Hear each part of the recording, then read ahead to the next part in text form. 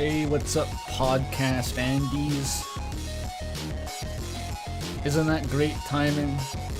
I have to move my stream this week, and then both podcasts release on the same day. That's pretty funny. I didn't know when the podcasts were dropping until like this morning, by the way, and I'd already planned to do the stream today because I got a thing tomorrow. Molly says hi? Is Molly streaming? What's Molly doing? Am I being raided by Molly? From last stream? I didn't finish watching the last Molly stream VOD. Maybe that's it. Is she live too? I swear to God, if she's live. I'm gonna shake my fist. She's live, dude. I'm shaking my fist right now. Grrr! Grrr! People keep stealing spotlight from Esoteric Ebb, the most important stream series. I have been watching the last VOD. I think I caught up on her Chapter 3 stream, but I've been watching through the Chapter 4 VOD, and it's good. Molly's always an insightful voice to listen to. A formidable force. But yeah, you probably saw if you came in from the Discord ping, but I just put out two different, well, I didn't put them out. Two different podcasts that I recorded the last couple of weeks have both dropped today. One with Cammy, and one with a whole bunch of folks, including Dorked and Sarah from, you know, Delta Traveler. So that's cool. I'd recommend looking at those. The song is over now. That was Know Nothing from the album Low by RQ Laggy-2 of Haley Labs. Huh. 10 whole bucks from Amara to say, play that funky music, white boy. Thank you, Amara. That's very nice of you. Lay down a boogie and play that funky music. Are the lyrics until you die? Is he saying play that funky music till you die? I've always thought that's what the lyrics were, but it sounds kind of morbid, isn't it? Why do I have to die? Play that funky music till you die. Wonderful. I'm not dead yet, though. Maybe I should keep the music going. I was thinking I didn't really want a huge rambling intro today. I've done enough rambling this week, as evidenced by the podcasts. But I'll leave this going because I just remembered I watched the Amazing Digital Circus finale yesterday because it went public, and that was pretty cool. I'm not going to spoil it, don't worry. I'm not going to talk about what happens, but I was really impressed by it. I thought it was like a really good ending, which I was a bit surprised by because a bunch of people, I was seeing very polarized takes. Some people were like, it's dog shit, it ruins it, I hate it. I don't know why. I don't know what they hated so much. Like, even aside from whether it was like super good or super bad, it was just like, it's what I kind of expected from Amazing Digital Circus, you know? I don't know what could have been that surprising to people, but maybe it's dangerous to ask that because answering it requires going into spoilers, so I don't know. I liked it a lot.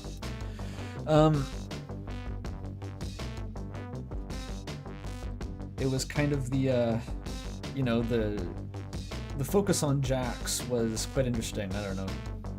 I thought all that stuff, I'm trying to like skirt around any actual details. I thought that was all done super well. It's caught me off guard a little bit. I felt some emotions. Okay, also we got €2 from Daka Plays. Thank you. The knight did not give Jevil the crystal to bait me. You're a few streams late, I'm afraid. You're a few streams late for that. Even in the comment response streams, I think when that came up I was saying like, I had all that data like downloaded. I was ready to scrap months and months ago, and I was starting my script for the video, but like I quickly moved on and I realized that it wasn't going to be a part of it, so I've forgotten all of the data points now. Oh well.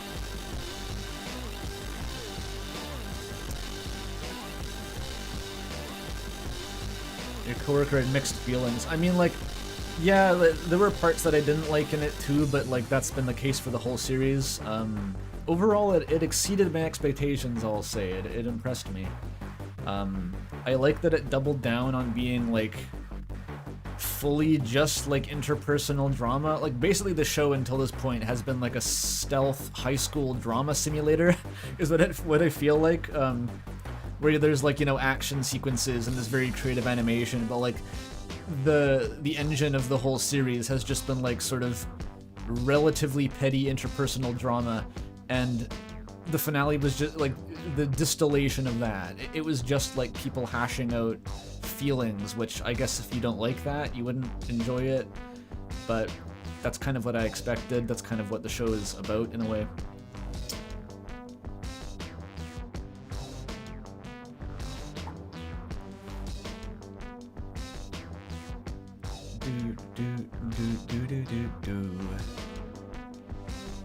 The stream randomly raised my volume?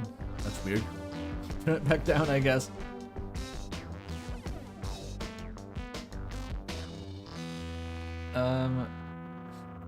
I've seen 2 comments now mentioning the off layer from Koru being in the Digital Circus. There's a lot of imagery of glowing eyes. Jesus, that's loud. This is at 3% volume. RQ is just crazy loud.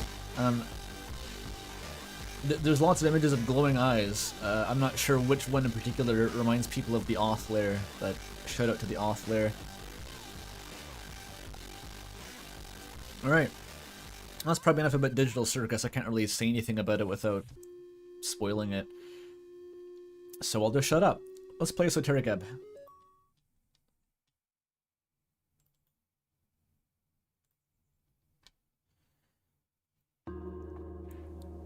My main criticism of Digital Circus has always just been like how do you describe it? It's just kind of blunt with its storytelling. The characters are very verbose in describing their emotional states, which does kind of irritate me, but I also kind of filed it away as something that, like, it's probably just targeted at slightly younger audiences anyway, which that's not the end of the world. There's enough overlap that I could still enjoy it, but just acknowledging that's kind of a pet peeve in a lot of scenes. I think the show is strongest when it's doing visual stuff. I said I would stop talking about it. I'm still talking about it. Like, the stuff that was the most impressive in a lot of the final episode was sort of more abstract visual storytelling. Like, there were some really cool sequences in the middle that were like surreal and articulated the emotional state of the given character in like a very palpable way that I thought really played to the show's strengths. And it's a bit less interesting when the characters are just kind of sitting down and yapping to each other, because it doesn't really leverage the you know, the animation and the creative visuals as much. And like, the voice actors are very, very good, of course. It's just not exactly written. The script isn't quite strong enough to be like, you know, an Oscar speech show, if that makes sense. So that's the kind of the interplay of strength and weaknesses that I usually associate with the Digital Circus. And but there was some pretty good monologue scenes, or not even monologues, but just like kind of dialogue scenes in the final episode. Again, regarding Jax, but that kind of surprised me for how well done they were too.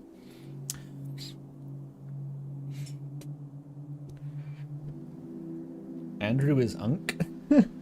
Yep. You wish the pacing was better. Pacing issues. Pacing? Pacing. That didn't really jump out at me as a thing. I don't know. I don't think I'm super sensitive to pacing in a lot of cases. I'm sort of happier to sit around and kind of just let stories unfold in a lot of cases. I don't know. It didn't occur to me.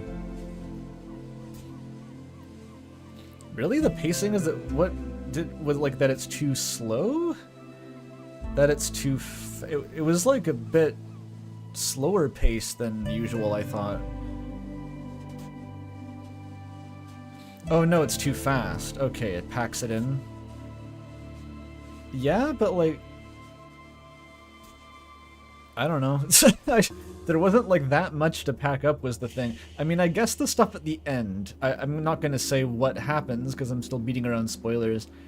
The stuff that happens after the Jax stuff, not as impressive. That did feel a bit condensed. Maybe that's what people are getting at? Probably.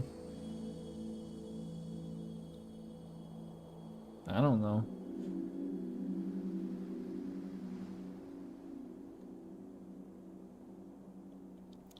Another €2 from Daka Plays. I'm going broke, but you're goated, so it's worth. Thanks. I hope you're not going broke from €4. You should probably watch your budget more tightly if that's the case.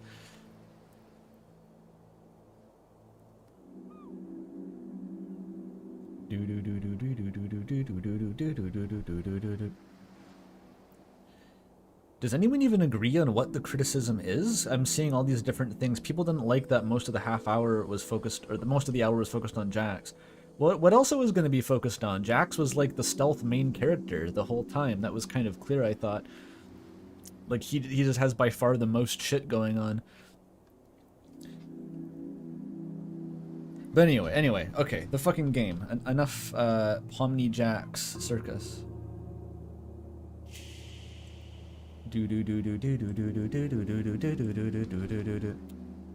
Where is the fucking capture window? Show yourself, Esoteric Ebb. Ah. Oh, there's the Sphinx.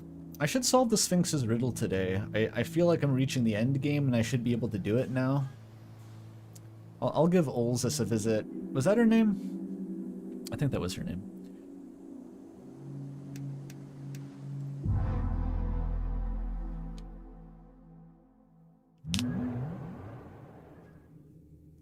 Someone said the ending feels like the fanfic you would write to cope with the real ending. I mean, if you were expecting, I have no mouth and I must scream, then I guess so. But like, the show's always been pretty sappy. It didn't surprise me it took on a more optimistic edge. I don't know. I'm just kind of mystified as what people were expecting, that this was such a drastic disappointment for them. It's a bit... I don't understand. All right. Day 5 or 4 or something. Day 4, yeah.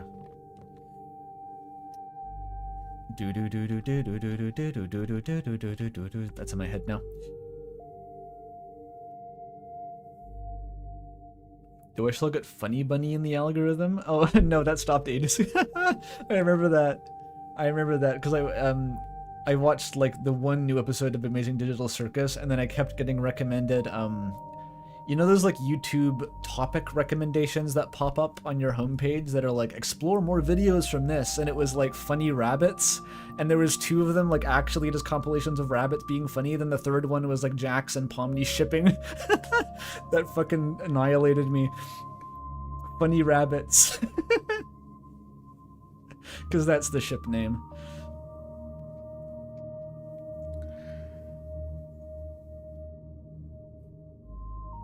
Alright.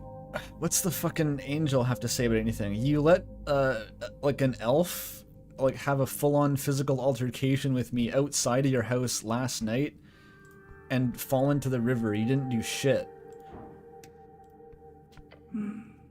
Cleric. She is still working on detailed notes, her halo spinning slowly around her head. Get to know her better. This was like a big scary check, wasn't it? You will falter. Before the steps of divinity, your manhood crumbles. Ask about, religion.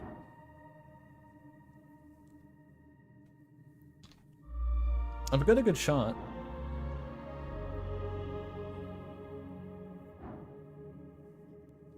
My strength is a -1 penalty? I can spec for this. I'm gonna try the roll, but I can spec for this. Hang on. I'll start the day by strength maxing. Do I have any, like, advantage against floating angels? I don't think I do.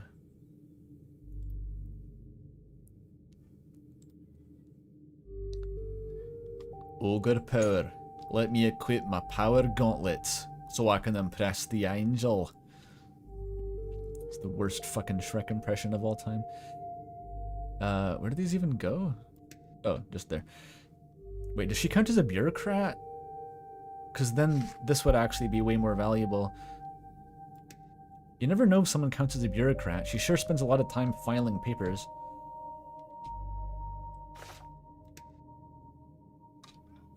Do I have strength literature? I think I do, right? Yeah, the pickup artist book gives me +2 strength and -charisma. I hope I don't have to follow this up with the charisma check. That would be unfortunate.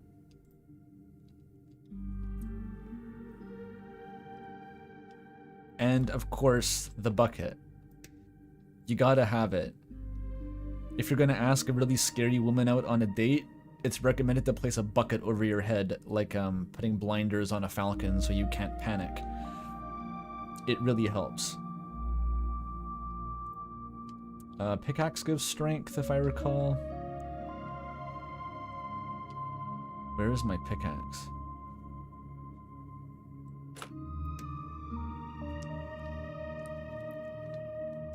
And, you know, Meek will help.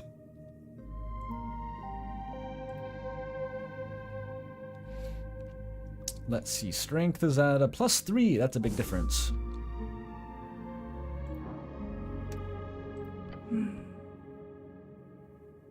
Oh, and I was gonna bless as well.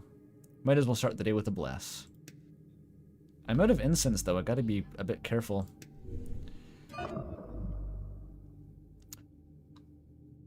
Wait, I regained the spell slot? Why did it roll? But okay, 1, I didn't regain it. 2, that's like the first time I've seen that pop up, I swear. And also that wasn't the last slot, so why did it even roll? I'm very confused. Did I just misread that? Cleric, etc. Get to know her. It's time. Become the man you are meant to be. Oh, it can sense that my strength is higher. Speak with the angel about religion. Let's do it.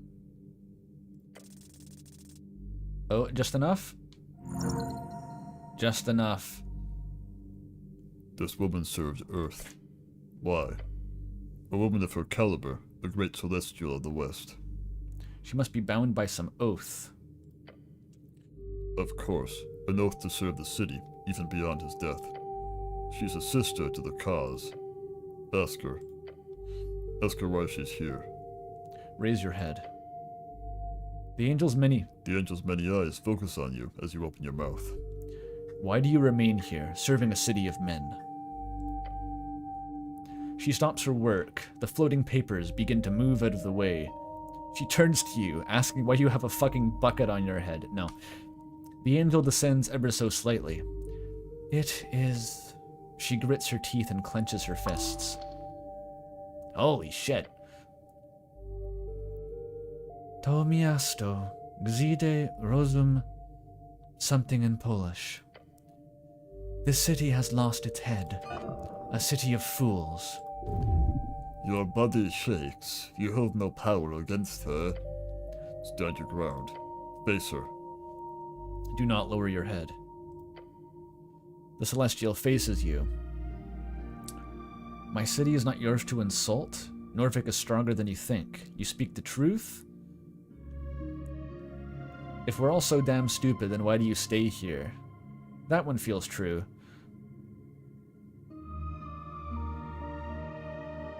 Look her in the eye through your bucket. Her normally stone-faced expression is still there, but with a swirling mass of esoteric force where her eyes are supposed to be. Her telepathic voice rattles louder in your mind. A crackling boom.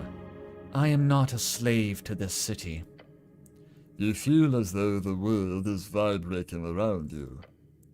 The angel's halo slows. But that is not an answer to your question. Just listen. She lifts her head, and the many eyes follow. Why do I remain here? She asks herself, yet in your mind as well. Damn, this is some deep psychological stuff. Didn't expect that from a celestial. The darkness within her skull retracts as she waves her hand. Ask, if you are so adamant. I can talk about Earth. Where do you come from? I was crafted from molten blood. Upon the slain corpse of the Titan.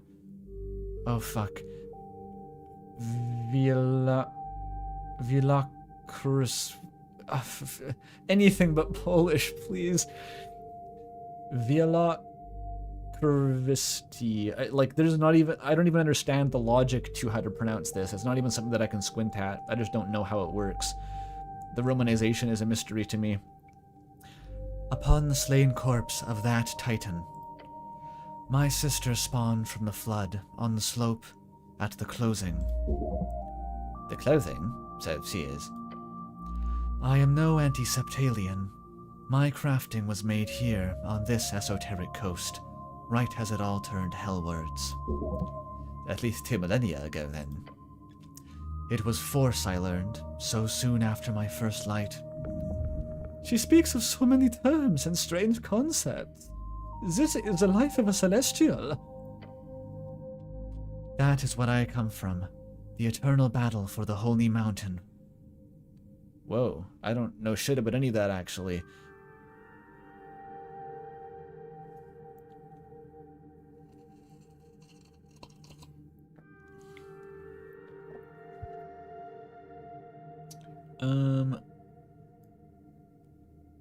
The Holy Mountain, what is that? The Holy Mountain, a short name for the singular infinite mountain set along the coast of Divinitorum, one of those natural world wonders or whatever. Why is that not an intelligence check? A singular infinite mountain set along the coast?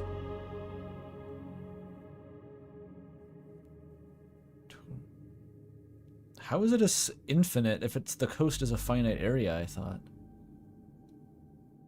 I don't get it.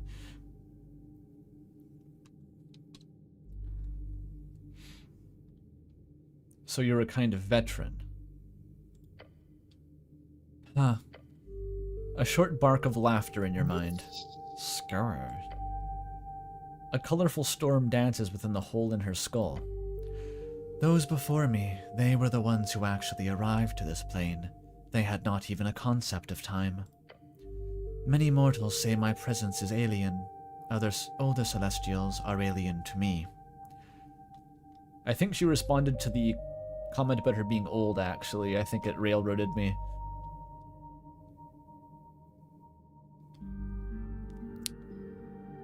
But anyway, she's pretty old. How did you meet Earth? How long have you been here? I served him for a minuscule time. Approximately 49 years. That's almost the entire existence of Norvik. Almost. We view time in different lengths, cleric. Remember that. How did you meet Earth?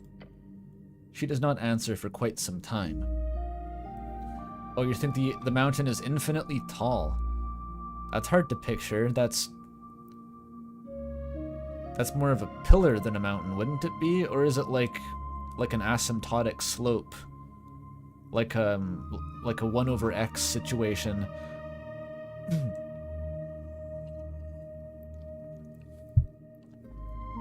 She does not answer for quite some time. I'm an Earth. At sea, I moved with an Emian explorer at the time. On her airship. Like an Arcanist airship? Yes, it was a slow and dangerous contraption. Airships haven't made much progress since, due to the war. I was an official gold dispatch. My job was to watch the Emian's movements and report my findings while acting as an official witness. After only a year of travel, the ship went down in the ocean. They accidentally flew into a frozen pocket. Oh. I stayed near to watch the disaster, as was my duty, to report. She is quiet for a beat. 20 crew members died in the impact, and the other 12 gathered on the wreck. They called out to me, pleading as they froze to death. I did not have authority to interfere, as was the Golden Horde's foreign affair edicts at the time. She obeyed. She followed orders. That is good. Once the voices were silent, I left the blizzard behind, moving inland. You can just fly out in the ocean? It was not easy. The storm raged. Before making it out of the pocket, I was struck by lightning. How did you survive? Her many eyes land upon her right arm, held out opposite the floating shards of her left. That is when my wing broke. I fell into the depths. Even an angel cannot withstand nature's fury. That should have ended me, yet the strings aligned. A fleet of humans were traveling across the rough Ascani waters. You ran into the chosen people? Oh, that's pretty loaded. Yeah. Oh, so these are the, this is Earth coming over to conquer. I'll leave it at Earth, okay? I'm not that fucking frothing. The human god saved me. That is how I met him. I did not join him in his struggle with the low creatures of Jinki's Zemi, your Ascani. Yet in time, I served. So Earth saved her life. Just happened to pass by with the invading fleet.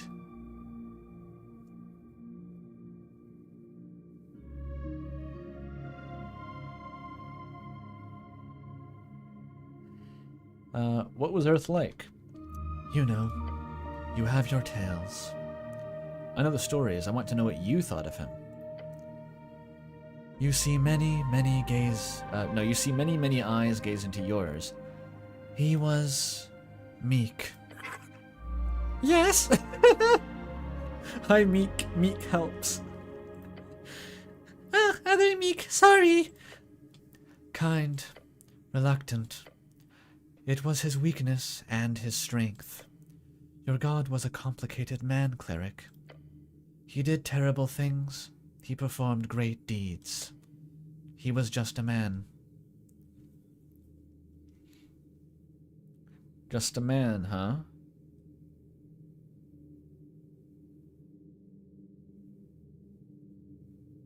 Is that your actual view? Why wouldn't it be? I'm curious about this. What is her actual view? She considers her question for a few seconds. Yes, he built this city in his own image, for good and ill.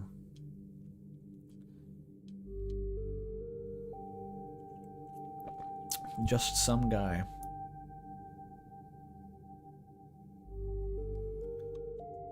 So why the fuck Darrow? By the way, that seems like a bit of a downgrade. I am a senior member of the Earth Guard. The Patriarch set my assignment. I am following orders. I head Nicholas Darrow's defense, along with a handful of rotating guards, who apparently weren't rotating through here when the fucking elf attacked me with moonlight last night. It is not a difficult appointment. Why listen to the Patriarchs? Her many eyes look away, focusing on piles of documents scattered across the tower. I have nothing else to do. I didn't expect an angel to be lost. Lost? She looks back at you. Call it what you will. I am here for now. So is she officially a defect from the Golden Horde?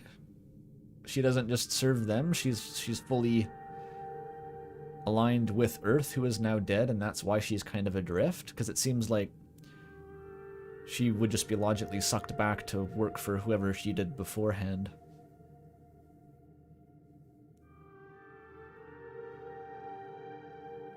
This track reminds you of the dungeon theme from Link's Awakening, does it? Da da da da da da da da da da da da. That's the Droplet Temple for Minish Cap. I think there's a lot of da da da da in a lot of Zelda dungeon themes.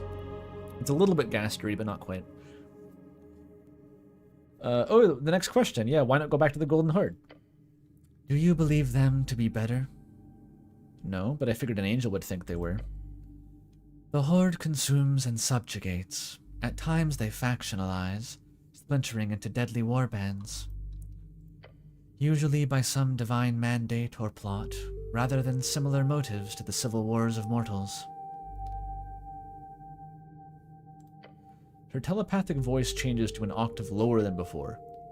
I was a cog. Inside, I could not see the contraption. Outside, it is clear.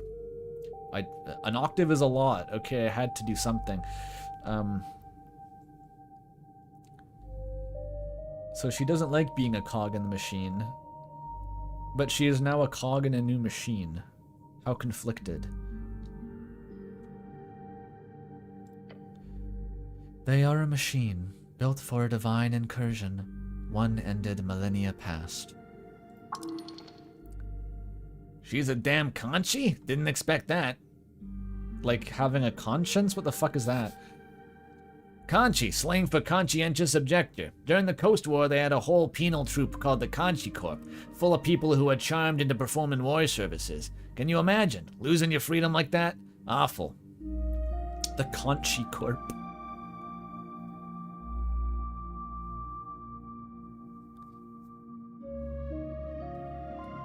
Huh.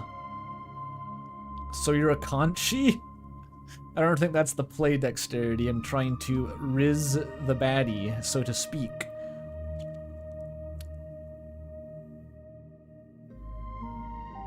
So Norvik is better. That is what she implies. Better. The city is not a machine. It is a living, breathing thing, one that may dance or sing or run off a cliff. There is something good about that. Freedom, baby! She prefers the Earthfolkian way of life. No, she prefers the Earthfolkian way of life. Who would not? Norvik is the greatest city on the coast. She's got a bit too much chaotic in her alignment chart to vibe with the angels, is what I'm hearing.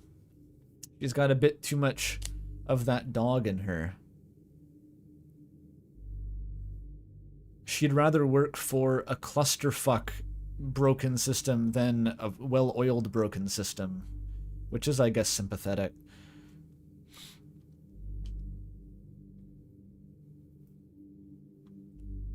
Do all Celestials look like you?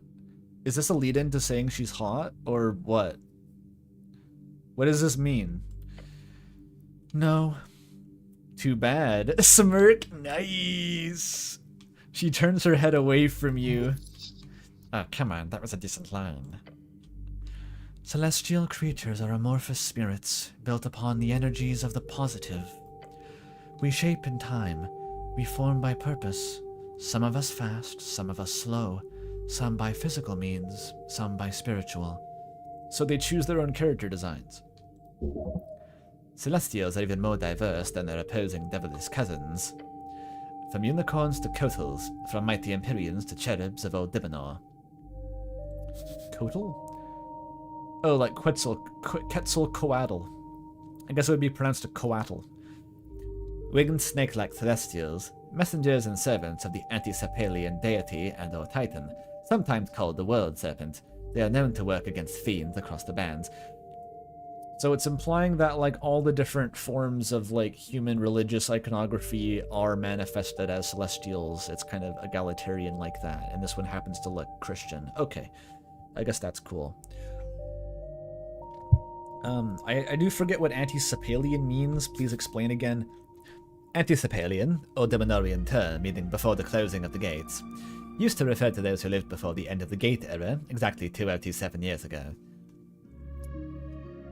2027 years ago.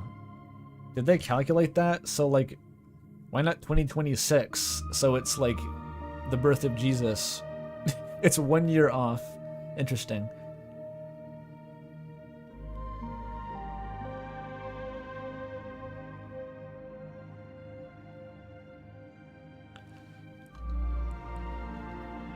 Call her pretty. Spiritual and physical. No, I gotta. I need to pursue my philogenistic agenda with a bucket over my head. You look pretty good from the inside of this bucket. Do it. Not a single one of her many, many rotating eyes meets your gaze. She's a little bit gap-moe. She's a little bit bashful. Fascinating. She doesn't just kill me. A little bit. She killed me a little bit. Aesthetic subjectivity was not in discussion, cleric. Please refrain from using such language. Is aesthetic subjectivity just like beauty is in the eye of the beholder? What a workaround to say that. She attempts to stifle your manhood. It will not succeed. Simply reiterate your position. Her reaction, is she flustered? What? Did you just fluster an angel? Do I go fucking nuts? I have freedom to express my subjectivity as much as I want. I am a man! Is this the play? Is this really the play? The other ones are bailing out. I don't want to bail out, but the play is to scream, I am a man.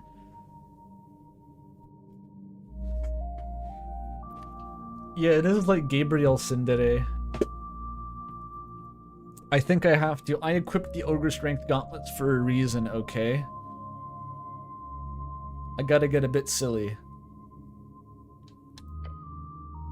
I am a man! Freedom. She considers the word carefully.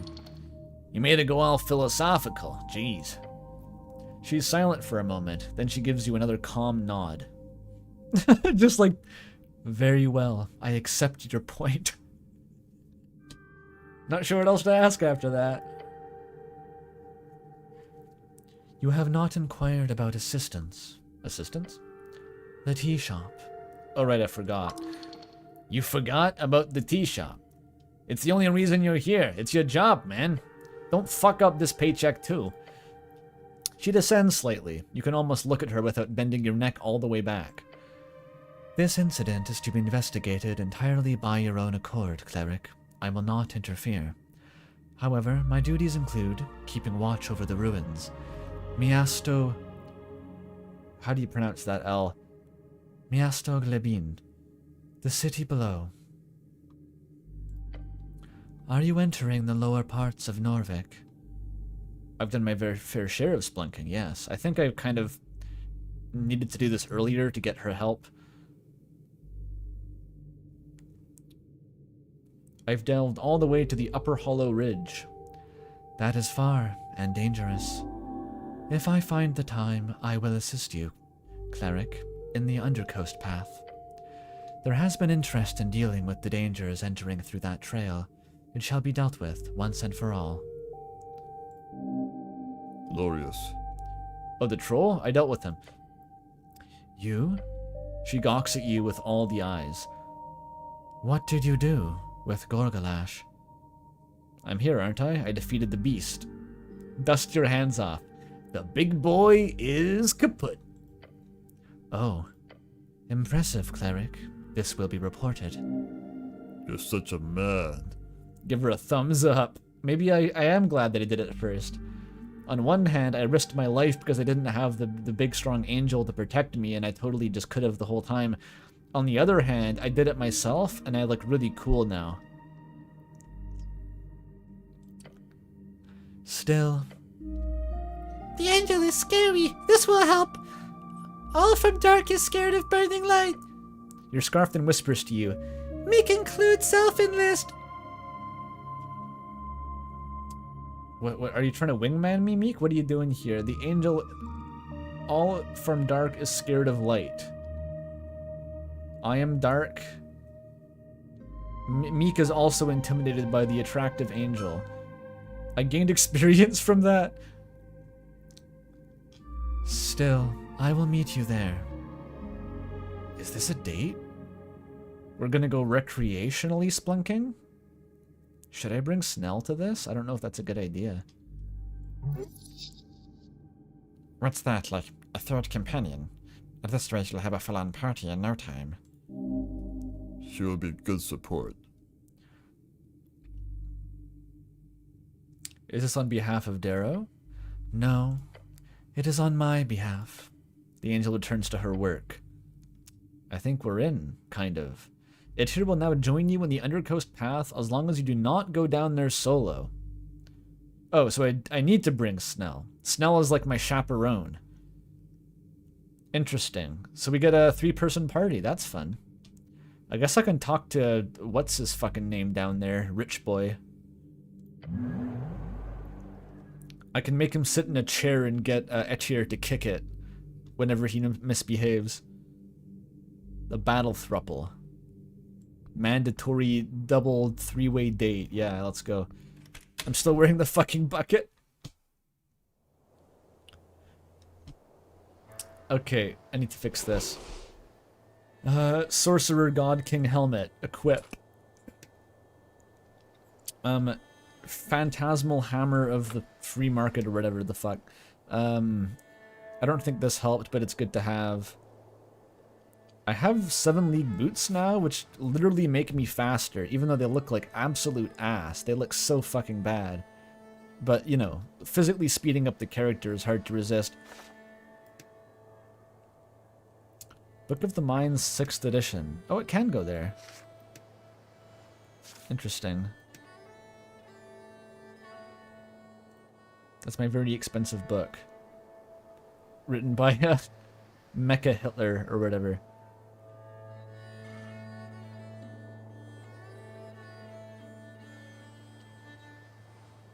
And we got Meek. I should replace the fucking pickup artist manual. This is good. There we go. Does this make me? Oh, it does. Look at me go. This fucking guy. I don't even want to talk to that guy. That guy was a pain in the ass. How many rats do I have? I think I'm missing 1. I'm pretty sure. How do I consolidate the rats? I think I need 1 more. I got super milk. I wanted to talk to the kobold about this before I drank it, I think. Why is this speaking French? Oh no, it's Spanish. I saw bien. It's a cat shield.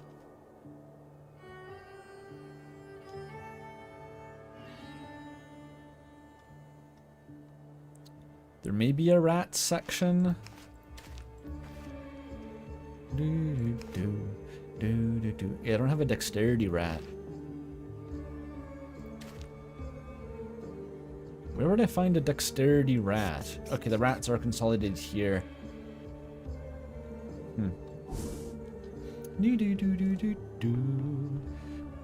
Alright, oh, it's pretty late in the day. I woke up at 1 because I stayed up till 6. Relatable.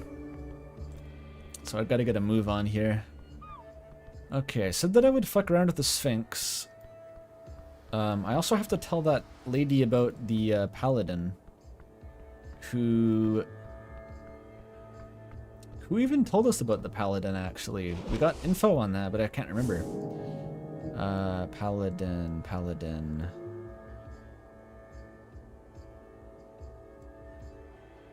Did I never finish this?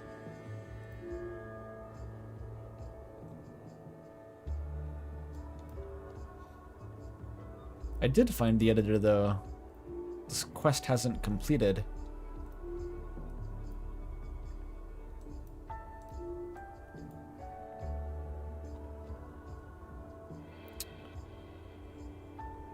I found out who killed me, but maybe I need to finish Viskin's quest. I need to do the super wisdom roll. Oh, I didn't actually finish the Esoteric Ebb quest. Let's do it. I T-pose in front of enough pillars. And the Sphinx puzzle. There's a lot to do. Delve deep, sought far, seen within and watched without. The pillar of jaw, the ancient bulwark, its gate rising beyond. I got pretty deep down to figure out this thing. Yet it continues, far, far below, each step of the way making it clearer to you how little they matter, these vestiges of the marker of your world, the maker of your world. They are but esoteric rock which sits until something changes. This isn't making things much clearer. That is okay. Remember the words, the ones written upon the soft tissue at the back of your head. Feel the esoteric, sway it. To tame it in hubris and pride will always result in tragedy. A fool's talk. You are a genius at work. This investigation has led one step closer to the illustrious title you seek. String Master. No. This magic must be wielded in attunement with the divine, nothing else. Listen to the voice of God, it shan't lead you astray. That's not the voice you heard, buddy. That was, if anything, a potential patron. Which is, of course, way more exciting. So, okay, I'm sensing some different paths. Yes, 3 of them. You know, you do not know where they shall lead, but you may consider each. Tell me more about the voice of God. Earth watches upon you. His spirit channels your powers each day, and that will never change. Trust in the divine. Whenever you roll a d20, another hidden d20 is rolled. If that die is the same as your die, you critically succeed. If both are natural 20s, you regain all your hit points, you regain all your spent spell slots, you lose all levels of exhaustion, and you become genuinely happy for 1d4 seconds. That last one is the only one that matters, obviously. 1d4 seconds. 1 in 400 chance. So it's a 1 in 20 to critically succeed.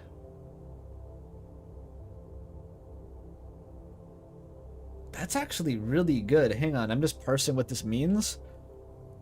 The second d20 is basically just another 1 in 20 chance to succeed. It doubles your crit rate.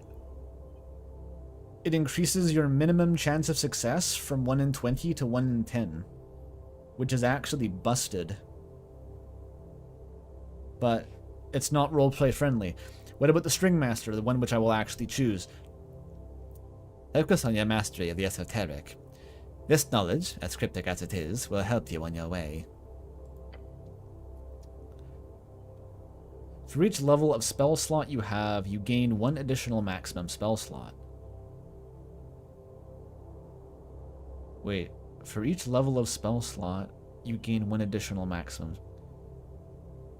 Oh, one slot per level. That's pretty solid by itself too.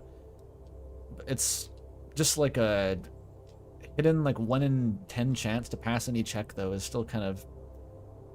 It's making me feel FOMO. Extra spell slots is solid though. And Communing Patron. You got a friend beyond. They'll take care of you in a win-win sort of situation.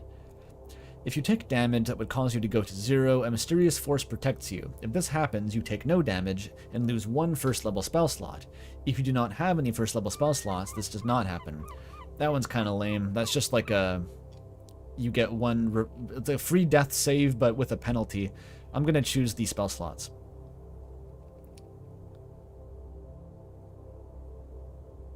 One in 400 chance to be genuinely happy for 3 seconds. That's like what using a slot machine is.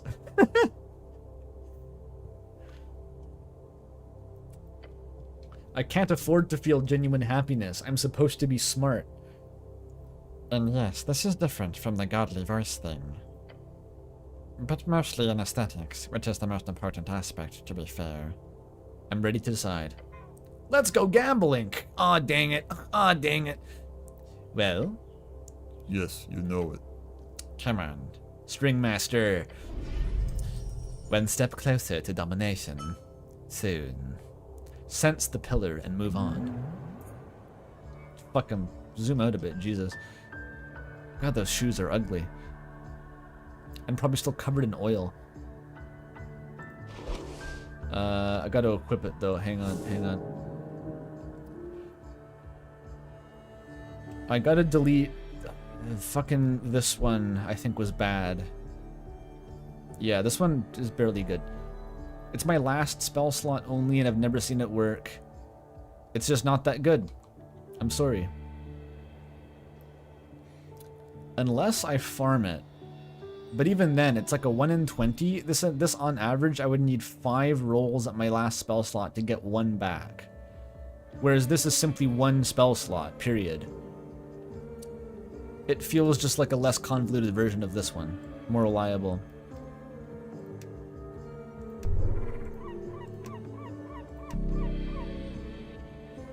Oh, but they don't start filled in. Fuck me. They don't start filled in. It's only gonna help tomorrow. What's the use of that?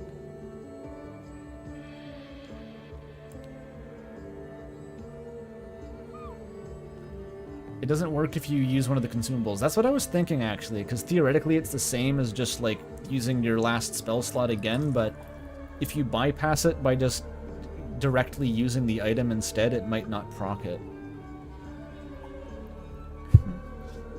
Okay, I may have to reconsider this, because this is genuinely useless, or do short rests fill these back up? I forget. Can I re-equip this? No, it's on cooldown. Fuck me. Okay, well, there's a new one here anyway. What's this? This is from talking to the rich guy. Frank.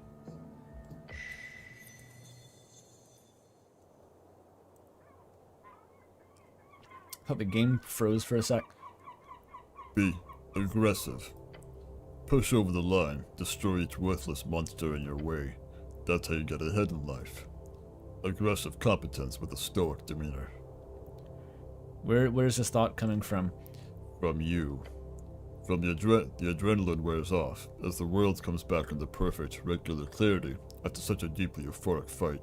You're standing here, realizing you are on top. This is where you're supposed to be, the most competent man around. The one capable of slaying a damn troll. Standing here, I realize... Yep, that's him. You are truly the most powerful bottom. Wizard extraordinaire, cleric, troll slayer, power bottom. This is Ragan. Yes. You are. This taste of pure, near-instant blood-misted death has got you hooked. You need more. More? More fights. More near-death experiences. More romance. Romance? The manly kind. Knights chasing down tyrannical dragons. Damsels being carried to safety. Empires falling and kingdoms rising. Men with goodness in their hearts bearing the burden of reigniting spirits, breaking darkness and smashing evil. You've finally reached that point. The point of actually feeling like a professional cleric. So all I need to do in order to feel like I'm good at my job is to kill extremely dangerous and now extinct gigantic monsters. The romantic ideal of heroism, knights, and kings is fascist propaganda used to elicit unrealistic aesthetic ideals for young men, radicalizing them toward nationalistic agendas. Finally.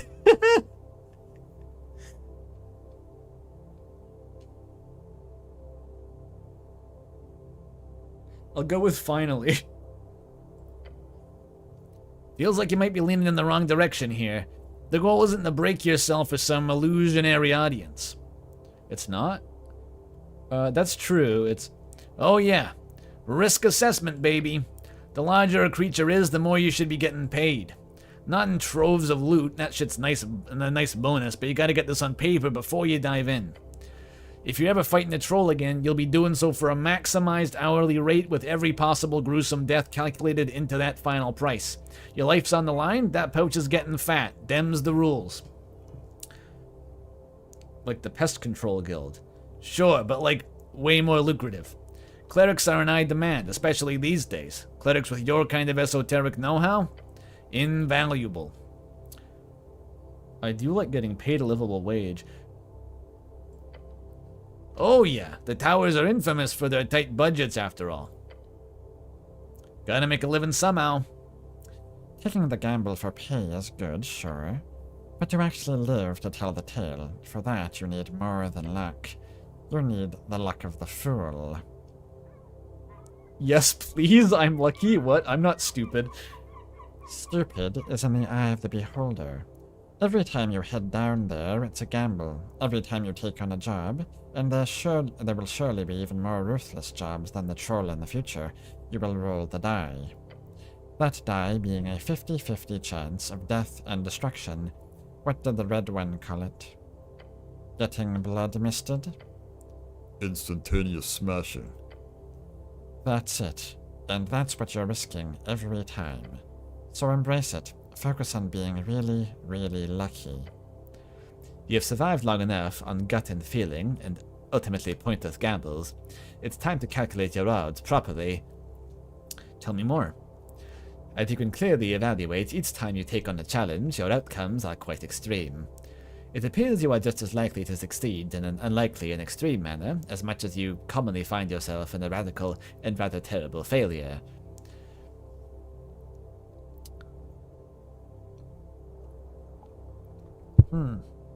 Yes, this might be true. It is. Even by recognizing your personal skill level involved in any particular task, the overwhelming power of chance is evidently your clearest ally. This is bad. Instead, let us lean upon the strings for balance. A tightly strung balance, one born at a beautifully curved yet balanced bell. The bell curve. Oh, I'm gonna make a called shot. This perk is going to replace D20s with double D6, like in Disco Elysium. Because that results in a bell curve with more moderate options weighted more heavily. A bell curve. Yes.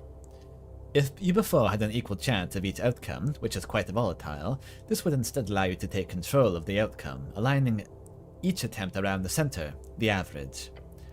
This would reliably increase your odds at succeeding at tasks you are equipped to handle, while dramatically decreasing your failure rate at those you are not. I understand. Obviously, it's quite rudimentary. Of course, this would impact both you and your opponents. Your strings are universal, after all.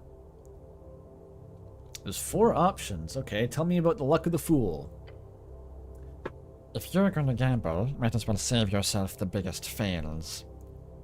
Whenever you roll a natural 1, you get another result and take 1d4 in damage. This effect can repeat to infinity.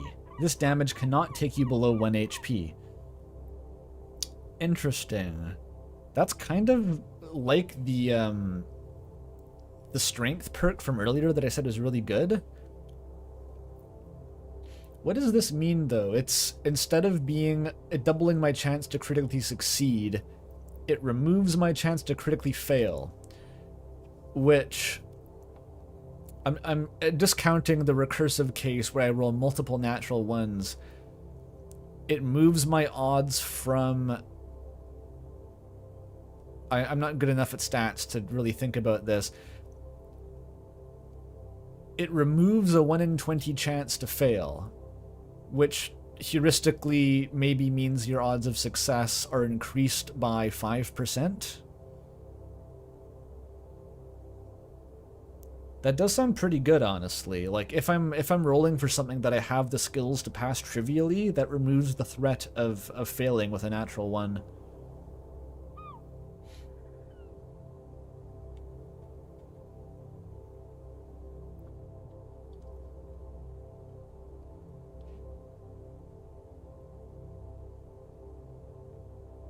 What about dungeoneering reflexes? You've dodged enough shit to get down here. In the future, you'll be ready for anything. Whenever you roll a 10 or below, add an extra proficiency to the roll. Damn, that's good too. What the fuck? An extra proficiency. I still don't know what this means. Is proficiency just like the bonus you get? Like, just that's the number, like the plus or minus? Is that proficiency? Because this is going to save me if I fumble a roll. That's basically what it means. Is like, if I roll shitty, it's going to give me more of a bailout. That's very consistent. Does anyone know what proficiency means, though? Because I legitimately still don't understand what that refers to. And the professional cleric. This is it. You feel it. Finally, you are competent. You cannot critically fail. Wait, what? How is this different than the luck of the fool? Isn't this just better?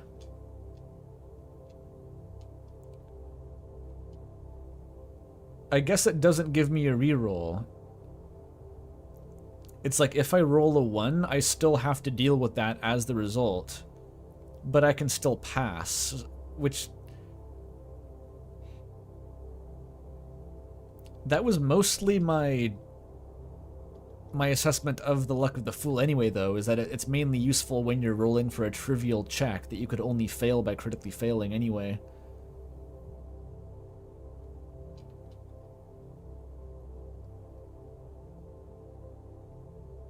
With no damage. Like, this one would give you a higher roll instead, probably, at the exchange of damage. So which one's even better?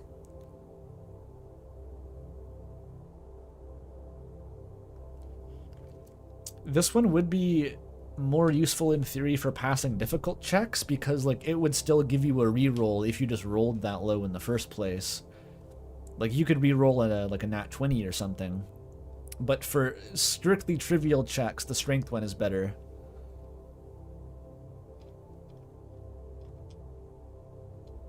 Okay, what about the fucking bell curve?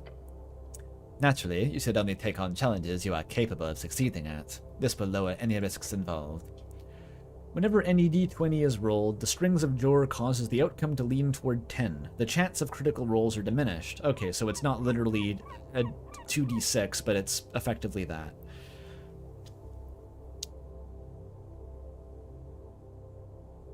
I kind of, even though the strength buff seems like mostly just a better version of Luck of the Fool, I still like the Luck of the Fool better conceptually because of that reroll. I'm just trying to think it through. Like, you take some damage, but it's not very much damage, and it can't kill you. The chances of it chaining together is astronomically low, so I wouldn't expect to take more than 1d4.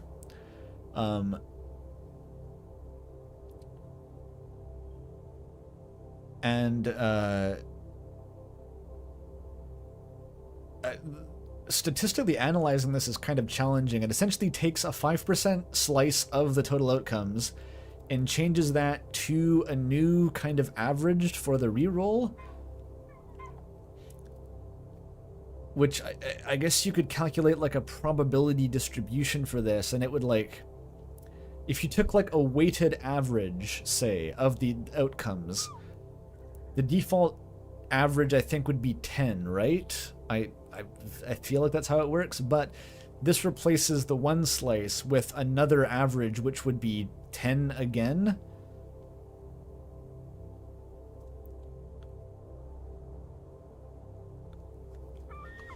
And dexterity was, if I understood what the fuck this meant, this may be even better, actually.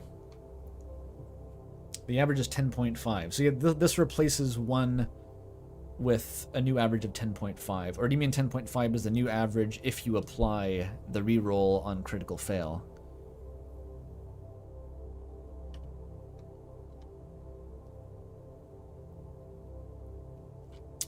No, like, okay. TB2 is explaining this. Okay, so 10.5 is the natural average for a d20. That's good. So yeah, we replace the one essentially with that average as the expected outcome of a reroll. So we have 2 10s on the die. Like, we can imagine taking a d20 and just erasing the 1 and putting a 10 on there instead, and that would give us a similar outcome.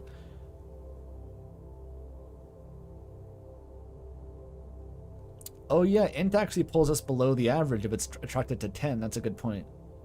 Maybe behind the scenes it actually is 10.5, but they didn't want to have to explain that, so they just said 10. I wouldn't be surprised. I think I'm going to take Luck of the Fool. That's the most interesting one, and I think it sounds pretty good. I'm ready to choose. These are all tools of your trade. Each will help you in some way. Your choice here is to focus on one path.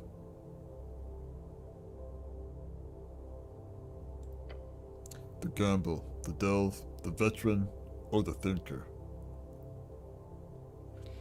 Proficiency is +3? But is it always that, or does it depend on the stat you're rolling? Because I only have proficiency in 2 skills.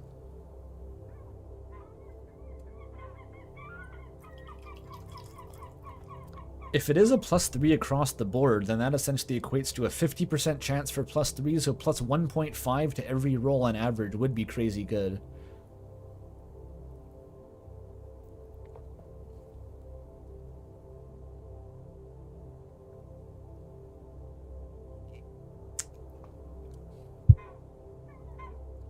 I'm gonna go with the luck of the fool. I think I got the good feeling about this one. You'll be very happy about this the next time you're about to stub your toe. Thus it goes. I guess I'm a troll killer now. It's also RP friendly because charisma is my second highest stat.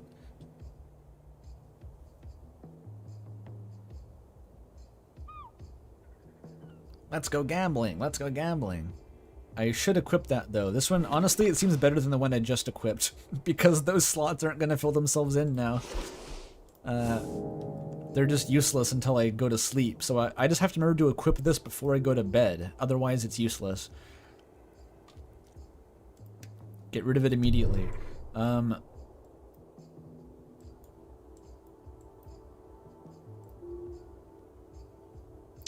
Luck of the Fool. Let's go. What's this? Oh, this is the Backrooms. Okay. Am I done here? Am I good? That was like a full half hour of fucking around with quest endings. You love to see it.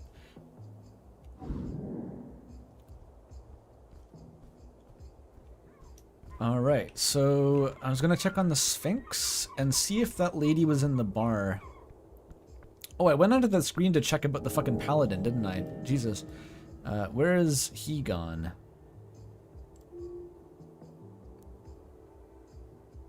Oh, Etir has her own quest line. Primal Kin, that's a lost cause.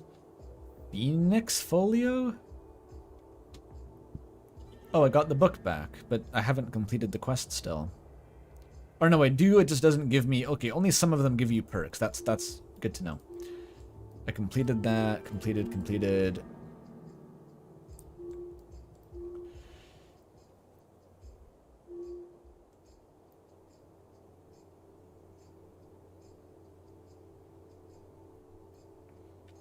You think that would have been a +3 to any roll under 10. That would have been crazy good, but whatever. I don't know if I even can necessarily trust that.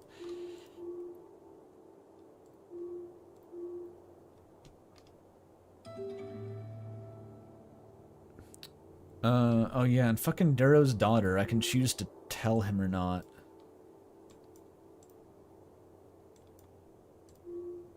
Oh, here it is, missing paladin. Oh, it was the big fucking Shoggoth that told me that he was dead, right? I'm pretty sure the Shoggoth mentioned that.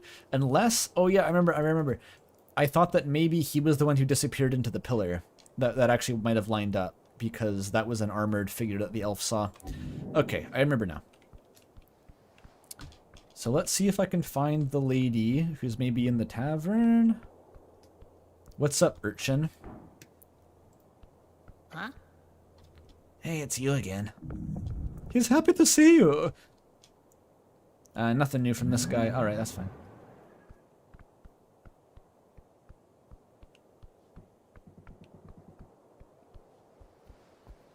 Took the best shower of my life. Hot water's been out for a while. Oh, Jesus. Oh, Jesus. How do you shower without hot water? You do some medieval bullshit? You boil water in a kettle, then kind of like have a bath in it?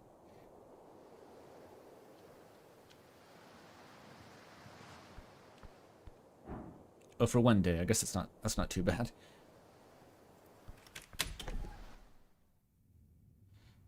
I'd rather take no shower than a cold shower. Or I'd rather get medieval with it, I guess, is what I mean to say. Can you tell me the riddle again? I forgot. I forget the voice. I'm sure it'll come back to me. The Sphinx takes a sip of water from her barrel of wine. Little one, she says and looks right through you. Tell me the riddle again. She chuckles.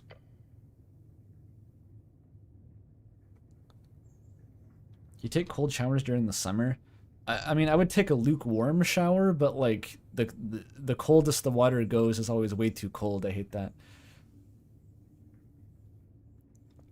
As many times as you want, cleric. Found within the arcane flare, twin tongues of flame that scorch the air, burrowed deep within the earth, a primal string to show your worth. Folk and gods in thronging herds, a man divine alone howls his words. Okay. There's an arcane spell, a primal spell, and a divine spell. The arcane one is Twin Tongues of Flame. Do I have anything like that? This may be the divine spell. A holy man howls his words. Folk and gods and thronging herds, a man divine alone howls his words. This is about being alone. The paladin was the last paladin, and he went into the dungeon and like died alone, maybe. And this is his spell. But what does it have to do with howling? Awakening boldness. That could be it, but it doesn't feel like it's dead on. A primal string burrowed deep in the earth. This might be barkskin because I found this literally deep in the earth. And the string just means like magic.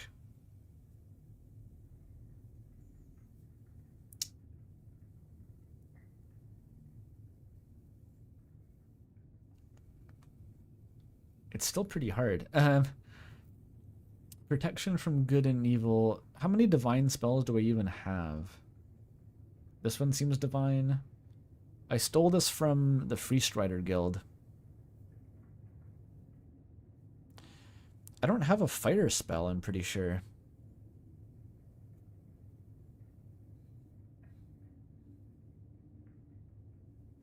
My only attack spell other than Grease is Necrotic.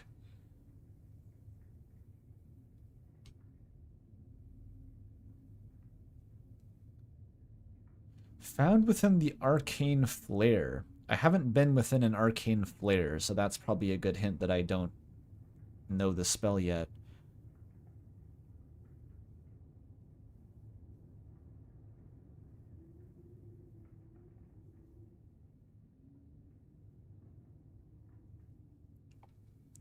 What do you mean she has a checkmate atheist's expression? She has an I'm going to eat you expression. Which kind of makes me feel things. I'm gonna go now. I don't know how to solve the riddle yet. Why is the tooltip here?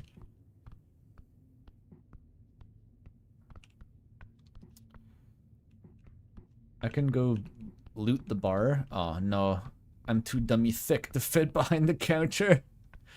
No, my strength stat is too high. Fuck. Is that a thing? A speaker. They must have lines running through the walls. They have fucking speakers? They always catch me off guard with this shit. They have guns. They have bikes. But speakers. I can jump down the well and kill myself now, because Snell's not here to stop me. I might as well try it. Let me save. Let's make a new file. Okie dokie. Simply jump. And very deep. You can survive. Do it. Oh, Constitution's telling me. Alright. Yump. Excuse you? You're doing what? I'm jumping down the well. You say that it's somehow a good idea. Just jump. You take a step up on the ledge. That way to dungeon. Meek is a little homesick. This is nice. Then you drop into the darkness. For several seconds, you feel nothing but thawing air through your uniform and helm. As the extreme tingling sensation fills your senses, the sense of falling. And then, in a sudden and violent end, you hit the ground. Jesus Christ. Constitution lied to me. I just fucking killed myself. Well, I can equip the revive charm.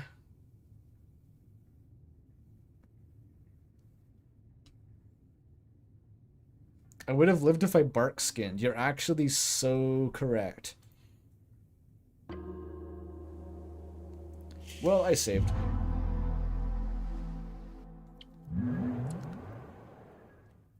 Cover yourself in oil first to defy gravity. Let me just need a bit of insurance here. This is plus constitution. Couldn't hurt, right? Oh, I wasn't even at full health? Oh yeah, because I shit myself a little bit while talking to Ed here. Let me fix that. Fuck, where's my apples? Om nom. I can't even really spec for this, I think. It's just jumping down a fucking well. And bark skin. Yep. Fucking Lamau. YOLO.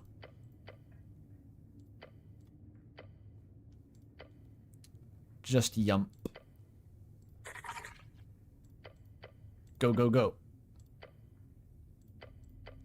Jumped and fell, the air ripped through me as I stared at the ground.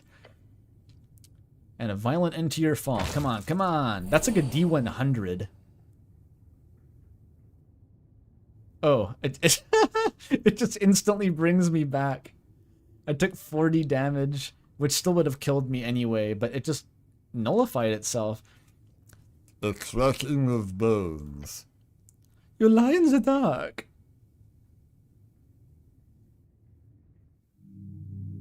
Am I...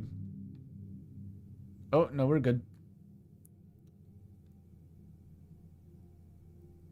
Wow, I really did it. I can't believe not only did I not die, I took 0 damage because I just insta-died and then got put back by the charm with no intermediate steps. That's awesome. Alright, take this thing off. It's worn out now. I had, what? My 7 League boots. Probably want more dexterity than intelligence down here. I could go full elven, or actually protection against aberration seems like a pretty good idea. Alright, let's go. I think this is the same room but higher up as like the excavation. You can see the whole survey from here. Yeah, this is the pipe room.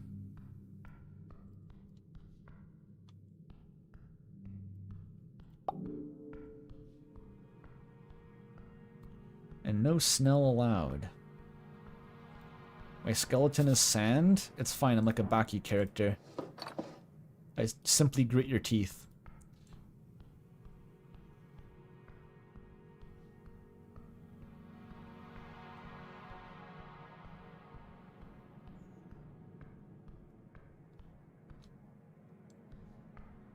Northern Caverns. The fuck is that? Free shards. I can just dump all of these into the bag of holding checks and or figuring out Vriska later. So that's good. What the fuck? This is it!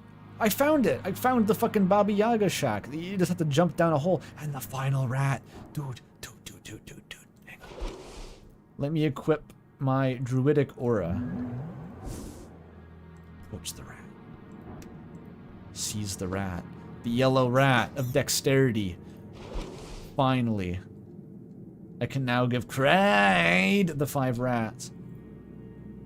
A yellow, almost golden rat. It approaches you with great interest and happily allows you to carry it around, although you have a sneaking suspicion that you should keep it away from your crowns.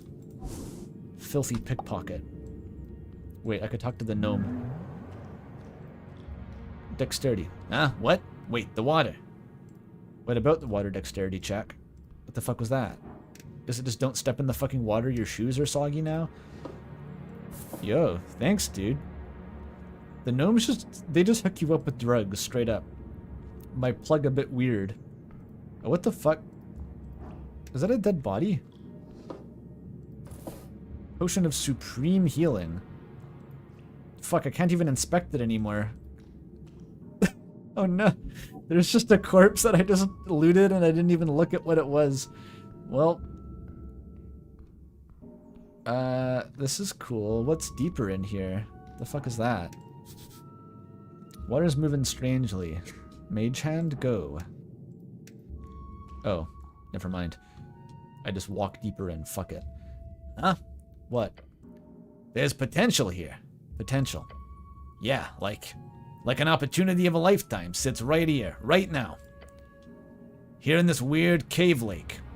Yeah, I can feel it. It tingles deep. Oh, is there... There is something in the water. A glint within the lake. All around you. Oh, shit. Is it? Another trap? No, it has no killing intent. The water rises. It takes shape. A figure, fluid and shimmering. A water elemental. Isn't going to do the trope, is the water elemental going to be hot? I was informed that this was a trope. One of the old guardians of the deep places. Surface walker? How does water talk?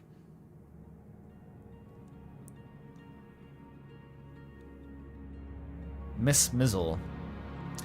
Surface walker, my domain is what you stand in, what you drink and bathe and boil. Are you going to attack me? No beast am I, nor blade of passion. I offer you opportunity. The water swirls and churns. The land rights to this cavern, yours, to do with as you please. You're selling me real estate? Land rights. This cave, its pool, the shore. All yours for the low, low price of 25,000 shiny crowns. 25,000? Yes. That's one hell of an offer. Let's hear this lake thing out. I can't afford that. 25,000. That's a lot. That's a scam. With a hint of potential return.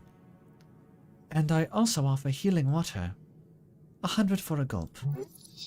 Don't go drinking random elementals in cavern lakes. That's how you catch esoteric pneumonia. No such thing. Though you can easily die from many other dungeon diseases. Now that is a scam. Why do I want this cavern? Why? Someone already lives in this cavern. Do I just buy it so I can charge them rent? What's the point of this?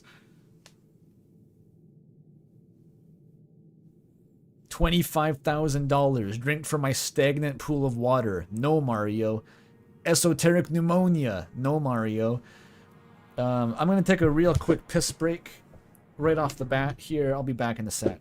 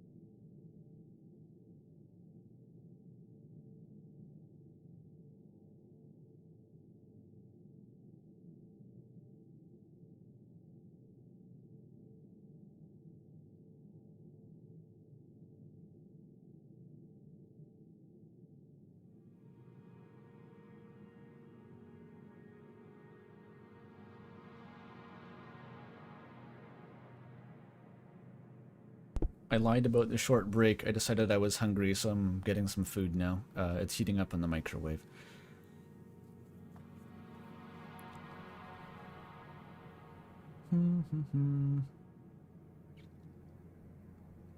Even the elementals in the city gotta have a side hustle. Apparently so. Apparently so.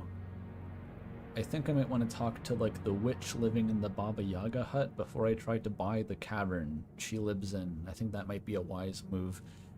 Anyway, I'm going back to check my microwaving rice. Oh, hey, Outsen, it has been a while. Jeez. BRB, though.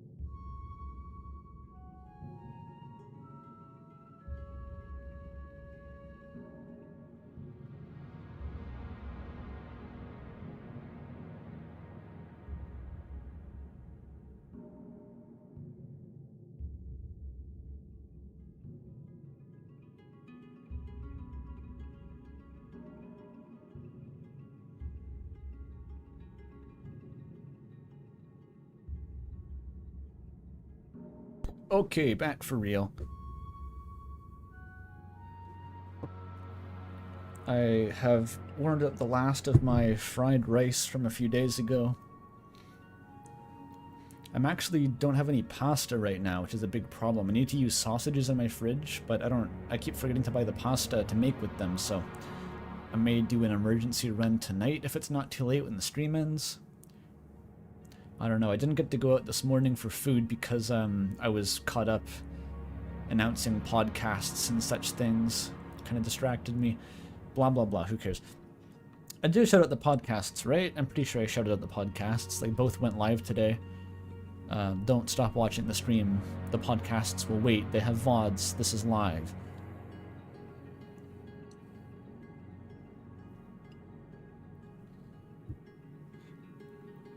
Nikola Tengu is an inspired choice. Yeah, that's the Tengu of Serbia. It's like the one of Ashina, but Serbian. Momo did that thumbnail. I had no input for the record. That's all their idea.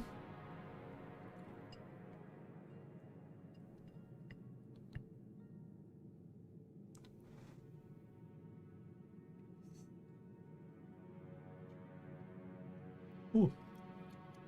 Fuck, that rice is hot.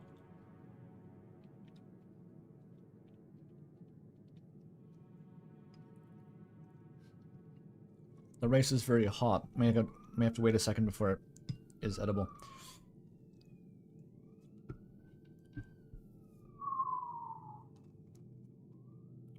Passing siren. Ooh, I should decant my tea into the thermal flask before it gets cold. I just realized this.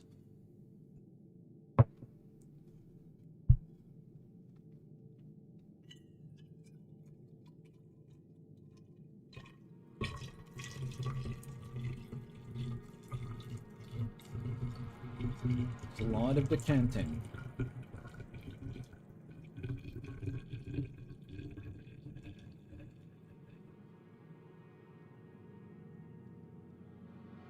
Good enough.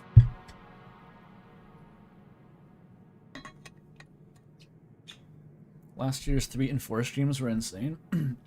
Yeah, they were kind of just Thunderdome streams. So many fucking donations, people just throwing money at me in order to argue about Deltarune theories. It was fun. Exhausting, though. Fucking exhausting. Maybe even worse this time. Because it's all going to be concentrated in one chapter. I was watching Molly's Chapter 3 replay VODs, and like, I don't know, if you thought that me standing outside the bunker at the end of Chapter 3 for like a full hour answering donations is crazy, Molly did so much Q&A on that stream that I left, then I came back, and she was still doing Q&A. It was fucking nuts.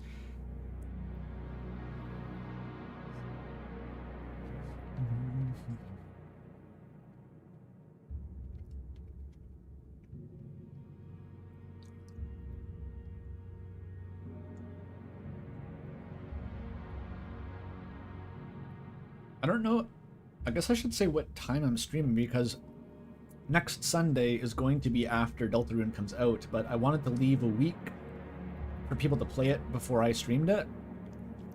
Last year I left 2 weeks because it was 2 chapters. This year it's just 1 week, I think. So I might not stream it next Sunday. I might wait until the Sunday after that. Would that make the most sense? Because I don't want to do a weekday stream either. Why is Toby Fox releasing the show on Wednesday? Why has he got to do that?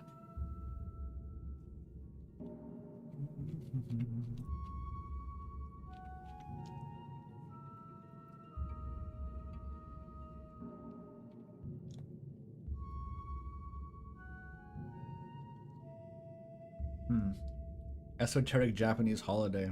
Fuck knows. But yeah, I'll say no new chapter stream on the Sunday following Deltarune's release. I don't know what I'll do instead. Because it's not like I can stream and have just no talk of Deltarune. That would be potentially impossible. Because the whole point is to have a stream that people can attend even if they haven't gotten a chance to play the new chapters yet. So how the fuck could I could just stream more Esoteric Ebb? Maybe.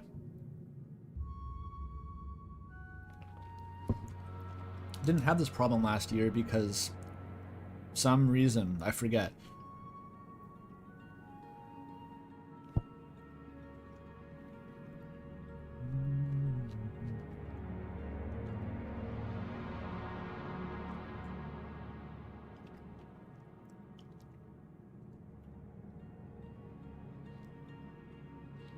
Oh, I left 2 weeks before I opened the Discord, but I streamed that for 3 days. Oh, okay. So I was planning around false pretenses regardless.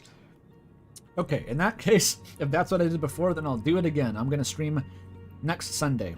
Deltarune. There we go.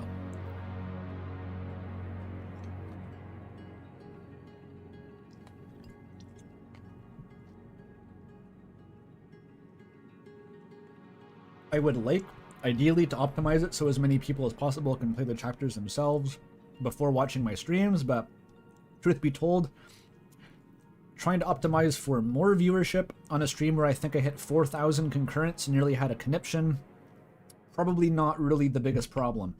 I think it'll be fine.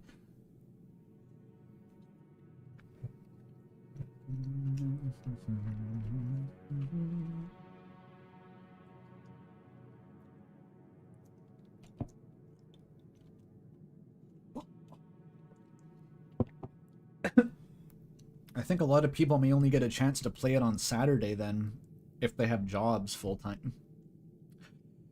Or whatever. At least there's Saturday, you know? You can probably do it in one day.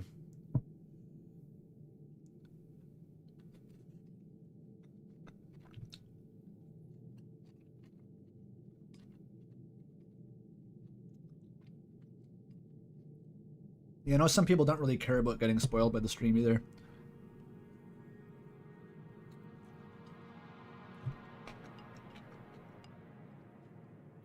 I just always like to give the option if possible, because I don't watch streams of games that I'm hyped for until I've played them myself. Although I don't really watch streams live in general, so I'm not really the target audience.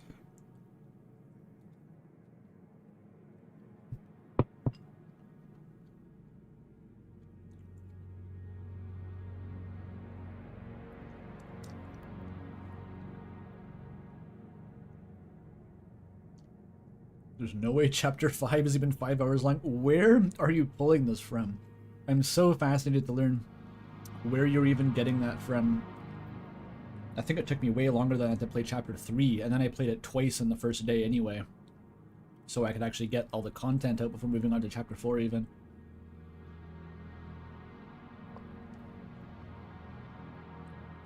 And chapter 4 is longer.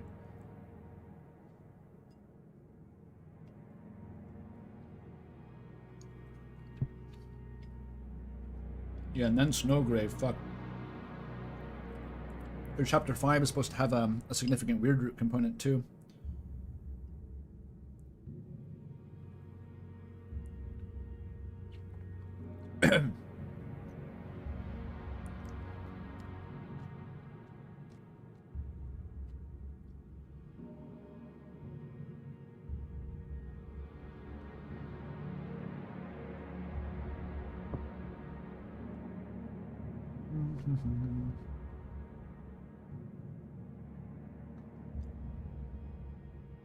You're dropping a project also on the 24th?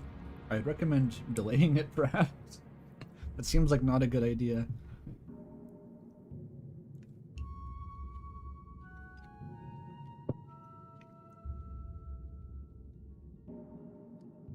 The 23rd, there you go. There you go.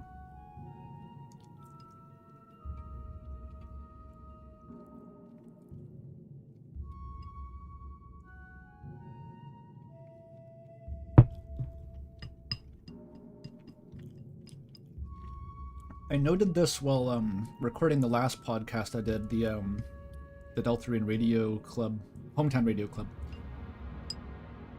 I was talking to Molly afterward. It's like there's a weird resurgence I've noticed coming up to chapter 5. Everyone wants to go back and suddenly second guess all of the night lore. Because I felt like conversation around the knight's identity had like died down at this point.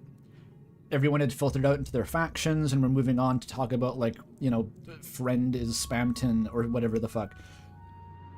But as soon as chapter 5 comes knocking, it's like everyone, all like the deathbed converts basically, are like, wait a minute, this is my last chance to be right if they reveal the knight even more in chapter 5. I was very surprised at how much discussion there was in that podcast of fucking Death Knight out of nowhere. And it didn't seem like anyone there even really disagreed about Death Knight. It's just everyone wanted to double check. It's like, are we sure about this? Really? Are we really sure? Kind of funny.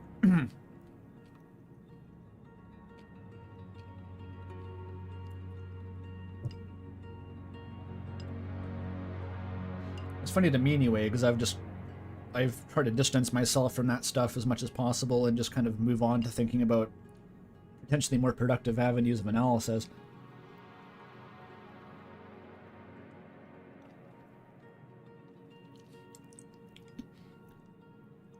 Wait, Outson, were you commissioned by Joseph Anderson? Or is this like a fan project that you got roped into?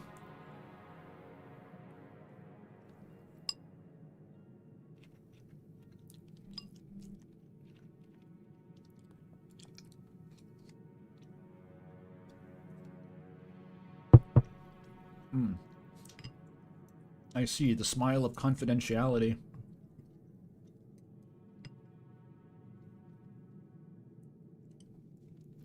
Yeah, the Rudy Knight is having a last-minute resurgence.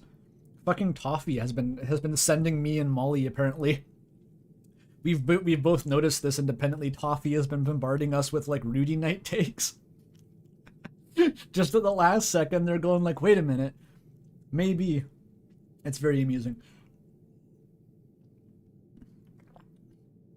I was even talking to Toff the other day and had to construct an anti-Rudy Knight argument on the fly regarding some dialogue he apparently has in the hospital. I might as well yap about this, right? Because this even came up on Molly's VOD the other day. She was talking about this dialogue where if you don't bring Susie to the hospital to meet Rudy in chapter 2, and you bring her to see him for the first time in chapter 4, he has different dialogue where he basically says, Chris, why the hell do you bring your friend here? And then won't say anything more on the topic. And apparently people use that as like, it's because Rudy's the knight, and it's awkward because he just had to beat Susie's ass on the previous night. I think there's a much simpler explanation to it, which is that in chapter 2, Rudy has heard about Susie because Noelle is really gay and rambles about her crush. That's the implication. He says, I've heard a lot about you, but he doesn't have a face to the name. He doesn't actually recognize who Susie is until Noelle calls her by name. Then he goes, oh, that's Susie.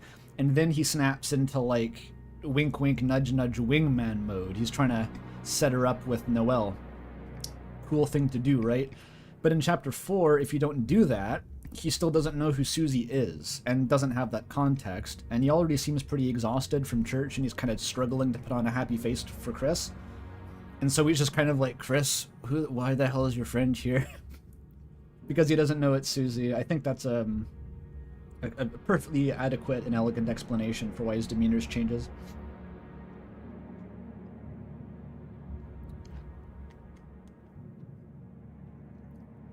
It's weird to hear actual Rudy Knight evidence. I've just been ignoring it the whole time. I was trying to articulate this, I think to Toffee the other day, whereas like as far as Knight debate goes, I really have been checked out since chapter 3 because I just felt such an immediate, intuitive understanding that like, yeah, it's Des.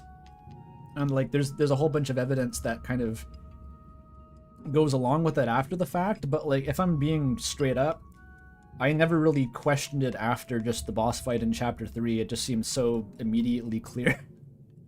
So I'm a bit of a fake Death Knight believer where like I don't even have all the encyclopedic knowledge of what the evidence is.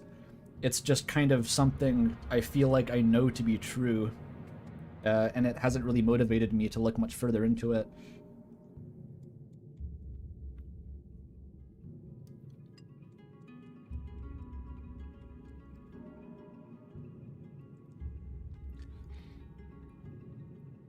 Being Toby must be tough. Every line is being read so closely by 1 million nerds scouring the game. It is tough. I don't think there's any way to do it perfectly. He just has to be careful about what information is allowed and just kind of make peace with people reaching incorrect conclusions in the interim. That's probably all I can do. I think we can look at stuff like the Angel and how there's no conclusive information, almost like meticulously no conclusive information. And we can speculate that, okay, Toby is trying to keep certain things like very much under wraps. Like we're just not supposed to know anything about this yet. And that's why it's so confusing. I think that's about as far as we can go speculating on how Toby's writing the game.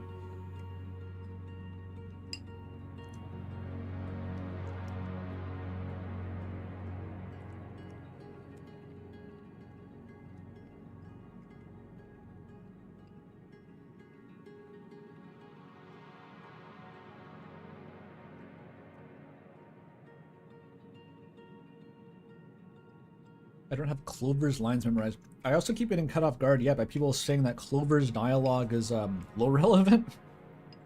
And I forget why even. It's just such a strange thing to be calling back up, I mean. After all this time, Clover is finally the key to the lore. Hooray.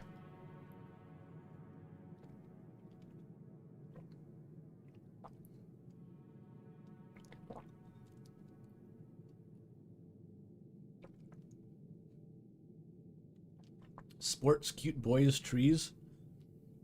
Those do include Dessa's interests, for sure.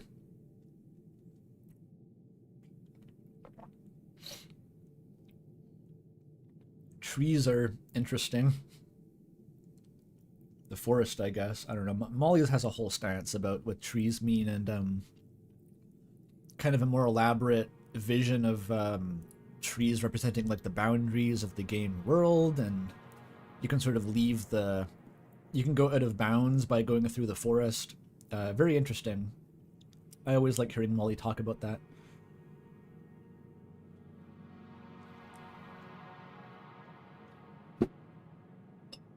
Let me put my fried rice bowl to the side. Taking a nearly early break today, but I should be fueled up now.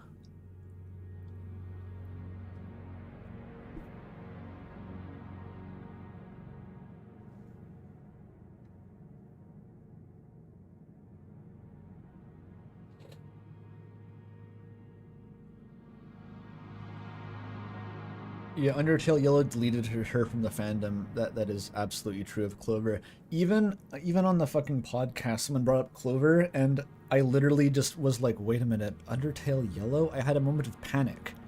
A live moment of panic, as I thought the discussion was about to be diverted into using fan media as Deltarune lore. It was quite embarrassing. They, of course, meant Clover from Deltarune. You were doing that until now, see? Clover is not a very central character in Deltarune, I would say.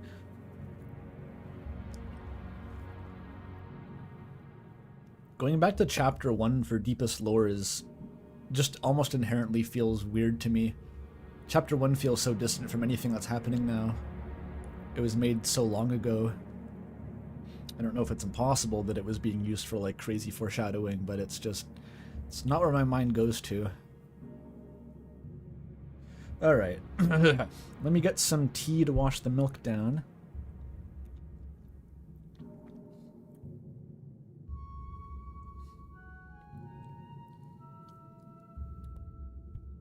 Om nom. Alright, and we continue. Okay. I can do a Riz check with decent odds. What do land rights even mean down here? Official ownership recognized by the old laws. No goblin, no dwarf, no cleric may claim what is yours. Is this like an established title scam? Why would I want to own a lake? Privacy, prestige, a place to call your own. The surface dwellers covet such things, do they not? It seems steep. Quality costs, surface walker. What else can you tell me about the place? These caverns are old, older than your cities. Many have walked these paths, few have returned. The deep places keep their secrets. How long have you been here? Time means little to water. I flow, I wait, I remain. Since before the dwarves, since before the cats. Simply another elemental left behind by some esoteric event. Alright, let's charismax for a second, then roll the Riz check.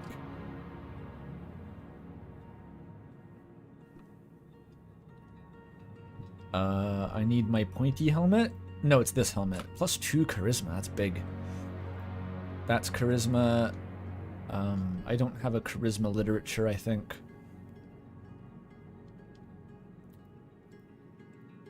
Do I? No.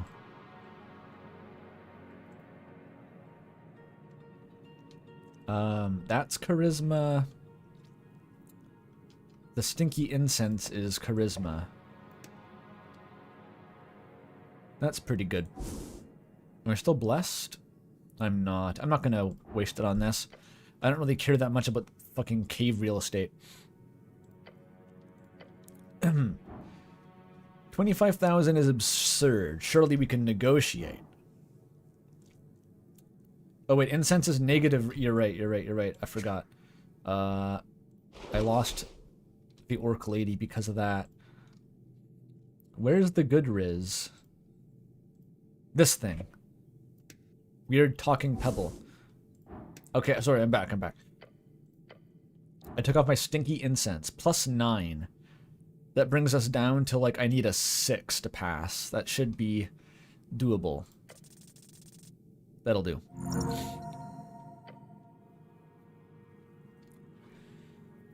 You've been interested in this game out since? It seems like a you kind of game, by which I mean you just randomly like to talk about politics sometimes, and this is a game made by people who randomly talk about politics a lot.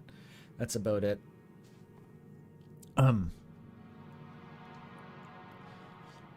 The elemental pauses and considers. You speak with conviction. Very well, 10,000 crowns, my final offer. A much better deal. Still probably a scam. I still can't afford it, so bye. How much money do I have? I got 500 from the rich guy, but that's still not even close. And I had to get my feet wet for nothing. Okay, Baba Yaga.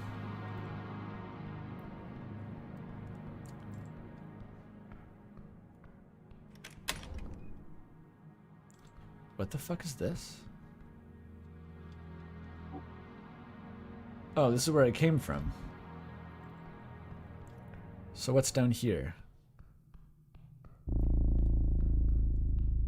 Aha, just a new area that I've unlocked branching off of the Underdark. That's nice. What the fuck? Lisa's freelance haggery and divinations.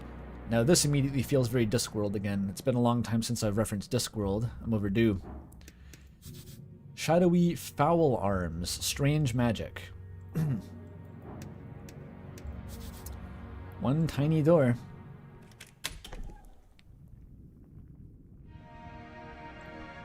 Lisa's place. This is cozy.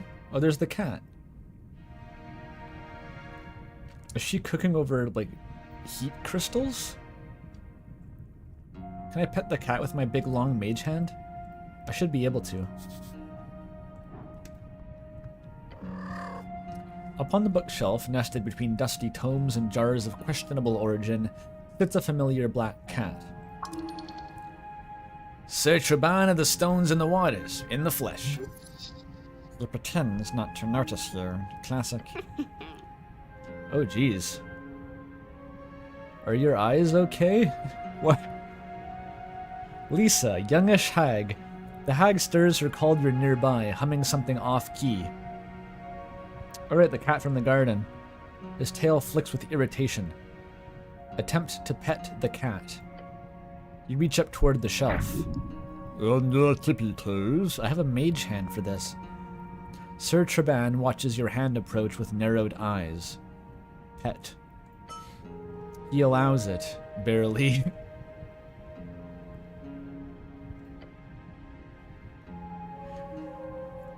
I feel like she's begging for the Scottish gilly voice here.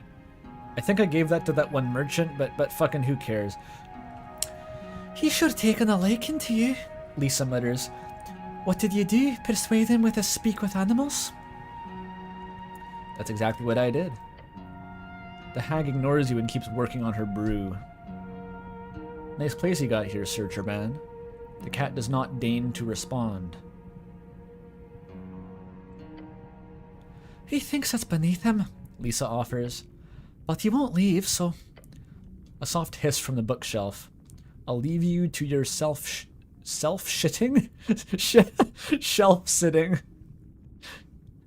Shit yourself now! Shit yourself! Do it! Do it! Shit yourself now! The cat does not acknowledge your departure.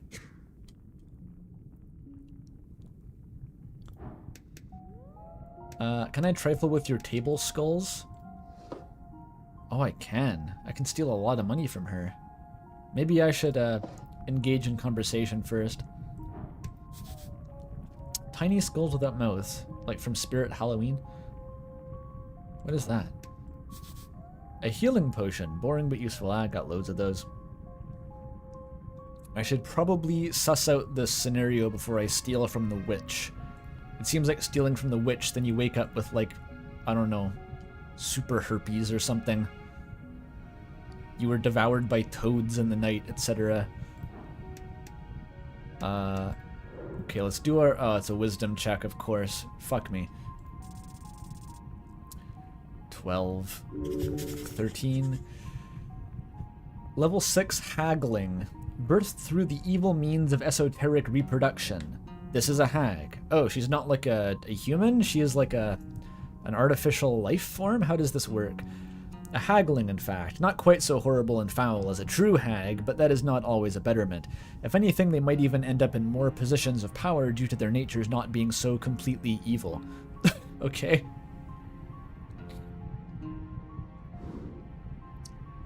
So you're mildly evil, but also literally nice. Don't steal the spoon. She's gonna kill you. Advantage in cooking-related situations. This is rare. But for cried! That could be useful. Anyway. Let's just talk. The scent of something acidic hits you when the girl tosses cuts of a red fruit into the cauldron. Those fruits, they're some type of mutated lingonberry. A lingonberry, a popular acidic berry native to inland Ascani. It's a staple in the Novican diet. Hey, reach me the thistle, will you? She points toward a bowl on your left, up on the shelf that has purple flowers on it. There's another bowl next to it, full of what looks like bat wings. What a stereotype. No. Hand her the bowl of bat wings instead? What a fucking moron. What kind of moron would give her bat wings instead of thistles? Just give her the thistles, numbnuts. Thanks. I'm Lisa, by the way, she says while dumping the flowers into the stew. Freelance hag and service diviner. I'd normally ask if you wish for a glimpse into the unknown future and fortune of thyself. I wouldn't be against a quick divining. I have some questions. You're in deep trouble, hag. Is she in trouble? She works for the Free Striders. She was related to the secret tunnel somehow? I fucking forget why you're even relevant, to be honest. I forget if you're in trouble or not. I feel like I should come back with Snell. He usually knows what to do. I don't even know what I'm supposed to be doing here. Snell always tells me.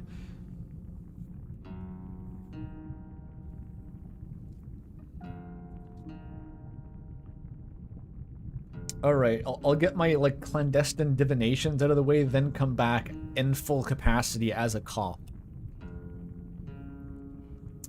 Divine me. How very cool. You're the one who stumbled into my very much secret hidey hole here. Let me just finish up the brew. Been working on this for hours. The hag keeps stirring her giant wooden spoon in the cauldron's goop. Though I've got to ask, how do you get down here anyhow? Aren't you supposed to know stuff like that? You're a hag. That's a secret. Hold up a finger to the front of your helm. Why don't you know you're a hag? Geez, I'm not a walking god. There's only 2 real entrances to this place, and he sure as hell didn't break down the front one. I would have heard that. That's a secret. How mysterious. But you're some type of cleric, right? No, I'm not a cleric. That's incorrect. You're not? I'm an amazing wizard. I have deep esoteric knowledge. I'm more of a greasy little slippery oiled up rogue. Nah, I'm not a wizard. I got knowledge. You are? Oh, trained in the towers, I assume. Also self-taught, since I'm a genius. Right. Well, if you want to chat about divination magic, I'm all ears. I'm always interested in hearing about the Tower's esoteric research. From what I can see, you're clearly a strongly stringed, attuned individual. That's interesting enough for me.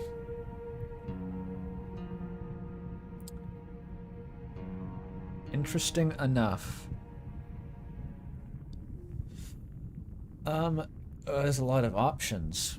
Can I have your spoon? Just beeline. Can I have it? My spoon? Yep. You want this old wooden spoon? Nod. This old wooden spoon that I use for my brewing, that has no special wondrous or magical attributes at all. Yep, can I have it? I think you're underselling it. The hag sighs. I won't stop you, but I'd prefer to keep it. This is a waste of time. So she's saying, like, if I just take it from her, she won't fight back, but she won't give it to me otherwise. Me want spoon. Me want spoon. What?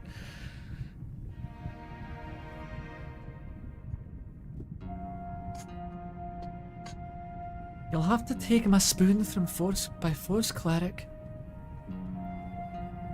Over me warm living body. What's up with the chicken house? Dancer. Pardon? That's his name. The hut's called the Dancer. He was a gift from my mentor when I joined the first Mega Coven, but we've been buddies for longer than that. Mega coven. A mega coven, usually a very large coven, run like a corporation, usually working alongside the chosen city-states. There are 4 of them on the coast, officially. The biggest is the Hexbrew Incorporation, working directly with the Feast Riders. Ever since the Battle of Thazen. The Battle of Thazen, one of the many great battles you read about in military history class. It's said to be the beginning of the end of the Coast War due to the new methods of anti-esoteric war that caused great destruction for all 7 sides of the conflict.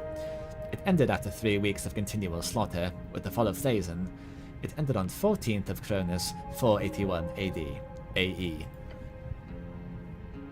Dancer has been with me through it all. You were at the Battle of Thazen?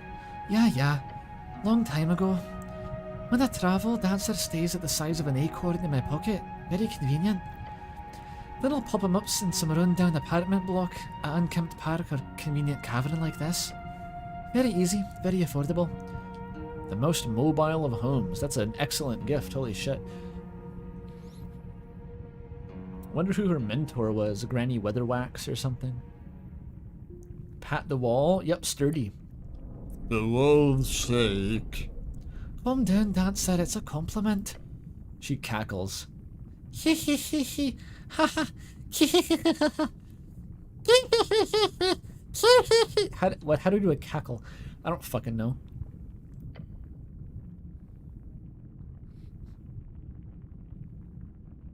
You have the option to leave after asking for her spoon. That would be the power move, I agree.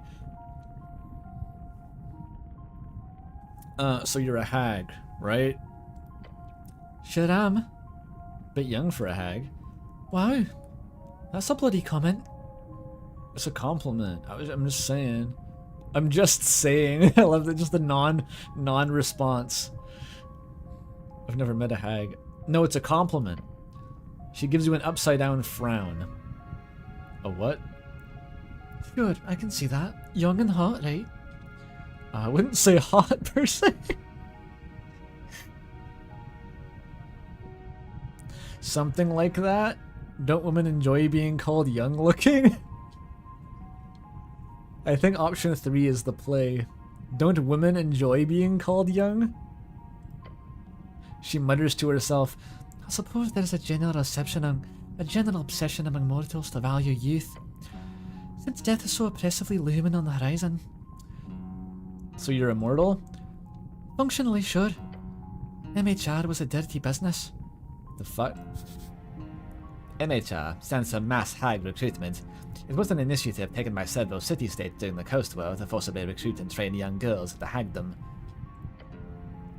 But now I'm free, a freelancer, and a freestrider. Wait, so did I misread that? They like drafted young girls to be like fucking biologically engineered hag witches who are now immortal? They can just do that? You can just become immortal? What the fuck? How does that work? I have the right to say you're hot as a man! That should have been an option. I want to be a hag, what the fuck? I mean, it has an appeal. Lots of folks on Tumblr and Etsy and such. She cackles. I'll live for a few centuries further, surely. The esoteric and wild primal powers keeping hags together is not as well understood as liches or vampires or elves. Maybe I'll see 3 eras in my time, if I'm lucky. If I'm unlucky. Unlucky? Where do hags even come from? She grins. The grime and the gruel, the moss and stone, we spawn out of the evil of man. The hag then drops her grin and looks away. No, it's actually worse. She waves her hand. We eat children. In a metaphorical sense? No, quite literal. Hags reproduce by eating children and mortal folk through bloody rituals. Spawn a daughter. Oh, okay. Believe me, the hag is one of the most horrific creatures to ever walk upon the earth. The hag. You speak as if you're not one of them. No, go on. Their covens held great power in various dark corners of the coast. That is, until most of them united under the great grandmother. They did so in the fight against the magicrats. They lost, and as did all who stood up to them during their height. MHR, that's Mass Hag Recruitment, was employed by many magicrats in the aftermath as a way to exploit the primal powers of the hags. The subjugated grandmothers would be fed their children en masse, enchanted children. Oh gods, what kind of enchantment? No one knows. The various magicrats kept that a closely guarded secret, one that's not been revealed to me at least. You see, these children would go through the usual rituals, but when they were reborn, they would only hold a fraction of the power of a regular hag. They were called haglins. They were unstable, used as esoteric bombs in the war. What the fuck? What? Esoteric bombs? The lore is fucking wild.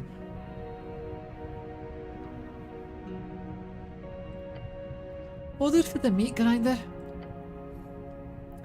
However, 1 in 20 would produce someone like me. A hag, but not. Someone who could be loyal and trained. You may call us half-hags or young hags, but since the classic hag is so rare these days, we are the only ones who remain in public. Most simply call us hags. Maybe youngish hags? She points a sharp finger in a general direction. Don't get me started. Cool. So you get pregnant by eating kids. But you don't eat kids. Your mom did. But it was part of like a war effort conscription thing. Sounds deeply unethical. Yeah, that sounds bad. And you turned into... How are you a bomb? Can you elaborate on that? So hags are evil. Yeah, She gives you a bright smile. I'm practically an evil bitch of a hag. Naturally too. Selfish, pretty, a pity, vengeful. A creature of spite and contempt. Corrupt and all that's good. So kind of like Vriska. You don't seem that bad. Don't forget ugly and morose. I just said that, well, I didn't say she was hot. She's young looking though. You don't seem that bad. I'm good at containing myself, yeah. What's the difference between a hag and a witch? A witch is a woman whom insecure men do not wish to call a wizard. Oh yeah, typical men. I hate men. They're the worst. Start sweating. Sound a bit salty about that. Personal issue. I'm a wizard, and I say there should be a differentiation between men and women in professions like that. That's the intelligence speaking. Lest we forget, this character is an asshole. I am pro-segregation. I do want to know if it's personal for her, though. That sounds more interesting.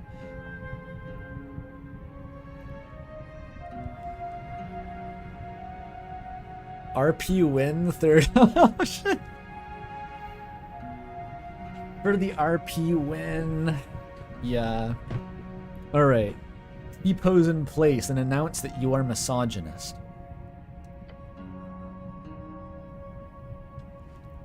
Oh, and why do you say so? So we know which ones are the actually good spellcasters. Oh my god, because men and women are different and should be referred to as such. Because wizardlings is too difficult. It's hard work. Wizarding is too difficult. It's hard work. More suitable for men. I feel like I don't have a good response here, so I'm not going to answer that. These are all god-awful. So we get like extreme misogyny, gender essentialism with misogyny, probably, or extreme misogyny again, but different.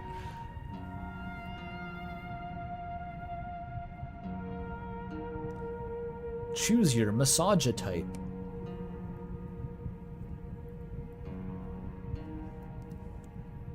Three is more gentle misogyny.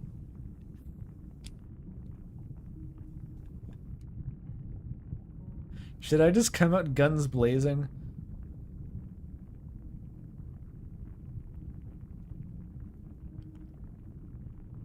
I somehow like these better than like the troubling gender essentialism middle ground here.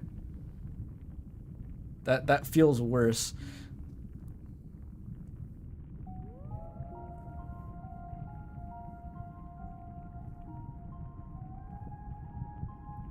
I'm gonna come out guns blazing. Start a fight with the witch who is obviously a higher level than you. Gulp.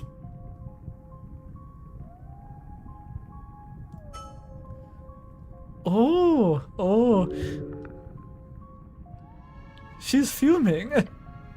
The hag leans over her cauldron and hisses. Sharp tongue you got. Then she roars, I wonder what it would taste to consume with royal leek and cheese. Don't escalate, you fool. You mad, bro?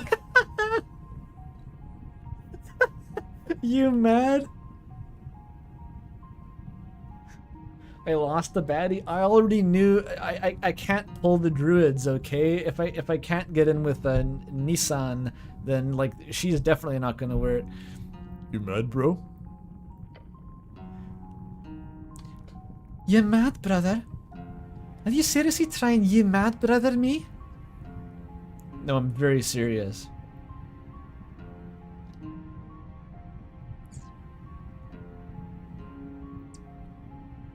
You mad? Okay, what is the fucking... You mad, brother? A classic line from the stage play Ten-Tired Typhlings, sometimes quoted in reference to someone trying to goad another into anger. It was just a prank. It just keeps giving you ways to back out. No, I actually am that misogynistic. I'm just trolling. I want her to eat us, says Amara. No, I'm serious. Then I'm as shocked and appalled at your stupidity. She laughs, a deep groaning laughter, like she's shrieking in a deep cavern, then stops abruptly. You're a little man, full of pain and anguish. You retain such contempt. Perhaps one day you'll grow into becoming the exact opposite of a hag, in male form.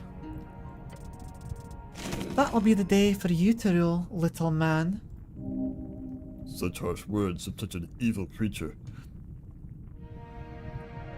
Only 2 damage. I still had Bark skin up. I can take it.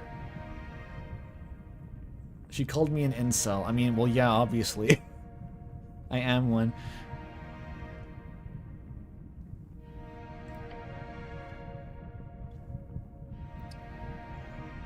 So now she hates me.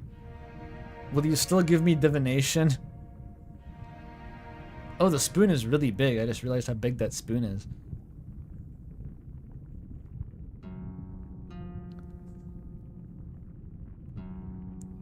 So about that divination. Of course. Well, it's not my main source of income. Some on-demand divining helps fill up the coffers quite nicely. What do you even spend money on? Do you need money?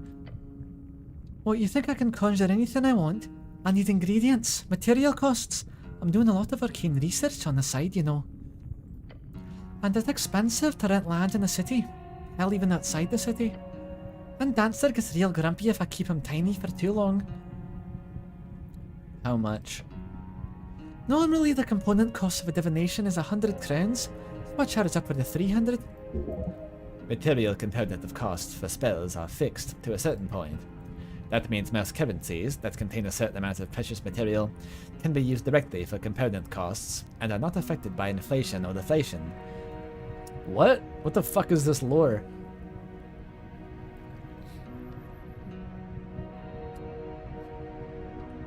Currencies can just be direct, so inflation doesn't happen because it has an absolute value determined by esoteric principles.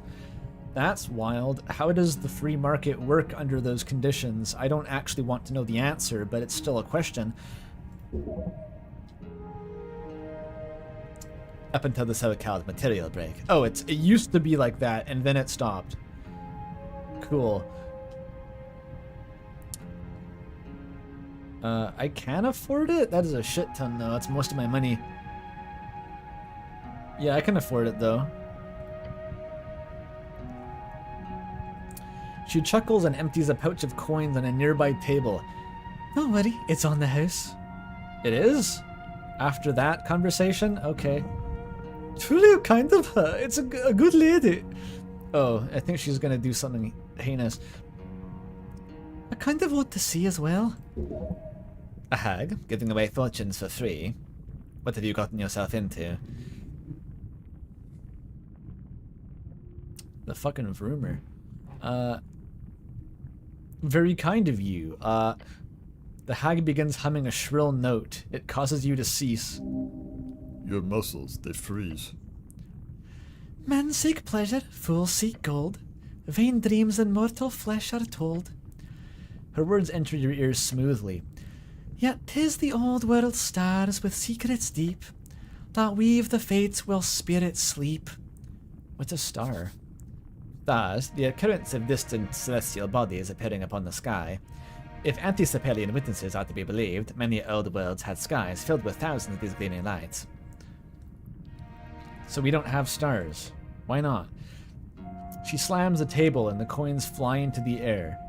As they do, they begin to float, slowly breaking apart into tiny chunks.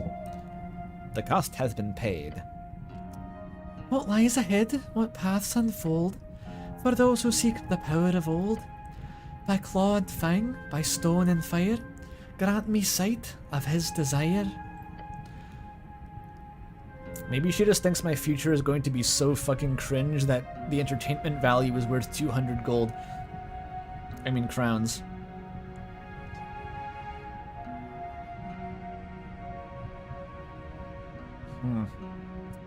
On her last word, the broken floating coins evaporate before the hag. She lets out a high-pitched cackle. I've always loved that part. Anyway, you know how this works? No clue. Don't worry, it's pretty self-explanatory. She tosses out a glittering powder. She tosses out a glittering powder in the air. It illuminates several strings. Little darting sparkles. The ley lines of Jor. Think of a single question you want to ask, and I'll see what Destiny has to say about it. But first, I'll just have a look at your... Strange. The hag frowns. What? Most people didn't have so many strings. Strings of Jor. Usually I'd be able to read the outcome of one or two choices made within the next week or so, on average, chap. After the average chap, this accent is kind of hard for some reason. But you have... oh gods. You have thousands of strings, each connecting you to your body like tendrils of... like a lot of tendrils. She's not really one for the similes, this hag. This is like when Akazet gets the humor reading, and the guy doing it is like, wait a minute, this must be wrong. I did it wrong. It's because he doesn't realize he's looking into the fate of like the protagonist of the in-universe just the diegetic protagonist of the world. He's like, your future is way too fucked up to be real. Thousands and thousands of choices. You're saying I'm special, like a chosen one? No, it's more like... I haven't read the Cleric in a long while, but this is clearly... She stares wide-eyed at the strings before her, held in the air. This is divine connection. You're blessed, buddy. In what way? Have you experienced any esoteric events in the city lately? A ton, yeah. This might be why. The hagling scoffs. Not sure how good of an answer I'll be able to decipher when your destiny's all tangled and frizzy like this, but I'll have a try. Have your question be something specific, like ask for the outcome of a goal or event or activity. The closer in time, the better for the answer. Divination is only input. Do not fear to ask anything. Viewing strings will not harm you. So what do you want to ask Destiny, buddy? If my destiny is messy, does that mean I'm in trouble? It does sound like trouble, but it's probably nothing. You have the power to choose. That's what it means. Does this have to do with me falling into the river? Maybe. My question. She leans in and turns her head. So what should I vote for?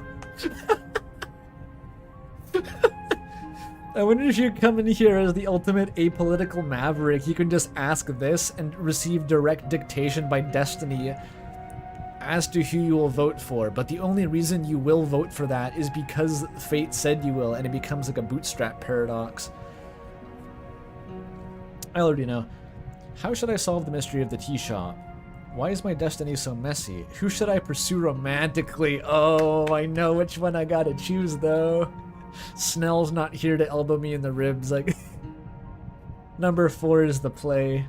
Number 4 is so the play. Especially because she thinks that I'm an incel now, and I'm just like the most cringe human being. Yeah, ask her about romance.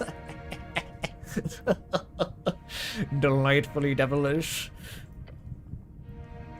Lisa closes her eyes and touches the strings in the air. They fade away as she does. She opens her mouth and yells, "Listen to your heart and not your cock! Listen to your heart and not your cock! The wisdom of your manhood comes from the feminine." She continues to yell, "Listen to your heart, not your cock! The romance of the era can be reached. Then your cock will be happy." I apologize for the obscenity, but that's your fortune. She was taking dictation from higher powers.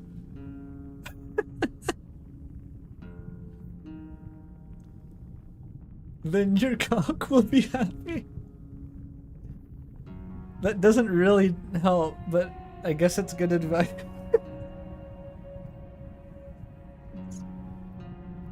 The wisdom of your manhood comes from the feminine. Well, that sure is advice. So follow my inner socialist. But I have a very low wisdom stat.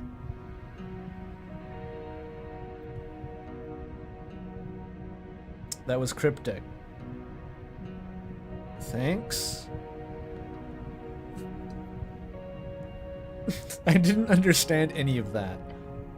Understandable. As to the chaos of your strings, I'll do some research. Really, it might simply be your biology. Some individuals are blessed or cursed with all kinds of esoteric might, insight, degeneracy. Who knows? You might just be a sorcerer yourself, not too unlike us hags. She cackles wildly whilst making some notes in a little handbook. I mean, it was pretty clear, also kind of unhelpful though. You are no lowly sorcerer. This connection with your strings is made by your own hands. You were not born this way. Your great genius has simply attracted them along the way. Well, I'm glad we got that for free.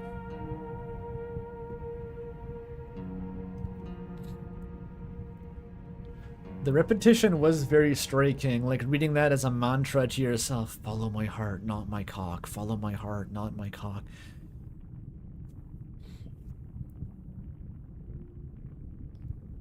I assume the strength stat is sort of my cock in this metaphor. I don't know, but my strength stat is also low, and it's not powerful enough to be attracted to the dainty elven dames and such. It only wants barbarian women who can crush my testicles. So that's already not... It doesn't seem like I'm following my cock that much. It's a very philosophical question, though.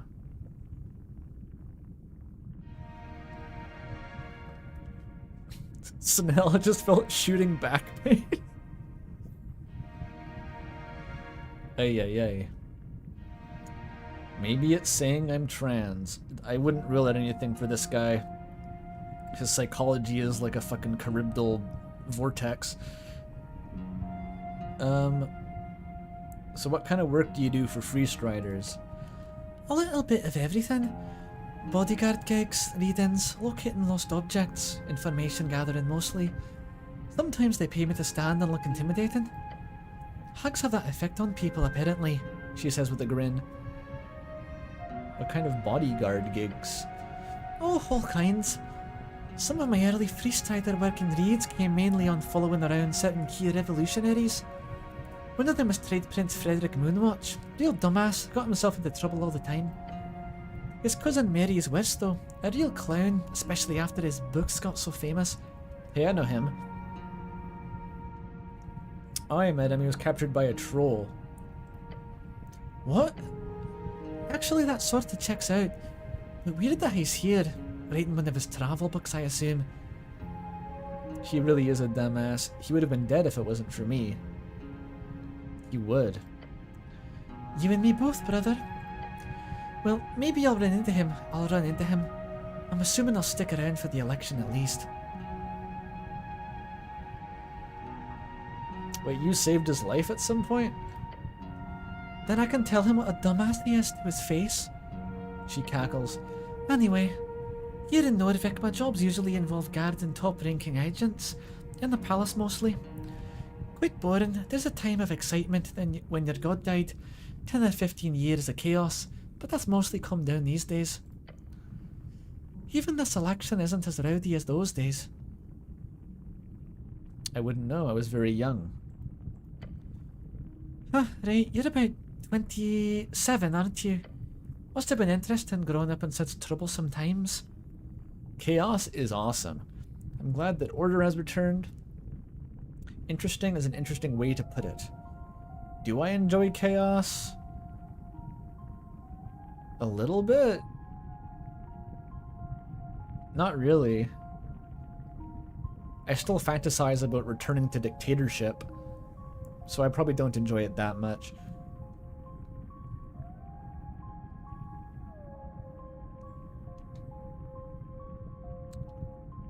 It's good that order has returned. No, it hasn't. This is too pro-status quo. It's got to be number 3 by Pigeonhole. Interesting is an interesting way to put it. She cackles. What kind of readings? Yes, fortune readings. In the past, the freestyters used to be more interested in reading the room on various economic policies and deals. These days they don't do it as much. I think they've realised magic isn't what it used to be. So these days my fortune telling's a side hustle. I try to stick only to that. Folks see a magic hut with chicken legs and assume the lady inside can help them with all manner of things. But I'm no psychoanalyst, I just tell them how the strings align. And no, I don't offer blood bargains or esoteric solutions. Why not offer blood bargains? It sounds lucrative. Hey Missy, a scorned woman comes to ask me to remove her unfaithful husband's balls. And I do it because honestly, why not? And all of a sudden I have a ballless man screaming outside my door, with the Earth Guard right beside him. And in most city-states they have rules about bargains like that, so I can't even take away something from the lady most of the time. Otherwise it might be fun to do some Faustian shit. Okay. The ballless man pounding at my door.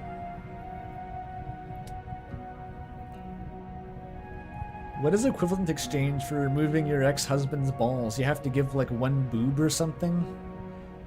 She can't legally accept that though. Psychoanalyst though. Yeah, like that mind healer on Waterlane, the halfling. He visited a few times when I was stationed atop the AR. Strange fellow, I like him. I was gonna say, did Snurry like jump down the well? But no, she was stationed above. So no customers down here, I assume. Correct, it's very empty in the city below. Unless you count monsters, I had to slay a hook horror to clear out the cavern. The young hook horror was very cute though, maybe I should tame one. Could do for a great familiar.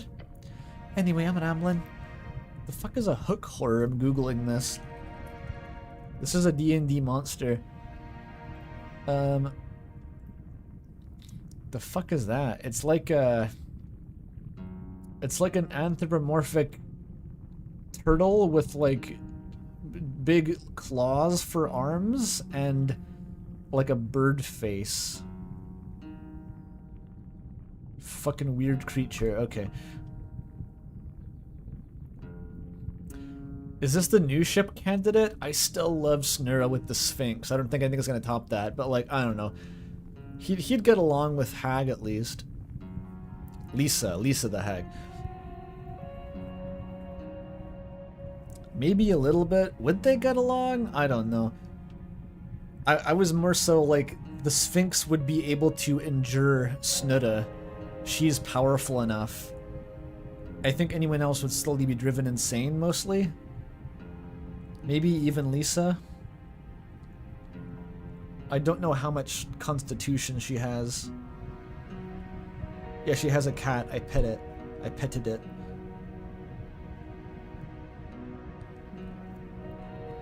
Lisa's kind of cute. The weird fucking photo negative eyes are throwing me for a bit of a loop here. They're kind of frightening.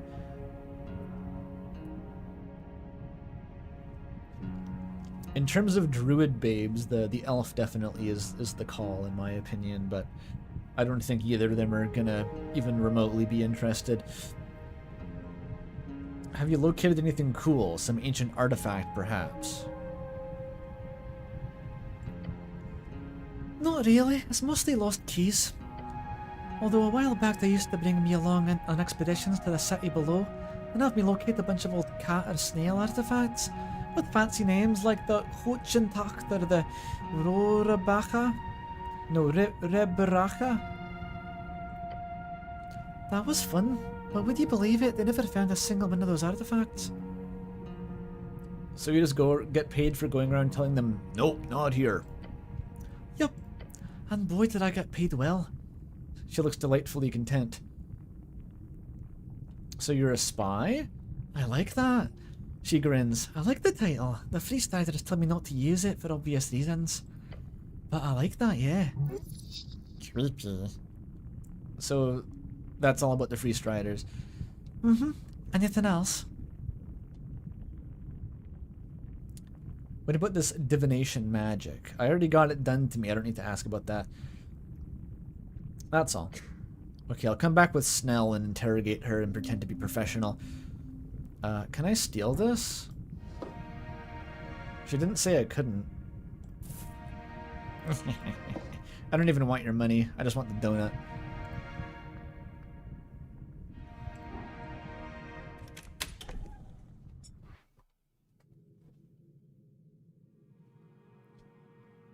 Dancer the Chicken Hut.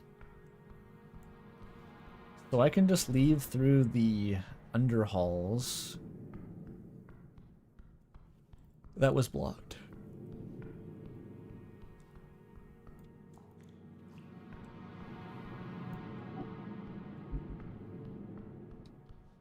The spoon? I'm not going to steal her spoon. If she would have given it to me willingly, that would have been like a moral victory. Because I don't even want the spoon. I just wanted to see if I could convince a random lady to give me the spoon that she was actively using minutes after meeting her for the first time ever. That would have been a feat. Oh wait, cried! Needs his rats. I shan't forget. Fuck.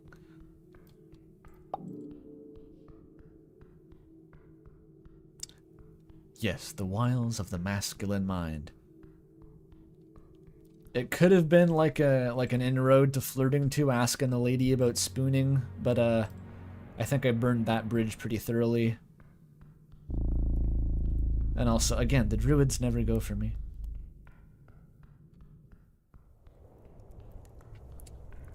I wonder if I'm like in a Death Note-esque situation where I'm so hopped up in my own masculine intelligence stat that I could only actually pursue a relationship with another man. Like it just becomes gay because I'm that misogynistic. That's probably what happened. Which of course leads me to Snell.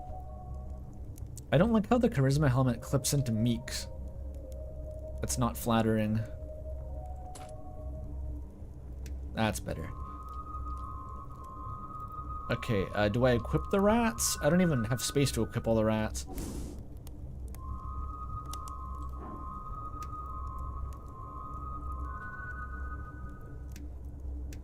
She's a sorcerer, not a druid. Wisdom stat is wisdom stat. She was talking about primal forces. That's druid. The hulking beast looks at you with deep hunger. Run. Kraid greats the hemming! I have all the rats, Kraid. I have captured them. Hand them to the monster one by one. Kraid didn't ask! As the beast speaks, the rats rush from your grasp. One after another. 5 rats immediately rush to crawl all around the beast. I figured you'd want them, you know, to like hang out. The beast stares at the 5 happy rats. Craig does not give a fuck! But it does remind Craig. The hulking monster grabs something from behind a crate. A decapitated head, that of a massive bird-like creature.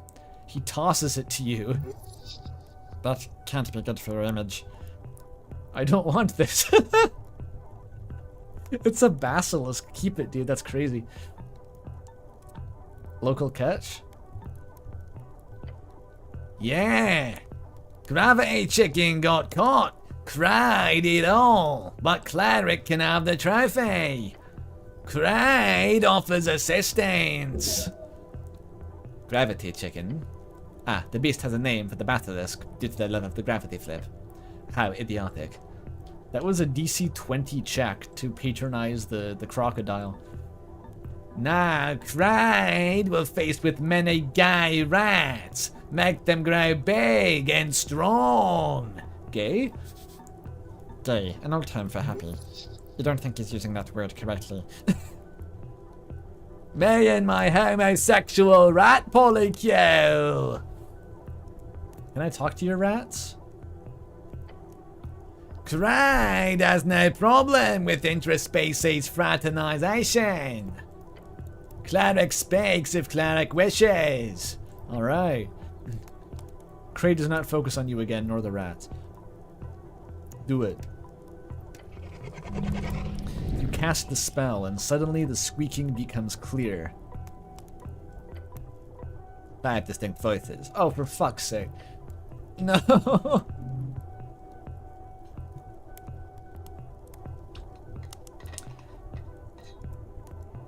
Wait a minute. This is the rat.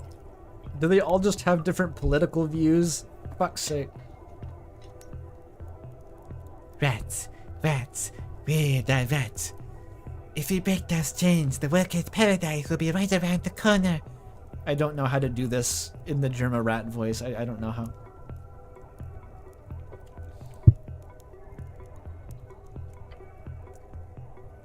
Oh, I don't even have labels for who's talking.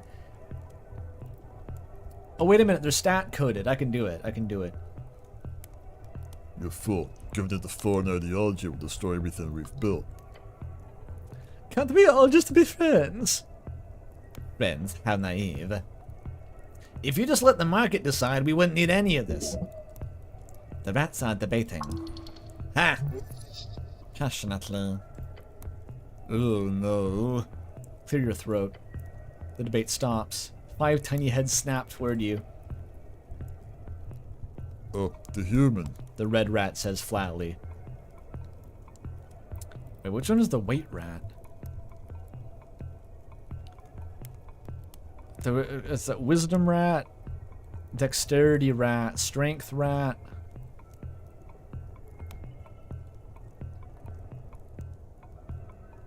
Why can't I remember? They're not color coded. This must be Constitution. So this is either intelligence or charisma? Maybe charisma. Hello. Squeaks the white rat cheerfully. Wonderful. Is it time to be transported to another part of the world again? Muttered. Wonderful. Isn't it time to be transported to another part of the world again? Mutters the yellow rat. I am the human, synthesizer of steel, observes the green rat with disdain. At least you put us with an ally. Fucking death comes for us all? What do you mean? Death comes for us all. That sounds vaguely Constitution coded. You're all having political debates. Obviously. The red rat puffs out his chest. The future depends on us and our ability to.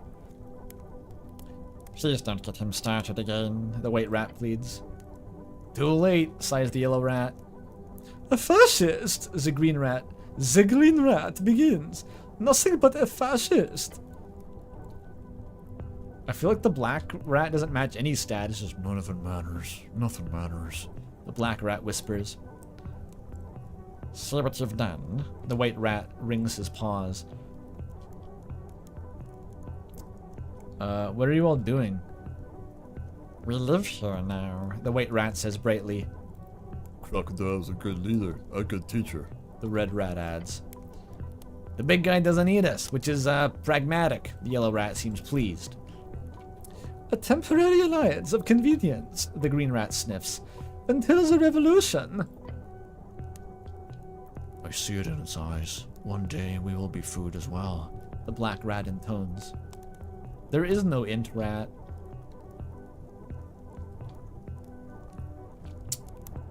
You all get along? The white rat laughs nervously. We're working on it. Define get along, the yellow rat says dryly. We tolerate each other's presence, the green rat clarifies. Barely. Adds the red rat. We're united by our inevitable doom, the black rat offers. That's not helpful. The white rat sighs. What do you think of Kraid?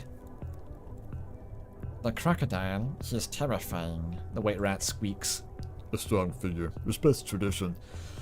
The red rat says approvingly. He's got a solid business model. Theft, occasional cooking, occasional violence. The yellow rat admits. I dig it. A tool of oppression, but at least he's honest about it, the green rat mutters. Death incarnate. I respect that. The black rat nods slowly.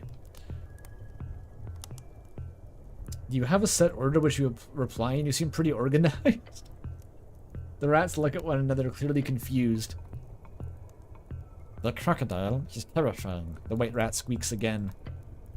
I do not collaborate with traitors. The red rat says. It seems though you are, though, the yellow rat says, by simply engaging in this conversation. For once, I agree. I also do not collaborate with suppressors. I say the last thing. The black rat also says, lastly. This is just the three goths and Night in the Woods.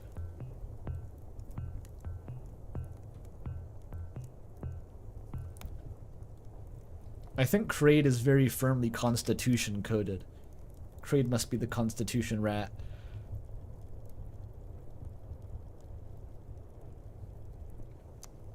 I don't think you guys can, like, vote, right? None of them respond. Then the black rat says, elections are exhausting. You're very politically engaged for rats. Size doesn't determine civic duty. The red rat bristles. Actually, studies show smaller creatures have higher metabolic rates, leading to more passionate. The yellow rat begins. Are you seriously trying to justify capitalism with biology? The green rat interrupts. We do not pay for love, do we? We do not grind pieces of cheese and copper together for the sake of flesh against flesh. Grind pieces of cheese and copper together. What? Must be a rat thing. Huh, not a bad idea, actually. Oh, not a bad idea, actually. The yellow rat responds evilly. They broke their order immediately after establishing it. Please don't start this again. Prostitution is a difficult subject, the black rat says quietly. Think about hopping into the discussion, then change your mind at the last second. Good. You really don't want to start rolling around with cheese eaters. That's how you pick up all kinds of ideologies.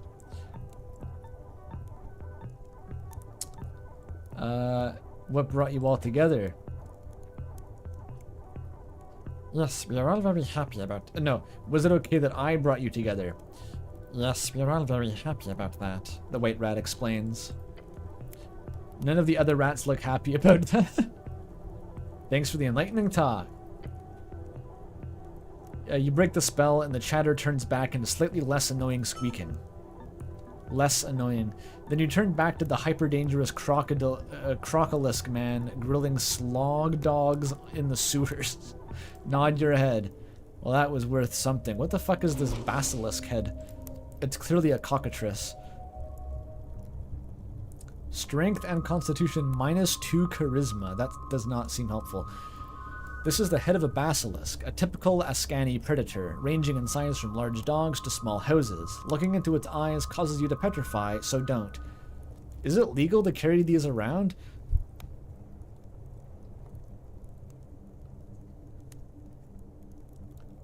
Is it a helmet? It's an accessory. Where does it go? I'm not wearing this. Why do I even want this? This is a terrible item. Cool.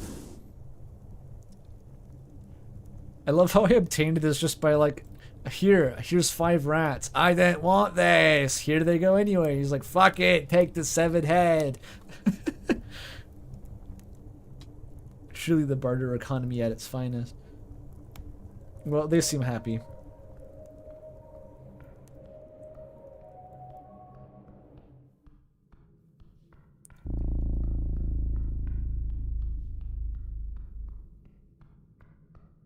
Don't give up, skeleton.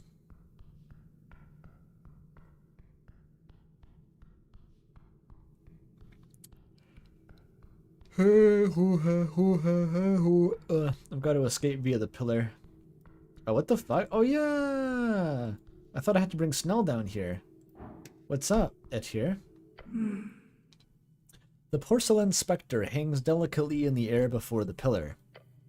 Her face is lit up by the dungeon glow. Cleric. Hello, here. Her halo spins slightly off her head, its eyes gazing up and below. It changes. Misato... No, Miasto, not Evangelion Misato. Miasto Glabin. It is in constant flux. The city below, celestial tongue. I've heard, like right now? Day by day, little by little. What remains constant is the tamed quarters. The hall's people wander. The Coin Lord wishes this to be apartments one day. Smart. Prime real estate. Would be a lot of trouble. This place is very esoteric. Yes. I patrol the halls at intervals. The Tolstad tunnels are well kept due to Lady Sageleaf. However, Tolstad is a strange case. The pillars act as a beacon, a center for esoteric activity. She places a cold porcelain hand on the stone. Cleric, do you know how far it goes? Dangerous question. She's challenging your intellect. You've read about the city below. Recall it. Fucking trivial. Fucking trivial. Since I'm now immune to critical failures, I literally cannot get this wrong.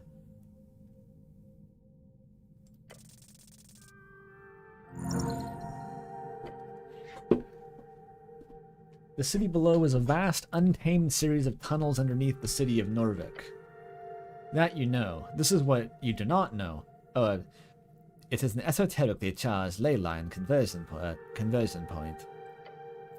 Some speculate it is due to the pillar, some due to ancient snail folk who lived here. But in the regions where people do not wander en masse, they quickly attract and form esoteric pockets. It is, for all intents and inclinations, as prone to esotericism as the lands close to the endless wastes far inland. Yet for whatever reason, this effect stabilizes once people come around. It is not understood why. Cleric? Hold on, I'm thinking. The angel glares at you with a few dozen eyes. What was the question again? Right, the depth of the pillar. The Pillar of Jaw is an esoteric relic, its secret still not unraveled.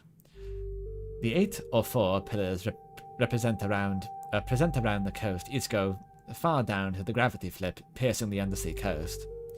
Cleric? Simply tell her it goes down through the earth and exits the other side of the coast, in Kargamesh. It goes to Kargamesh. And here, she is silent for a beat. Yes, that is correct. See? The Pillar of Jor goes into the earth by the Undercoast Path. That is the deepest you may travel before entering the gravity flip.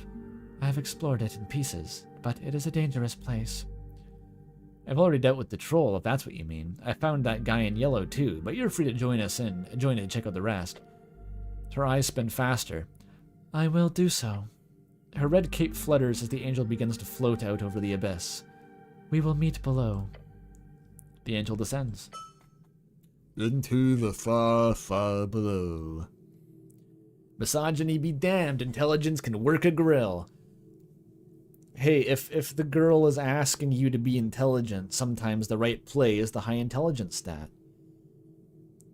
If the girl is asking you to respect her as a person, not the right call. But if she just wants you to be intelligent, then it works great. Ed Sheeran will join your party. I knew that. You will find her below the below. Okay.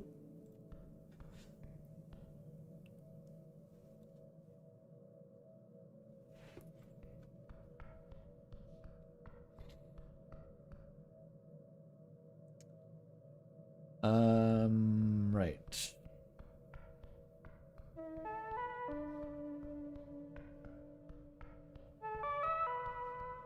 Isn't the pillar in here? How do I get to it? I need Snell. I'm getting lonely without my companion. Actually, let me try to... never mind. I'll have Snell there to witness how stupid I'm being to Vriska. That sounds funnier. Alright, Snell. It's 3:30 in the afternoon. Let's get going. Huh? Good afternoon, cleric. The goblin gives you a questioning look. The afternoon was specified. Ready to head out? A bit later than I usually get started, but yeah, I'm ready. Let's go. The implication that Snell just isn't able to investigate on his own. He just has to stand here and wait for me.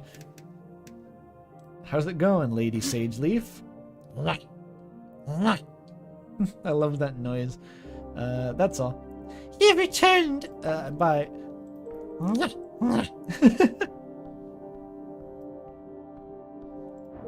Alright, let's go. Did you miss anything interesting? You just watched both podcasts. It's only been 3 hours, so I don't know how you did that. Maybe you sped it up. What did you miss that was interesting? I found a hag in a chicken hut under the city after jumping down a well and breaking all of my bones, but then regrowing all of my bones in a microsecond after that. Alright. This here's a reckoning.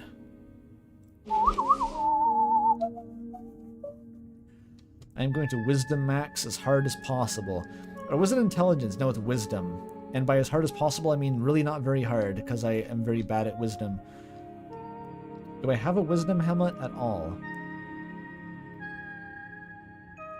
Probably, like, not. I probably just don't have one.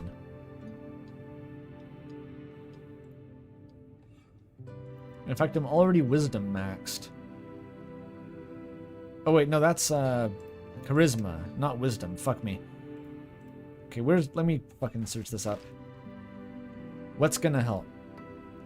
+1, +1, +1, +1, +1, +1. Okay, well this... Actually that. That's plus wisdom.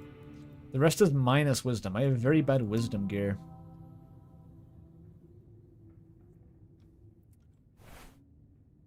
Minus intelligence? Why would I want that? There we go. Oh, this is plus wisdom.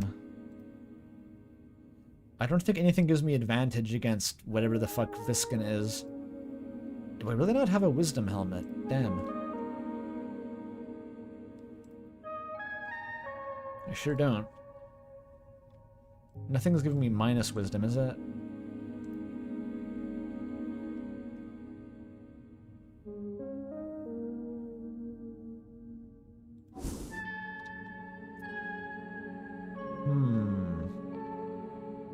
I will consider once again. Oh, I don't even have the increase attribute spell equipped anymore. I can probably equip it now that I have the spellbook, actually. Let's just equip all the spells.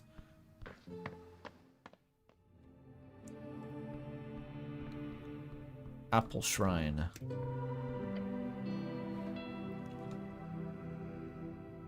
I should bring Snurra down here. I found this really cool thing in the room. Just an excuse to drag him over here. Then eat an apple from the pile and then elbow him and look to him and wink and say, I barely put a dent in these apples. An apple dent. And then just stand there as he stares back and he doesn't know how to respond. And then I don't know, I push him into a chair and kick it a few times and send him home.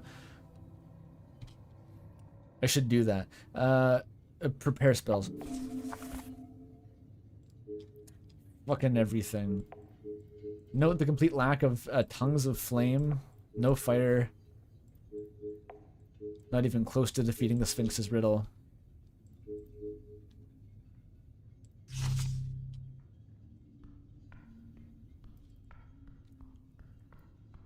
Fuck.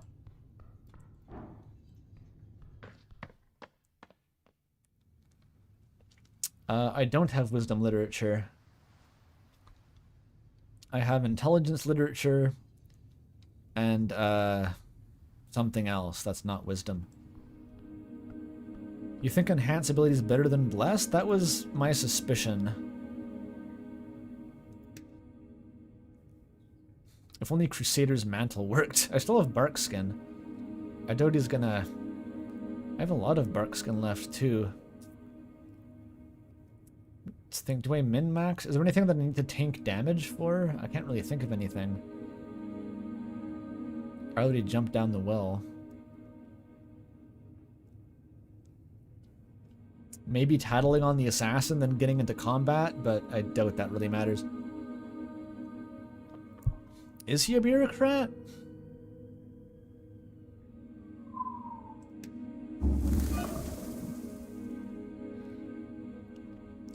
I think that ability is bugged. I think it's literally... I don't even have that feat equipped anymore, and it also didn't do anything. It's like bugged. Is he a bureaucrat? Let's see, because that would be advantageous to equip this. My wisdom is still at -1. That's brutal. I can't even go above that. Okay, that doesn't actually lose me any bonus, though, and potentially might give me advantage.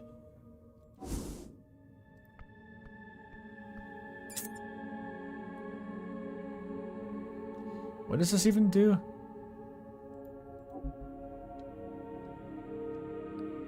Until the spell ends, you gain proficiency in all ability scores. That's probably good. Okay.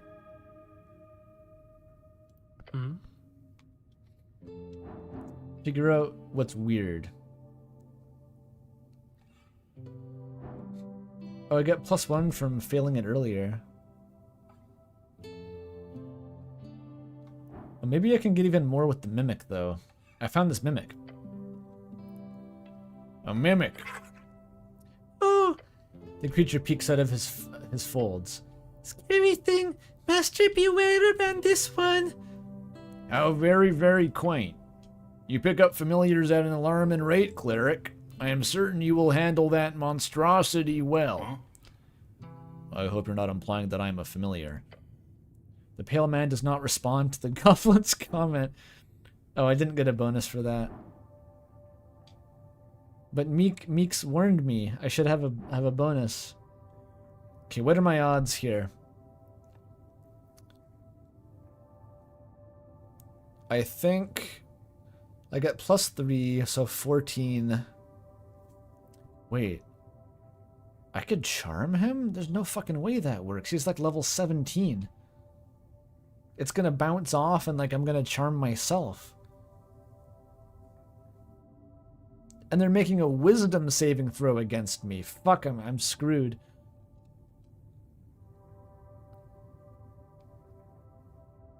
Well, I can always try this if I fail.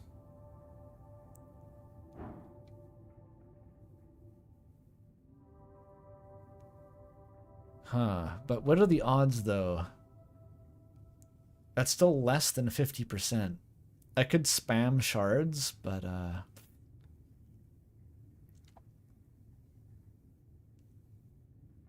I don't think there's anything for it. My wisdom just sucks.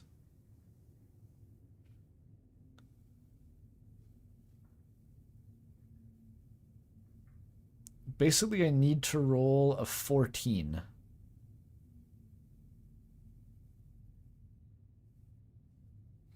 Ask other stuff first. I mean, it could give me a bonus, but I doubt it. Where's the dead elf? Gone, I'm afraid. What? A door hug. A door hug. Embarrassing, but unfortunately, there's not much to be done. Door hug. A door hug, a technique often used by magical thieves. It involves casting Dimensional Door, a spell that teleports yourself and another target in any direction, quite far. Many heists have been pulled off this way, especially back in the Arcane era. Oh, they stole the corpse. That must have been the fucking elven diplomat did that. Obviously trying to do some cover-up shit. Doesn't matter, we already did what we needed. Someone wanted that corpse, and they had the resources to acquire it. Oh boy, they pulled an old trick. If they have access to 4th level spells, then this is no mere trifle. Shit. They pulled a door hug on you? Like I said, embarrassing. I should have set up more defenses, but if they could employ an agent with Dimensional Door, they could surely cause even more trouble. So perhaps this was for the best. Why did this happen? They wanted the corpse, clearly. He's repeating obvious information. Is he trying to be funny? Elves are strange creatures. Who knows what strange activities they perform with their dead? They're removing evidence, clearly. Must be the elves. The Eliam's roots reach far, cleric. You see an uncharacteristically wide smile spread across his pale face. Things are getting interesting. Fucking hell, this guy's creepy. Didn't change the DC. The main quest isn't going to help, surely. Let's figure out his shit. Do it, do it, do it. Come on, big 14, big 14. And if I roll a 1, I get to roll again. Big 14, big 14, big 14. Fuck.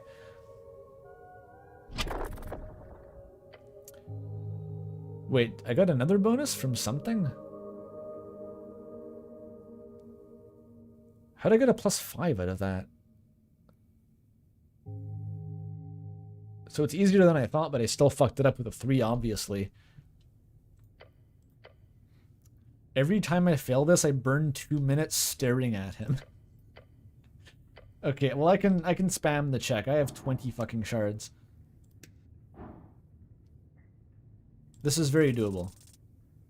Not with these rolls, it ain't.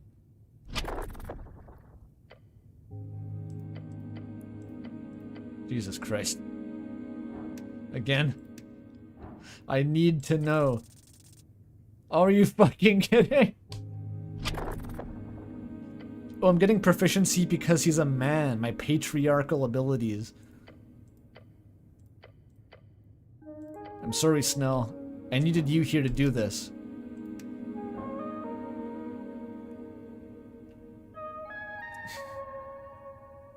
One more. I just need like a 10. Or maybe a 12. There we go. That's all I needed.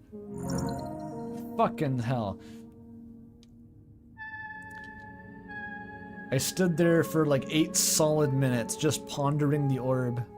And he refused to kick me out. Now he will pay the price. You stand there, mulling over all you know about this strange pale mortician, when your attention is drawn to the air. The air around you. It's damp and dry, cold. Passing through your chainmail, leaving you with an uncomfortable feeling. A feeling that appears locked within this place, this tower. You close your eyes, focusing intensely on this feeling around you. It's not natural. It's very much esoteric. A negative energy flow permeates this place to its core. All of it focused around a single point. The pale man. By the gods, he's covered in negative energy. Even worse, it emanates from him. This is no human. What you are looking at here is but the sin disguise of a creature most foul, most powerful. No mere spellcaster, no mere arcanist, and no mere wizard. He's a lich. Viskin is a lich. An unliving, everlasting bastion of esoteric power. Learn from this creature. Like an actual lich. The eat your soul and play with your bones kind of lich? Yes, you are afraid so. What do I do with this information? Didn't we know this? I mean, yeah, but the character didn't. You have a choice. Either try to deal with this directly, or contact relevant authorities. You can also just walk away, no worse for wear. You should investigate this further. He lives in a lich house, for fuck's sake. But what if? I don't mean to interrupt, Cleric, but you've been standing there in silence for almost 5 minutes now. Was there anything else you wanted?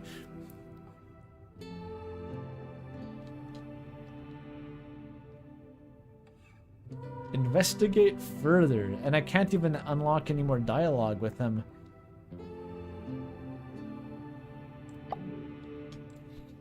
I'll walk behind the curtain so he can't see me. Snell, I think he's a lich. Let's get on with it. I can't comment on the lich to Snell. Snell, I talked to the hag and she told me not to think with my cock. What do you make of that advice, Snell? She said that my manhood was tied to femininity, Snell. What do you make of that? Yes, Snell. If I tell Snell he's a lich, she's gonna be like, well, yeah, no shit, buddy. I had to pass so many fucking checks to make that conclusion. Can you teach me the fire tongue spell now, please? You want my milk? Wiggling his little clawed feet, the kobold follows your every move with cold, unflinching, yellow eyes. Master said you behave. I have some questions. Short question, go. Can I borrow your crossbow? You mean this kidding, not funny. You would make greater use of it than this, puny creature. Just take it. The kobold snorts. Go away. Don't let this slide. Just take the crossbow. How do you think this is going to play out? He's going to kill me. Try to convince the kobold. The kobold stares at you. Oh, how do we do this? Appeal to his better nature? I don't fucking know. This is totally going to work. I took off all my charisma enhancing gear. It's totally going to work. Actually, the odds aren't even that bad. Actually, it's like 75%. Let's go for it. Better nature? Yeah, like, butter him up. Be cool and shit. Wasn't my previous interaction with this guy staring at him without blinking for like 2 minutes, then giving up, and then like biting my tongue and spitting blood for some fucking reason? I don't think this is gonna work, but whatever. Come on, let me have it. No, try the Riz check. Like taking crossbows from a kobold. Oh, you know exactly what to say. There's only one thing that could possibly convince this kobold that you should get the crossbow, and that is, of course... Viskin asked me to get your crossbow. Master did? The kobold glances to his master. Yeah, he says I needed it more than you. What? Why? He says you're so strong that you don't need it anymore. The kobold squints. He leans back and smirks, then nods. Here we go. The kobold reluctantly and slowly hands over his crossbow. I should just collect these objects, just harvest people's personal belongings with sheer force of charisma, then hang them up in my house. The witch's spoon, the kobold's crossbow, etc. The kobold reluctantly and slowly hands over his crossbow. Master, always right. The fact that he handed it over without even asking the pale man first. Love it. With the crossbow safely in your grasp, the kobold scoffs. Weak human, of course you need crossbow. Thanks. Of course, his dialogue sprite still has the crossbow. It'll have some sort of bonus it confers, I'm sure. What does it do? Dexterity? And, oh, it's a wisdom weapon! Oh, I had one already. Never mind, it's useless. It's useless. I think as long as you have a weapon that covers every stat, like further ones are strictly useless and redundant. Wait a minute, but the kobold moved, like, to the docks. Maybe later I can give him the milk. Or maybe I can drink it now and get a stat bonus. I don't know. What if it's a stat bonus?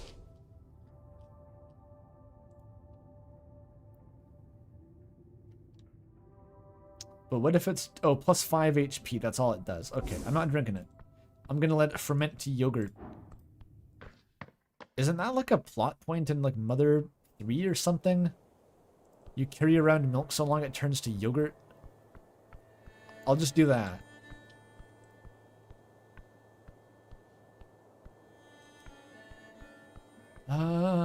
I can't progress the Sphinx quest. I need to find fucking the flame tongues within the arcane flare. That almost sounds like it'll be inside the pillar. That's pretty arcane, right? Or no, it's esoteric. That's slightly different.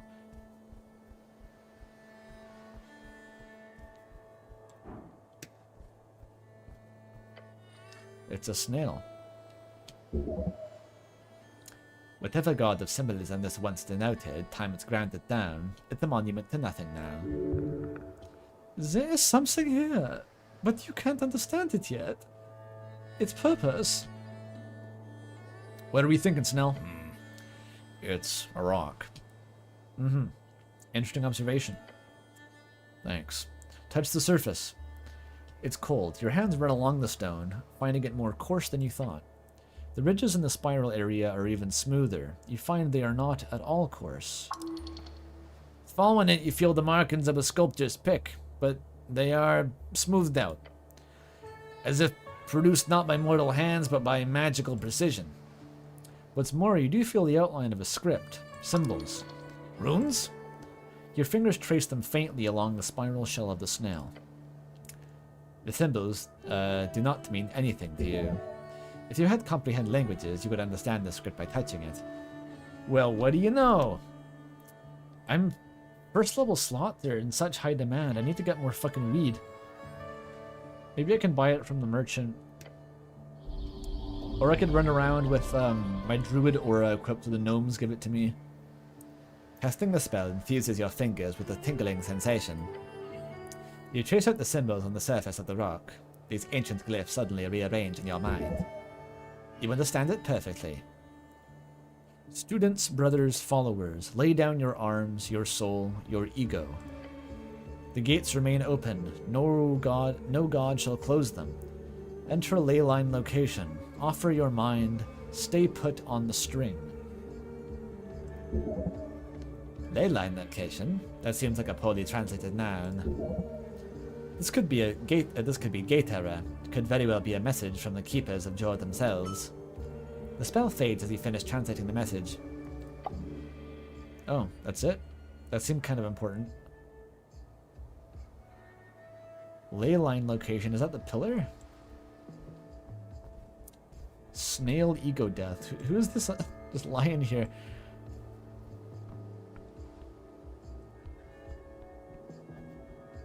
A shrine.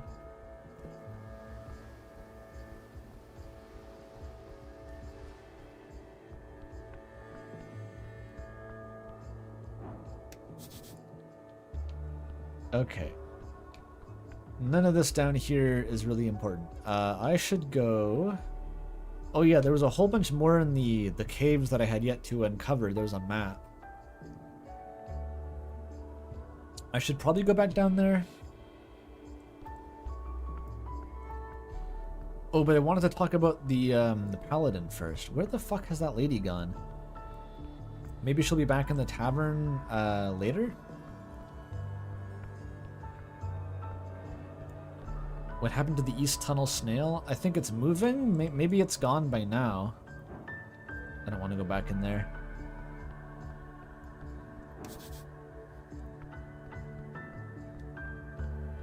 Oh yeah, do you sell weed? Wait, I can steal the helmet though. Hang on.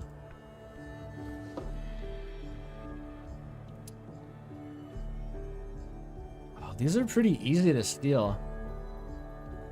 Hang on. Ring of Spent Wishes. 2 charisma. What's the helmet? Strength and charisma without wisdom. That's bad. I don't even want it. It does look nice though. A free tea bottle. Intelligence and wisdom advantage against elementals. Well, I've already succeeded in the haggling check in the fucking cave.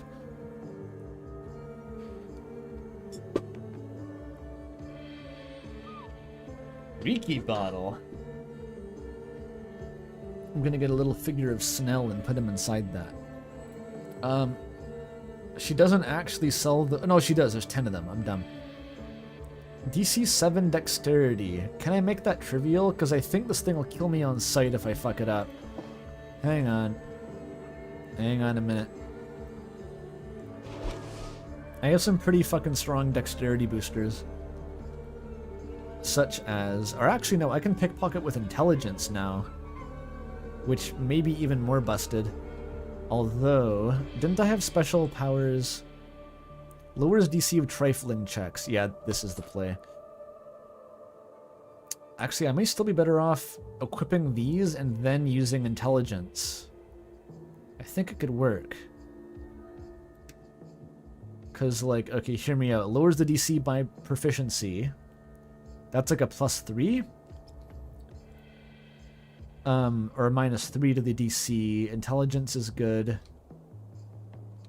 I don't think I have anything that gives me advantage against Restriders or anything. Intelligence boosting weapon, intelligence boosting literature, intelligence boosting spellbook. Okay, I'm pretty loaded here. I have a +11 bonus with intelligence.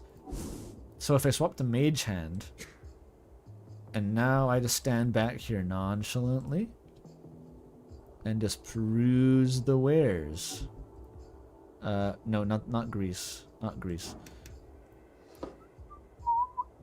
Oh, and now I'm immune to the crit fail because of the perk. Oh, I like this a lot. Okay, that one I can maybe fail. Oh, but I still have enhance ability. I'm invincible. I can clean this lady out. Oh no, that's DC 19. That's actually going to be hard. And that's DC 17. Okay, well, at least the weed is going to be pretty trivial. Take it. Doesn't fucking matter. Roll a 3, who cares? 10 incense, just like that. We just stand here and clean her out. One of those, thank you. Snell's just watching this like, what the fuck? Take a bone dust, thank you. The weed is trivial. I think this is trivial. Yeah, with the enhance ability, it's trivial. I can't fail. Nope. Reroll. Wait, what? Why didn't I reroll that? That was my perk.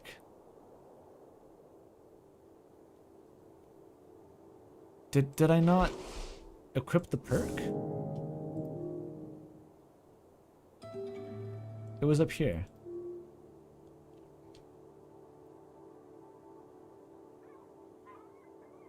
Why didn't it work? Is the perk broken? That's fucked up.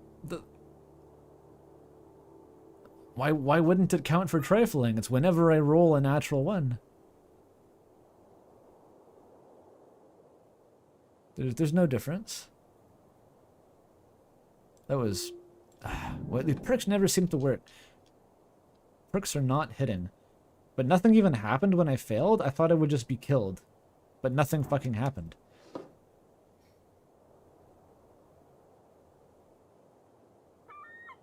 They're locked. God damn it. Okay, well, I got the weed first at least.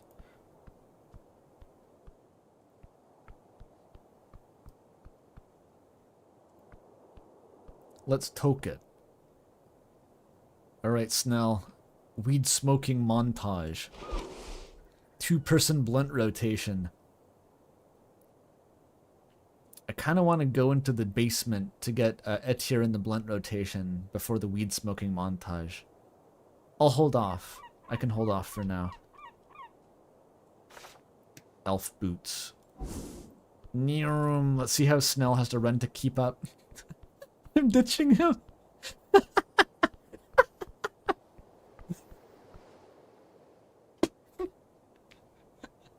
He doesn't have any fancy elf boots. It sure does need to relax. Girl, chill out. Light up. Holy shit. Oh my god, take a day off or something, sister. I haven't talked to the mermaid landlord in like 100 years. I forgot that he existed, actually. Is he still here? No. Okay, that character no longer exists. That's fine.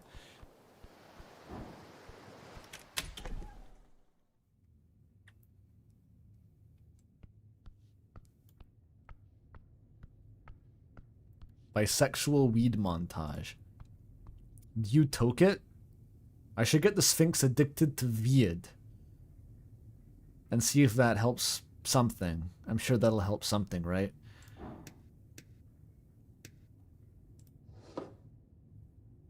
DC 19 mind expansion potion. That's tempting. That is tempting. My odds are pretty good. Plus 11 and plus 3. So that's like 14. I need 19, so I just need a 5. I feel like if I fail this, she'll vaporize me, though. Let me do a save, Scum. Scum save. Just because I feel like she will just kill me. Just instantly. I am now a kleptomaniac, Snell. I made sure to pick you up before doing any of this. Just stand over here. Oh, wait a minute. I unequipped my, my thing. I need my gauntlets back. Do do do do do do. Yoink. Nice. She'll never notice. She notices that it's gone missing, and the only person who was in this room in the last 2 hours was me and Snell. She'll never know who did it. Hey Snell, check out my cool trick! He doesn't let me jump down. I gotta go the long way. Let's go to the pillar. Let's just go down, because I don't know how to find that lady again. Actually, this links to the pillar, doesn't it? Yeah. I don't need a fucking healing potion. But I will expand my mind.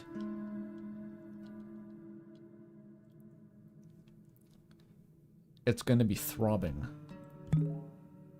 Delicious. Gonna hit 30 natural intelligencers.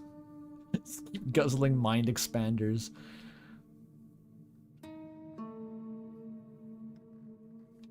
Okay, intelligence maxed, but I want protection against aberrations, probably. Where did my thing go? There it is.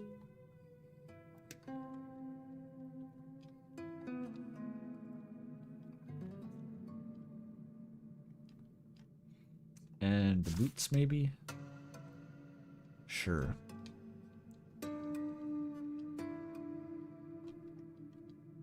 Where's the hammer? Good.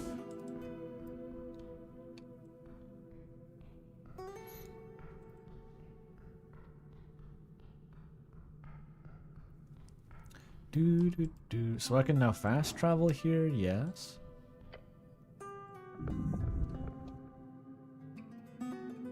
Travel. So someone went inside this thing, huh? Just wander aloud. Wonder aloud. It appears so. You'll have to be real careful if you want to go follow, follow into a gate like this. But you can do it. Travel to Undercoast Path.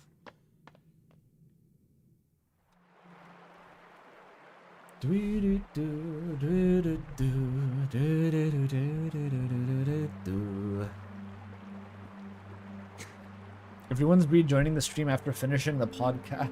That's funny. I hope you enjoyed the Delta Ramble. I was actually surprised. Cammy cut out quite a large section near the end where he ambushed me with it was an alternate take on the phone call in chapter 4. It was like about whether Carol was the caller. I thought that was part of the podcast, but he cut it out.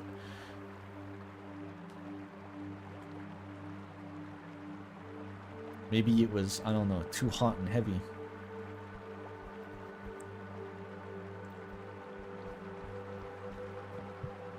Alright, big zone. Where is Etir? She said that she would meet us.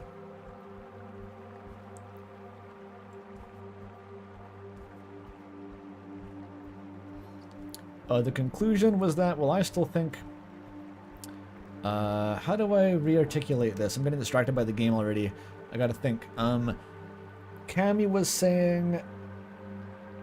It was the classic argument to some extent about, like, who is phone? Is it Carol? Cammy was saying... It's not Carol, but in a way that I hadn't heard before, which most of the arguments that it's not Carol, they're really, really awful. This one is a bit more interesting. Cammy was saying that the phone call in the kitchen was in fact with the knight and not Carol. So the knight passes on to Chris. There's a code in the guitar. Don't let Susie get the guitar. Chris nods, understands this. Then later on, when Chris fails to stop Susie from getting the guitar, they call Carol, knowing that she independently would not want Susie to touch the guitar. So you don't technically require the same person in both calls, but I countered by saying basically that it's implied that there is more than one person in the first call anyway, because they're talking about Chris in third person. And if it was just the knight and Chris, you wouldn't need to do that. And so if there is a third person, then who is it? If not Carol and the knight. Like, there's not really many other options there. Like, if it's Chris and the knight and who else? Who else would it be? It would have to be like Gaster or something crazy.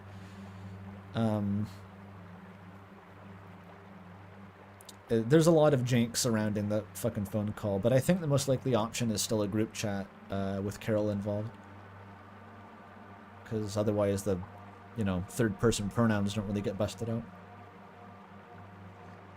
It is interesting. I am warming up a little bit to the idea of, just conceptually, like Chris having a separate kind of alliance with the knight than to Carol, or at least, like, I never thought there was full transparency between them. Like, even in the cases where the call is just knight and Carol in a group call, I don't necessarily think that Chris has an equal level of alliance with either of them. I think that Chris is mainly working with the knight still.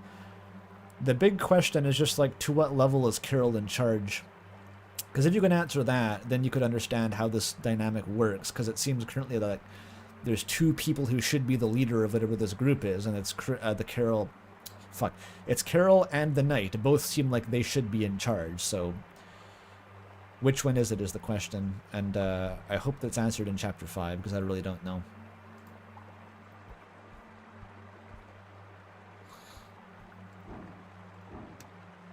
What is it? At the foot of the snail ruins, you watch a mass of writhing roots moving about, ever so slowly, around a series of corpses. This looks safe. Look at the skeleton in the center with the... That's a lovely helmet. You see it, straddled upon the brow of a skeletal face. It must be late Fade era, or early Divine era. However, a corpse would never remain this intact over hundreds of years without esoteric means. Most likely these were adventurers from a late era who simply used that ancient helmet. I hope you're not thinking what you're thinking. Oh, I'm thinking. The roots wriggle and writhe a bit more. Can you grab that helmet, Snell? Could, sure. Should I? Probably not. Should probably. Will? Absolutely not. I really want that helmet. Then you'd better take it. Quick and easy. Just don't get caught. That'd be bad. Try to trifle?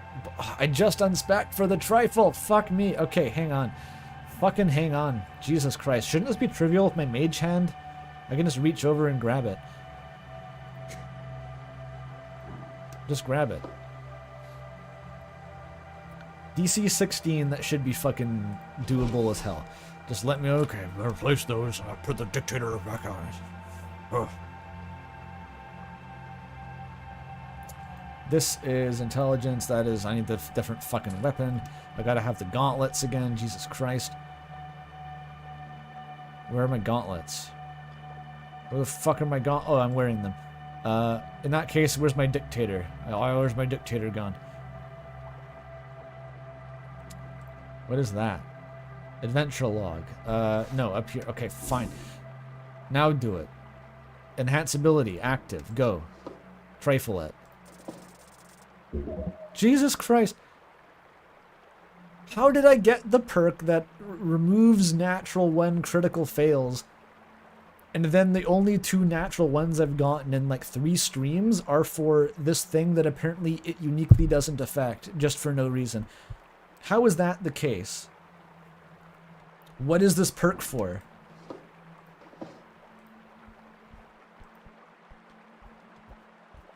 Fuck's sake. I'm not taking these off, I don't care. Oh, I'm on top. Ooh, a vine. You stare up at the wall of the ruins. Thick rubbery vines drape over the ancient spiraling concrete. It's a vertical ascent of roughly 20 feet. The Tulin did not do stairs. Whatever steps you have found in their architecture are added in later eras. The vines are slick with fungal humidity. It's gonna be slippery. It's gonna be rough. A fall from this height onto the fungal floor below. Flesh turns to jelly. I already survived. Use raw muscle, pick a path through the tangled knot. This is really, really easy. Like, extraordinarily easy. What the fuck? Why is it this easy? Cast Druidcraft? Try that. You weave the primal strings to bring the vines more closely together. It is now a DC 4 check with advantage. I would need 2 critical fails. 2 of them. 2 of them. 2 of them. Okay, it's fine. You grab the vines, testing their weight. Light as a feather. You avoid the slick spots where the ancient resin is pooled. Calculating friction coefficients in real time. Shut the fuck up, intelligence. Your boot finds a knot, your hands find a loop. Efficient. Clean. You are at the top of the ruin. Alright, did I want to be? What the fuck is a corpse? Who the fuck's, who's that? Who's that? A headless decaying body. This one belonged to some type of druid. Ah, so not dateable. Speak with plants? Yo! Wait, there's a lot of plants. How many can I speak to?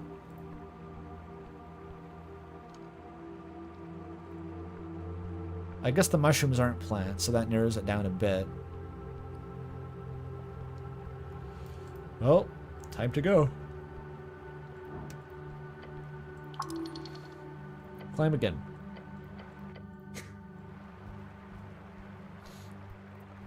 That was a good get. I wasn't even planning on going up there. Where the fuck is Etyr? I need to toke up. Come on, Snow. Come on. Where's everyone, actually? The prince also left.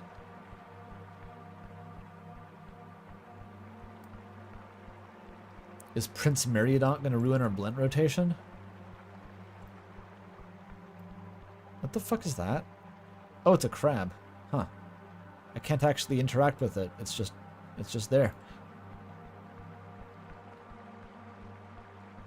I'm sure there is a speak with mushroom spell, but Nissan's not going to teach me. I honestly don't remember if her name was Nissan at this point. I don't remember what it was. I feel like it was just Nissan. Do you guys have more weed? Do you guys know how to undo failed pickpocket checks? Ooh. Free money.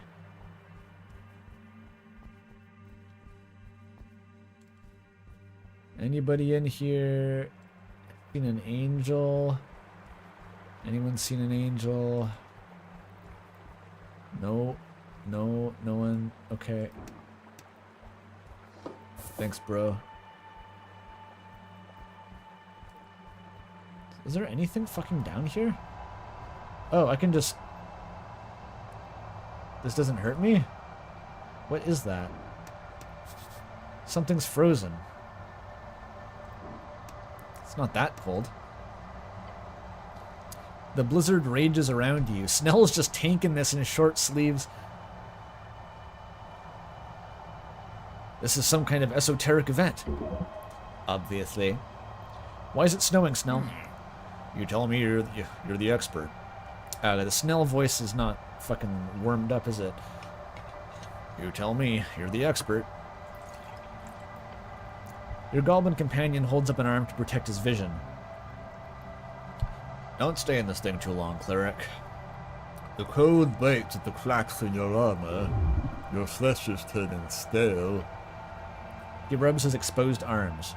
God damn it, this esoteric bullshit. Relax, Snell, it's just a bit chilly. Chilly? Maybe a bit colder than that. Try not to shiver. Be a man, Snell. Oh yeah, sure. Seems real manly to freeze your fucking balls off. I know a witch who can do that for you. Look around. You squint, barely noticing the thing in front of you, amidst frozen moss and ruins. The shape is vaguely humanoid, a small creature.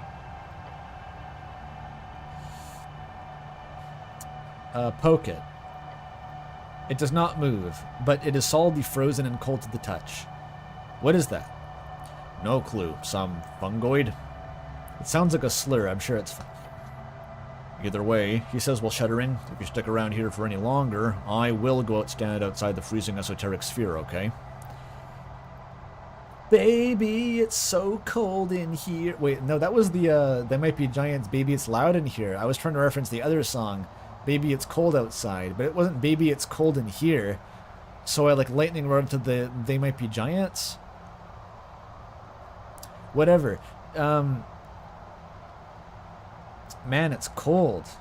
Frozen skin, slowed blood flow. The goblin is glaring at you. Try to move it. You grab onto the icy surface of the thing, but you can't. Not heavy, but stern. I feel like I should have bark skin before I interact with this. It's going to be dealing damage to me. But to do bark skin, I have to get rid of enhance ability, which means I should make more use of this to farm checks.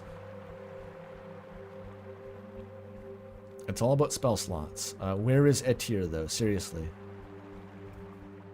Baby, it's cold in here.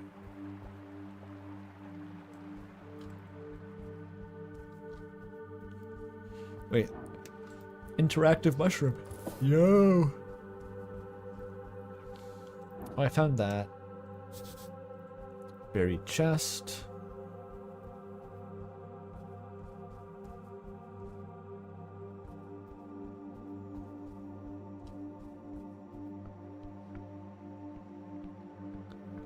Where the fuck? Okay, she's just not here, and also the prince who said he would continue to be here is also just not here. Why can't I interact with that? A great dragon roasting some snails. Really? Oh yeah. Look at them go. You step out on the edge. The vast undersea chasm greets you, its teal mist looking inviting. Look beyond the mist. You can see far, but not far enough. The gravity flip must be only a few hundred feet below. This is a pretty narrow world if this is the gravity flip. Look at the wall. On it you see a colorful depiction of a battle. Snails versus the dragon. The red scales, the many-colored flames. This is Eseth, the wild dragon who claimed this land for his own.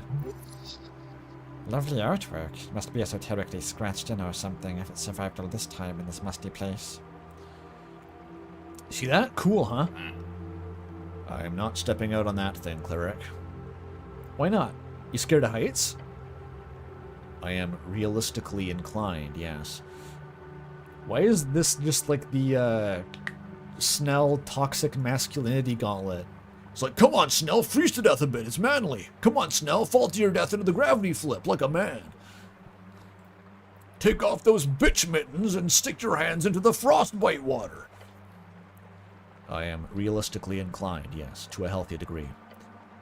But I'll trust you, whatever it is down there. Step away. I can't talk to the crab.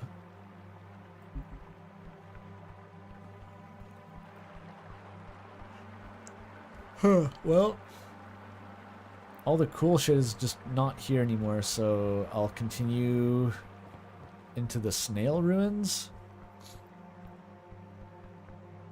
I cannot continue. Where was the map? I found a secret map. Oh no, it was in here. That was it. Now it's here?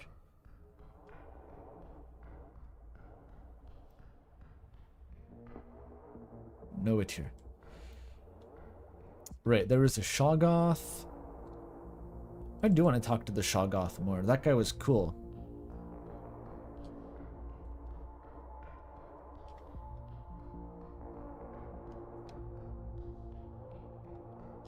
Is that a crossroad?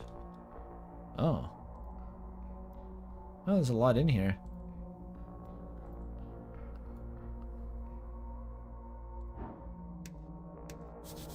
Snail door that seems eerie. You approach an iron door. This one bears symbol of chains, with a comically crude little devil drawing underneath. Intricate, precise, almost beautiful in its cruelty. I don't like this one. It's wrong. There's a devil inside. An ancient evil. Nice, time to awaken it. Why is that Charisma's first thought? Hello?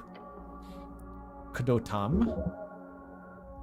You don't understand the words. That's not common. Knoxne Necto. I have no idea what language this even is. It's got diacritics I've only seen on like Vietnamese, but it's pretty clearly not Vietnamese. Infernal.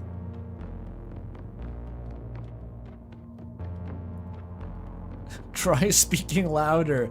Hello? You hear a grunt. Yeah, that's annoyance. Clear even through the language barrier. Ah, it's Polish. Maybe? It looks vaguely Polish.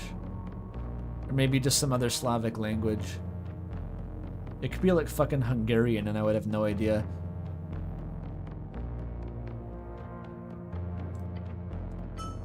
The voice fades. Maybe we'll ask the Shoggoth what's in there.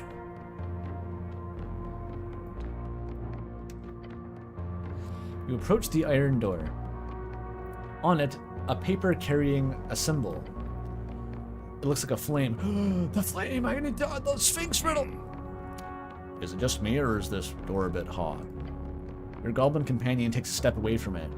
Oh, it's too cold. Oh, it's too hot. Man up, Snell. Burn to death. Fuck it. A faint sound, like a whisper in the tunnel. Make an audibly confused cleric sound? Yeah, make a cleric sound. I wish for you to know my pool. I am Galbot, the one of the pearled flame. I have been trapped here for many eras. See, this guy speaks English. It's a big step up over this guy. This is like the get unsealed ancient evil job market here. At the top Ifriti, as the top Ifriti of the Crimson Cord, I would go to heavens and hells to serve you, if you only destroy the seal which holds me here. Alright, rip the seal. This seems like a good deal. So what do you want? Silence. Oh no, just silence. Then, Free me. The heat rushes over you. why? Because I demand it. The Ifriti composes itself. You must listen. Power to grant more than anything else of that mystical nature ever could. More than anything else of that mystical nature ever could. Could you be my friend? That could be negotiated. Not worth it. Break the seal. Yeah, this is an elemental I could get advantage against with that thing that I can no longer fucking pickpocket.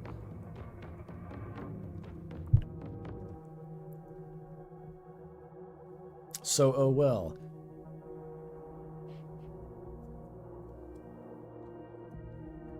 What happens if I break this? Freedom, power. I will grant you wishes. You've been sealed for this long? Do not think, only act. It doesn't want you to think. The seal keeps you alive, doesn't it? Silence. You know nothing, mortal. You've known enough. The iron door is a stasis. Break it and the Ifriti dies. I have been here for eons. If I die, so be it.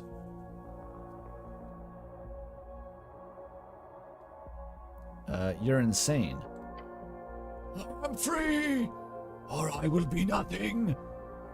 Grant me a wish before I pull off the seal. This seems like an easy problem to resolve. Press your ear against it. The metal burns. You could have foreseen that. Later. Why are there ancient evils all just sealed down here? But also it's a sewer. Hey, it's the rabbits riding the snails! Oh, I love this. This is a reference to like real, illuminated Bible marginalia. For some reason, monks back in the day just could not fucking stop themselves drawing rabbits riding on snails with medieval weapons and shit. Looks like some type of tourney. Fun.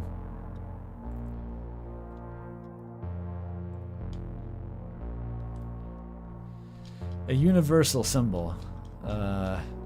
What's on the far side? And what was down here? Wait a minute. Oh, it connects back to the same passage. Yeah, some kind of metaphor, probably. Yes, because medieval people were furries. What is going on here? Is this the Ides of March, but for snails? This one looks so placid. Sic temper tyrannis. I'm pretty sure that's a reference to Julius Caesar that I don't get. Oh, to hear what strange bardic nonsense these snails cooked up. It is just a violin. Is it playing with its eye stalks? Huh. The Snides of March.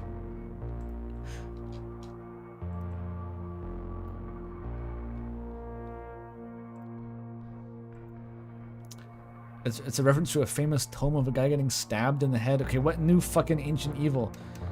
What we got? An iron snail-like door. You approach the round door. Upon the surface, a single piece of paper clings to the metal. This one, a crude drawing showing us 3 creatures. A lion, a goat, and a snake. Ah, manticore. I know that one. It would be nice to have a language that just shows pictures of what you're talking about.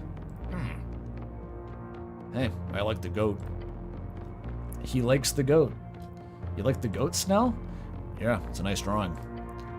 And I have no personal issues with goats. Lions and snakes, though, dangerous. Don't like that. I thought you liked catfolk.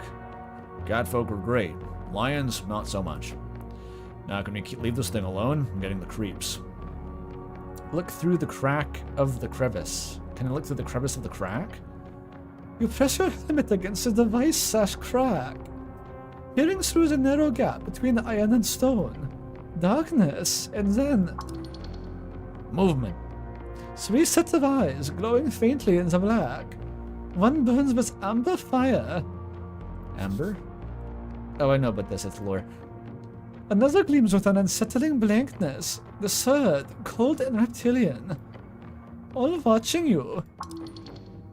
You pull back instinctively. Your heart pounding. Something is alive in there, more than one. Of course. The goblin sighs. Why wouldn't there be? Rip down the seal, so I can just Naruto run through here, tearing off the seals from every door and unleashing a plague of ancient evils. For no reason. I can just do that whenever I want. Hopefully at least the Shoggoth would just eat them before they escaped. Why is wisdom the heart again? I don't know, so you can follow it instead of your cock. This one is real bad. What the fuck is in here? A very creepy round snail door. Very creepy, very creepy. You approach the ominous door. Placed across the surface, you see pieces of paper covered in ancient writing. A seal. This one has the entire kingdom of monsters. This is freaking me out. I feel like we really shouldn't mess with this thing. Also, that piece of paper looks very easy to rip. This area is an ancient prison of the Tilden Castle. These are cells. An iron door. Look around the crevices of the door, underneath and along the sides. You press your head against the ground, against the walls. You see clearly, this door does not lead anywhere. It is not tightly sealed, nor is it very fastened against the end of the tunnel. It is simply an iron door set upright against the wall. Oh, that's actually freaky. Feels cursed at minimum. Talk through the door, look at the symbols. You lean in, checking them closely. You do not know this script. However, it is most likely some type of seal, most likely in the snail folk's lost tongue. Can I not comprehend language? Guess not. Talk to the door. Hello? Your voice echoes down the tunnel. Then, after several seconds, you hear... There. There is someone here. A light voice dances in the air. Are you inside this door? There is silence for a while longer. Then the voice says, It's been long. I see not, I feel not. Yet you I hear, you beyond the door. I have a favor to ask you. I'm the first voice you've heard in a long while, and you want to ask a favor. Yes. Bold. Bit rude, innit? I am sorry, I need to ask. The voice is silent for a few seconds longer. The suspense is great. I'm sure it'll just... Please save my husband. Oh. You catch a glimpse of the goblin giving you a worried expression. I know not who you are. I do not speak your tongue. The strings grant me these few words. They broke his soul into paper. He made a grave mistake. But this punishment, it is beyond cruel. They wanted to see him to see the end of the world, to lose everything. Wait a minute. I know one guy who put his soul into a bunch of paper, and that was Mecha Hitler. My love, my foolish, pity, wonderful husband. What? I don't care about this. Leave. I don't understand. We'll help you, don't worry. Snell? Snell's piping up? Alright. My fate is written. The voice fades beyond the door. Lady, we'll get you out of there. She really tugged at his heartstrings. Please break him out. Break the paper. Speak his name, please. Save my Iskurum. The pleading voice stops. You know, if I was an ancient, like, demonic entity sealed in paper, and I wanted to break out from someone reading my name, I would totally roleplay as his wife to, like, tell someone else to free my husband. You know, that sounds like a viable plan. Snell is snelping. Let him snelp. Make Snell read it so it's his fault when the world ends.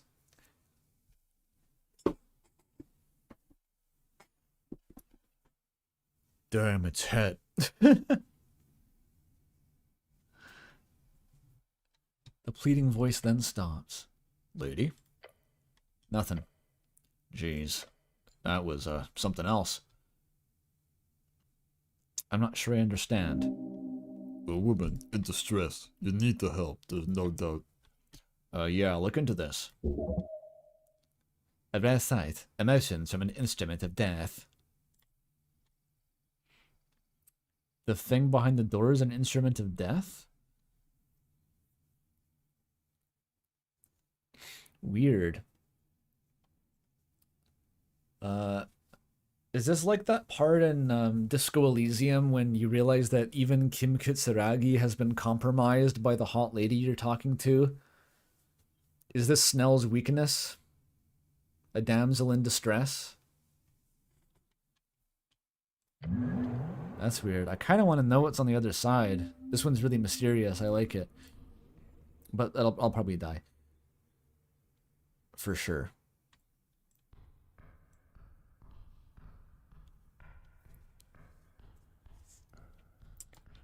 Maybe the Shoggoth knows. Everglad or whatever. Gleemax. Dragon. Hello. Sir Plate. Attack the apparition? What do you mean? Just windmill in and fall off the edge and drown in shit as it watches you? Just kind of perplexed? Like, what would you do to it?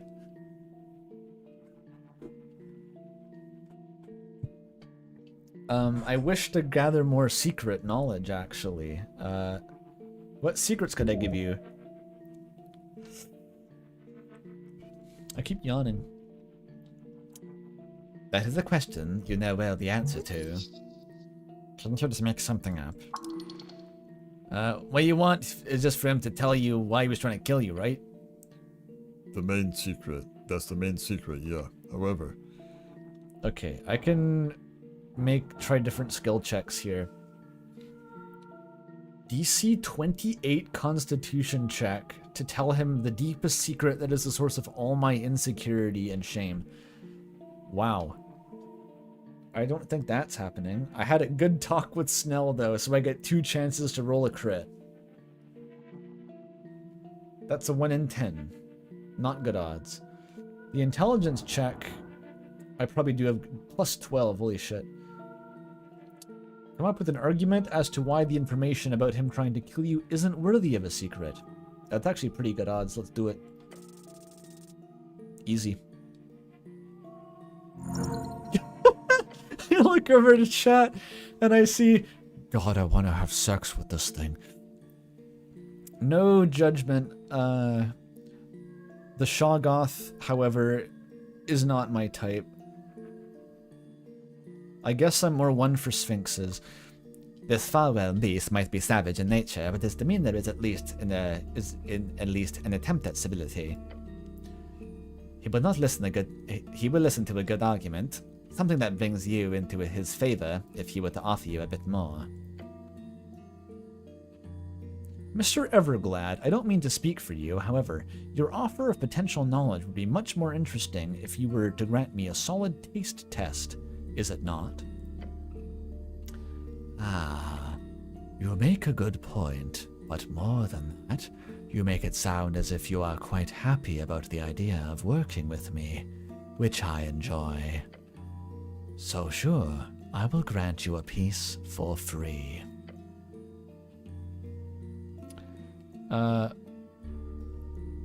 Why did you send your warlock to kill me? It lets out a grumble and squints the many, many, many eyes.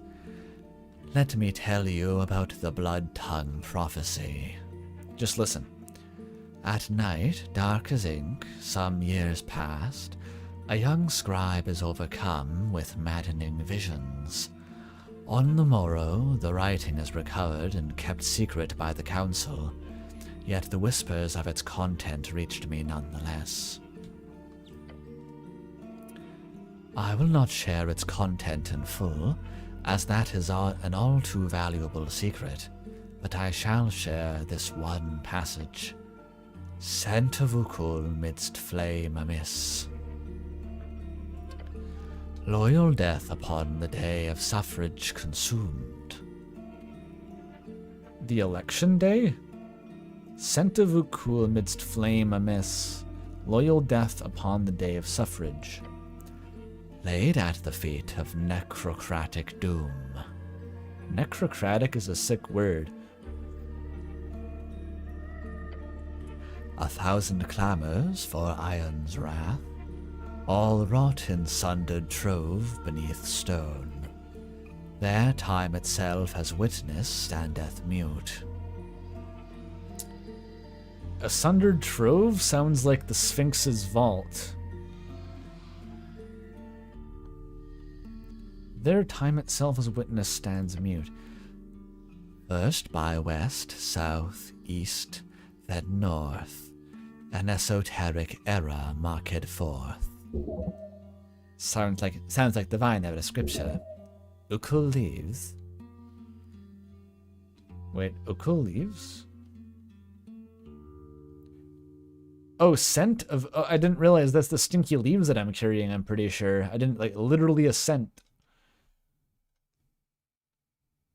So burn the Ukul leaves on the election day at the feet of necrocratic doom? Like one of the liches? Or in, like, in Viskin's basement, even? At, like, his feet below him? 1,000 clamors for Iron's wrath. Oh, maybe in the crypt. That's a lot of clamoring, all wrought in sundered trove beneath stone.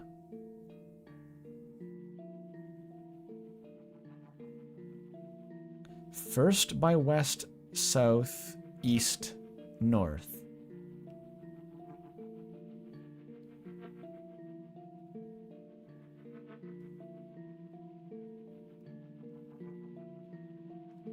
Necrocracy is a government run by dead people, i.e. the US Constitution.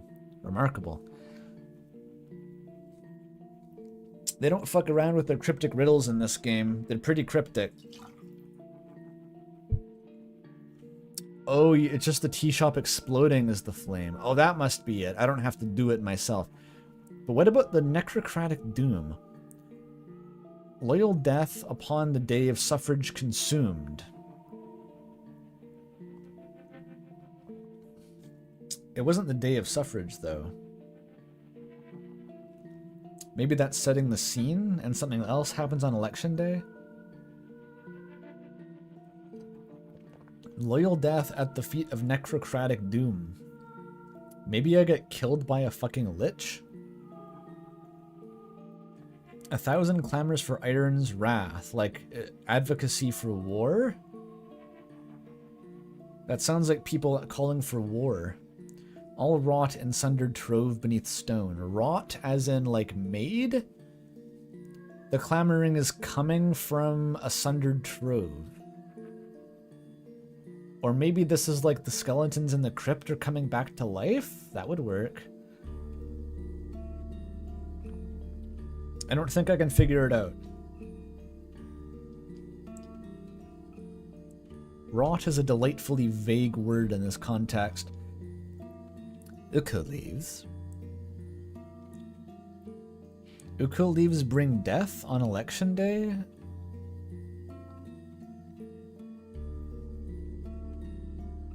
Or a necrocrat? I'm curious what the fucking necrocracy is, but this seems...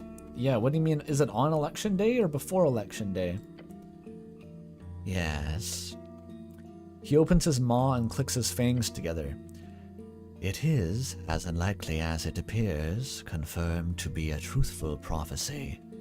Not yet come to pass fully, of course, as we are in fact not in an esoteric era born true, since the ebb still lingers. What does it mean? I wish the ebb to end. I saw in this prophecy my part to play, I saw the truth I could create. To bring about this fire to the legislative mass, a plot brought by the Mender's followers, the Elim Elves. I chose to support a player in the game of intrigue, the one you seek. Oh, there was a real plot to blow up the election. So that fucking dipshit elf who came and assaulted me on the bridge, he basically just confessed to the whole plot, like that was the real plot, but he just said, nuh-uh, it was Pinia's idea. But he just told me what the real plot was, according to this guy. They were going to blow up the election. And the Shoggoth egged them on?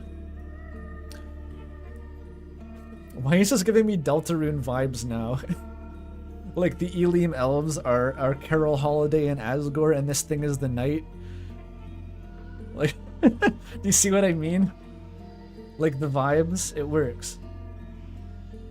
Folded under zero pressure, yeah. And then I greased him up and he fell off a bridge. Because this guy's trying to manifest a prophecy. It didn't work though. I chose to support a player in this game of intrigue, the one you seek, the rogue spellcaster you hunt. You know who I'm after? That was Pina though, and she died. Of course, I know most things to know. Tell me. He lets out a growl. You demand with such vigor, that is good. However, there is no secret you could give me that could be valid exchange. Do not worry, you will find out in time. But what if I pass the DC 28 Constitution check? And I go on like, it looks like the whole fucking, like, I was rambling about the Amazing Digital Circus before the stream started. It's the whole scene with Jax. That's the DC 28 Constitution check. It's a whole fucking like produced scene and shit with like flashbacks integrated. It's cinematic, dude. You'll love it. I promise it's good.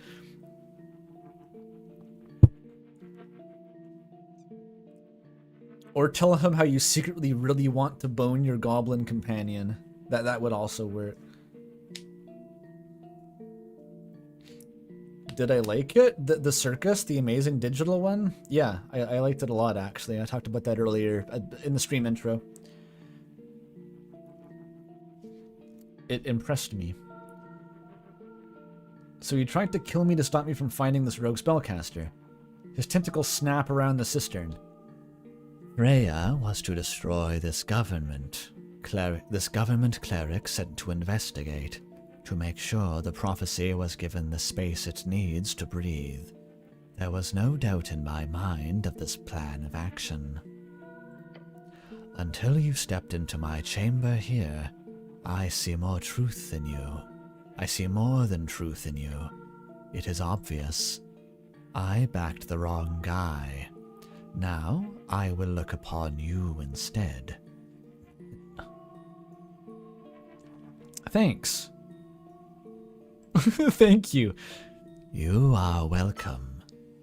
Bring me my esoteric error, Dragon. I am fully convinced you will. He's not interested in debate here. He's not even interested in your opinion. This guy literally just wants to watch you do whatever it is you are going to do. Gaster coded. It's like the Knight and Gaster. Gaster mostly. An aberration obsessed with fate. This will surely haunt you. Cool. This will surely haunt you. Thanks, intelligence. Collect my esoteric bullshits, human.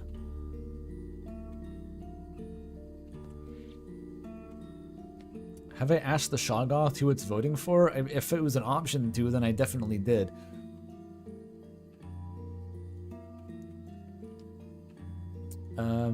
I forget what he said about Gorm. Let me check. Paladin. Do I have to sell my soul to get this info? Sadly, I cannot offer a deal here. Your Lord Gorm, this missing paladin, you have already found his stash in the city below. That is all you will find upon this material realm. Okay, he's definitely in the pillar. That's what he said. Let's do more skill checks. Wait, where is my secret skill check? Where even is that? Or maybe all of those checks were just to get it to tell me who, or why it wanted to kill me, and there was no other secrets. Disappointing. I thought maybe you could tell me, you know, Snell's sexuality or something arbitrary like that. That would be interesting to know. He said something very apolitical. I think this guy is against the concept of sentience in the universe, which is a pretty unique platform. But yeah, probably not really represented by any current party.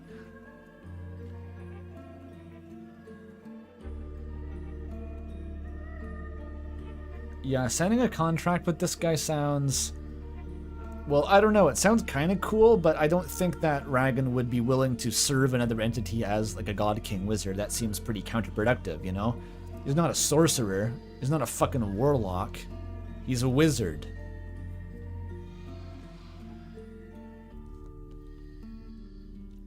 I don't know if that's nihilism. It's something, there's some German-ass philosopher probably agrees with this thing, but I don't know if it was Nietzsche. If anything, it's kind of Buddhist. It all wraps back around to Buddhism. You know, all beings attaining enlightenment is like the removal of ego from the universe. That sounds, this guy's kind of on some Saint Rainworld campaign shit. He wants the brain laser that removes your sentience. Okay, well, can you help me enter the Pillar of Jor at least? Interesting. That must mean you know where your little hunt is going to end. Through the crack of Jor's realm. Actually, I just asked that hypothetically in case you confirmed it for me, which you did, so get wrecked. The wording of crack of Jor does not sound as ominous as he thinks it does. Mr. Moonwatch told me he saw someone escaping the explosion and heading inside the pillar. You certainly just confirmed it at least. Yeah, that's what I was thinking. Oops. His maw widens. The shut gate can be passed, yes. That, I am afraid, I can only assist with if you sign my contract. Ah, fuck. I do not share such knowledge with anyone unaffiliated with the darkness. Of course, I would not suggest signing my contract simply to gain this knowledge. You should only sign if you truly wish to serve. My assistance in this matter would simply be a bonus. He's got away with words. This is the way you persuade someone when you've got all the cards. I can ask my friend Vriska about it. Fuck it. I don't need you. Even if my stream chat thinks you're very attractive in a sexual way. I don't need you. I wish to sign a contract. I do not. Windmill and... There's almost a science to picking the least socially appropriate or comprehensible time to just simply attack the creature. Just have this conversation for like 10 minutes on end, and then at the end of it, just a fucking rage comes over you and you just swan dive directly into its mouth, killing yourself instantly while Snell watches dumbfounded. Thanks for your time. Watch him descend. Alright, well that was pretty fun. Boop. Do I pull the seals off the obviously ominous door?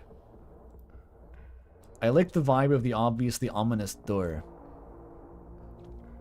There was this young adult fiction series that I used to really like called Fablehaven.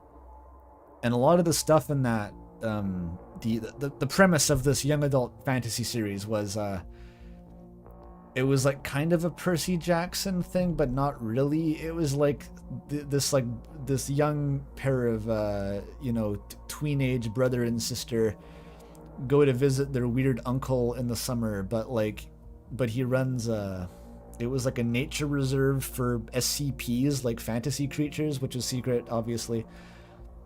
Fun premise, but I feel like all of the conflict in those books just came from like the evil fucking demon entity tempts one of the idiot children to like unseal it. And it's always something bad happens. Yeah, it's Gravity Falls. Good call, actually. It's pretty much just Gravity Falls. I forget where it was set. I don't know if it was Oregon. But it's always just some of that shit. It's like the obviously fucking evil, ominous, scary guy is like, yes, you simply must open the door. Simply unlock the door and I'll give you sweeties. It was cool though. It had good like pseudo horror vibes to it. Good young adult horror vibes. Yes, give the I have Turkish delights behind the door. I think it was the first book. There was just like the obviously like gnarled evil witch in the woods, and she's just like, if you stick your hand inside the box, there'll be a prize. And then she just pulls out this like creepy ass like wooden box. It's like, yes, just stick your hand inside. I can't imagine a more threatening offer from a weird like mossy stranger like living in a stump. Just put your hand inside the box, laddie.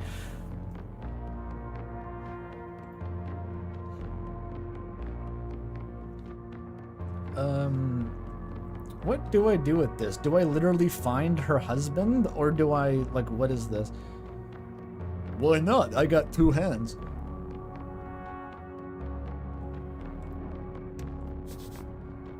It's very creepy. I could cast Detect Secret, maybe? Or would that just point to the fucking door? Because it's obviously a secret. Detect Alignment is interesting. Would this actually help? I don't have a Behold check for this creature, so I don't think it would, but if I could just tell omnisciently whether it was evil or not, that would help. Brandon Mull has a lot of good books, including The Fable Havens. I don't know what else he's written since. I tried reading the next series, which I forget the fucking name. That was more like Game of Thrones for kids, I remember.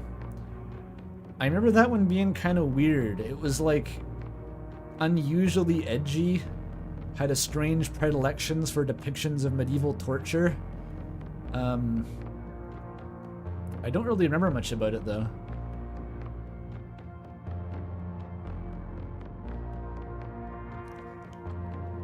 Take a splash in my cauldron, dearie. It's safe. I don't know, chat. Should I do it? Yeah, pretty much. Zoomer Fablehaven. Witches have to adapt their tactics for Zoomers. The stream chat says it will be +2 if you jump in my cauldron. Okay. Nothing to do here at the moment.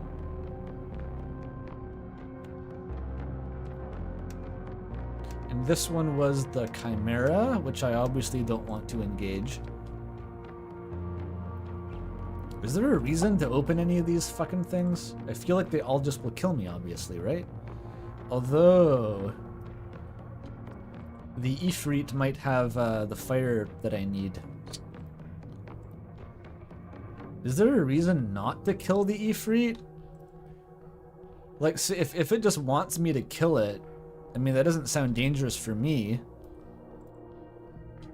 Like, the most I could do is, like, get it to give me something in exchange for killing it.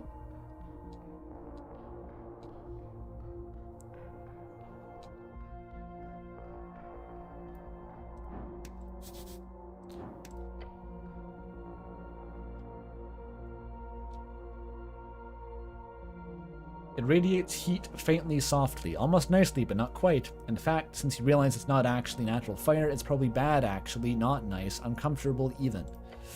Anyway. The flame symbol mocks you.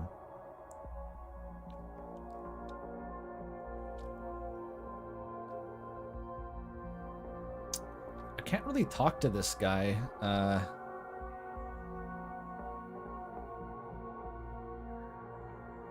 Just YOLO? I'm gonna save scum.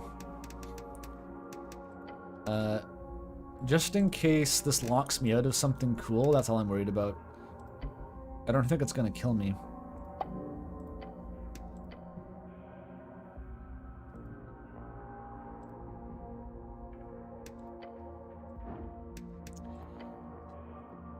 Lamau, remove the seal. You grab the paper. Burning. I'm fine. Yes, break it. The Ifriti roars with triumph. Free me. How fucking hot? It's just a paper. Bear the pain. Pretty easy check. Not bad. You must. Pull.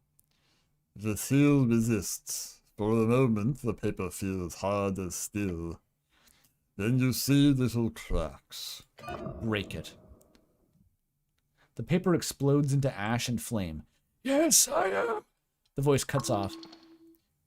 Not gradually, like instantly. Like a candle snuffed out. It is gone. The door grows cold. Wait, was that the lady's husband? Because it seems like he was in the paper a little bit. Silent. Is it dead? The seal is gone. The Afridi gone with it. Touch the door. Cold iron.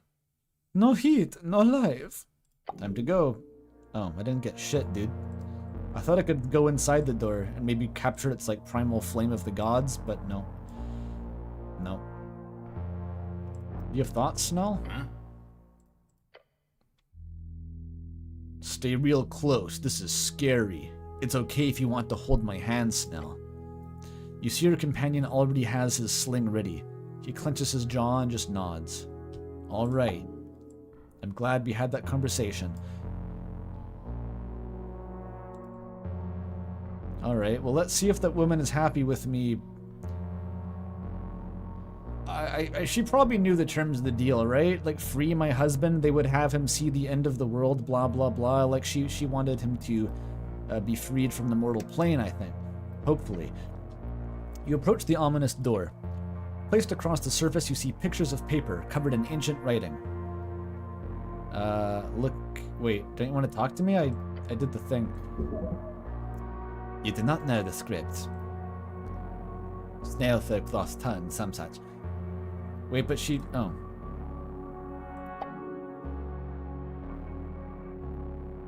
I thought I would get something, maybe. Druidic power? No.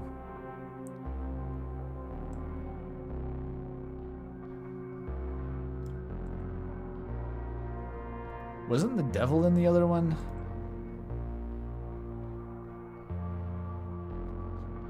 Why is Etir still not down here, okay? I'd feel better if she was here to help me fight the fucking Sanctuary Guardian. I came this way.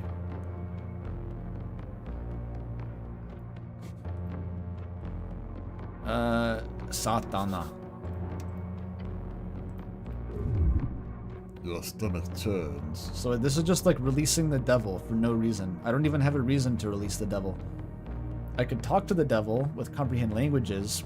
Is that worth my last spell slot? It's just gonna be the devil. He's gonna tell me let me out, and I'll give you fucking free value and stuff. And it's gonna be a lie, then he's gonna kill me. Because as we know from the official doctrine of the Catholic Church, demons have no actual power to affect the material world that is not within God's purview anyway, so all they can do is scam you into thinking they have special powers by doing shit like flying really fast and looking at weather formations. Never sell your soul to the devil, not only because it's bad, but because it's a scam and it won't work. Not today. From the Bible.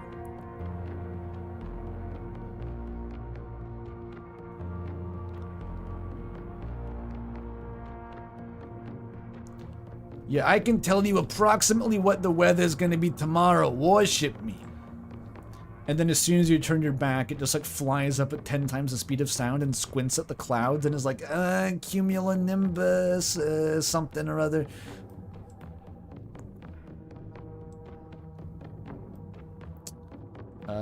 Okay, I think there was a bunch of fucking dialogue regarding this large map. Oh yeah. Oh yeah, okay, look along the River Torna. We appear to have had colonies even as far as Toll's Pass, even further than Earthport. Though, curiously, this map does not align with your common knowledge. No, it does not. Hmm? The endless waste should not allow anything to be built this far inland. If this map depicts everything until the wastes begin, then there was less wastes during the Fade era. Is this the Pale again? Did they do the Pale again? Does every disco-like setting need the Pale? This is commonly assumed when looking at other early mapping attempts. Good to see it confirmed. Is that part of the Ebb?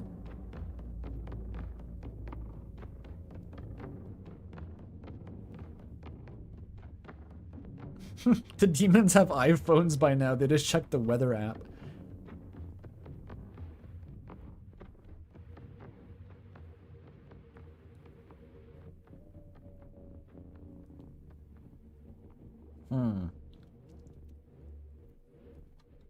Looks at Reeds or Old Dimenor. Across the border, on the mostly covered in rubble band to your left, on the left. I find it very hard to conceptualize the shape of this map. You see a very different visuals than is commonly depicted today. For today, most of the western Reeds is ruined, cursed. Where the cursed lands lay today, here you see a fertile crescent. Is that a frog? It appears so. How wonderful! While on the coast, you see several locations that do not align with any modern location. The Draconic Civil War surely reshaped most of this as your former overlords fell. The one dot does align. It is a tiny one placed in the center of the bay, the Reedian location of the Pillar of Jor. It has stood here since the Gate War, so it makes sense the snails would want to point it out clearly. They did worship Jor in the end. And it also seems the rest of the geography in this depiction of Old Dimenor does not align with any modern visuals either. Yes, the Arcanists here shaped most of it, to create more fertile farmland in defensive positions. Huh.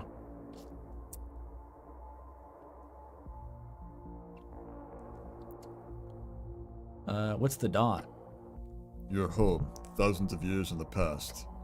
This was its first founding, by these snails. The little images of these beasts of Jor show them stretched far inland, having colonies along the river. Not to unlike your own people's efforts. Return to Snail. Is that us? I didn't think we were directly on the coast. I thought we were on the river.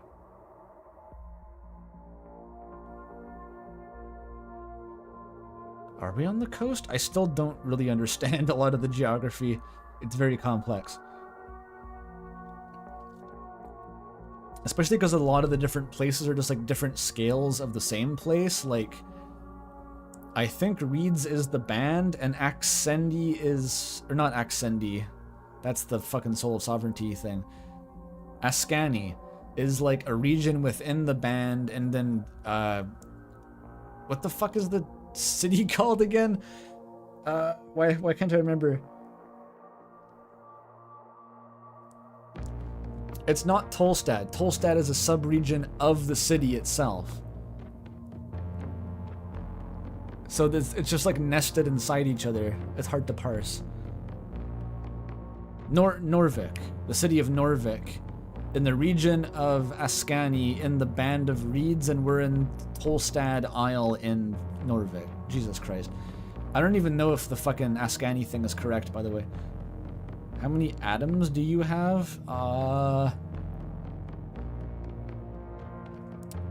don't know. I feel like it should be maybe a few hundred quintillion. That's my guess. That's my ballpark guess. I don't actually know.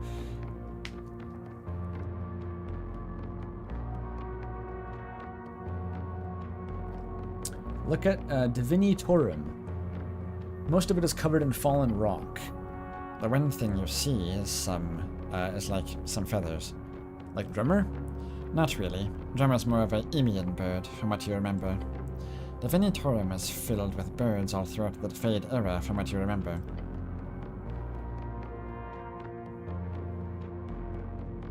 You're saying octillion? That's like 3 orders of magnitude different. How big is an atom?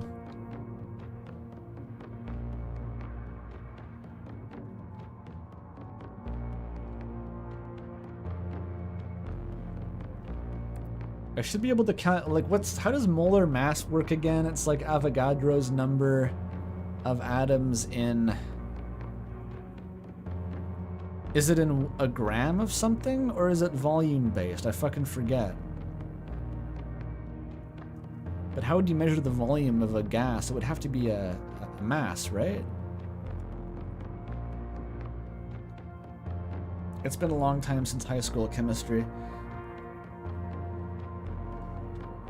The number of molecules in a gram. And what was Avogadro's number again? Was it like protons, like hydrogens?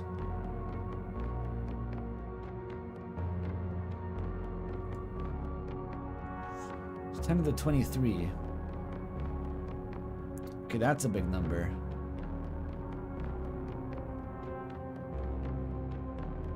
You can use molar mass to get grams. Okay, so that's in... Okay, what is that in illions, though? Let me think.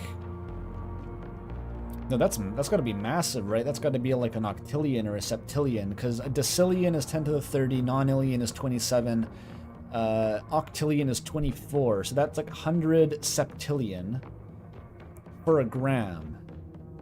But a person weighs like hundreds of thousands of grams, so yeah, hundreds of octillions? Is that really it? That's a lot.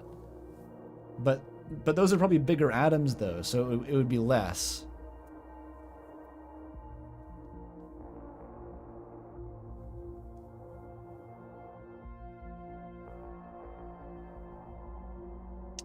I give up, actually. It's fine. It's like their thing. Loxorian birds.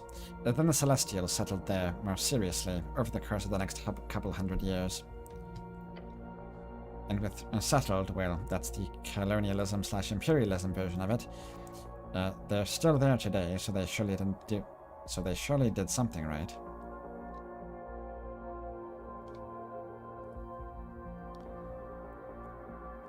Humans average the molar mass of carbon.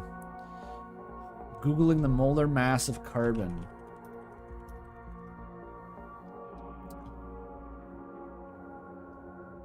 It's 12 grams per mole.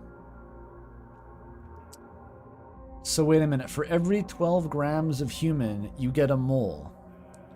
So divide by 12 grams. So if I'm, I don't know, 55 kilograms maybe,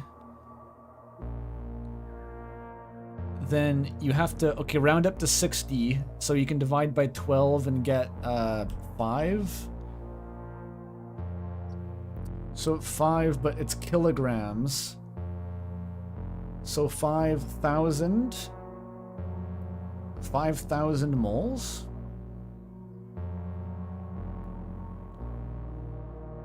Every 12 grams... I might be doing this totally wrong. So 5,000 times 10 to the 23 is 5 times 10 to the 27, which is a nonillion. That's a lot of fucking atoms. I'm probably making a lot of errors. I should stop doing this. I should stop thinking about this. The lion in modern-day Vizca.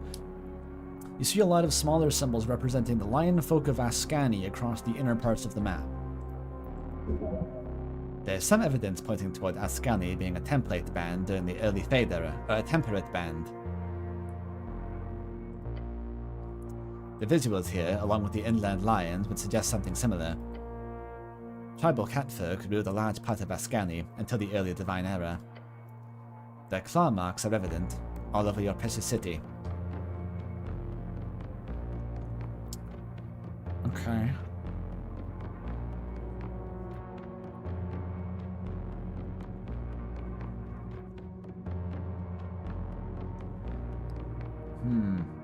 Look at dragons.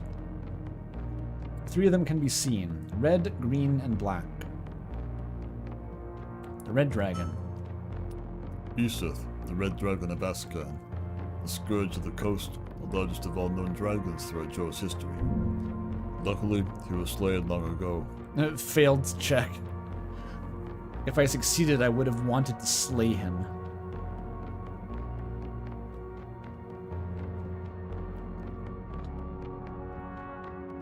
Look at the green dragon. What the fuck? Tissereldenor, the great green dragon. She was the mother of most, as they say, she who burst the coastal broods. While a tyrant, like all her kin, she is known for her lighter touch and bondless man. When Dog Dolindim slayed her, it ushered in freedom for all mankind.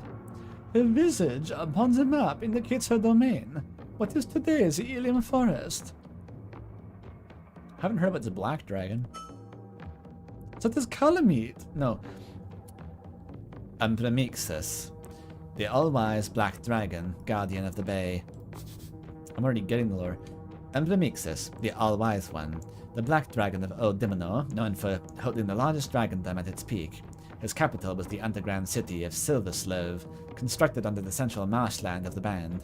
His strength was based on esoteric might, and he was known to carry 100 human wizards on his back when he went to war. What a fucking visual. 100 wizards just strapped to his back like turrets. They worked like close-in weapon systems. They would shoot down missiles.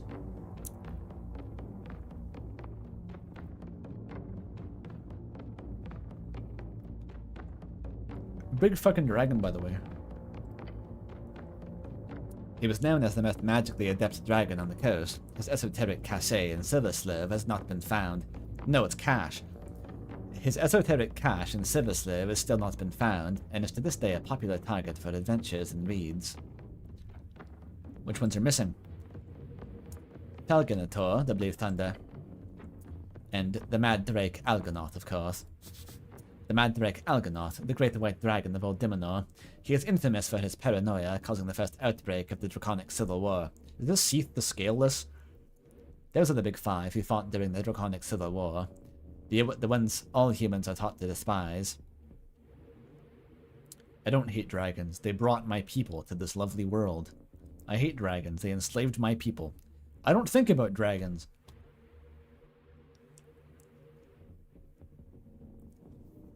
Is there a reason not to hate dragons? It doesn't sound like we ever had a positive relationship with them at any point in history. I guess we stole esoteric knowledge from them, but like we stole it. They didn't tell it to us.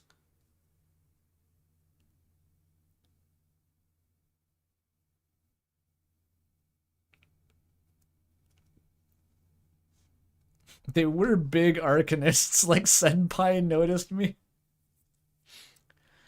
That's so wretched.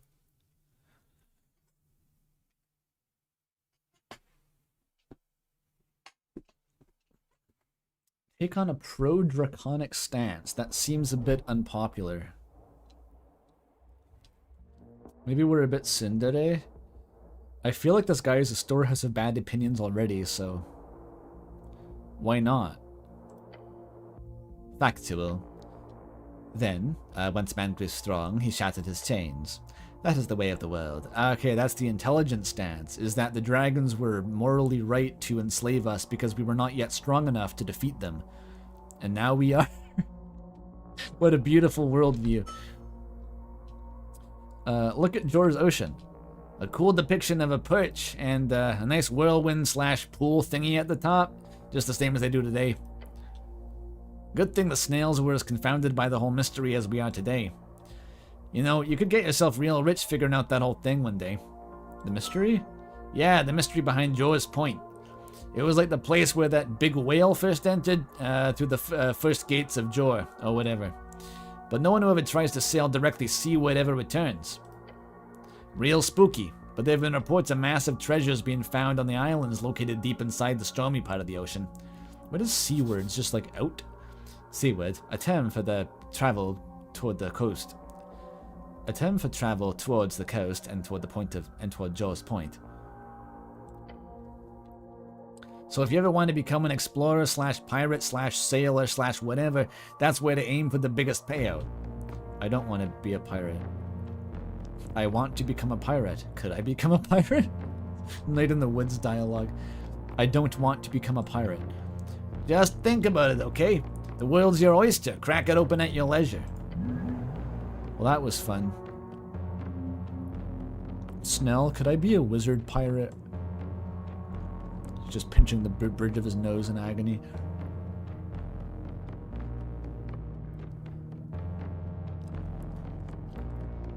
Jor's point is the big nipple. It's like the hairy ball theorem, where that's where all the hair of the world has to stick up because you can't comb it all flat or something. That's probably why.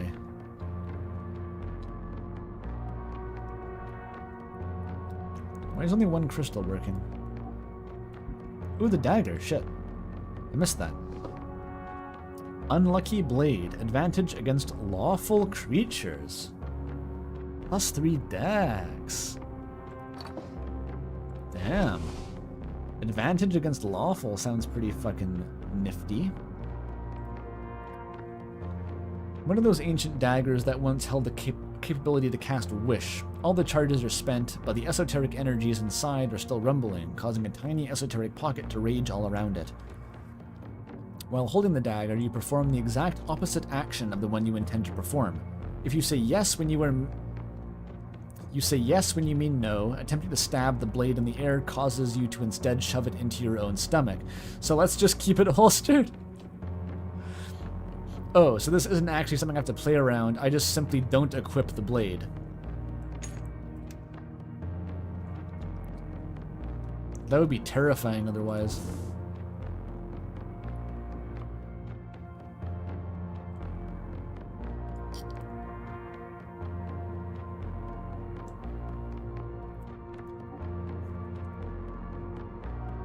I can't click on the funny mural. These snails are so silly.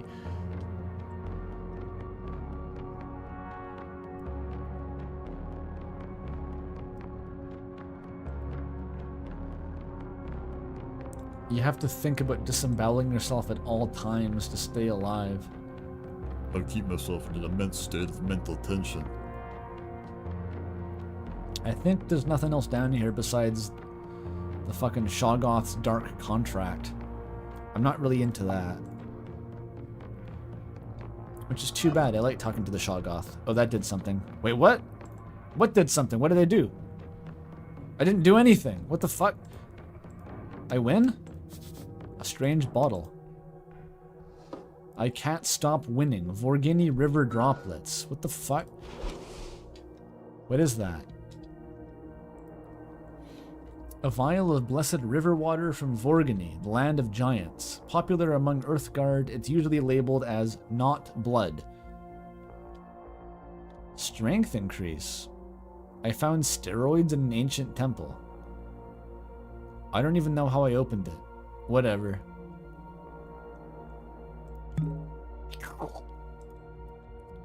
My testosterone is permanently increased.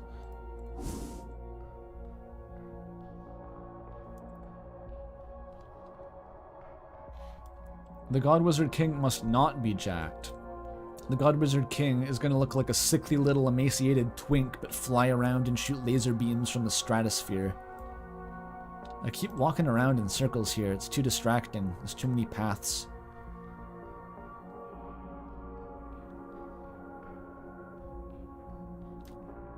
Does this lead? Oh shit, no, don't do that. This leads back to the map. Okay, we don't want this.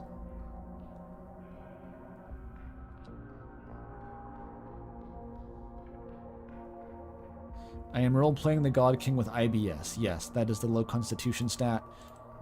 You shit yourself. Your colon squirms and undulates. You find yourself walking out into the mist. A teal ethereal veil spread across the basinless wonder, the undercoast path. Is it thinking I just discovered this area? It's confused. Mushrooms, your companion mutters to himself. Let's not stay down here for longer than we have to.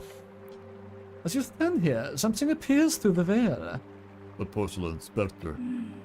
Oh, there she is, fucking finally. The shards of her broken wing gently flutter in the damp chasm winds as she descends from above. It is vast, the center line of this realm. Hello again, Etir. Cleric. The angel spins around in the air and places her hands on her sword. Something in Polish. The upper hollow ridge shall be explored. Let us delve, cleric. Etir has joined you as a companion. She will follow you while you explore the Undercoast path. I didn't think you'd actually join. I have surprised you then. Yippee. She's not exactly the most talkative person, but damn if she's not useful. Just keep on her good side, okay? We have an angel protecting us now, Snell. What the fuck kind of comment is that? Just turn to look him in the eyes. We have an angel now, Snell. Yeah, super. He loves the angel. He gives a thumbs up. I'm happy you agree, Snell. Let's have a great adventure. The goblin grunts. The telepathic voice enters your mind. Snell, I have worked with goblins previously. Your kind are hardy and industrious. Then whisper to Snell, "It's okay, she's racist toward humans as well, so it's like a bonding experience for us." This will be a fruitful cooperation. He rubs his temples. Sounds great. I can sense your hesitation. Okay.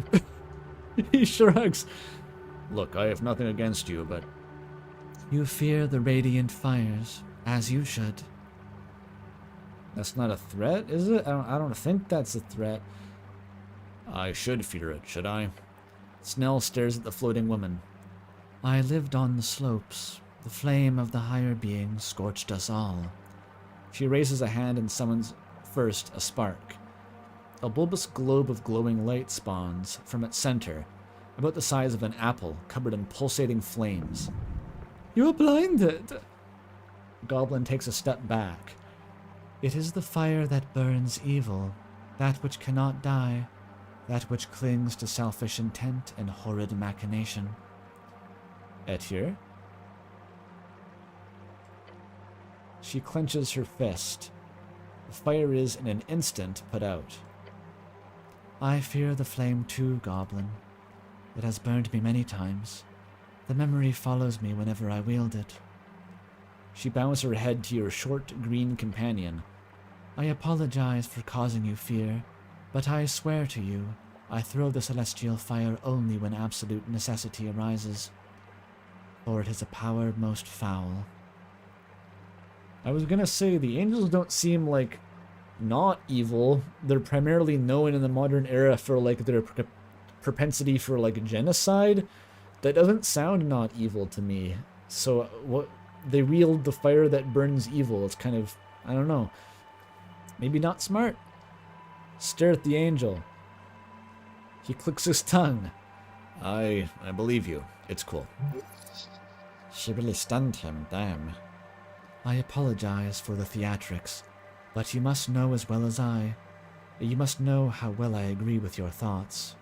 You are wise, Snell, and my flames, while dangerous, are mastered by me innately. You need not fear. The goblin takes a deep breath. Got it. Happy you're here. Good. Now let us serve well. He folds his arms and looks into the mist. Yeah, let's do it.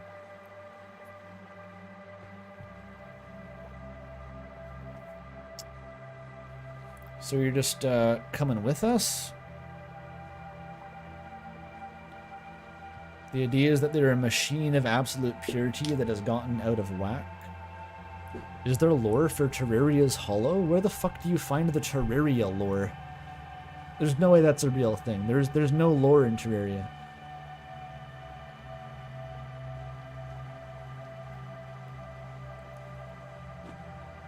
There is a single lore page on the website. Awesome. So you're coming with us? I am cleric, Here on the Undercoast path, at least.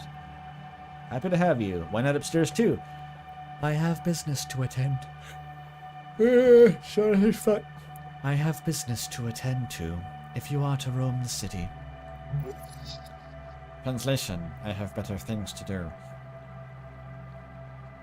Any info on this place? Yes, cleric. She points toward the east. Beyond the pillar lies a complex Tulin cattle origin. A complex of Tulin cattle origin.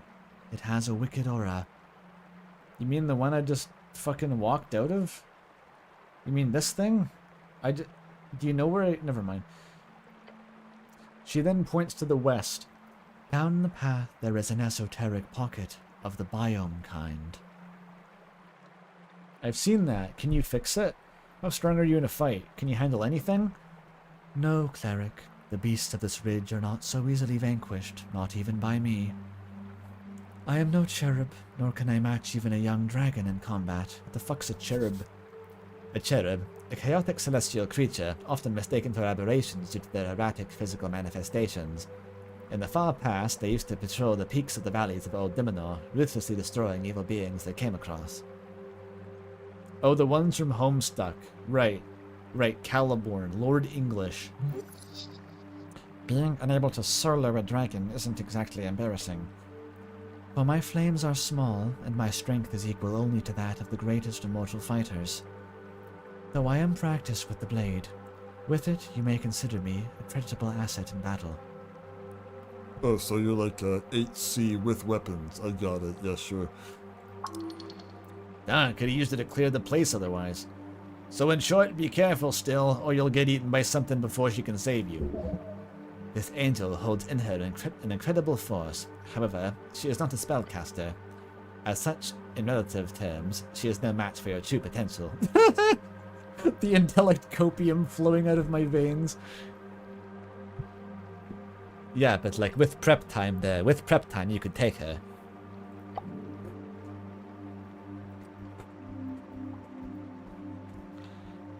So what is there left to do? She really just A-poses along, doesn't she? There's no one left to kill down here. Like, it's deserted. Even the fucking prince just disappeared, kind of. She is Ralsei-like in nature. Can you talk to the crab, Angel? Can you interact with the crab? I'm yawning a lot. I should drink coffee, maybe? It's only been 5 hours. I still got a while to go in the stream. Yeah, I'll get a coffee, maybe. I'm trying to think what I have to eat. I kind of don't have anything left to eat, is the problem. I'd have to make a frozen pizza, which takes like 2 hours. I don't have any cheese left. That's kind of it. That's usually the other option. Okay, here's the plan. Preheat the oven for the pizza, but also make a coffee. Drink the coffee, caffeine appetite suppressant. I will stop being hungry until the pizza is done. Eat the pizza. I can do it. I'll be right back. I could play some tunes even to keep you all awake.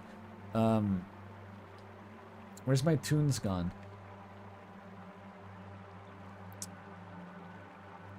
Huh, this EP is only 13 minutes long? I didn't know it was that short.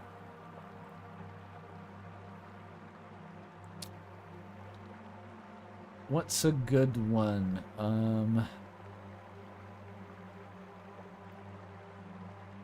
Ooh, Null Notehead. I recently did like in a private Discord call. I did a presentation, a PowerPoint about Haley Labs. So it's been on my mind recently.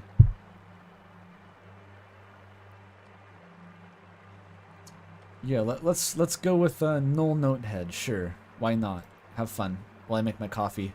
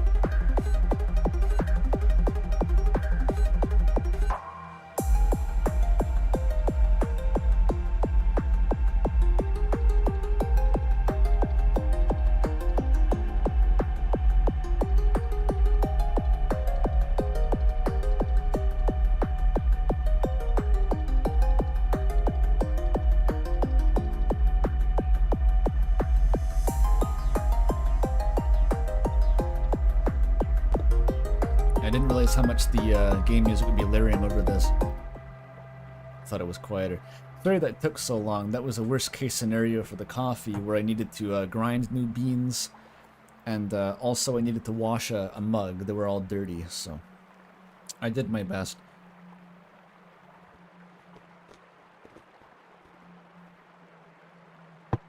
Music is bumping. Good coffee.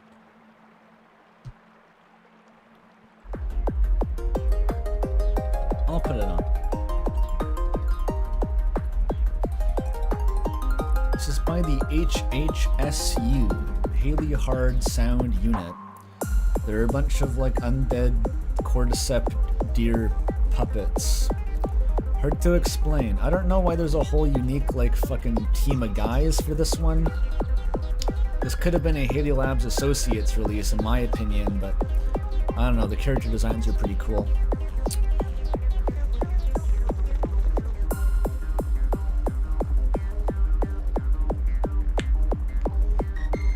Oh boy, 60 viewers. That's pretty consistent. The viewership for these streams isn't high, but it's usually pretty reliable.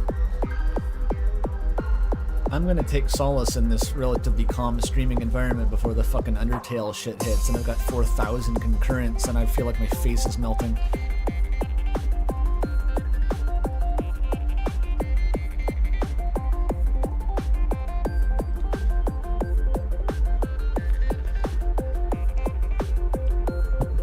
The calm before the storm. Okay, I can play while drinking the coffee. I don't need to wait. I don't know, this music kind of goes, doesn't it? Probably a top 10 album on the discography, this one. I put it in Uber Banger tier. I made a tier list actually. Hang on, I can stall with this. I made a little Haley Labs tier list because I've been struggling for a while to think of like, well, obviously I want to make a Haley Labs tier list, but like, what would I even put on it? Because I can't rank all 200 albums, because most of them I just don't really have a strong opinion on. But then I realized, oh, I can rank the top album of each alias against each other. And that actually created a pretty interesting distribution. Let me find it. Where'd it go?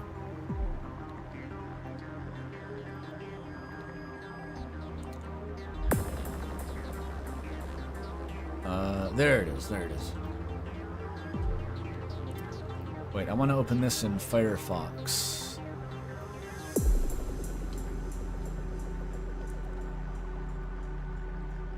Here we go, here we go, here we go, here we go. The drop, wait. Oh yeah! Turn it down a bit though.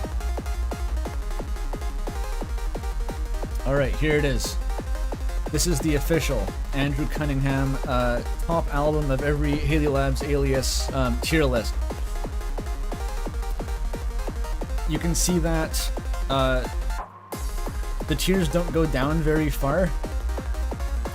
Like this is basically B tier at the bottom here, and then this is just like maybe C tier. So like most of them are just like A and then like S and higher, because I like all the music. That's kind of the conceit.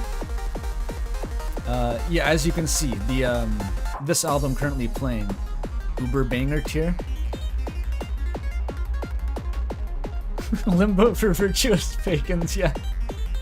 Yeah, this stuff is not the best. Not my favorite. We got D Mode D and we got Jackal. No one has ever heard of these aliases. If anyone gets into Haley Labs, yeah, the first thing you should do, go and listen to Return by Jackal. That's what the good shit is.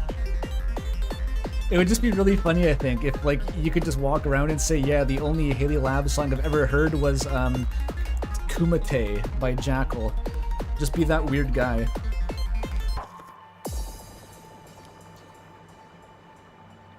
Might you ask what one of those is? Ah, we have a neophyte. So this is a... How the fuck do you explain this again? I just kind of assume that people know what this is at this point because it's all the same viewers every time. So imagine if you had a musician, right? So picture Toby Fox. picture Toby Fox, like a musician, but picture if he was a Canadian and he's a furry. He might be a furry anyway, but if he was like really a furry, and then picture him for some fucking reason deciding to make like an album every 2 weeks for like several years back in 2010. And imagine if he also invented a bunch of like personas to give credit to the music to and just pretended to be like 50 different guys. That is what you're looking at. So the experience, the concept of an alias is one of these anthropomorphic characters that this hypothetical musician has defined to credit their own music to in a sort of way to categorize them by genre and vibe. It's like that.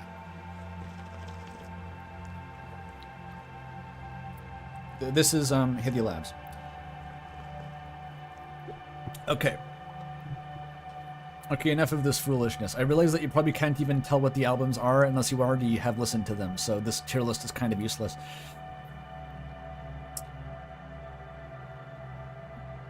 But we're listening to this one. That's the point. Alright, back we go. Actually, I think it's probably time to put the pizza in, so I'll just run off and do that, then I'll come back.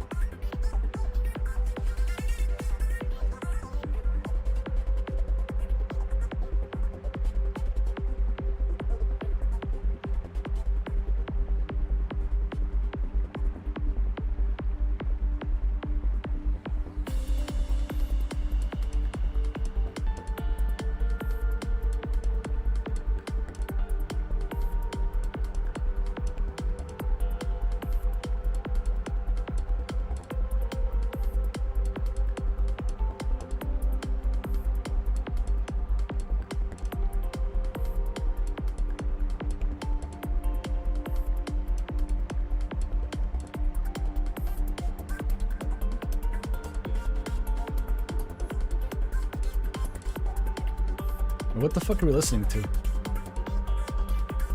Where's that coming from? Oh, it was still playing the album. Okay, I didn't realize.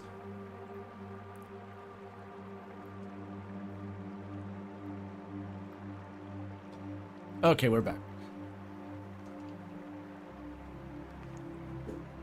Who the fuck is Robert? Oh, Robert Schumann. I know Schumann. Did Schumann publish under aliases? I didn't know that. I just know he died of syphilis, probably. I don't know.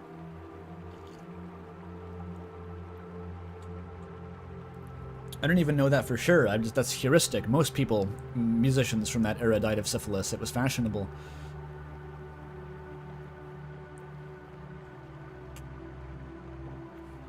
He made up a bunch of personas for different parts of his personality and used them to write, and used each persona to write his music. I had no fucking idea. That's literally what I just described. If only they'd invented furries, that guy would have had a blast back in the 1800s. R.I.P. to a real one.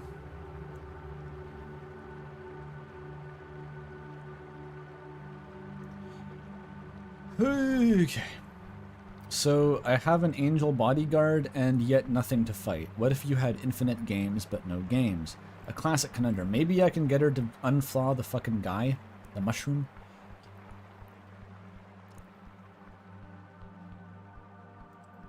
Snell must have good cardio to keep up all this time. Activate the Druidor. Where was it? Up there.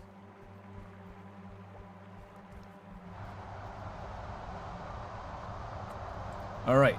Etir, deal with it. You squint, barely noticing a thing in front of you, amidst frozen moss and ruins. I've read this already.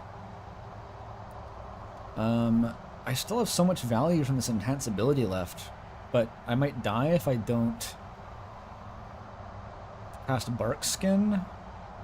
Actually, I should just eat some snacks and then do it anyway. Because I can take it, I just need some snacks. I have many snacks. Mushrooms even. And that donut I stole from a witch. I mean a hag. What if it's like a poison hag donut though? Oh. I can't find it anyway.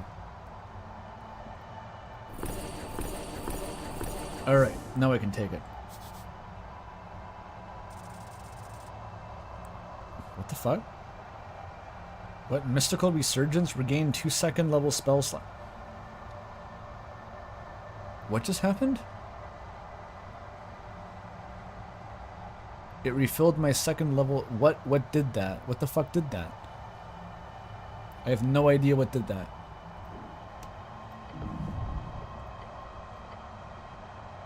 Spell slots is spell slots. Yeah, I'd prefer to know what mechanic caused that to happen though. Am I crazy or like the perk's just completely fucking broken? I feel like that was a perk effect that I don't even have equipped.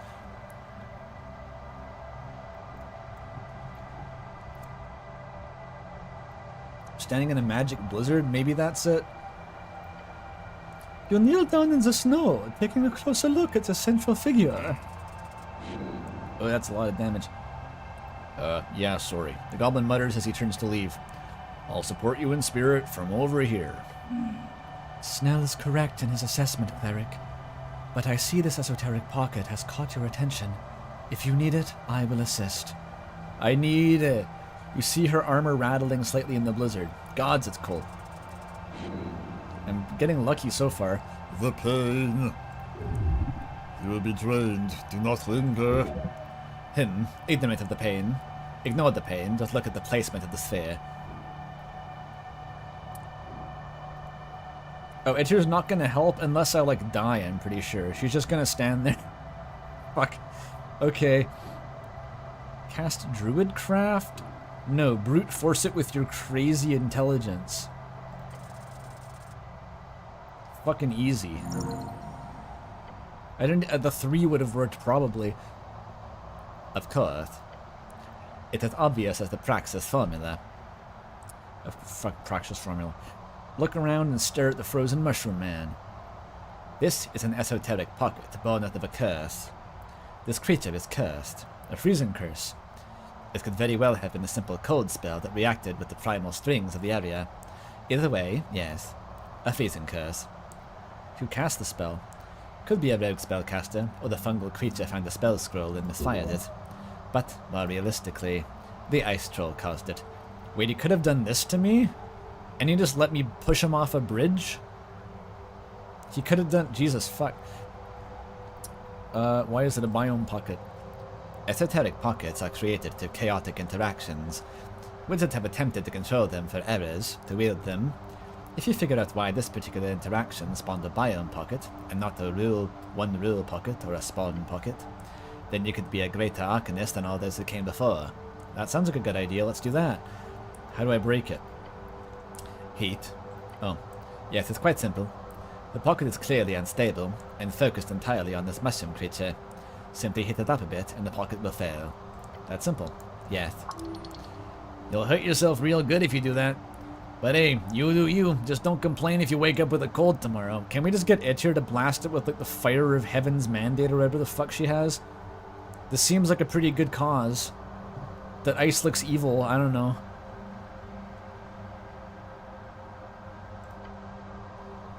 The chill, it burns. Hug him? Some Undertale shit? Just find a fireball or something. Remove curse would work, wouldn't it? Yes. However, you do not have access to remove curse because you lost it in the river. Use Druidcraft, maybe. I think on the scale of intelligent manliness, hugging the mushroom is gayer than using druid magic, so we use druid magic. With your hand placed upon the surface of the flash-frozen creature, you whisper to the primal forces, "Rest no more, rise with the sun." A mild message, received clearly. The heat springs up from the ground, right into him. Bit by bit, the mushroom shivers, then twitches, then moves.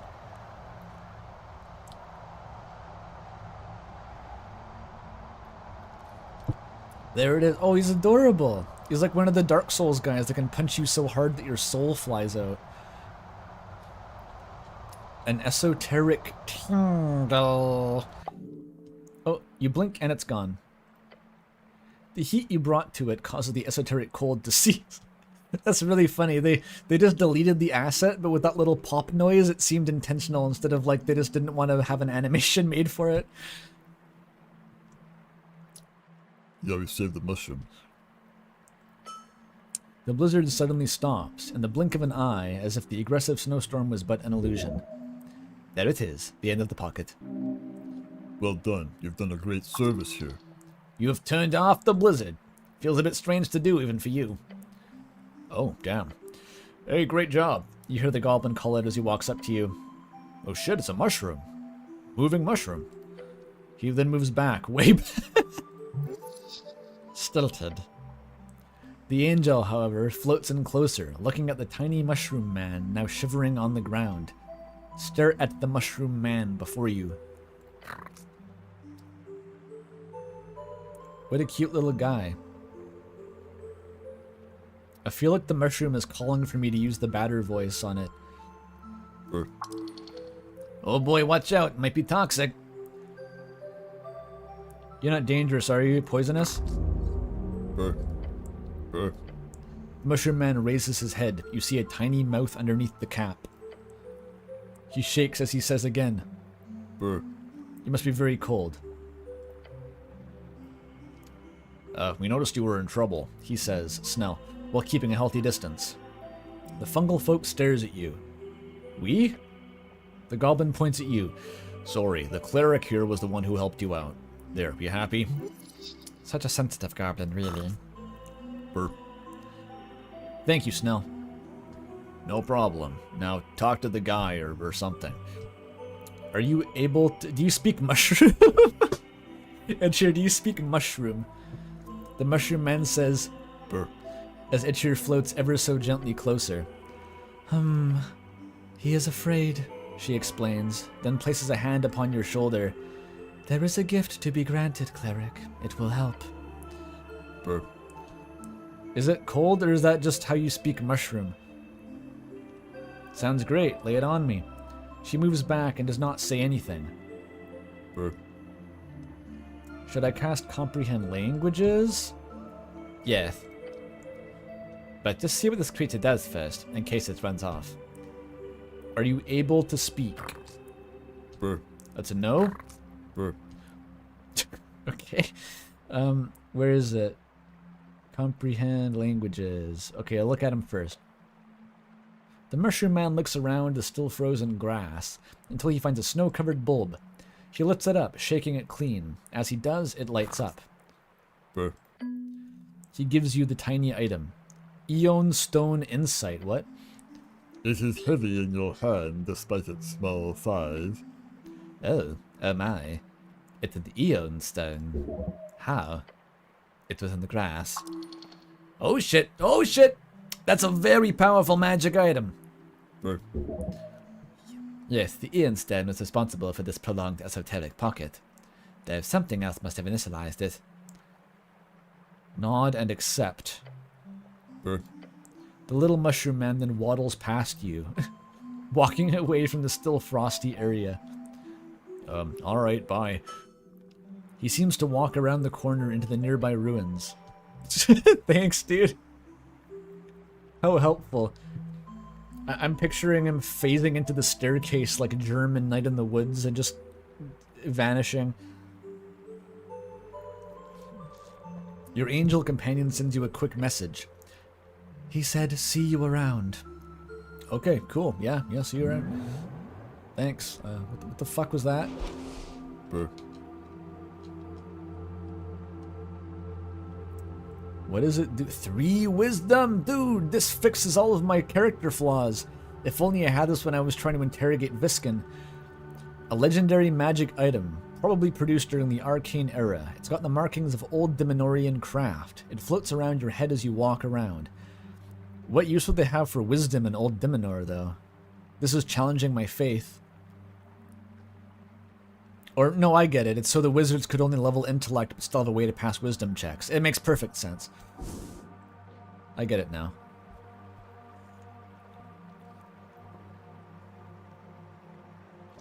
But they could disable it if they started feeling socialist.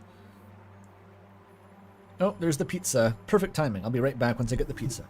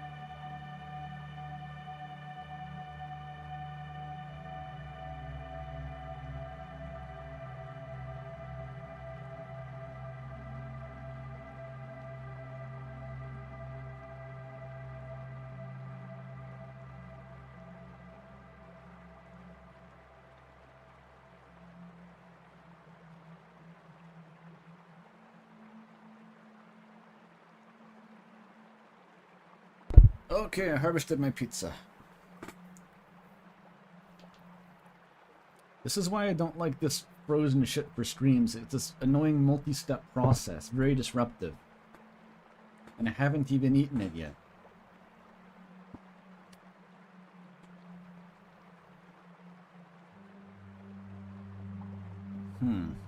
I still have to wait for it to cool a bit, I think. It's a very liquid one. I hope it's not soggy.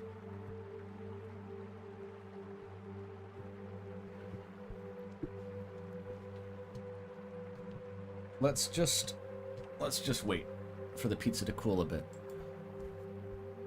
Okay, so I got the wisdom rock. Is there anything else to do in here? Aside from commune with fucking gnomes. Let me just try to scoot the mic closer. The pizza's taking up the desk space in front of me.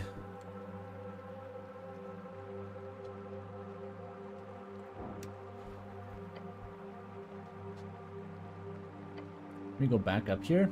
This is the only way up. This time you know the safe path. A dungeon's only as dangerous as its lost navigator. Actually, true. Like, you won't have any trouble doing it repeatedly. You are emerging at the top of the cliff. You've made it through the labyrinth. Bet you're still here. Alright, I was wondering. Like, when does she ditch me? How high do I have to go before she no longer wants to accompany us? Hey, you can walk back here. Huh. I honestly don't know what there was left to do here. Does that ditch me now?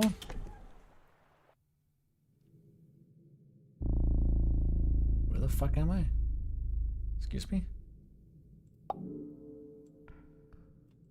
Did it... Oh. Oh! Oh yeah, Etir is fucking gone. Damn it.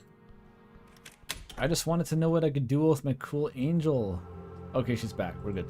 Did you just wait down here? Fucking weirdo. Oh, there's like a rock I can touch? Maybe I'll cast Detect Secrets at some point? Okay, just go down the fucking dungeon. Da, bap, boop, bap. Oh, that was just the entrance to the same area. Never mind. There was not a secret rock. No secret.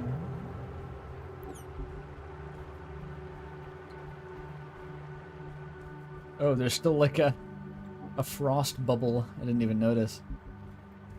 Detect secrets isn't lit up white, so I can't oh, the mushroom's still here. What the fuck? I thought he was gone. Hey. The mushroom man greets you with a slight tilt of his large cap. It then rattles out a quiet noise from its mouth, while Snell keeps his distance. Burp. Burp. Burp. Burp. He's thanking you, thought. He thanks you from the bottom of his heart for defeating Big Boss Gorgalash. You have a heart? This place is pretty crazy. Big mushroom, glowing mushroom, talking mushroom. Burp. He agrees, somewhat. Cool. Maybe we can leave him be or come back later or something. Don't we have things to do? No. I don't think we'll have a very productive dialogue like this. Burp. He agrees. She is correct. Fine. Comprehend language. My last spell slot. Oh yeah, I was gonna toke up with Ed here. Thanks for reminding me. Dude, Dream Blent Rotation. Snell, Terrifying Angel, the Mushroom Man, and whatever the fuck this guy is. He's also in the Blent Rotation now. The twitching and rattling coming out of his mouth gradually morphs into something else, more tangible. A word. Hey, sup? Hey there. Yeah, sup? Spell. You're good at stringular manipulation. Manipulation. The words are slightly garbled to the magic. You must get better at this. Oh, what the fuck? I am Cocoloro no mo no. Cocoloro mono mono monoroso. What? Is that the actual name? Yeah, I am Cocoloro. Cocoloro. Cocoloro no monoroso. Cocoloro no monoroso. I'm Cocoloro no monoroso. It's not so bad. I'm sorry, can you repeat that? You weren't sure if this is a spell or simply a fungal thing. He shakes his head. I cannot repeat it. You may call me Burr. That is what meatwalkers like yourself say. Although it would be a little different from me calling you Hoochu, for that's what your speech sounds like to me. Chushu. But it is convenient. We do not parley with you often, so a name based on the sound will do. Chushu? Meatwalkers. Sorry, I rambled. I want to thank you for saving me from the curse of Gorgolash. I owe you my life. He bows his cap. Do you have crowns? What the fuck? Like, give me a crown for saving you? What does that even mean?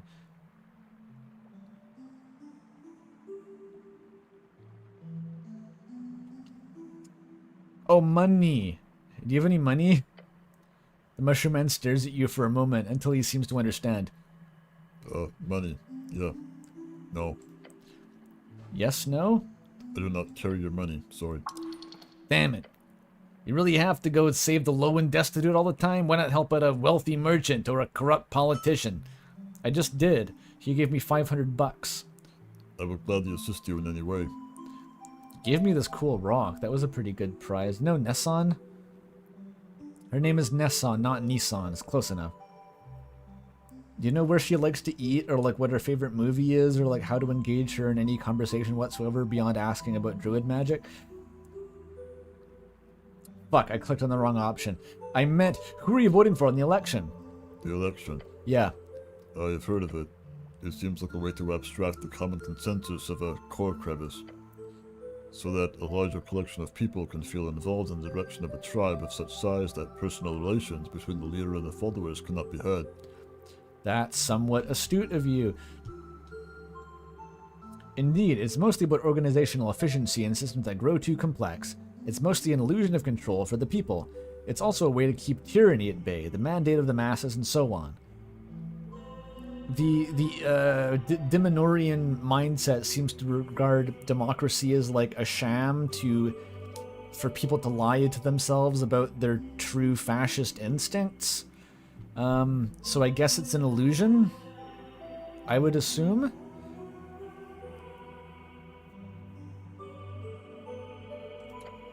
The mushroom man tips his cap. Want to know who I'm voting for? Yeah, okay.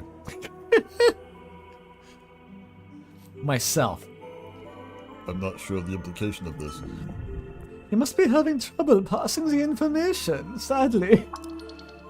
It would be cool to have some more fresh folk like him in the city. Bet they'd make some pretty good servants, I bet. Oh, jeez. You're usually a bit better than this, or at least you're better at hiding it. Dexterity stat. You should also vote. Everyone should vote. I should vote? You invite outsiders to vote in an election for your own sovereignty. Yeah.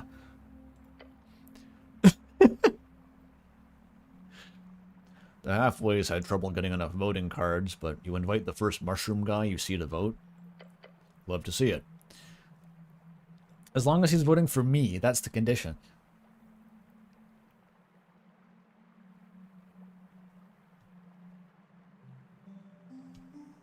You feel a sudden urge to put electrodes into the mushroom to see if Bach will come out. What is the obsession with modular synth enthusiasts for sticking electrodes into mushrooms? It's like a common thing. Okay, let me eat some of the pizza. It's cool enough. And it's pretty soggy. Fuck. It's easy to overcook this kind, too.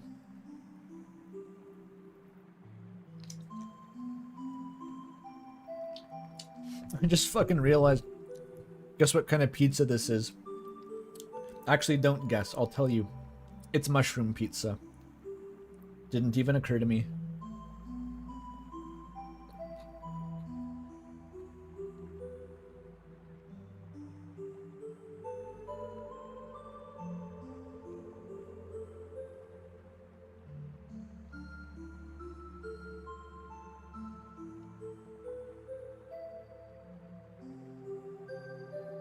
Yeah, it's like Chris serving Birdley the roast chicken.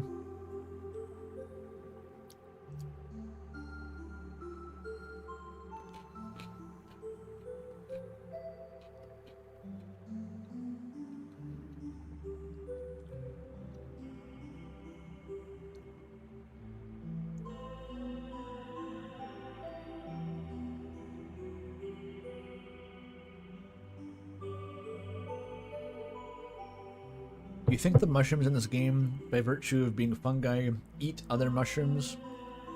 Eat each other when they die? Probably. Decay exists as an extant form of life and all that.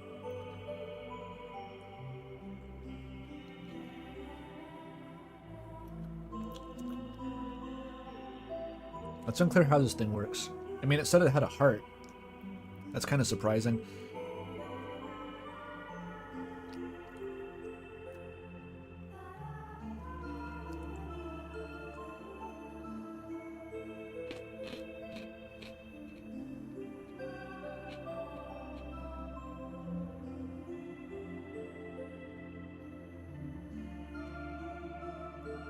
Tell me the name of God, you fungal piece of shit. It's Jor. Yeah, it's Jor. I'm not fucking scared. It's Jor, though. Like, the name of God is Jor.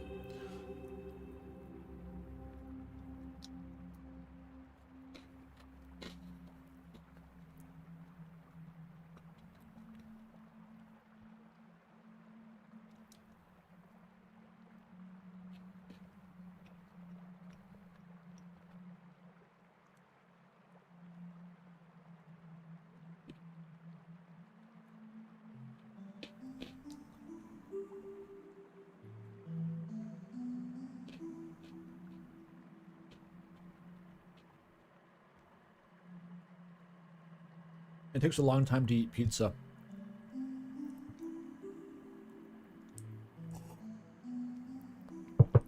There's still some coffee. Cafe pizza. Mamma mia.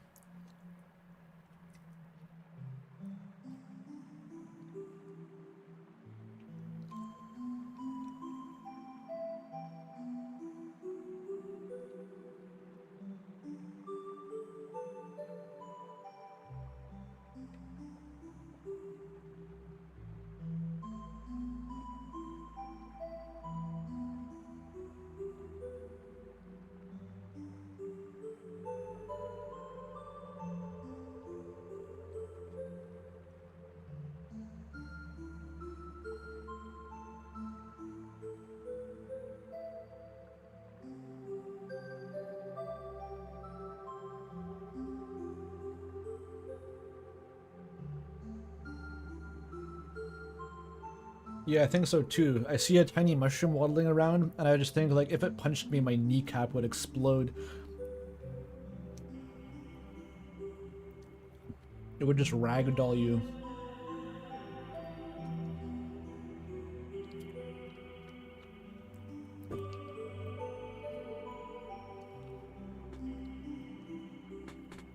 Are you even seeing that as a mouth? I thought that was like a... I don't know, like a nose, just a dot maybe? I didn't think about it.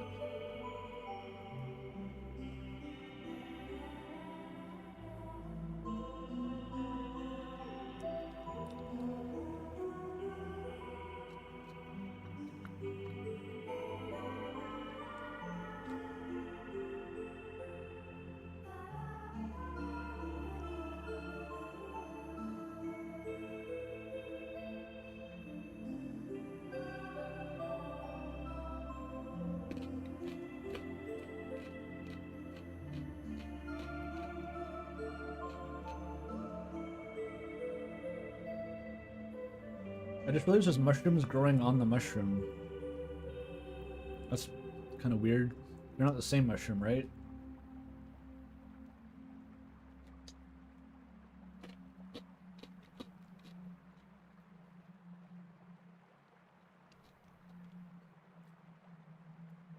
It's hair. Maybe the big mushrooms can grow multiple fruiting bodies. That's its children.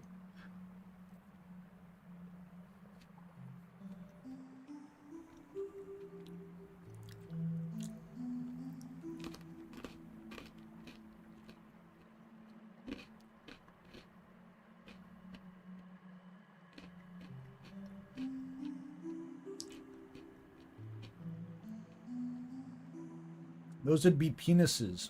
Yeah, I was kind of thinking the same thing. I mean, fruiting bodies and all.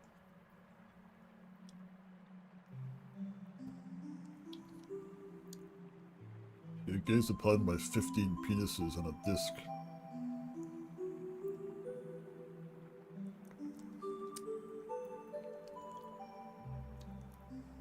Try not thinking with all 15 of these bad boys.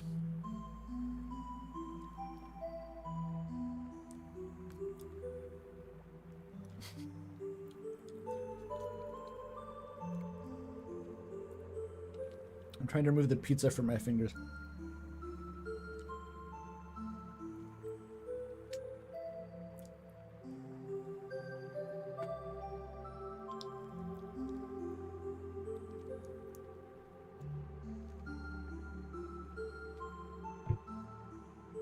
Okay. There's a bit of pizza left, but I've satiated the hunger for now. Move the pizza over here. Move it over. Move it over.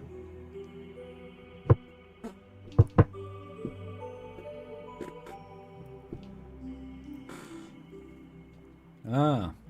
Mushrooms being penis-shaped is a reference to them being penises. It's brilliant. Evidence of intelligent design, perhaps.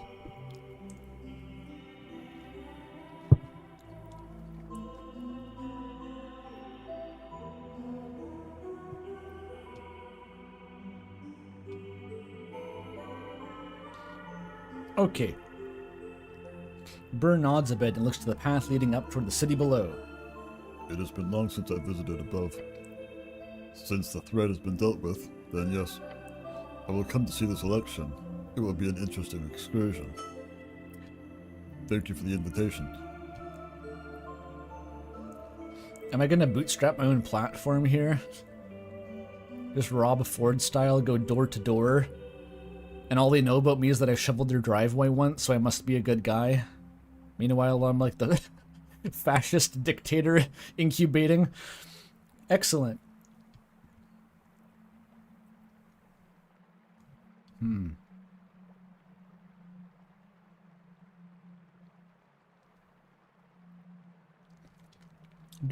Okay, what about Nessan?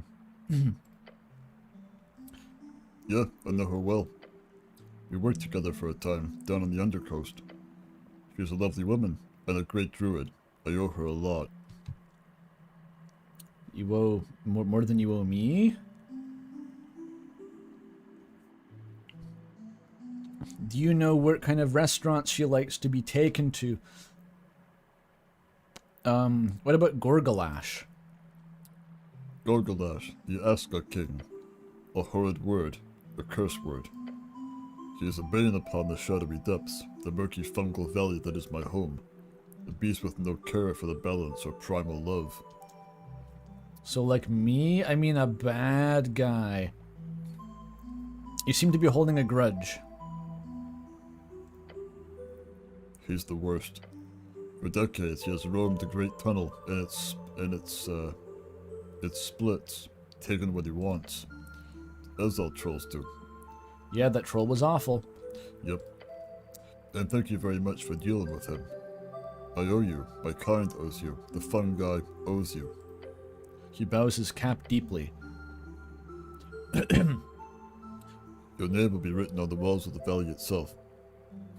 Make sure to spell it correctly. It's Ragan Hemlin. Make it out as the cleric.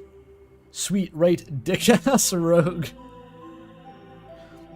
What was that? Ass dick rogue? No, dick-ass. You should all know my name. Ragan the Wizard King. A local friendly druid of Norvik. Just write a government employee. Who the fuck would choose that one? Wizard King Ragan. Dick butt. Wizard King? Okay. The folk of the valley will remember such bravery. The Wizard King who defeated the troll by performing some sort of jujutsu takedown on its broken leg and shoving it off a bridge. You know, like a wizard. Do you live down here? No. Or, perhaps yeah, for now. My quest has brought me far, but I will eventually return to the Fungal Valley. But I do not wish to permanently live here in Upper Hollow Ridge. It's a landscape filled with far too many horrors for my taste.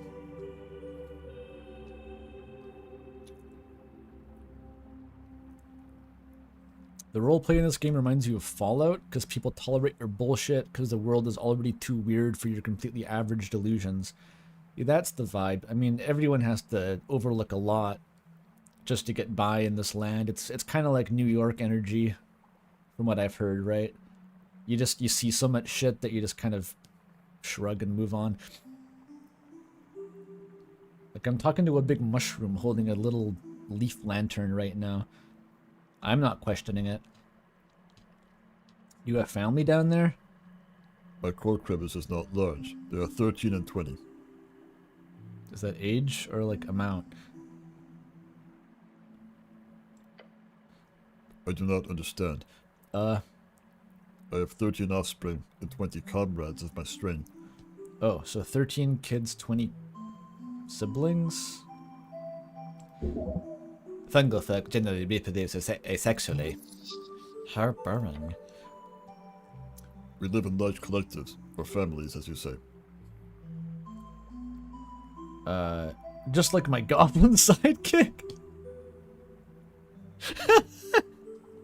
Just shove Snell forward.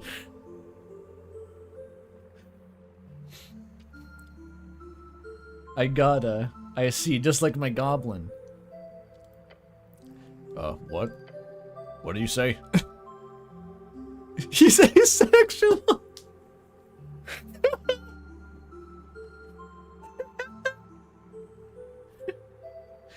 Can I get him with the Cunningham's law? If I say something wrong enough, he will tell me his real sexuality, and then I'll get him?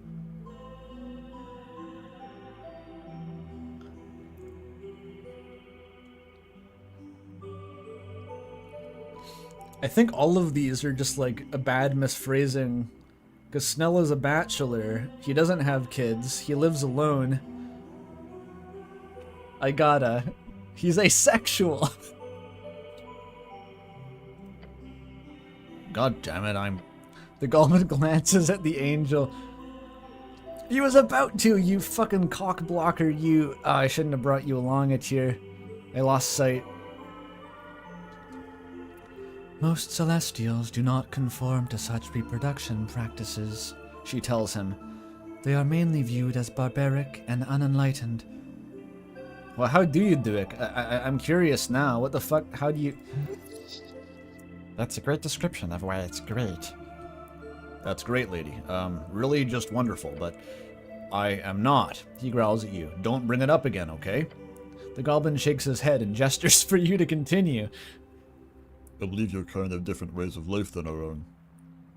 Of my kind, whatever, the same thing. I've heard you live in smaller collections and raise children very slowly. That sounds annoying, but also wonderful in some ways. I don't envy you, but I respect your way of life. What an upstanding gent.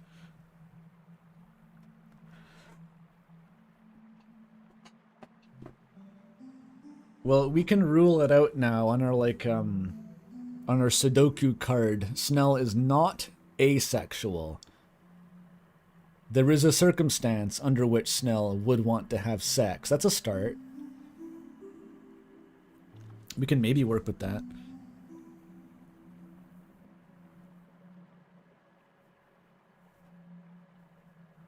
Yeah, the mushroom is the most tolerant person in the game, but Snell is too scared.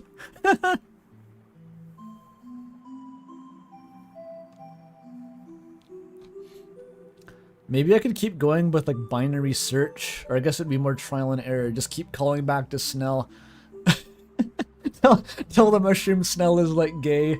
Tell the mushroom Snell is lesbian. Just try all of them and see which ones he responds to. Just keep probing at the question by telling the mushroom things.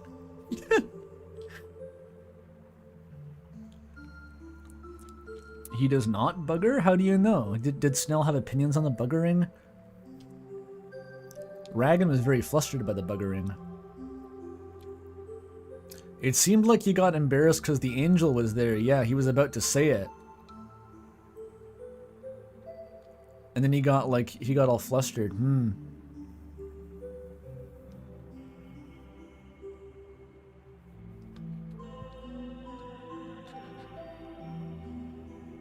What's it like in the Fungal Valley? It's rough and wild. We struggle against invaders at all times, with occasional years of calm. Other fungal tribes can be problematic, especially those with more warring ideologies. We are more peaceful in comparison. Some Obeski shit. Do you have a god? No. We had an avatar of a higher being at one point, Evil fungoid. Toro Mororo Coporoso. My neighbor Totoro. Toromororo Copororoso, the evil fungal god of the depth, a great warrior and conqueror who races across the undercoast. Sounds cool. The sweeping decay, dictatorial hive mind. We don't believe in the whims of gods anymore. Now we look to our own and ourselves and strive toward harmony. That's cool. Aren't you all a hive mind or something? Some fungal tribes are still. Mine is not. We are sedentary and individualistic. This is like mushroom politics. It's like, yeah, we moved on from the hive mind system years ago. That was kind of the bad old days. Cool. Sedentary though. So you just kind of sit around. That's cool.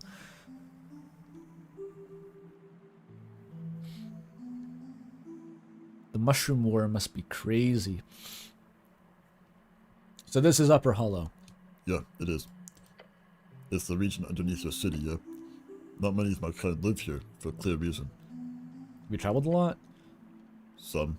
I've been to some islets on the undercoast, though I've been to the surface a few times, though it was not fun. I was not a fan. Interesting. Let me ask you something else. Oh wait, I just realized we're not halfway. I was assuming the gravity flip was like how it works on Earth is the gravity flip would be like literally in the center of the planet. Like we had gone halfway to the other side of the world, but no, it's like a hollow tube, I think. So we just went from one side of the tube to the inside of the tube, and once you cross to the inside, gravity is inverted and you fall outward. So there's like an underground surface again.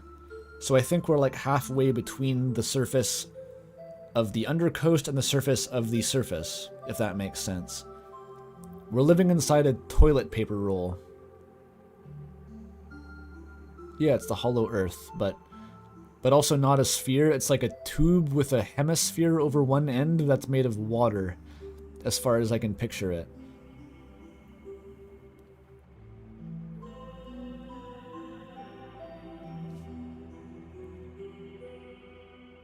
Some sort of shaft, yeah. Kind of a mushroom, actually. You see, it's like, this is the tube bit, and then this is like the sphere.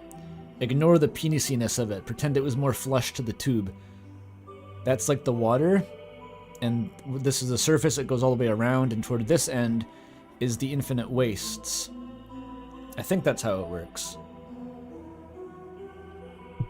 Yeah, mapping must be a lot easier too, because you can seamlessly map a cylinder onto a rectangle. Just not the sea.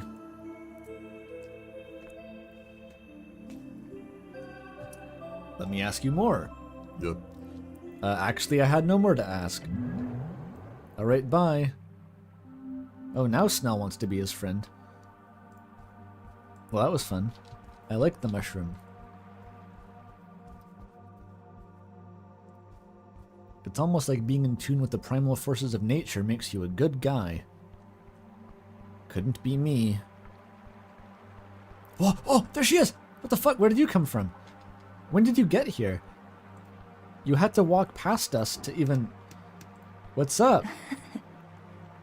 Why, hello there, cleric.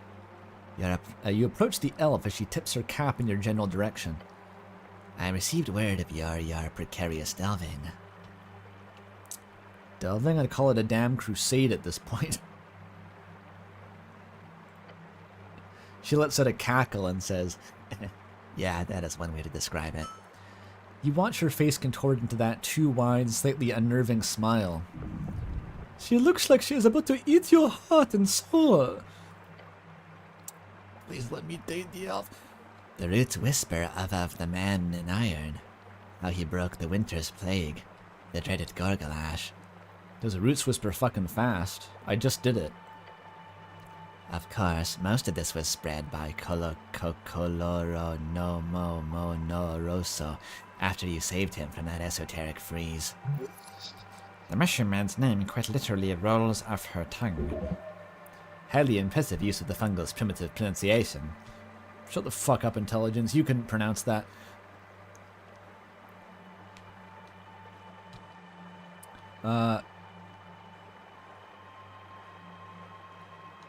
It was nothing. Feel proud on the inside. Yes, I'm very impressive. Yes, I'm a hero. If you cared so much, why didn't you help? This is kind of rude, but I am curious why she didn't do anything. Oh, I could not touch upon the might of that cursed troll. Although, if I'd known my friend Kokoloro no Momo no no Rosso was in trouble, I would have rushed to his aid, of course. She mispronounced his name. Son, it's Kokoloro no Momo no Rosso, not Kokoloro no Mo no Mo. Yeah, correct. Oh, Her smile drops. Get a grip. Get real. It's not a big deal. I just thought you should know. Sure, I mean, I just called the guy Burr since that's the sound he made. Imply that you can pronounce it perfectly to the point of correcting her, but specify that you just call him Burr anyway. Because you don't give a shit. Jesus, that is like the most intelligent thing you could possibly say.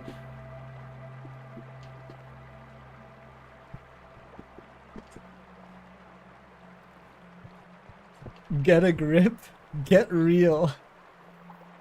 I made her sad, kind of. I don't want to make her sad. I like Nessan, but this is very funny. Get a grip. yeah, that was a slip up on my part. I will apologize to him later. She leans on her staff and tilts her cap to the side. So, what will you do now, cleric? Good question. Are you free later? I got some good info from that Freestrider fellow that Gorgamash had imprisoned. Oh, you mispronounced his name, by the way. It's Gorgalash, not Gorgamash. Get a fucking grip. I can't talk about it? No, I'll blab to Nessan, why not? I think we need to travel to another dimension? The Shoggoth isn't gonna help me, maybe she will. Ah, Her eyes light up. you speak of... She mutters and glues her gaze to the pillar rising up into the mist. I know of the primal spirits who journey through the gates. Even though, those thought long ago closed. Shut. Locked. Who are these spirits? Oh, they're once too powerful to meddle in our business, I'm afraid. Opatajani.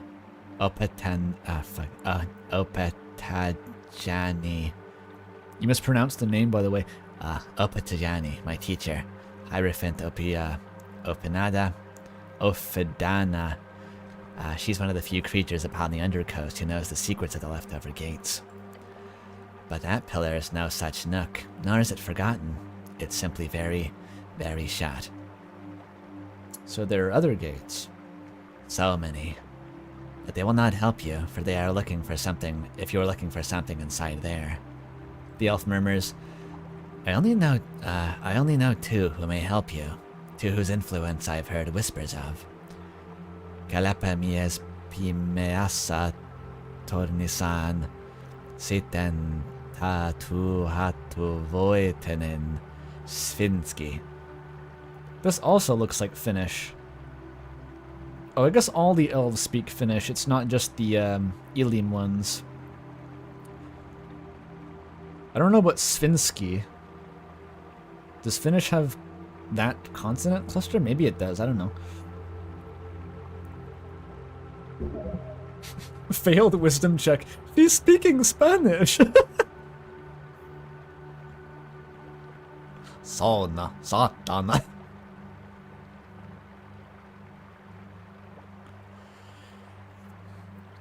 The pale man in the Sphinx, of course. Viskin? Yeah, Viskin. I do not hold contempt for him, despite his nature.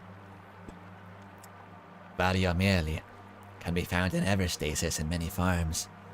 Left as tutors, guardians, or watchers by the elves of stars. Viskin is similar, it seems, for now.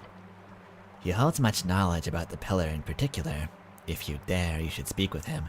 I speak with him all the fucking time. I dare. And Svinsky, the Sphinx?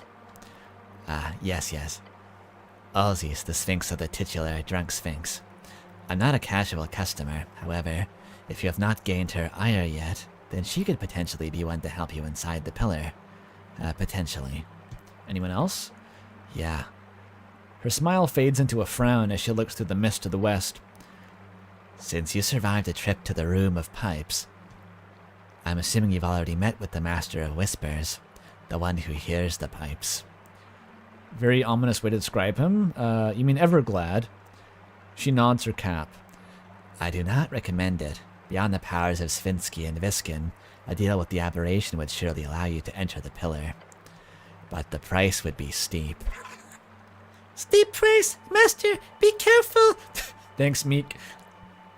Yes, listen to your aberration, friend. It would know well. He was pretty polite, to be fair. That is not a good sign, cleric. A far mind showing kindness is but an omen of its tentacles already being around your throat. What if I'm into that? Never mind. Hot. So we're sussing this out. Strength stat corresponds to submission versus domination, and charisma just makes you a fucking freak. Charisma just makes you a kinkster. Excellent. So with her high charisma and low strength, it paints a picture. Her smile returns. Did she sense that thought? Is this the way? I hope it's the way. Can we leverage this? You will make a good choice, I believe. And I wish you luck on your esoteric journey. The elf understands the seriousness of your quest. She supports you. This might be one of the true, purely good elves around. Even strength. I guess that was a positive strength check, which I hypothesized was necessary in order to be attracted to the cute elves. So this may be its way of saying, you're in? I'm coping so hard. Freak background is +3 charisma. Yeah, you're right. Charisma makes you want to fuck Cthulhu. I love that.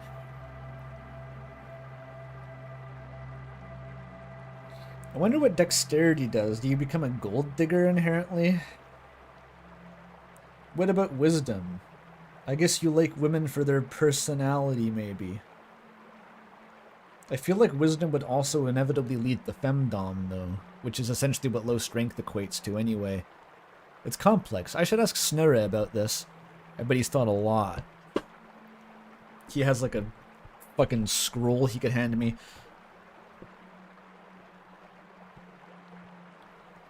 What is Bard the monster fucker class in D&D? That's a thing? Are you sure that just wasn't the one at your table? Because, like, I don't know. I think most D&D players are probably monster fuckers. So, like, if you have a Bard, they're also going to be one. That sampling bias. Fucking fallacy. Ad hominem. Bard seduces dragon. Oh. People won't shut up about the horny birds. The one person who's salty at being typecast as a horny bard when they're actually the platonic and asexual bard.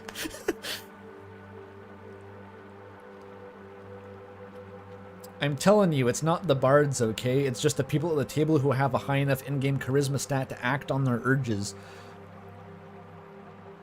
What's up with the pinecone guys? Yeah, I'm curious. Oh, those are...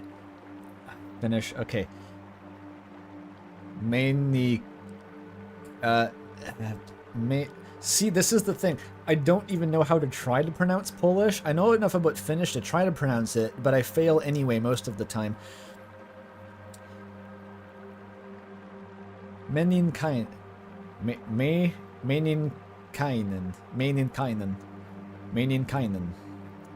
Meninkainen. Whatever. What the humans call Avatar. Primal spirits. They live everywhere. I think they specifically wanted to come out to greet you after ridding the area of the foul winter plague. She smiles. They are happy. They hook me up with weed sometimes, I can tell. Oh, even better blunt rotation. This is only improving the longer I hang down here. We got Nessan, we got the Mushroom Guy, Snell, Etier, Cleric, and the fucking Pinecone Spirits. We're gonna hotbox the whole fucking caverns down here. I bet Nessan's got some crazy shit in that little fanny pack. She's got the acid weed from that one Tarantino movie that makes you kill Nazis or whatever. No, that was the other Tarantino movie that makes you kill cultists. I want to smoke Nessan's acid weed and like kill a fucking cultist with a flamethrower. That sounds like a good time. And then we can all pub crawl down to the fucking Shoggoth and get choked out. Ultimate blunt rotation. Get the Shoggoth in the blunt rotation, actually. Her nightly routine is licking Burr, which makes her see Jor. Let's all take turns licking Jor.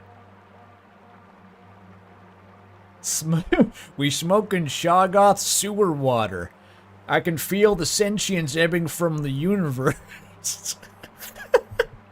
The esoteric era begins as soon as I get the sewer water to catch on fire.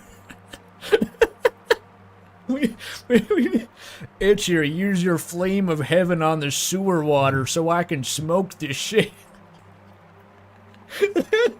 Why am I having so much fun with this?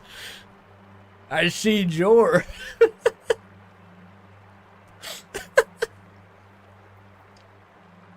I'm picturing one of those like fucking weed smoking girlfriends ass like pieces of like smoke weed every day Snoop Dogg art, but it's just the whole cast of I almost said Disco Elysium of Esoteric Ebb just getting blazed in the sewer together with the Shoggoth. I would hang that on my wall. Like this goes hard. Feel free to screenshot ass drawing where they're all just token up. Some Tails gets trolled shit. God, I love that. I'm gonna need a lot more than 3 weed-smoking girlfriends where we're going. I'm gonna collect them. Olzus too, get her down here. And Snurra, we're assembling the galactic giga-tier blunt rotation. Usher in the esoteric age. Instead of the 7 million people engaging in simultaneous transcendental meditation to cause a world peace, we're just gonna get everyone in Norvik to smoke weed in the sewer. This is what the burning leaf or whatever that was in the prophecy, that's what it meant. We have to smoke so much weed that we fucking die on election day, and that'll bring in a new age. Whew, okay. That got way out of hand. I don't know. Nessan's a bad influence. She brings out dark thoughts within me. Okay, the primal magic proved useful. Radigan's platform! Yes, he found his platform. He can get elected on this. The Vied Party. He invents Rastafarianism by accident. It's just this fucking dipshit. He takes off his helmet and it's just like flowing dreadlocks. They're all just pent up in there. Ragstafarianism. Oy vey. Okay. The primal magic. Good. I'm still surprised by your affinity for the primal cleric. Yeah, I am too. You could make a good druid if you stripped a bit. Oh? Elaborate? I do not know of any druid of any circles who carries man-made iron upon their flesh. Not today, not since the Great Split some 200 years ago. Give me the history lesson. I don't like those, but fine. In short, some druids left their route to become arcanists during the war. This was generally considered to be a bad move, and a terrible choice for all the natural world. She smiles. Not so lecherous anymore. I say we all need we need all kinds of people to keep balance. including you, no matter what you wear and what your title is. The elf leans in, grabbing your shoulders for a moment. The spirits are watching you, Ragan, along with the strings. Wisps, little ignorant flames. Oh? Oh? Spirits are watching. Some of them primal, some not. She turns to look into the mist. They root for you. For Snell, too. And for her, Mrs. Celestial. Thanks. He's standing very far away, isn't he? They root for you. Kind of, some Phasmid vibes. I don't know exactly what you mean, but I like it when you touch my shoulder. Your angel companion simply nods her head. Oh, I got the stuff from Lord Pooh, the sexy tree. Ah, Rakaspuni. Ah, lovely. I hope you got along. Or it would be a Rakaspuni. Yeah, although I gotta ask, like, really, what is your relationship with the tree? Fine, I'll admit it. I might be, stringing him along a bit. Oh? Yeah, it's nothing I'm too proud of. But some trees are of the more, virile variety tend to, enjoy attention. Not the debaucherous kind, mind you. The, kind of attention given by the heart. Ah, this is what the wisdom stat does. Tree fucker stat. But if a 10-minute conversation a month gives an old tree his jitters, then, who am I to deny him? That's cute, I think. Sounds like elder abuse.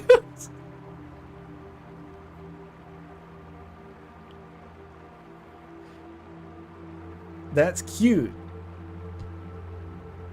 I say, sure, it's cute.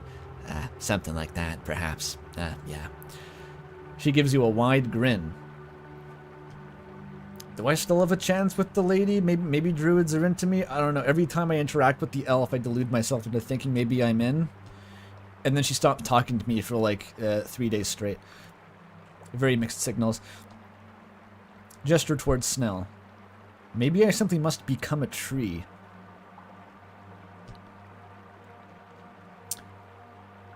Have you met Etir? No. But I have heard of her. The mushroom lady lifts her cap slightly, as to get a better view of the floating celestial. A golden veteran serving human interests. You must have quite the story. She replies with a telepathic message. An elf serving goblin interests. He lets out a hearty, but still sort of creepy laugh. Yeah, my attention is a story as well, isn't it? Or my situation's a story as well, isn't it? I won't pry. That's not my intention. But I wish you luck, my angel friend. Friend. She lowers her cap and looks back to you. You're collecting quite the little warband, aren't you? It's called the Blunt Rotation. I mean, a party of adventurers. Sounds fun. You want to join? No? Oh, okay.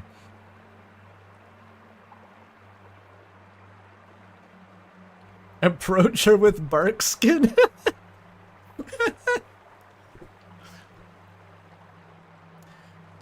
So Snell, you're still, yes, cleric. You hear the sneer in his words, despite him standing a fair bit away. The elf chuckles. Cute. It's because she's wearing the mushroom. I should be going now.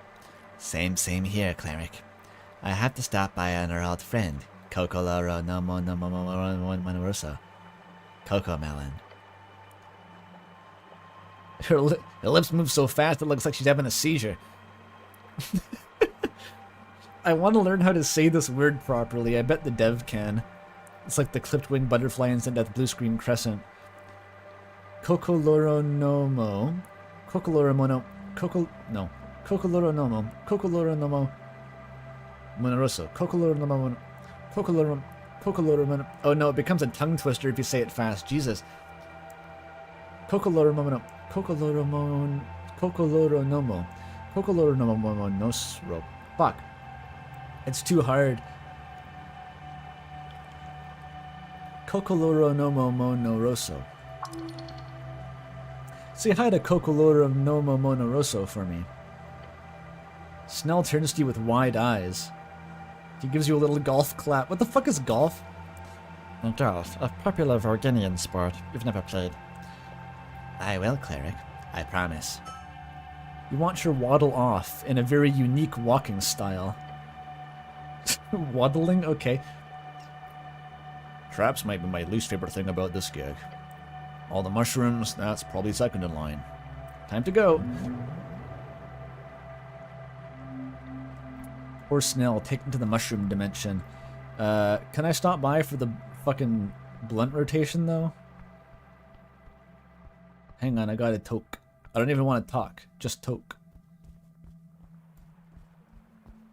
Alright, everyone file in. We're gonna hotbox this weird terracotta shack. Snell, get in here. Get the fuck in here. Alright. Now we roleplay. Fucking blaze it. I stole all this weed.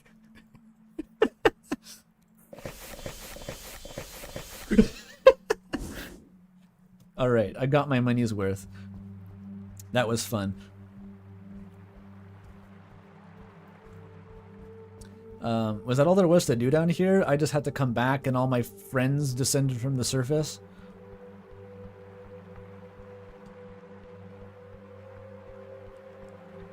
Ragan greened out and got a +3 to wisdom. Fucking wish. Can I talk to you? What is the matter, cleric?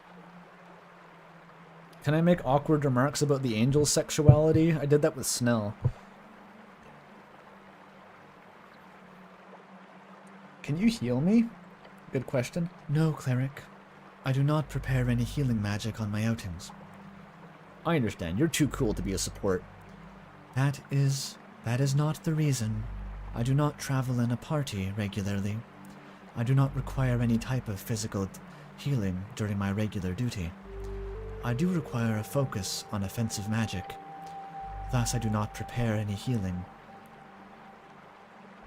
But you know how to heal, right? Her many eyes glare at you. You never learned how to heal? In my early years, I performed as shock assault, not support. I was not granted such innate esoteric knowledge. How does your magic even work? I cast via innate magic. My body is ingrained with strings, as are most celestial beings of the Golden Horde. Unlike a wizard, I do not prepare spells. Unlike a cleric, I do not get them channeled to me. I wield the strings myself, from internal connections. How would you expand your abilities in that case? You get no telepathic message, so you're unable to teach yourself new magic. My body has innate magical abilities. Those abilities were granted by powers beyond this realm. That is not something one molds. It is something static, divine, which will never fade. Whoa, hit a nerve. Pride and ego. Heh, dangerous combo. Never is a strong word. I understand, thank you for sharing. I guess that's the real difference. Mortal men adapt to the storm. Anti-Sapalians simply weather it. Do I want to start a pissing contest with the angel? Never is a strong word. Or do I just like blind optimism and see what she says? Do not fumble. This is provocative. Never is a strong word. She might shut me down, but it's interesting. Yes, it is. Oh, okay.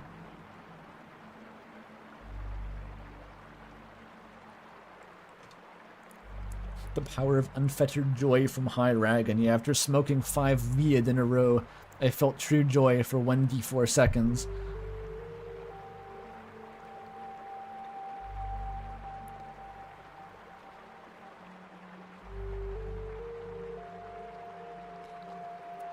Do I poke her with this? Is it a fumble? Or maybe she would agree. She seemed to be pretty, opinionated about, like, the relative weakness of humans and non-celestial races. So this might be sort of in line with her thinking already. Something as such, yes. A fleeting being made from flesh and humors makes warmth and desire. It also makes war and strife.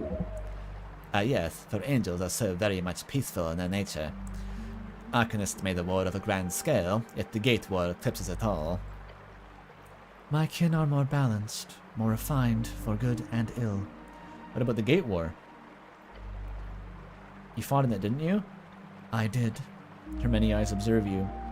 When gods cry, the tears flow. A drop is not beholden to the whims of its dreams. She speaks in riddles to get around the point.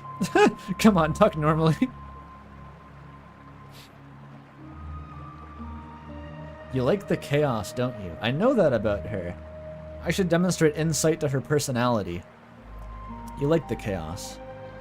Her face moves, the cracks of that porcelain veil morphing an inch before settling in its original position once more. They say a singer without its choir will succumb to the corruption of the flesh, as an angel would fall without that point of grace. A part of me envies your flesh, your decay. Where that part will lead me, I do not know. It is a thought, an infectious idea which would have even me, a rare creature of earthly birth, among the Golden Horde's remnant choir, be seen as broken. If I do not let it grow, I might learn to wield healing. No, if I do let it grow, I might learn to wield healing. Is Etcher like, what the fuck was her name? 81 White Chain, whatever it was, from 6 Billion Demons? I kind of get the same vibe. Like an angel who is sort of becoming a human Abu over time. Your goblin companion listens with a strange expression on his face. He's witnessing something far outside his pay grade. But that is not today.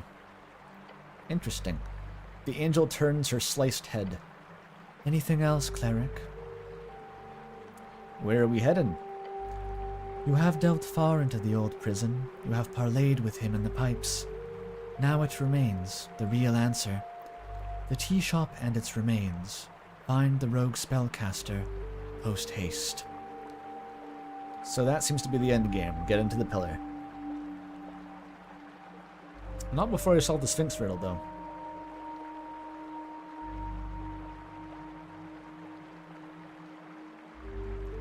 It's Puko Ram. I feel like Puko Ram conforms to a broader character archetype that is... But yeah, kind of Puko Ram. I don't know what the archetype is, but like, I don't know. I feel it must exist. I don't feel like Puko was a super original character, but I couldn't tell you what they're based on.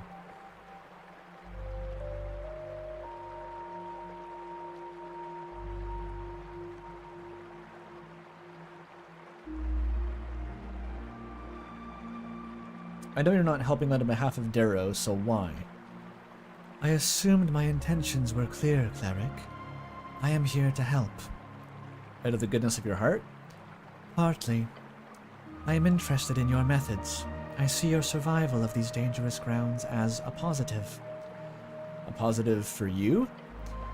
If I am lucky, that could be the case. What I want is, I want. What?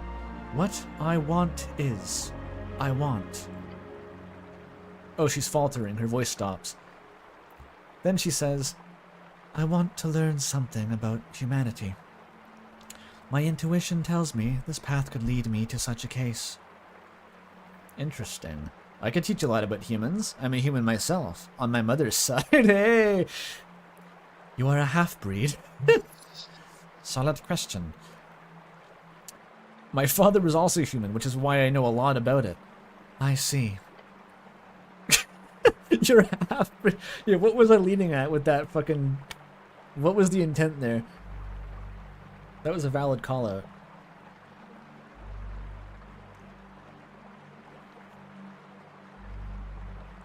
We will see if my assistance will be in any way revelatory.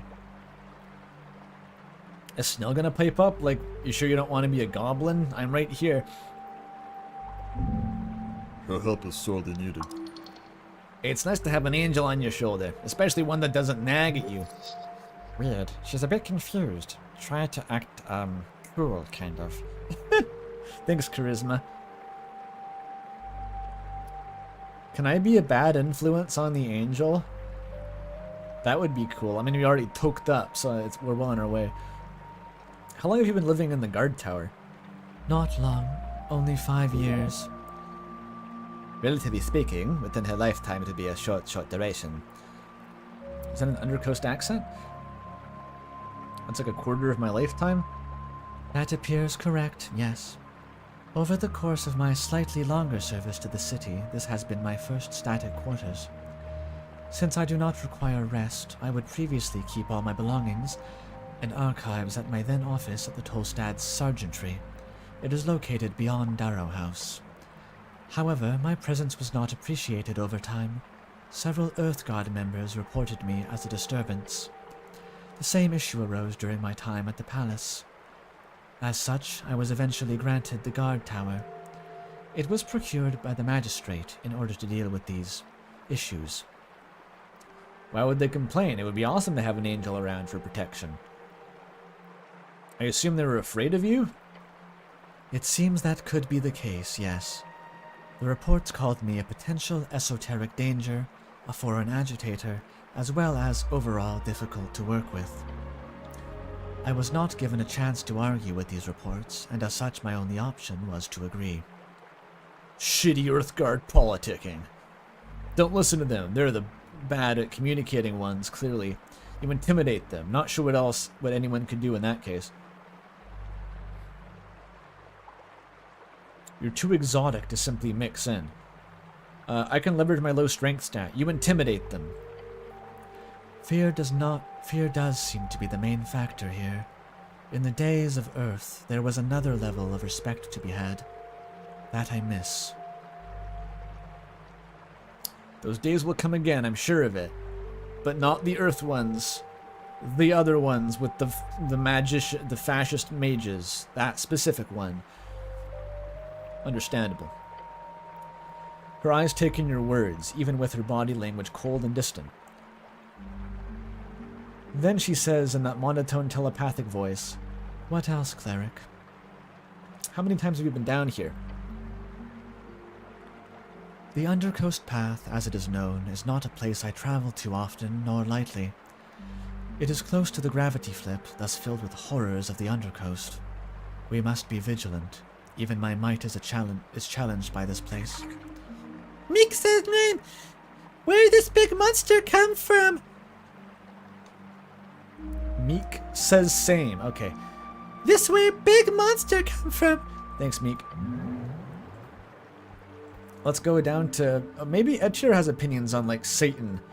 And then she'll get to the Ifrit door and be like, "Why did you let the Ifrit out?" And I'll be like, "I don't know." Yeah.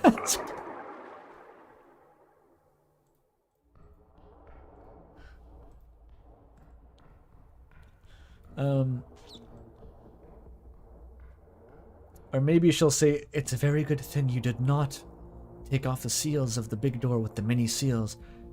That is the world-ending harbinger of death."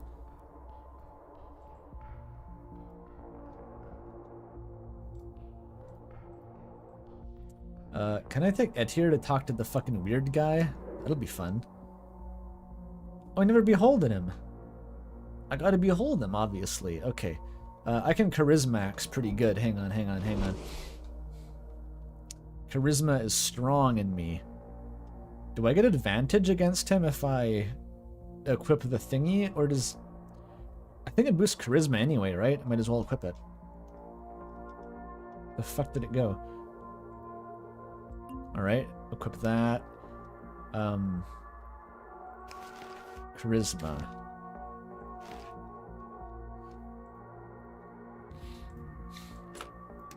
Charismax. This thing, that's good. Oh, why am I carrying that around? I don't think that's a lawful creature. I highly doubt that. Put on the adamantine warhammer of the free market or whatever. Okay, this is pretty good. Strong, we get a +10. And the bonus is still active. This is why we don't cast barks, can we just tank the damage. Behold. 29, it gave me advantage, fuck yeah. Oh, that's a big one. It's neutral evil, level 18. Huh, so Viskin could actually take this thing theoretically in a fight. Or maybe, I don't know if level is like your absolute power level, or if it's like Viskin versus this thing is like a normal human versus a non-magical giant tentacle monster, in which case he still dies. By the gods, a trifler. He's real plate though, and he's genuinely not trying to kill you. You don't think it's really got a gender either, but it feels like a he, doesn't it? Don't ask him about his gender. Or maybe do. Charisma, what the fuck? Do I really want to fuck this creature? Am I allowed to ask about his gender? I want to. You get a sense for his motivation here. The aberration before you does not hold any grudge, and acts plate toward these ants running around him, for all the purpose of some greater esoteric vision. Unilotia Manathern. Fate cannot sway. Everglad seeks the end of the facade. Everglad seeks the beginning of another era, all for the sake of avoiding the phrase of doom. I'm getting... I can sort of lie about what I think that means. I basically think this is a pro-determinism creature. It dislikes the fact that there is or is an illusion of free will, because it perceives the universe as deterministic and governed by fate. And so to eliminate sentience is to eliminate the illusion of free will, or maybe free will itself. Because the phrase are what this universe refers to as like branching timelines. It's how choices affect the course of the world, so it just wants to simplify it down to one static course.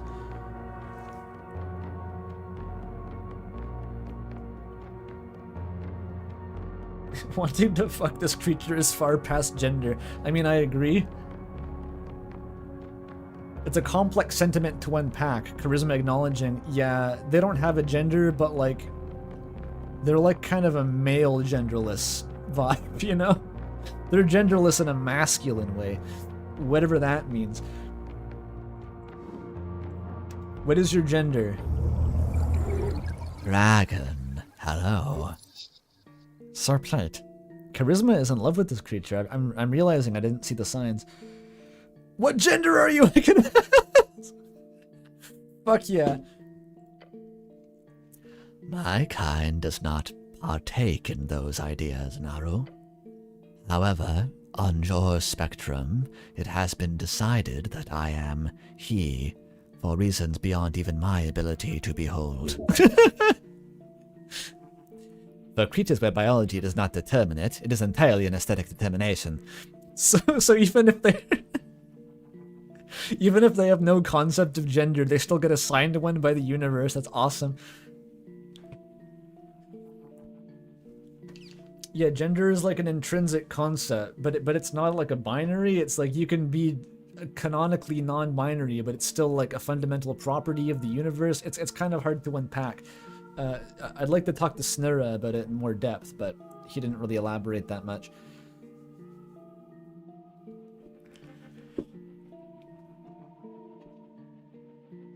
Thank you for your time.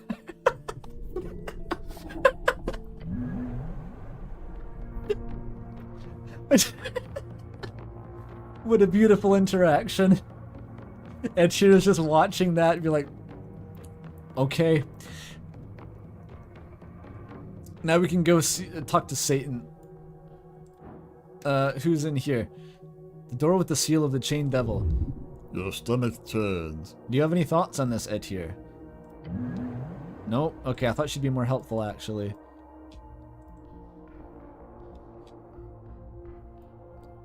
Actually, I'd ask if I could borrow a random object he owns next time, like a large spoon. Speak to the devil? Oh, yeah. I forgot I could do that. Satana. Kudotam? You don't understand the words. That's not common. Konoche Nedko. Infernal. Can you speak to Minorian? You hear a grunt. Yeah, that's an annoyance.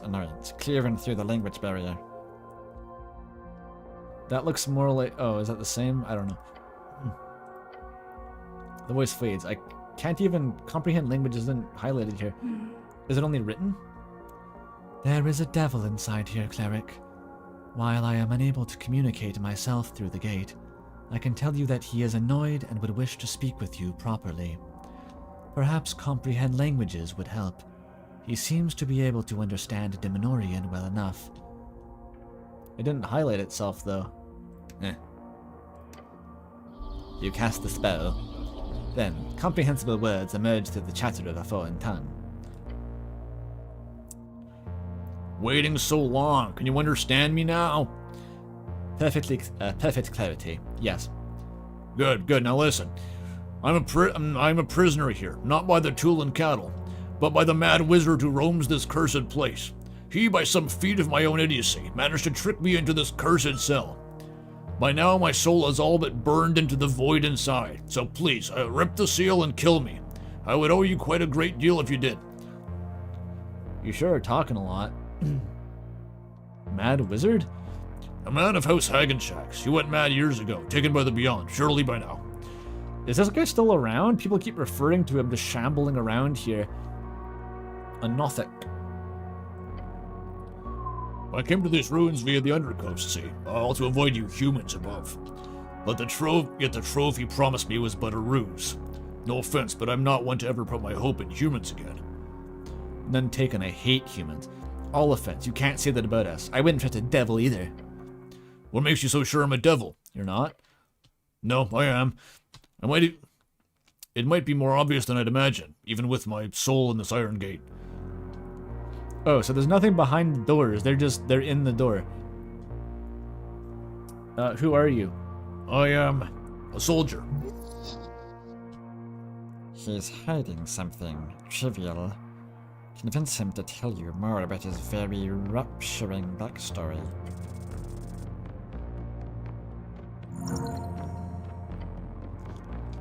Just go for leverage. Leverage? Yeah, but smooth. Hey, so I want to make sure who you are I want to make sure who you are before I let you out. If you're someone interesting, I might be more likely to rip the seal. The voice is silent for a while, until it eventually lets out a groan. Fine, I can see your intrigue. I will tell you, but it's not as interesting as you could imagine. Oh?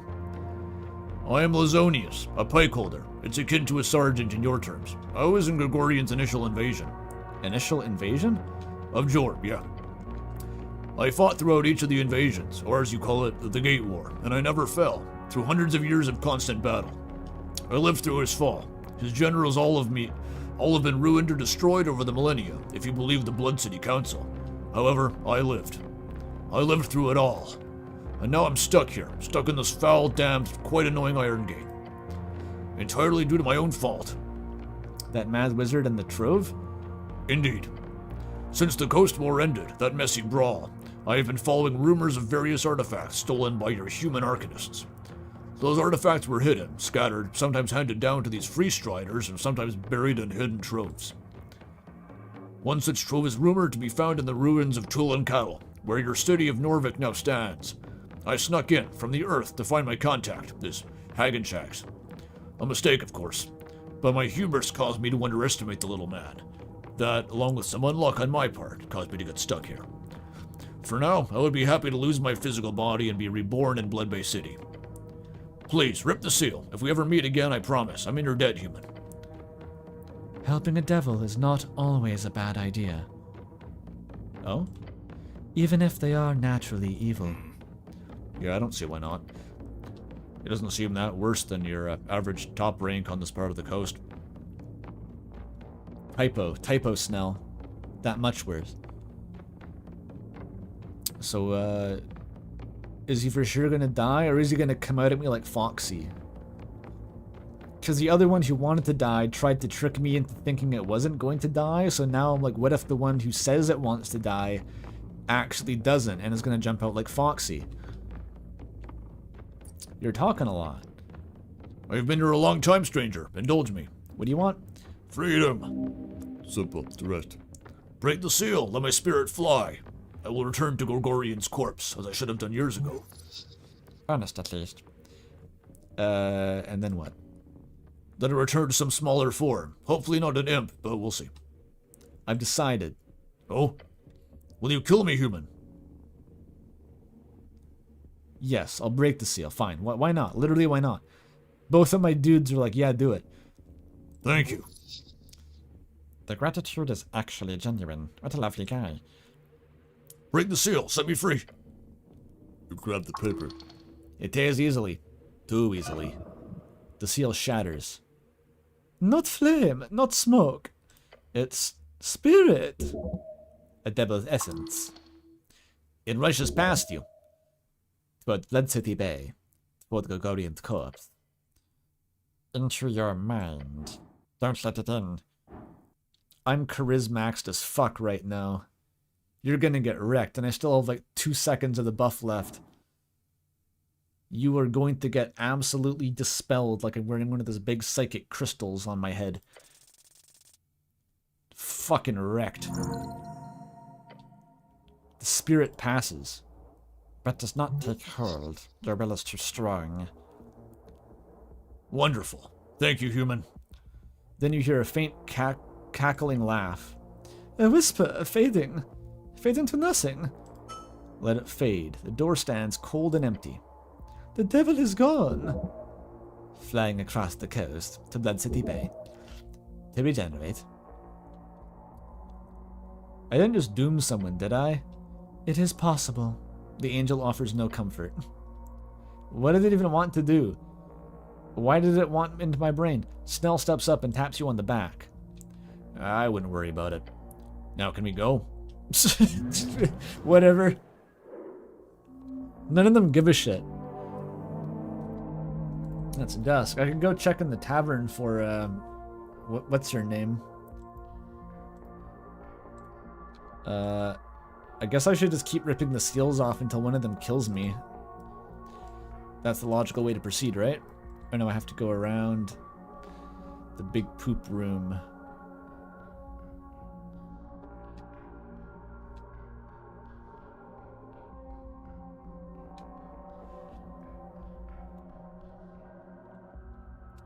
Do you have any thoughts on this, Atir?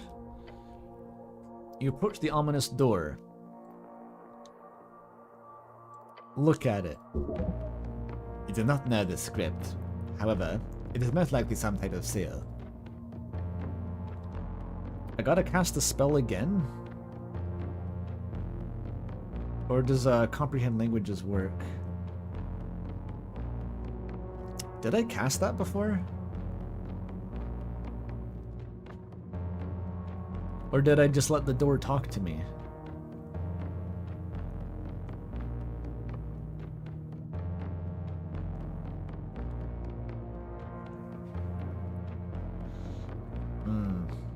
I don't want to waste a spell slot if it's not going to do anything.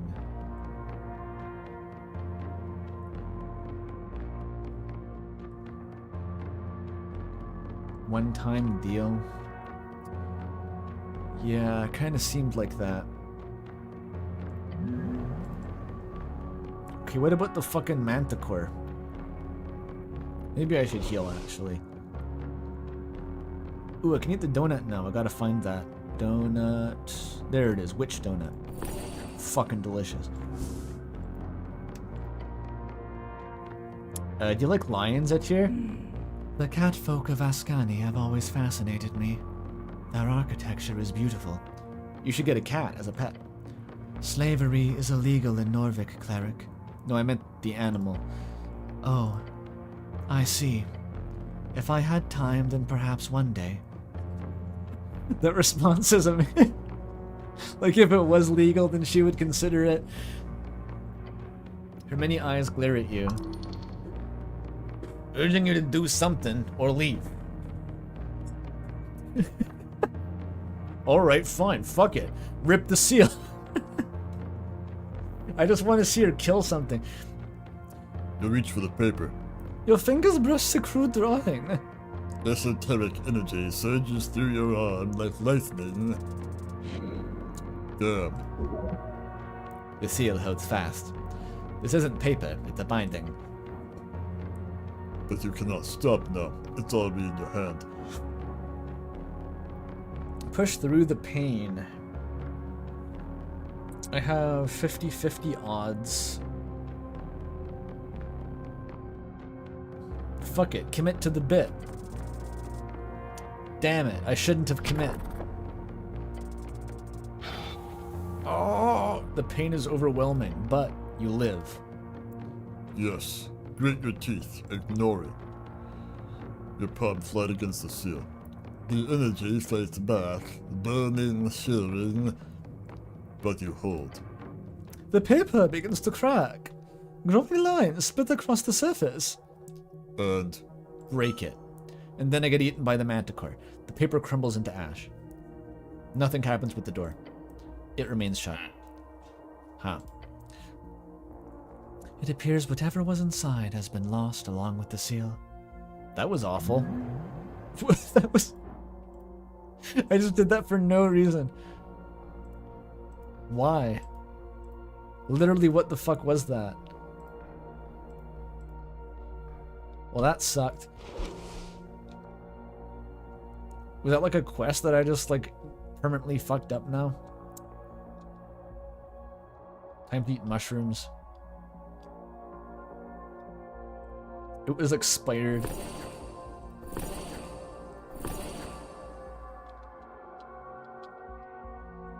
I know healing magic, I just never use it because I have so many apples.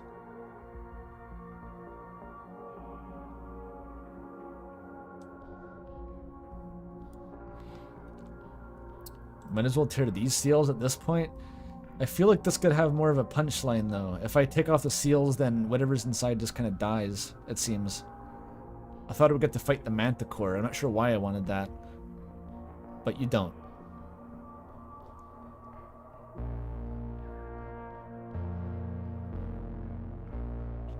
Wait, no, it's this way. Oh. How the fuck did I make this? Oh. Wait, what?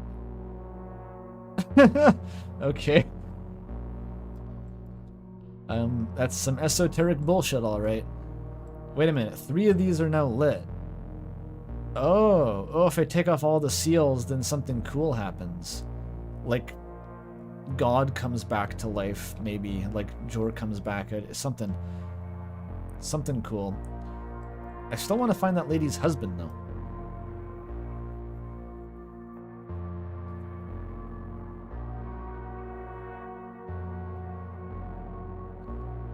But how would I know if her husband like was one of the other ones I've already broken? Because they're dead now. They can't tell me.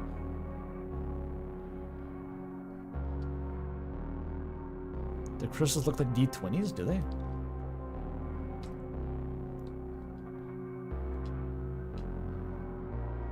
A little bit. They do a little bit, yeah.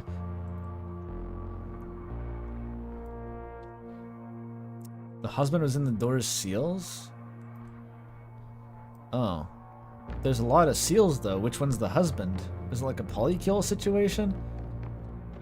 I'm kind of slow on the uptake for this section, it feels like.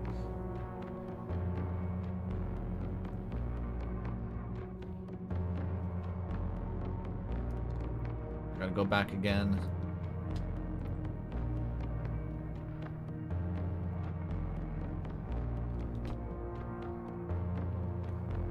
How was the lady even talking to me? Was she in the door at all?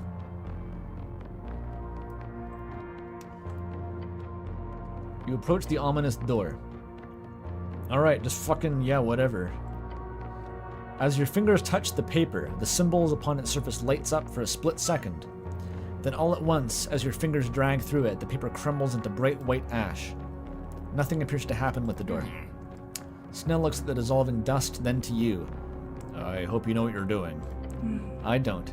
She will rest. She deserves it. A sprinkle of golden dust falls from her many, many eyes. Always, Snell. Always. Let us save him. Yeah? Yes. Always. Sure, I believe you. Okay, I believe you. So now I go back to the main chamber.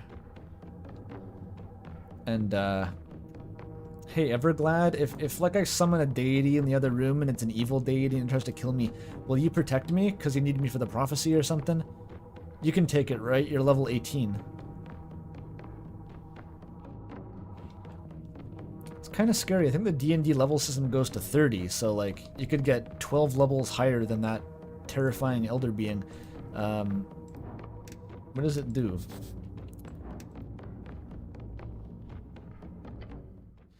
You approach the magic circle. Each of the 4 stones around it are glowing. This is the place. What place? The goblin looks around. Looks clear, I think. The words are ancient, but you understand them. Speak the lost name at the end of the world. Oh, all of the notes were the husband. What the fuck kind of husband do you have, lady? Isk Urum. It is broken. The seal is unleashed. Watch the light rapidly expand. Oh! I thought that was just a lamp. What the fuck? That's a Tulin cattle.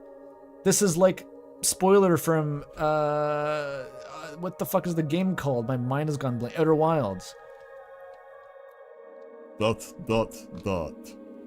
It's a snail. Snail takes a few more steps back. Uh-huh. Are you afraid of snails too? What aren't you afraid of, snail? Sugar, spice, everything nice? Hello up there. Oh, he's adorable. You watch as this snail folk of a bygone era slams into the ground. Stare at it. Oh my gosh. How charming. Iskurum cord puller. You watch the creature shake and snivel, its flabby skin moving about freely, its glistening surface reflecting the light. That staff, it holds immense power. Look at the staff. It gives off a faint glow in the dark of the temple. A Gatebearer artifact. A magic staff befitting for a wizard such as yourself. Holy shit, that stick would go for a fortune on the market. Could you imagine? Pristine staff of great power left in stasis for millennia? What a payday. Oh, that's not a... That is the proper noun descriptor. Staff of great power? Or maybe not. I thought that one of them called it that before. Look at the shell. It is covered in trinkets, books, files, and all manner of esotericals. There is no doubt. This is the wizard of the highest degree. Approach the strange snail. Gotta wait for my angel to interpolate. Hello? Wait, I can behold him. They shine. Oh, I can't do the behold thing? The snail lifts his head.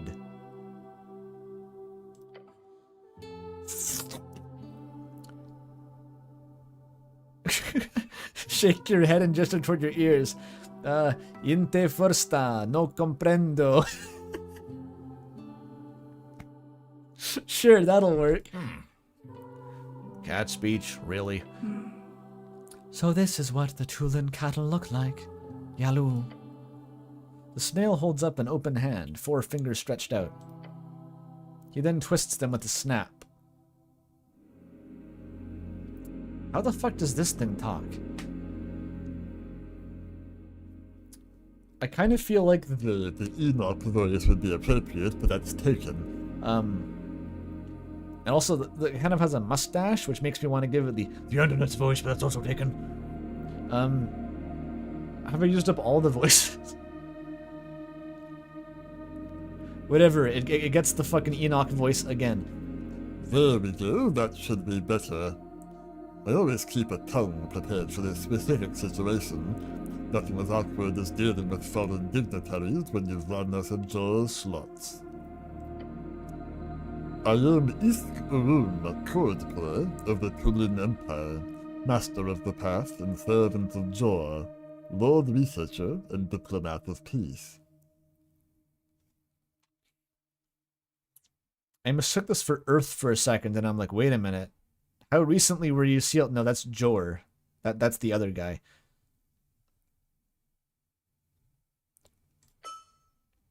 He lowers his soft head all the way to the ground.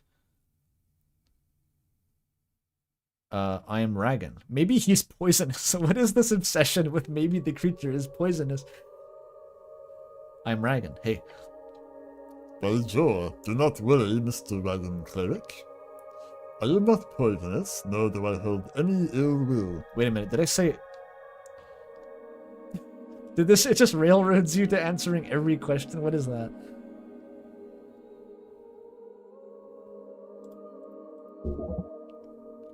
He's reading my mind.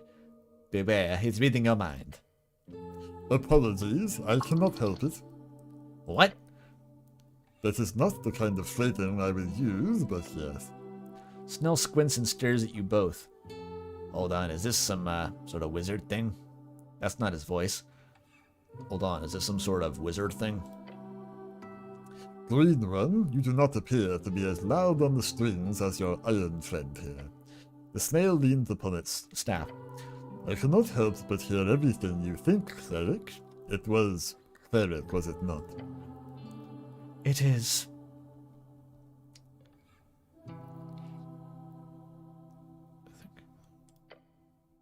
And greetings, Tulin.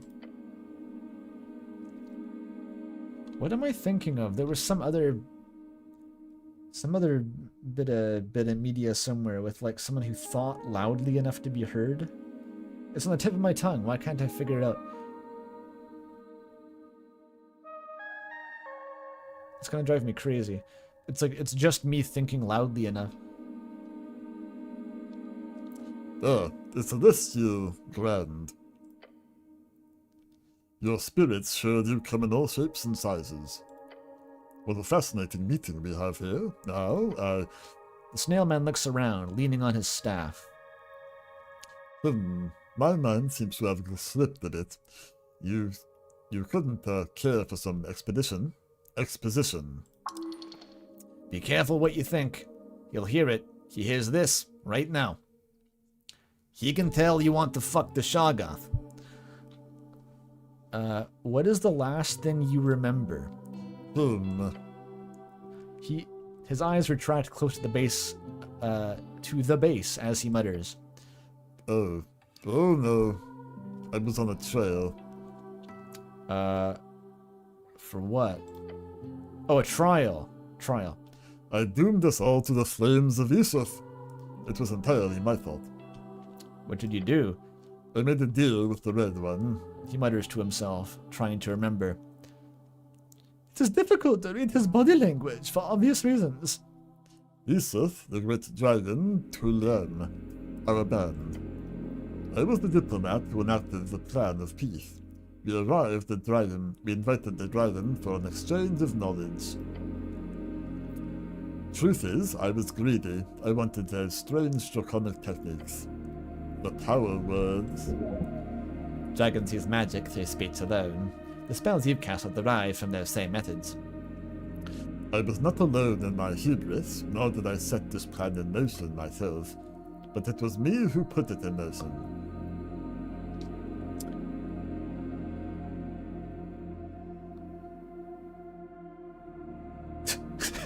Since the snail reads my mind, why do I even bother making a choice of what to say? He's listening to this right now, isn't he? Blah, blah, blah, blah. I think strange noises. Please stop. Please stop. That was fun. You can annoy someone with your mind. Sorry, go on. The snail man looks pointedly around the room. Or at least we think it does. It's more of a gurgling sound. I am personally responsible for the deaths of approximately 50,000 to 100,000 of my kin. Stare at him. The destruction of Tulin cattle. Yes, that's what it was. Esoth went back on his word. He used his unorthodox magic to disrupt our many, many mages. Then he burned the entire city. The towers fell, the screams, the heat. So, like, the thing that ruined all the... The basis of Norvik, yes.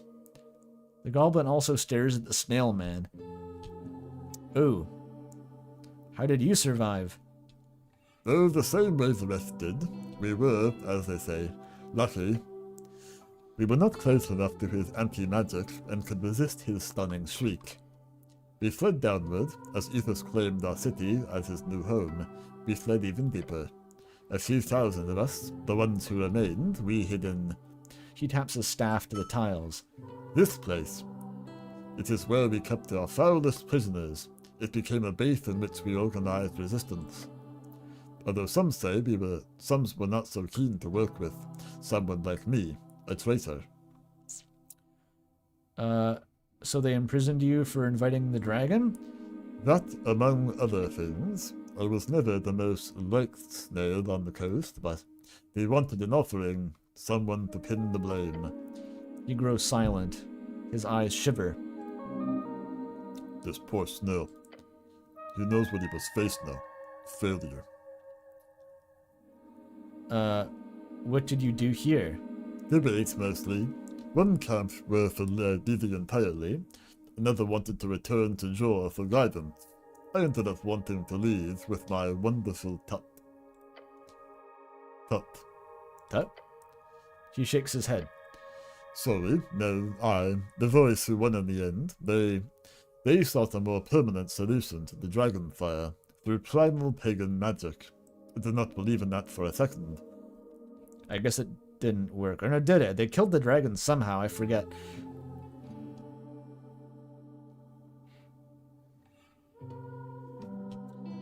How long? Months.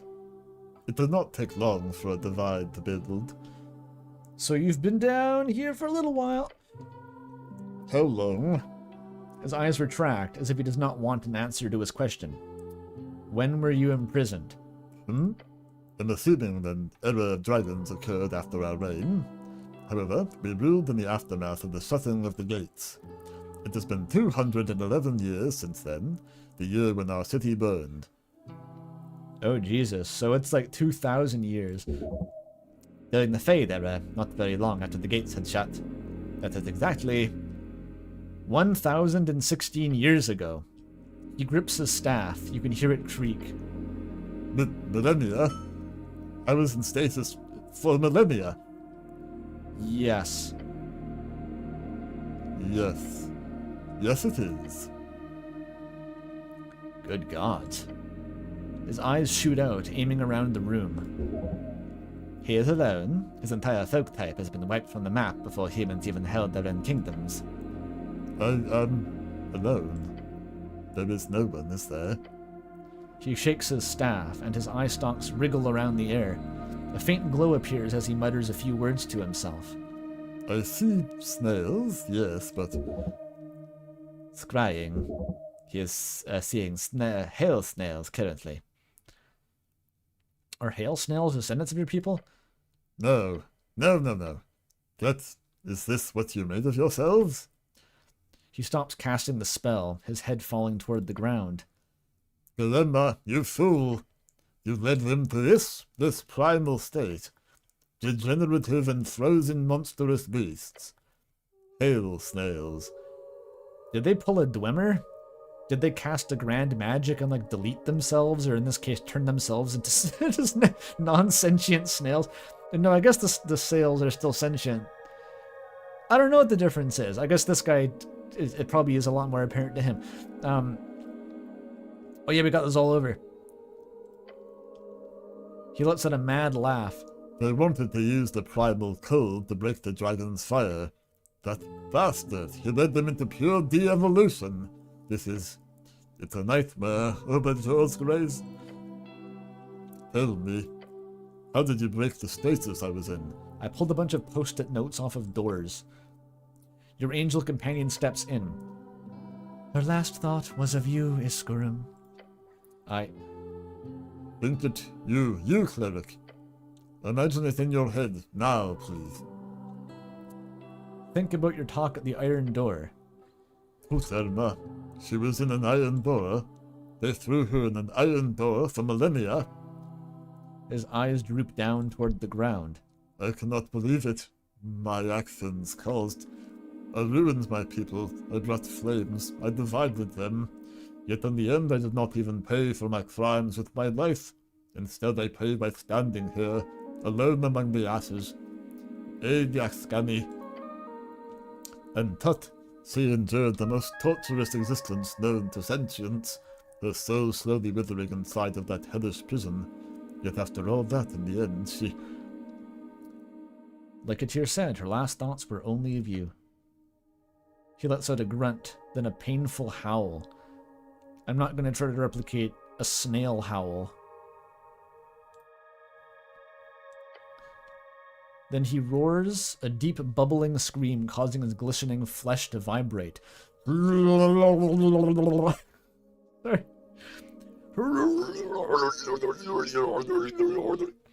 Stare at the snail. When he stops, he takes his staff and slams it into the ground. I reject this string. Those words do not speak of a humble nature. He broke off this world to make his own path. I will do exactly the same. The snail is going mad. Fair, really. What are you talking about? He lets out a gust of wind. I can fix this. What? Yeah, well, what? Fix what? My dear Turt was destroyed by an iron prison that leaves her soul in pieces, not quite dead, not quite in existence.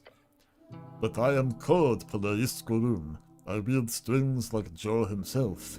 From this day on, I will no longer seek power, nor achieve greatness, nor will I build empires. I will only perform one miracle. I will resurrect her, then I will pay her back 1,000-fold for her unyielding love and devotion. Yes. Yes. Oh, that was like a triumphant yes. Oh, yeah. She's really hype about this snail for some reason. Pay your debt, Tulin, to her. With everything I have.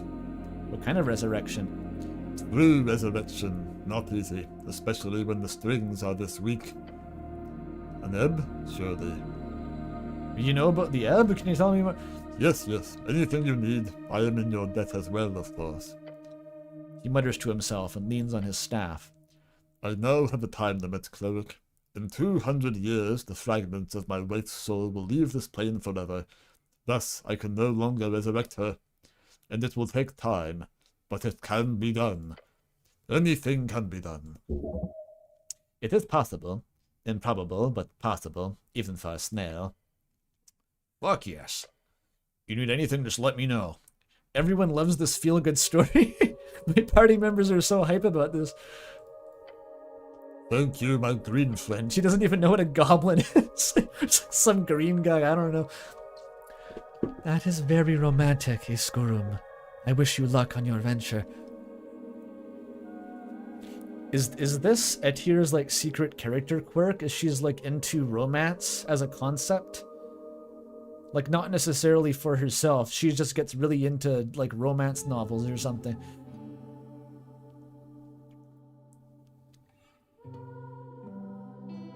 A romantic indeed.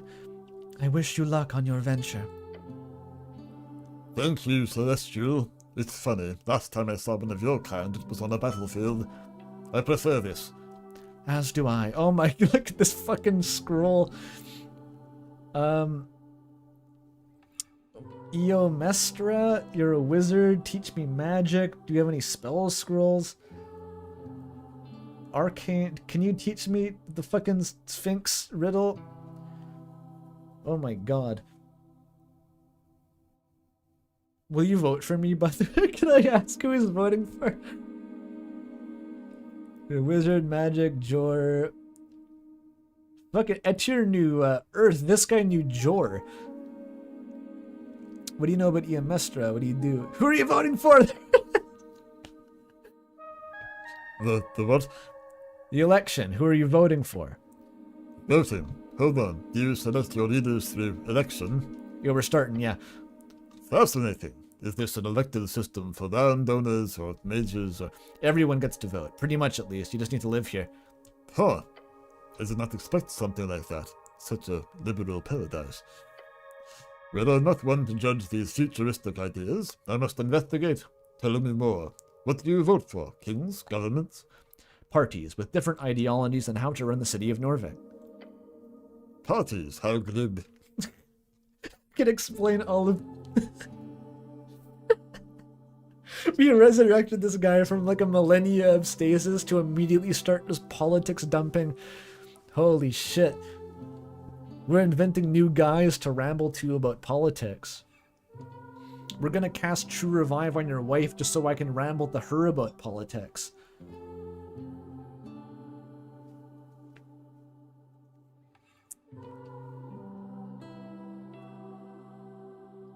The party of magic is best, of course, at least once I run it. As Supreme God King Wizard Leader, I will bring the greatness of the Arcanists to Ascan. I feel like the snail would be on board with this.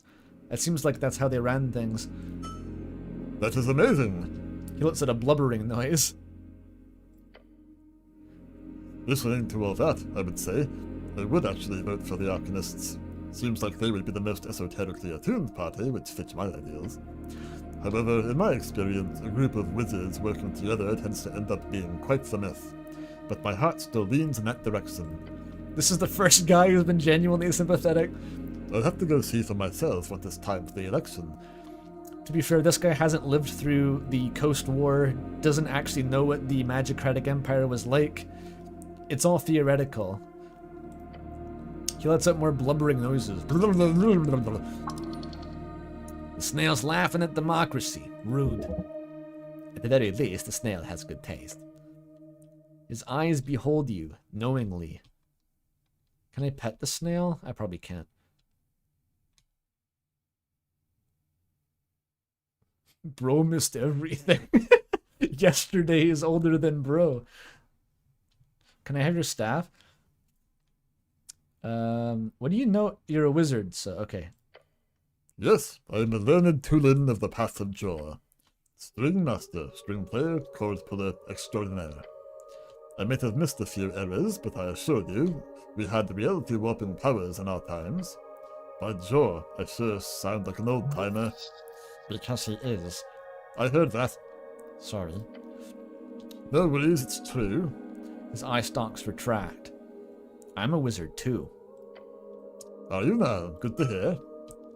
It does make sense. Someone with a head so attuned to strings is usually either dipped in a soul river at birth, or a powerful mage of some type. Soul River? Dipped in a river? Hang on. Is this like an Achillean and or baptismal metaphor situation where I fell in the... What does that mean? Or a crazy person. Nope. Maybe all three? Nope. Just a great wizard. Wonderful. I was hoping this error of yours was acclimated to magic use as well, despite the past. Are all snail folk wizards? Oh no, but many, yes. What spell level can you cast? 9th by regular limits. I love how this concept is just like fundamental to the universe, so it hasn't changed in the last several thousand years. Like every society will independently invent the concept of spell levels.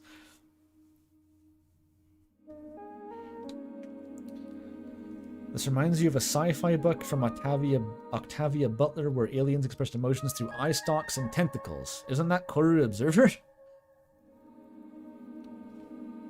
9th by regular limits. I had the ability to wield the 10th level spell at one point, although it was of course a weak 10th level spell.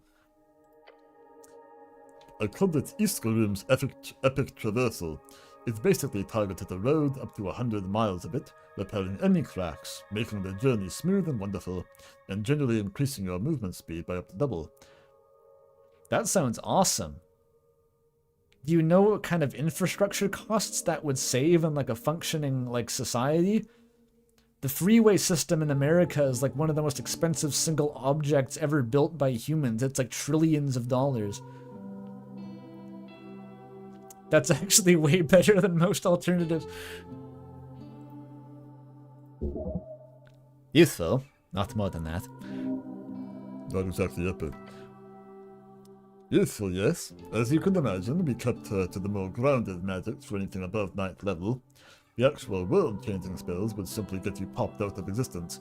Wait, what? Popped out of existence? Yes. I named it Esoteric Events. They apparently began during the Gate War, but grew worse during my lifetime.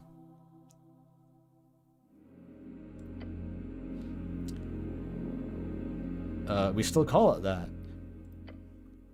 Oh, do you now? I suppose the tongue spell translated it properly then. Can you teach me a 10th level spell? What 9th level spell can you cast?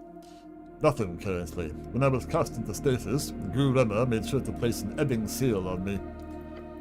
That is a curse, essentially. Makes me unable to cast anything above, in this case, 3rd level spells. Ah, So currently I'm not so powerful at all. But do not fret. It will fade in time, hopefully as the ley lines grow stronger all round. This ebb.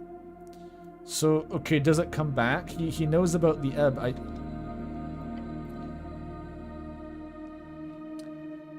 This could be the plot of like a weird light novel, is like you have 200 years to solo level to max and cast a 9th level revive wife spell. This is also the plot of like every cyclical JRPG. It's like, oh no, our powers got drained and we start from level 1.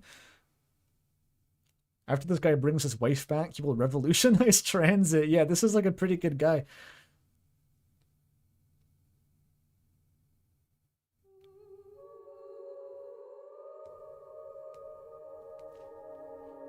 We can lead the Arcanist party to a victory on the back of like transit infrastructure.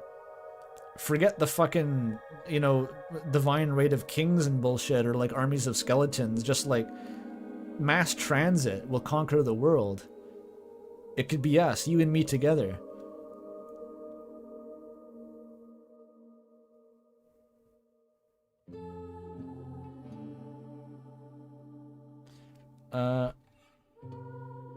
What the fuck is Eomestra? I forget about that. Can you teach me any magic, like tongues of fire? Oh, teaching, that is not my specialty. If you have any questions, I can always share my knowledge, but beyond that, I am afraid I can only offer some spell scrolls. Cool. Okay, what is the ebb, though? His eyes dart around. You want the definition? Yes. A demi-lich. Dangerous friends to have, cleric, unless the world has changed by more than I imagined since I left. His eyes jitter a bit. Ebb is defined as an effective anti-magic. Oh? It's when the flow of magic is, well, ebbed, lowered, ceased. It is the word I do not like for many reasons. For one, it was a tool used by our enemies, the Gate War. To sink Jor's realm, they wished to quell his strings. Then, of course, it was the dragon Isuth. His betrayal began by casting of a cruel and terribly effective spell. Power word ebb. Is it that fucker? Did Isuth do it? Power word ebb, one of the lost power words. There are theories on its existence among scholars, mostly focusing on the dragon's search to surpass Jor. The only known myth mentioned in the journal of Tissereldenor of the word is indicated it had an anti-magic effect. What does it do? Power word ebb put the clamp on Jor's strings. A large area, I believe up to 1,000 feet, becomes void of high-tier magics, and low-tier magic becomes unstable. Yet it is no simple anti-magic field. It is not an area of suppression of magic, it is the literal editing of the strings themselves. It cuts off flow to the strings, flow from the past and future, a ripple of non-magic through time. I will be honest, I have no clue what the exact parameters of casting such a spell would be, nor what the long-term effects are. But it does sound to me like your era has been affected by some terrible ebbings. For your strings seem to me as if they are indeed clamped and clutched, as if struggling to breathe. So someone cast a bunch of ebb spells? That is a lot of questions. I'll say, possibly, probably, not really. So possibly someone cast a bunch of ebbs, probably related to the end of the Coast War. I forget the last two. And, yes, through time. This is, of course, only a theory of mine when it comes to esoteric effects, pockets, events, and so on, but what makes an esoteric ebb so powerful is the sheer time frame of it. The consequences can be unfelt for centuries. That is what makes Joe's esoteric magic so powerful and so dangerous. No sane being can calculate beyond the third dimension, not at least beyond some abstract and practical sense. We are not made for it. I'm discovering the limits of this voice. I've never had to do it as much as this. But that does not stop me from researching it, or at least until Isis did. This guy is a whole fucking lore encyclopedia. I think my tongue is physically going numb. A little bit.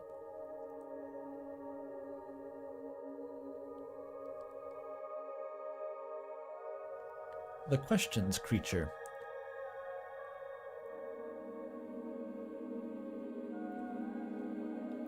So how do I learn higher tier magic? Time and effort, cleric. I remember when we caught a batch of students about to rush out into the wild to burn some fake creatures with fireballs. They said they needed the experience. The wisdom of Jor teaches us otherwise. Repeated exercise does build muscle memory, yes. However, true experience is brought from novelty. Be interesting. Your future and higher tier magic will be born from that. I am nothing if not interesting. What do you know about Jor's strings? He holds out a hand and casts prestidigitation. When Jor crafted the code, he did not... I'm sorry. I tried moving my tongue to the other side of my mouth to see if it would be different somehow. That doesn't work. It's got to be on the right side. When Jor crafted the coast, he did not make it from scratch. Dazzling lights spawned out of his palm, forming a collection of gleaming lights. He based his design on others, the landscape, the water, the wind, the biome, as well as the magic. In most other realms, from what our history teaches us, ley lines, as in the thing we channel magic from, is usually formed as a web. A network, or even a series of nodes connected. This design was fundamental and solid. It connected so many material realms to the outer ones. So there's just a known kind of multiverse going on here? Okay. As in, they were not just one. The solid worlds of mortals on one side, the worlds with all the angels and demons and non-mortals on the other, a magic web interconnecting them. Most Anticipalians will tell you the same thing. The world of mortals and non-mortals was separated beyond Joe's realm. Right, the gates were closed, we were separated. He nods. Joe did something different. He created the strings. Instead of having a series of nodes with connections between them, his ley lines were simply just nodes. They contain a sort of esoteric vector, intensity, delta, rush, tone, some call it colors, various difficult to pass parameters. Instead of being interconnected, they simply bump into each other. Physically, that is how they interact, to put a simple metaphor. Is he describing particle physics? Are the strings of Jor just an elaborate fucking metaphor for particles? Because, like, they're just points and they interact physically by contact. They have various mysterious parameters. Oh god, is it string theory? It might be string theory. Because they're strings. Oh.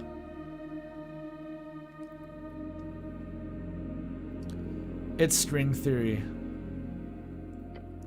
However, Joe did something ingenious here. He took the design of those interconnected webs and repurposed them, not to connect to one another, but to connect with themselves, over time itself. Connected from the past through the present to the future, a straight line, a chord, a string. So the vector is through time, but in all of 3 other dimensions, it is a point, a 0-dimensional point that forms a 1-dimensional vector through time. Why does that kind of make sense? Remember, he is reading your mind. Every option you think will be interpreted by him all at once. Great. So what difference does it make in comparison to that web design? Why did Jor make the strings in such a way? Do you think that Arcanists grew so powerful during the figuring out of Jor's secrets? Is there a magic capable of flowing backwards through time? Alright, thank you. That should be every question I have about strings. Okay, that's a lot to take in all at once. Yes, mind reading makes conversation highly efficient. And boring. I'll take your questions one by one if that's okay. Starting off, This is like when you send someone you're talking over Discord DMs and they don't reply for a while, so like 5 different ideas stack up in this huge paragraph. And then when they get back to the computer, they have to like go bullet point by bullet point. I've had a few of those.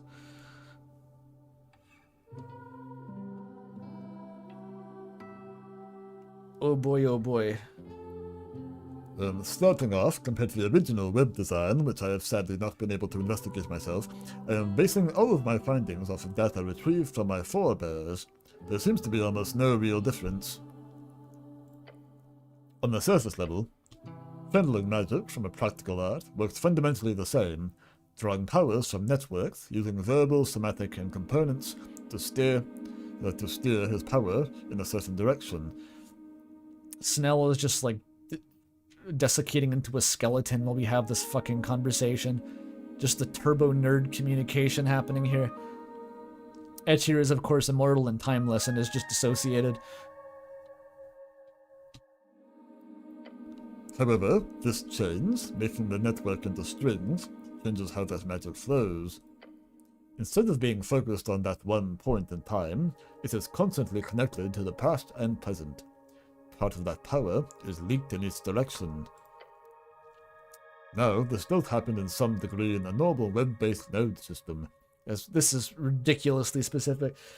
This is how divination magic works, but instead of it happening in a natural way, just like we remember where we are a second ago, so does magic. Just like we can extrapolate on current information in order to reach the conclusions about the future, so does magic. I'm actually struggling to. It's like I'm forgetting through repetition. I'm going numb to how to pronounce words. I don't know how to describe it. Etchir has stored this in her brain crystal. Snell's brain has short-circuited. Maybe this is all happening in a fraction of a second via telepathic communication, like best communicators. That could be it. The strings, instead, are directly connected. It would be as if we constantly saw ourselves in the past alongside our present, with glimpses of the future. Like a constant, permanent form of divination magic, it's quite difficult to imagine. Yeah. Question 2. I asked him like 5 questions.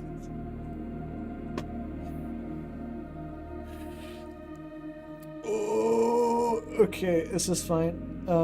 I'm actually going to take a piss break to let my like synapses recover and regain plasticity. I'll be back in just a sec.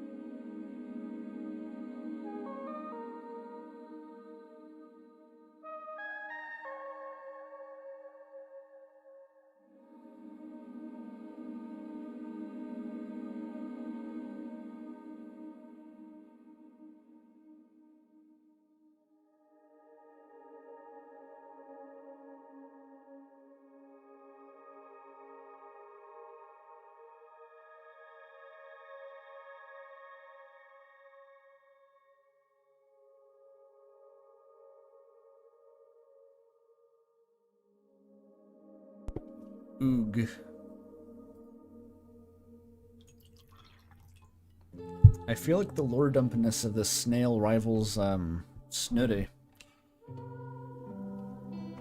And he doesn't even have a chair to kick.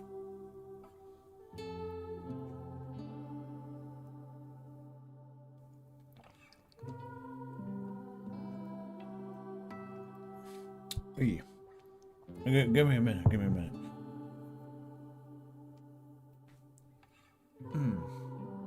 He's been holding this in for 1,000 years.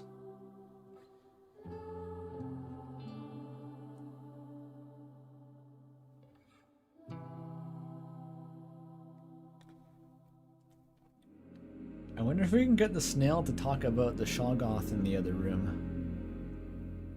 I wonder what they'd have to say to each other. Are we ever gonna meet the Hagenshags Nothic? I don't even know what a Nothic is. Do they have a design? Do they look like something? In Dungeons and Dragons, I can't picture it. Oh, hi, Sunry. Yeah, there's a snail. We found the only snail. Can we make out with the snail? Not yet. I believe he's a dead wife guy, so probably not. But he's like the kind of dead wife guy who wants to bring his wife back from the dead. Like, especially not.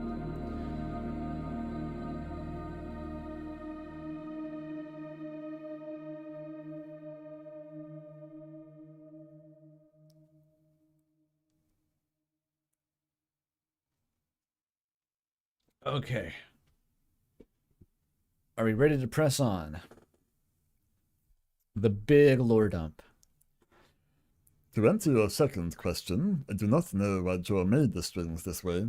There are theories. He could have done it to perform some type of chronomancy. Perhaps it was simply an experiment. My personal belief is simply that Joe found it efficient. By leaking esoteric energies to the past and future, it would make sense that he was able to build a much more potent acceleration in our spells. Now how this works in practice, none can tell, not since the gate closed. I'm fascinated by how much knowledge they have of, like, there's just the systems of reality in different universes are just kind of known to these people. They just kind of know that. What is beyond the gates? What is Jor? Or is it like a whole fucking coven of wizards out there just like doing hackathons to build new universes? What the fuck is this world building? How does it work?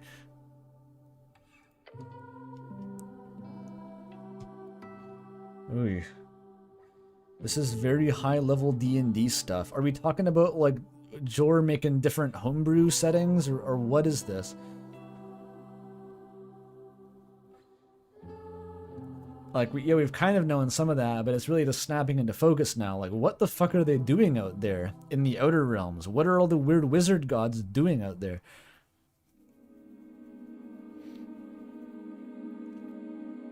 As to your third question, yes, it sounds as though your Arcanist did discover many of the same mysteries we worked on. However, it does sound as if Jor abandoned them in a way not too dissimilar to our own. Finally, your fourth question. Chronomancy is a topic many wizards dream of as they study. I must disappoint you, there are no ways beyond divination, those little peaks beyond the curtain, to tamper with time. As the strings move forward, Jor watches us go along with them. That is one of the messages we received from him all those years ago. He is watching. This is our one chance to make our choice, so make them well. Thank you, very informative. No problem. I am no lecturer, so apologies if I'm ranting too much. Could have fooled me. So did you know Jor?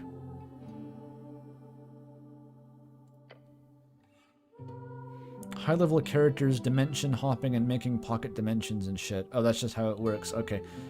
Does it just turn into Magic the Gathering? Isn't the lore of Magic the Gathering all about dimension hopping and bullshit?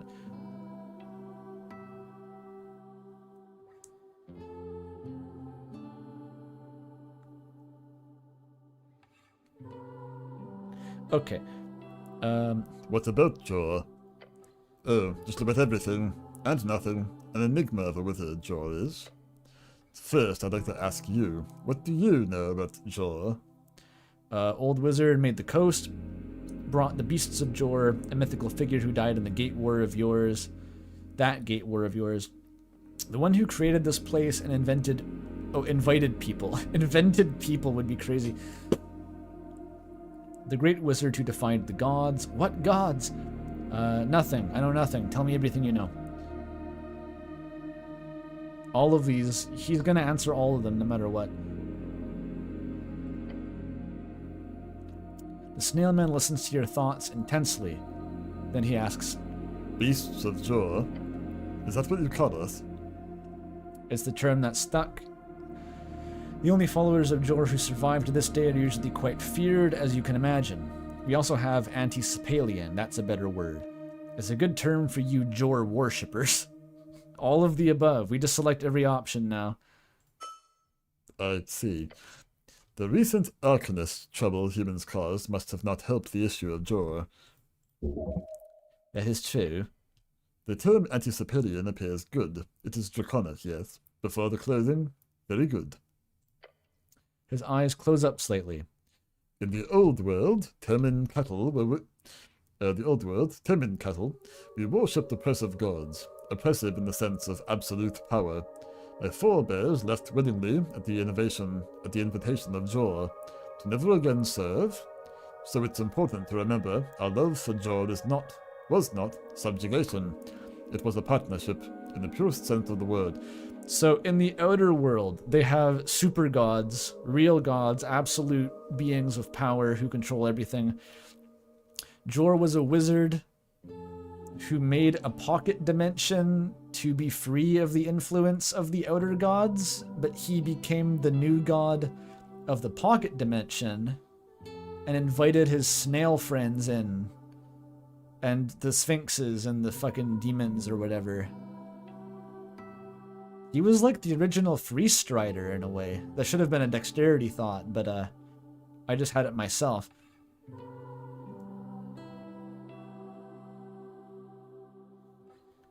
Right.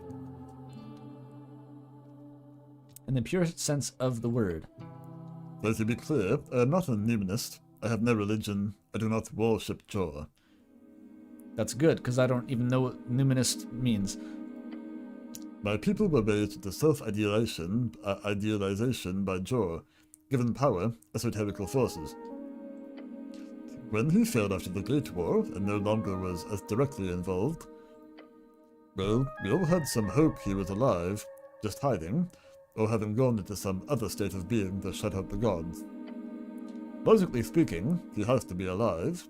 That is my input on the decision. Why? Because his realm still stands. I do not believe in natural existence for this coast. I believe, although my evidence for this is faltering, the realm would collapse if Jor truly died. This place is held up by him, thus his existence is proof of his well-being. Not to mention the handful of messages we received, at least hint at something still existing out there. Right, you talk to him all the time, right? That's a thing.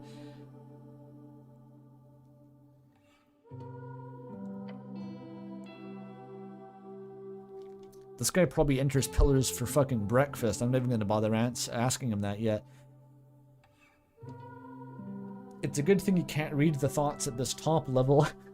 Otherwise, that would be a very confusing conversation.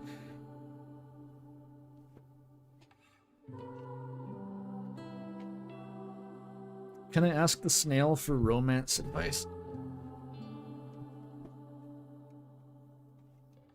He's been out of the game for 1,000 years. Maybe not.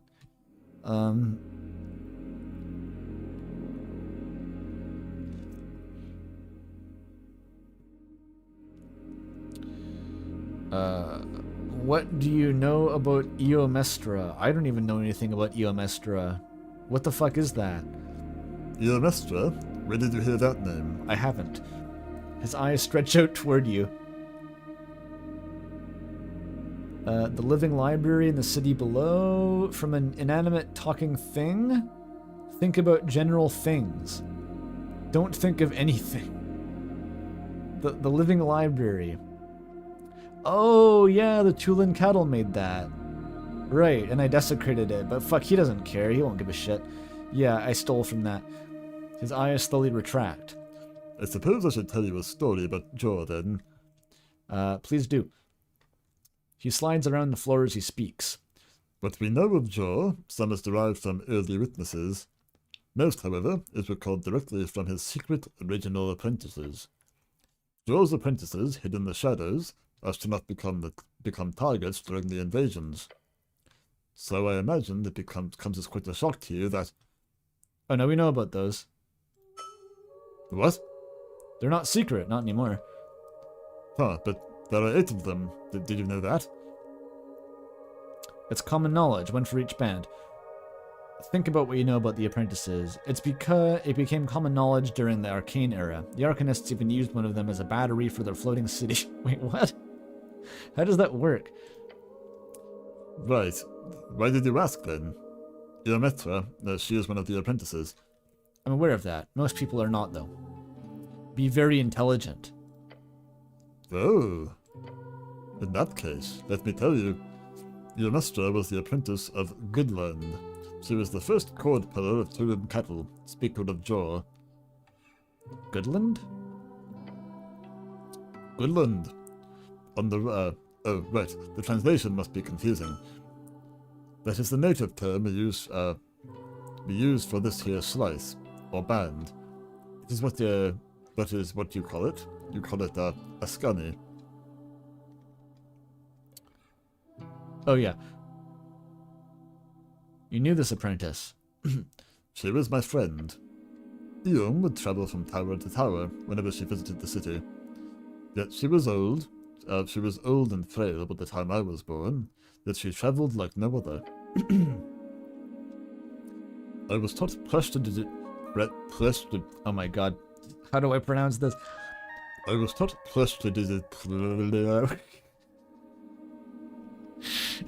Come on, dude. prestidigitation by her. Her own personalized version. No doubt you would ask me to teach you, but that would be impossible. Only she could be a good enough teacher to spread such a complicated cantrip. Fascinating. Prestidigitation, taught directly from Joel himself. One day you will master it, surely you must. Okay, what is this? Very convenient but difficult to master transmutation cantrip. It can do pretty much anything, from heating tea or cleaning clothes to creating minor sensory effects or temporary objects.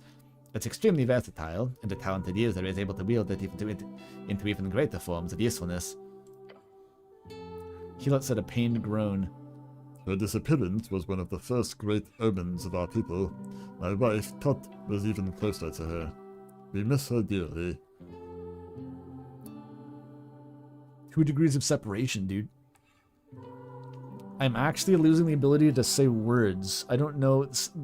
I don't know what's happening. I've read so many lines of text that, like, they're just, like, souping together. I feel like this guy alone has the word count of, like, a short novel.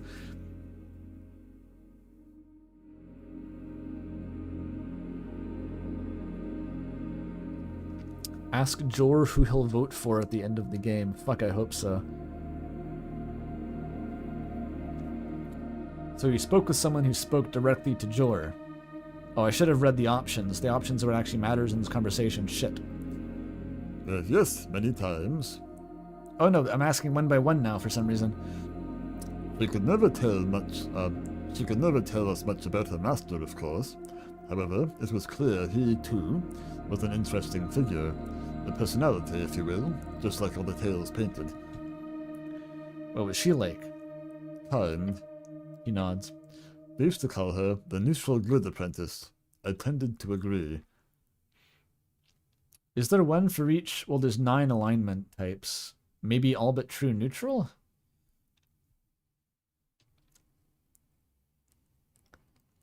What a jank epithet. The neutral good. Oh, is Jor one of them? Yeah, you might be right.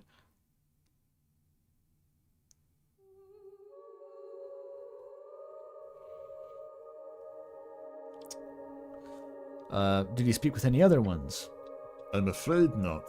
Or perhaps lucky, not all of them were so friendly to their local populace, though most of them were simply destroyed during the Great War. Why would he send an apprentice? Why not talk to you himself? That is a good question. We never had an answer. Why did she disappear?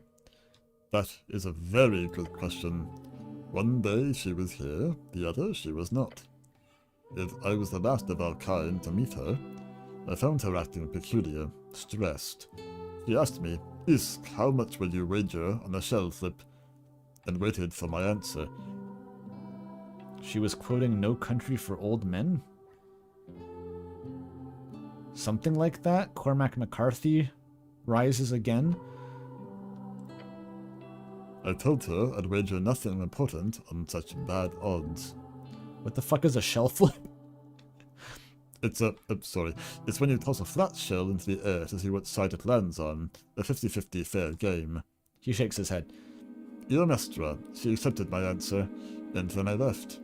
I'm still not sure how to interpret such a strange question. Did she make a 50-50 roll of the dice? Was she doing a skill check that determined her existence? Something? But that was it. She was gone. The Gator of Ascan, our connection to Jor, gone. Soon after, just a few years, Issuth burned it all down. Jesus fuck. The snailman lets out a blubbering sigh.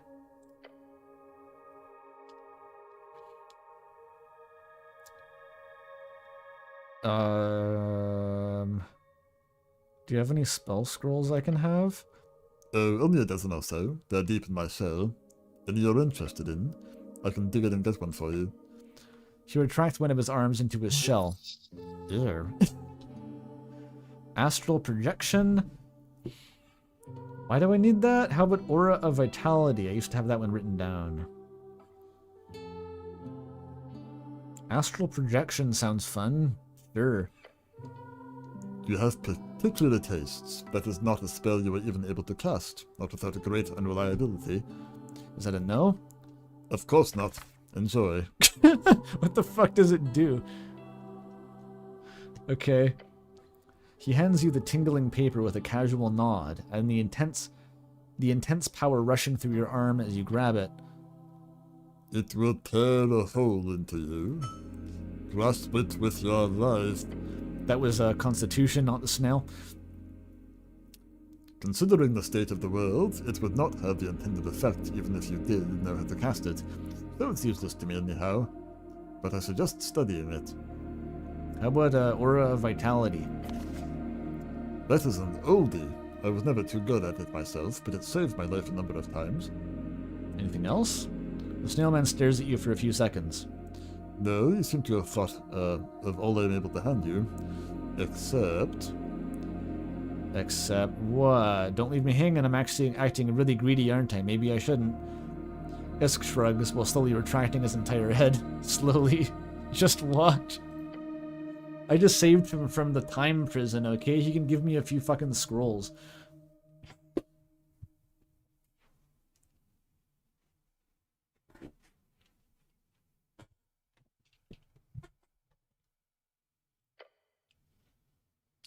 Soon the snail is no more, and you are standing in front of a shell. Well, that's convenient. Then, as slowly as he retracted, he begins to leave the shell. I went over the esoteric attunements from your mind, cleric. It appears the only spell scroll you do not actively think about here, that you also do not already have memorized, would be this. He hands you a spell scroll of wish? Wait a minute. I don't know exactly how that works, but I think I have a good idea. What the fuck?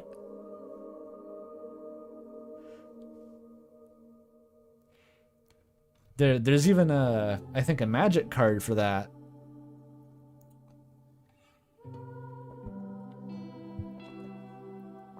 It's something just like get any card you own from outside of the game.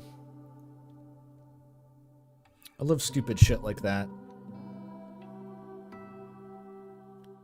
Well, I can't wait to read the description of that. I'm just kidding. It's just like nuclear bombs by this fucking guy I thawed out of a glacier.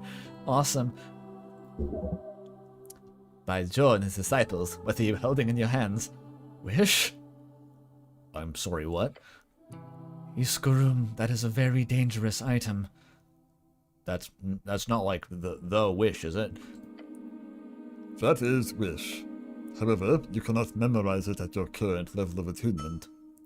Attempting to cast it directly would also take, if not your level of talent, weeks, maybe months. And if I did cast it, read the scroll strange glyphs and fail. But this is wish? I could just wish for anything? Wish is one of the few non-epic tier spells that can wildly shape reality. It is arguably the most powerful and versatile of all 9th level spells. It is so powerful, in fact, that it can easily cripple anyone who does manage to cast it. The only truly safe use of Wish is to use its power to ask for the casting of another spell, 8th level or lower. You could also ask for a weaker effect, which has proven to be safe at times, but if you word your wish poorly, and the effect is broader than you intend, then you are, as they say, screwed. That sounds awesome. So you're saying I could wish for anything? The snail man lets out a blubbering sigh. I received that spell scroll from a djinn I fought alongside during the war. It was a reminder to stay humble for those who use it for personal gain, use it as a shortcut to greatness, always end up in ashes. I did not always listen to such ideals, but when it comes to that spell, I have respect for it. One of my teachers, the great Ritios, used his power to shatter the hearts and souls of 100 ice devils. In the process, her entire being turned into a permanent esoteric pocket. I am giving the spell scroll not to use, cleric, but as a reminder of your mortality. You said you gave it to the wrong fucking guy. I'm gonna blow up the entire city of Norvik. Yeah, this guy's a hyper wizard. He doesn't realize what a fucking chump we are. He's just giving us a nuclear bomb.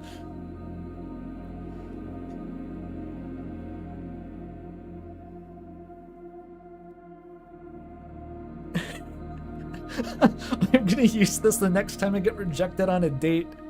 Like, you don't get it. Mortality is not where I end. Say like the most worrying thing possible. He makes a peculiar mouth movement. I like your fire. It burns bright. Anything else? Twin tongues of flame. Oh, whatever the fuck. The snail man nods. So I can use it to cast any other spell.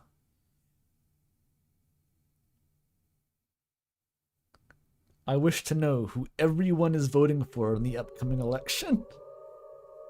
Everyone.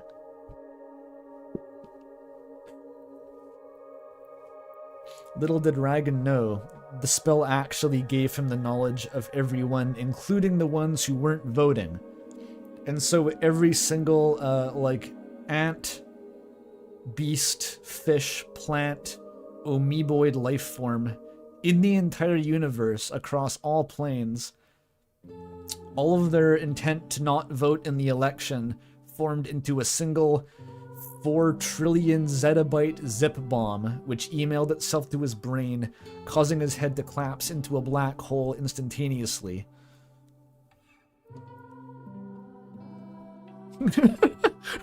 Grease up the entirety of Jor's realm. I cast ExxonMobil pipeline rupture.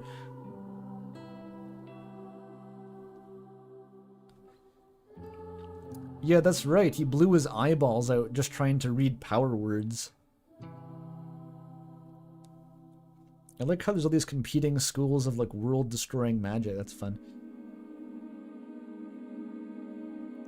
I've often made fun of how easy it would be to destroy destroy the world with the magic from Witch Hat Atelier, but this is in a pretty similar vein.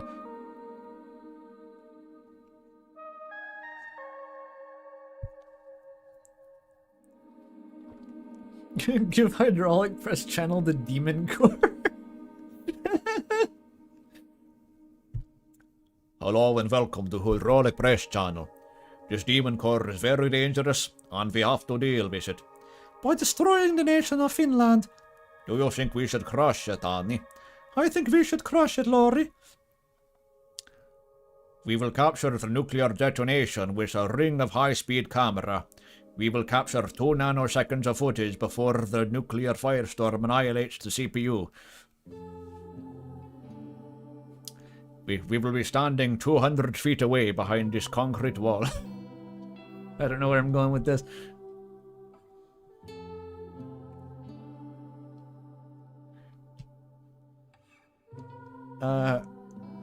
Okay, that's all I have to ask about wizards.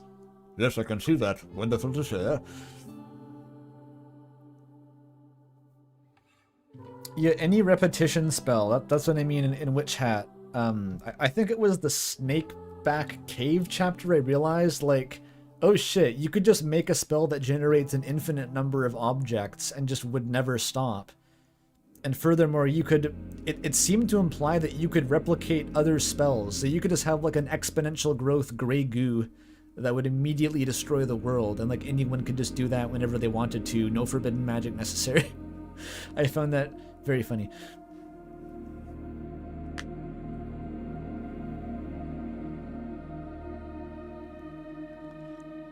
Okay, we're almost free. Do you have any questions about the stuff you missed? A couple thousand of them, yes. I will also, of course, dive into whatever libraries you have available for information soon enough.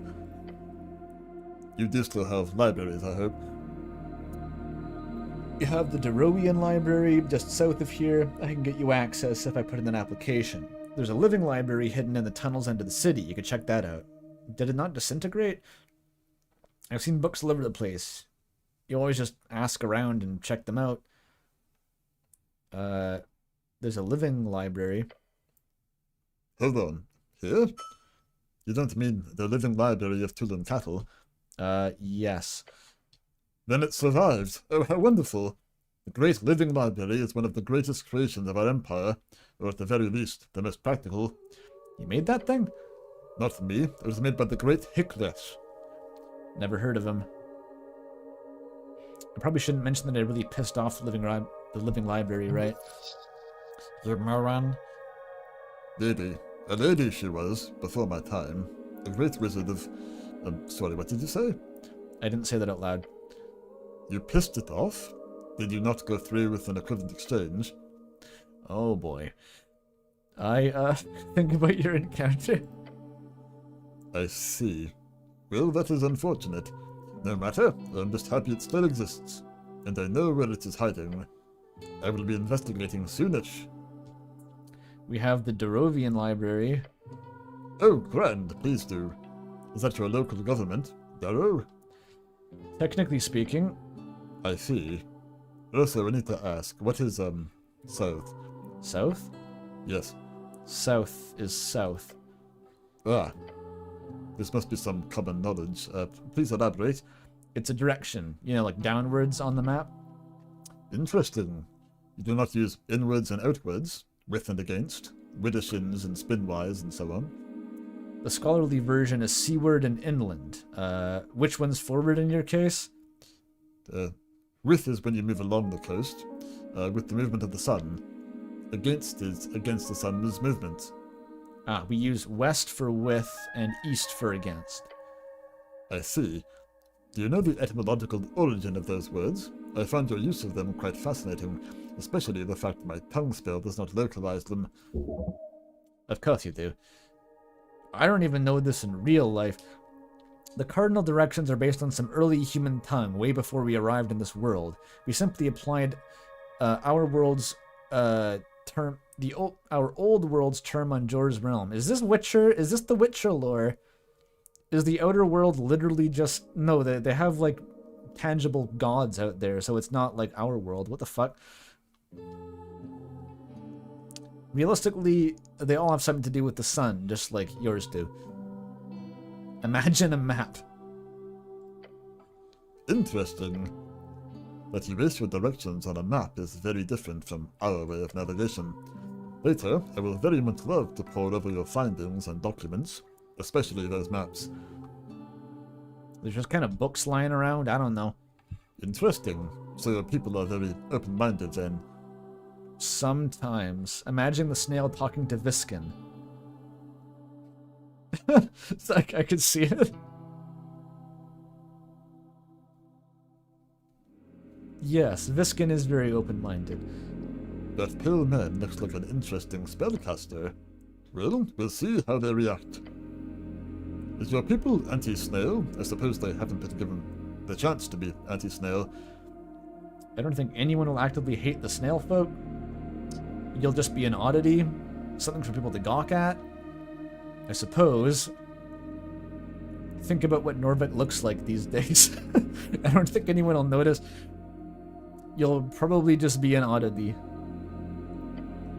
He nods and his eyes jut out. Interesting. I'm looking forward to navigating your society. He's taking this pretty well. So what do you want to ask? What's that a bubbling noise?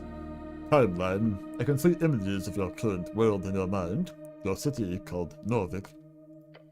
You live upon the ruins of my people's creation. Very interesting. But I am interested in how you got here. You appear to be human, yes? I remember the dragons of the east bring your people to the coast as servants. Oh, he internalized the east. Slaves, rather. When did you break your chains? It was during the Fade era. Humans broke free alongside many others as the big ones fell. Doug Dolan Dim led the charge against the dragons. It was... I see. I am most relieved and extremely happy to hear of their demise. You're welcome. But I must ask, whatever happened to Isuth? His downfall must have been at the hands of some great warrior. Oh, that was the fucking... the wandering gnome or whatever. Oh, I know that one. It's a children's story. Oh? The little and the large. Think of the tale. A gnome befriended the mist titan of Axkani, and together they defeated the great red dragon. You're kidding. By Jor, that is very good. Very, very good. An ironic end for such a horrid beast. Defeated by friendship. He lets out a bubbling laugh. May his bones be cursed forever.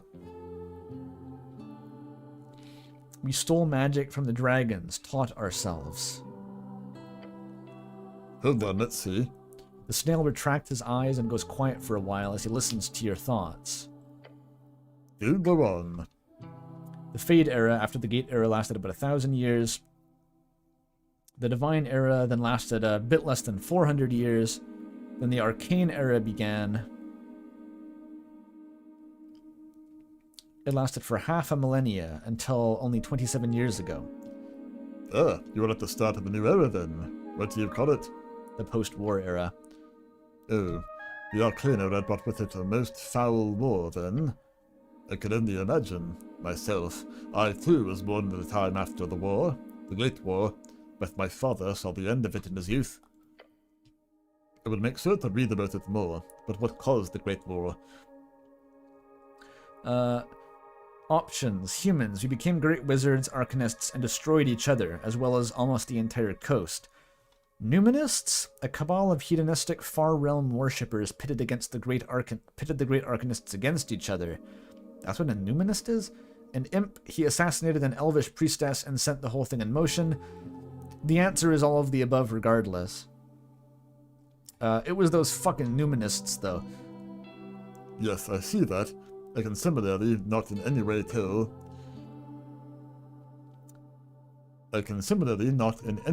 you the great real reason behind the Great War. But since it's closer in the timeline, if I may ask, how did your Coast War end? Freestriders, an ideology of meritocratic and democratic heroes, eventually felled the Arcanists. Today they are the most powerful force on the coast. The Arcanists destroyed each other and ruined large portions of their band in the process. The Arcanists were simply too powerful, the game was rigged against them, and thus they lost. Magic stopped being as potent. They tried to keep it a secret, but eventually they simply could not support their empires. That must have been it. The magic was too weak to support magocracy. Fascinating. It is understandable there is no clear answer to such a complex conflict. As per usual, the victor will write the notes of history, however, so I will be sure to read with a critical stock. Stock? Ah, I stock. And your people then, they fled the Arcanists during the war. I seem to get that impression from the images I keep seeing. What exactly can you see in my thoughts? I hope you can't see me naked. Try your best to not imagine yourself naked. I hope you can't see me without the helm. Try your best to not imagine yourself without the helm. Joke's on you. You can't even remember what you look like underneath. That's self-annihilation of the highest order. He doesn't even remember. Nothing too personal so far, thank Jorah. Thank God you can't tell I want to fuck the Shoggoth. Oh. Some esoterically attuned people cannot help themselves. It's honestly quite dangerous at times. My old rival used to run into my laboratory and think very loud and grimy things, the most heinous scenarios you could imagine. I have no feeling on psychological warfare. I feel like the cleric would be really sensitive to this. He got so flustered about the buggering. What an asshole.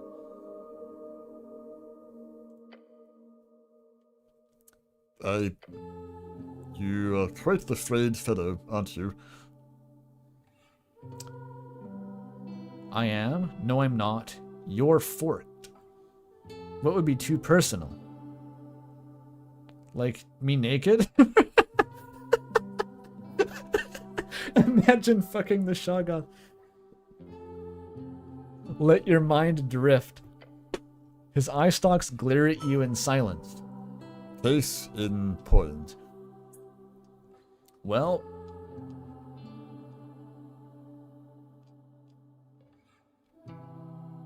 do you know how to enter the pillar?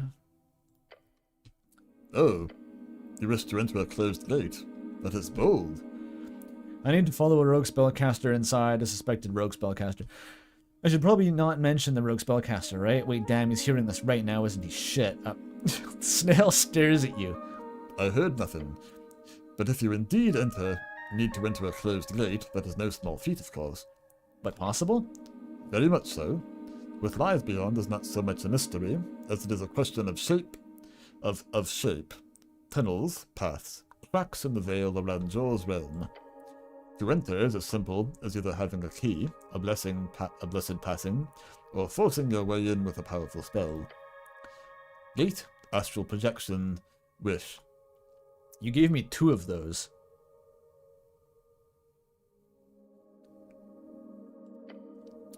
They can all break through. Of course, with the current state of things, here in your time, it is clear all such methods would be difficult. Very difficult.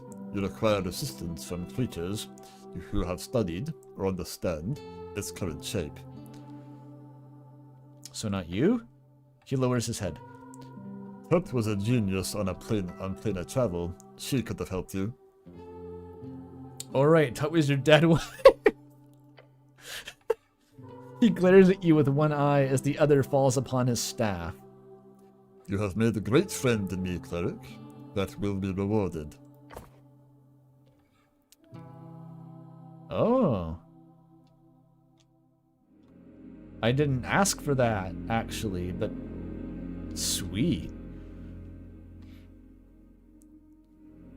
The staff. You hold it out. Feelings of power surge through the rough wood. The rough wood. I call it Meravish, staff of strings. You're still holding it, dude. You may call it the staff of Tulan cattle, as remembrance of my fallen people. It will be returned to me once you are finished with all of this. The crystal at the top lights up as he speaks. It is now attuned to you. If you wield it while dealing with this gate, it will grant you assistance. Information, attunement, so on. My dear wife's research can be found within its core. It will help you, I am sure. Thank you, and Tut. As for those who you should speak with, I have no idea. But unless you want to write the contract with some powerful devil, Like the one in the next room. or serve a far realm monster, you might not have too many good options. It's okay, I know a lich. I know 2 liches. The only creature I knew beyond my people who understood the mechanics of the gate was the Gate Guardian herself, but she was ancient by the time I reached adulthood, so I would not count on her being around. Oh, that's the Sphinx. Excuse me? Olzis, the Sphinx. She's still around? Yeah, you knew her? The snail leans back, still reeling over this information. He's got an old friend in the city then. Good for him. I'd have to visit, so she is still in there. It's a tavern now called the Drunk Sphinx. This is a strange error you've built for yourselves. I can't say I dislike it. In that case, I highly recommend you go speak with Oldlith. Unless you've made a fool of yourself before her, she might be inclined to help getting into the gate crack. I have both made a fool of myself, but also she seemed into it. I would never do something like that. Flashback to when you spoke with Olzis. No, she liked me. I was actually pretty cool. Okay? I was the funny little man. Oh, Jor. I'm sure with Merivesh it will be fine. And if not, then maybe there is some other dark and oppressive magical creature you can persuade. Oh, like that aberration called Everglad that lives in these tunnels? Huh? He looks around. I should probably leave here soon if things like that have taken hold. So what are you gonna do? I will build a base, a laboratory, somewhere in the city of yours, built upon our ruins. Any tips on who I should talk to? You're gonna have to, acquire land or something. Viskin might help. Lady Sageleap's the local goblin chieftain. She could hook you up if you do something in exchange. Let's throw Snell a bone here. He's been like T-posing for the last 2 hours as I ramble on to a snail. Yeah, Lady Sageleaf. Damn right. Oh, yes, I see. Yes, that will help a lot. Thank you, cleric. Once I have established a foothold in this new era, I will return to my research, figure out how the strings have changed over the millennia, relearn my mastery of chords, collect the resources I needed. Then, of course, He looks upward. I will bind her fragments to this material world.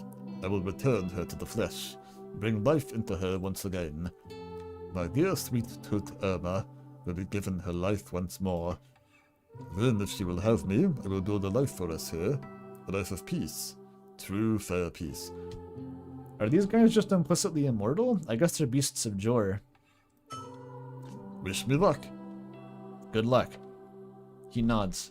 Oh, Oh, I've become anti-Sepalian over the course of talking to the snail. Jesus Christ. The whole side of my face is numb from doing that voice. Jesus Christ. Oh, okay, the loot we got was crazy. Scroll of Astral Projection. An ancient spell scroll of astral projection. Just holding it makes you feel like you have the power to rip a hole in reality. Obviously you can't use it, not without ripping another hole in yourself. Oof. Scroll of Wish. An ancient spell scroll from a different time. You cannot read the contents, at all. The snail glyphs running along the edges causes your entire body to tingle as you touch them, however. This is the power of a wish spell. A power so strong, even the paper itself becomes esoteric.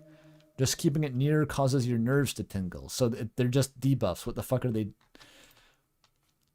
Cool. Wait, did that guy give me a copy of his book? I don't remember him giving that to me. Did he pickpocket that into my my inventory? I just leave his aura and he's teleported a copy of his book into my presence like a fucking pamphlet? Jesus.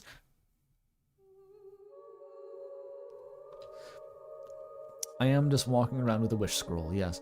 And I got the super staff of Tulin Cattle. Where'd it go? Where'd it go? Oh, there it is. Oh, 2 intelligence, 2 constitution. That's what I'm talking about. A piece of bracken born through centuries of gate war fighting. This indestructible item has seen the early days of this world and has now been brought to this modern alien era.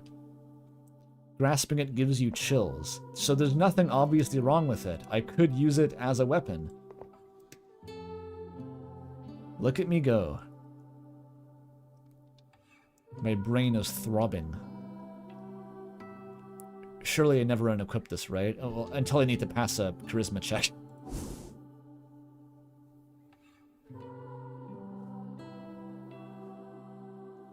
The staff is curing my IBS. Huh.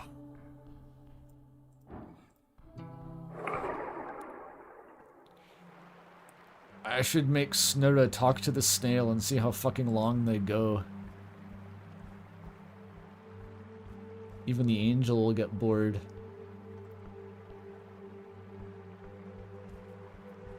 The Tum Stick. Well, that was a worthwhile excursion. Oh boy. I do want to express sincere admiration for the scale of the magic system in this world.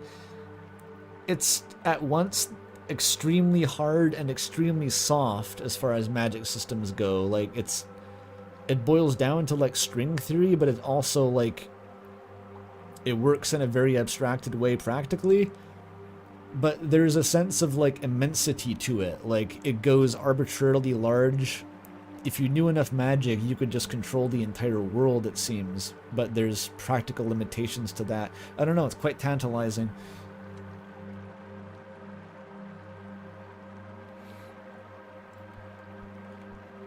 There's a lot of words in this game. I should probably go to the fucking Drunken Sphinx at this point. You have any thoughts on what just happened? Nope. Alright. Alright, off we go. Off we go. I want to see if the Paladin Looker was in there. Actually, Pillar Crossing is going to be faster.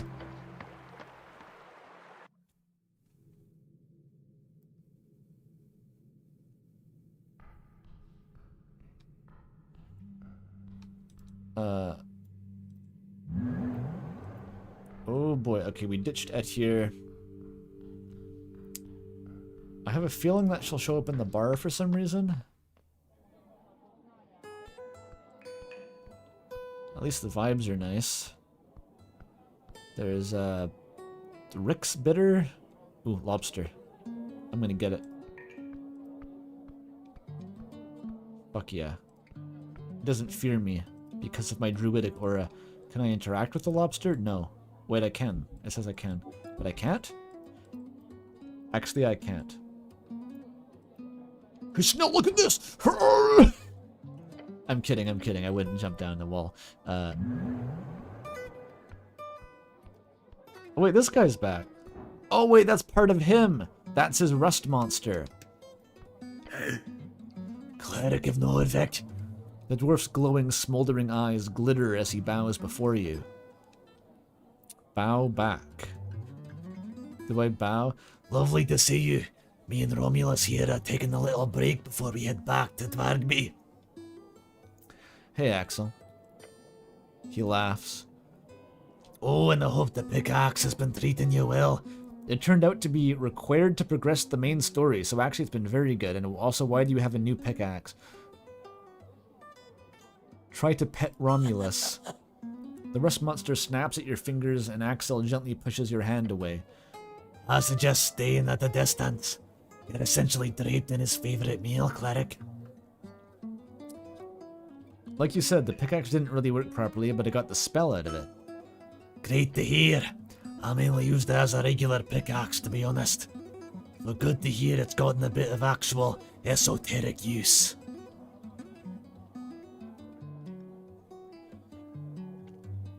Where are you from, Axel? My home is in the settlement of Stenstrip. You've heard of it? Oh, you haven't heard of it? Stenstrap is a tiny mining village on the undercoast. You read about it in an incident with a Region ambassador who was assaulted there once. DC 20. I have. Be smart. You earned it. You have? Because of the ambassador incident. I'll be damned you reached that far, huh? But beyond that little happening, nothing much to be said. Stenstrap's small and peaceful. It is small and peaceful. I get back there once every year or so to visit family. They sometimes want me to stay and join the mining corp, maybe when I'm older.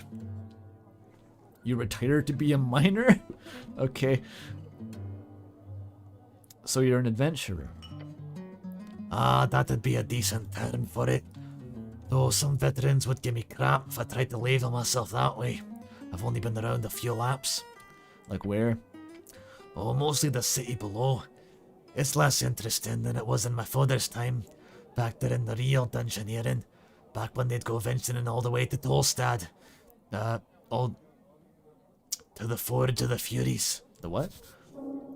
The Forge of the Furies, an esoteric pocket containing a sliver of the elemental plane of fire. Oh, I want that. Said to be the home of the Phoenix, which passes over the city during Phoenix Watch. What? The what? So, okay. No further context.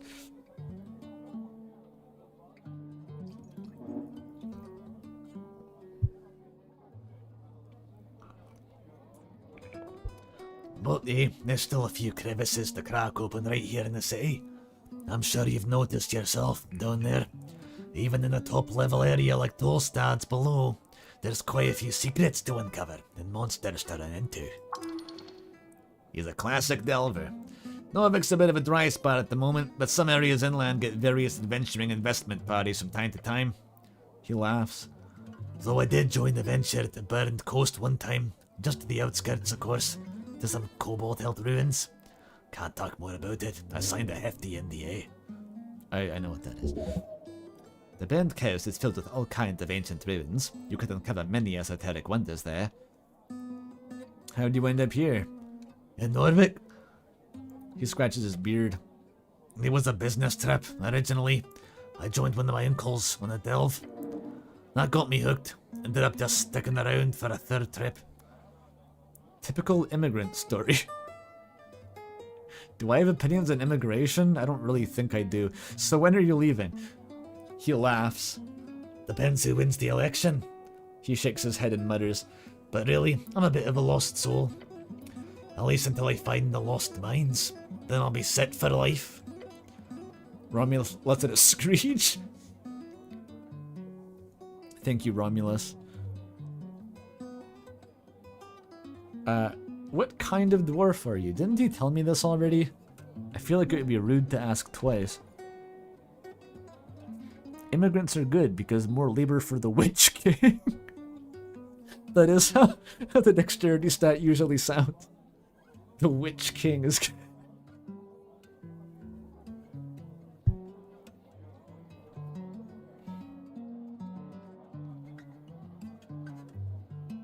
Who are you voting for, by the way?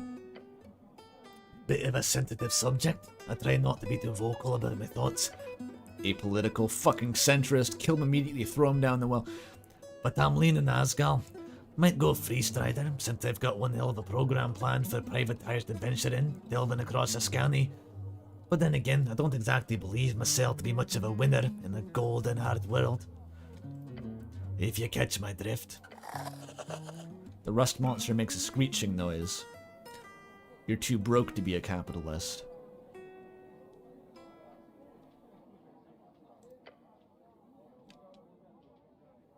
Romulus sure does. Oh my god. As the future God King visited the city, I will surely require strong adventurers to guide and protect the lands.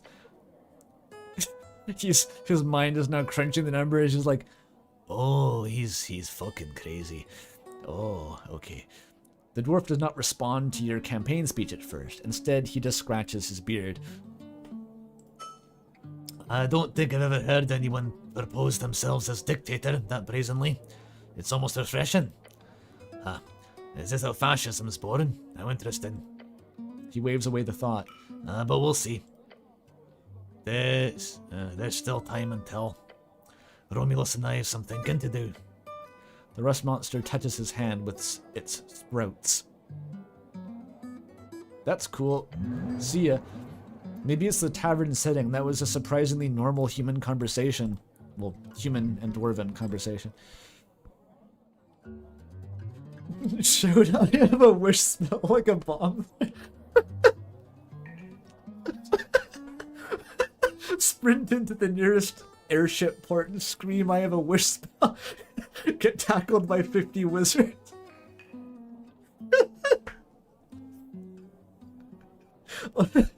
Olzus would have to teleport you to the maze.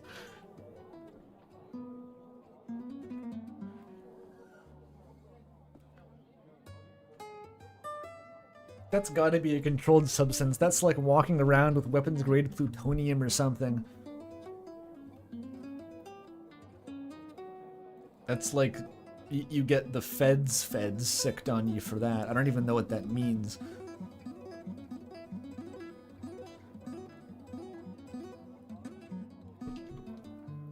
I guess there is no High Council of Wizards left, because the Magocracy is in ruins.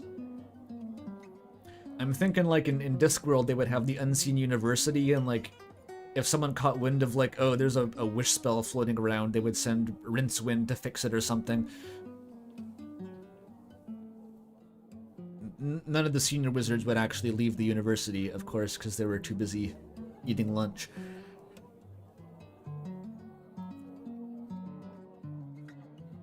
Discworld mention. I talked about Discworld a lot during the beginning of this, then I kind of forgot. There's a lot of Discworld in this game, obviously.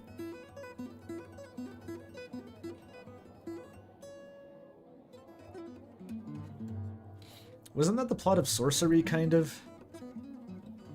Or, wait a minute. Where was the one where they had to go? Was that Lords and Ladies? The wizards had to send a delegation to the Ram Tops because of some grand threat that was rearing up? Oh no, that wasn't a threat. They were just invited to the wedding. But then it turned out to be a cosmological threat. My memory is hazy. The senior wizard would be perturbed and proceed to do nothing. But I think sorcery, that was the case. There was like a freakishly powerful, well, sorcerer. And they had to fix it somehow. Usually the wizards don't do anything. In fact, the most threatening I ever saw the wizards in Discworld was when, the fucking, Telegram guy threatened to sue them. That's one of my favorite scenes, I think, is when you come across like the sort of the relative power scaling between the different kind of subplots in Discworld, where you have like the Industrial Revolution venture capitalist guy tries to like threaten the wizards, and they're like, well, we'll drown you in our pond, basically, is their response. We have a pond full of people who tried to sue the university.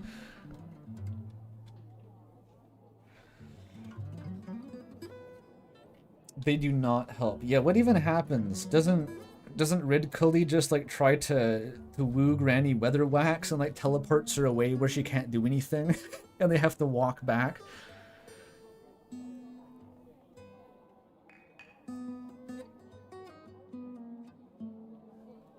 What is the single most useful thing Ridcully ever does in Discworld? I'm not qualified to answer this. It's been too long since I've read the books.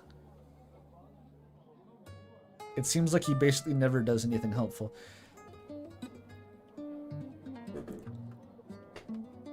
Okay, is the fucking paladin looker here? Oh, that's the, what's his name? Asgalist man.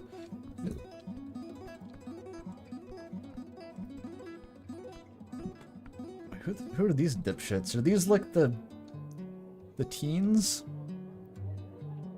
I think it is. Oh yeah, that's his weird trident. That's the guy.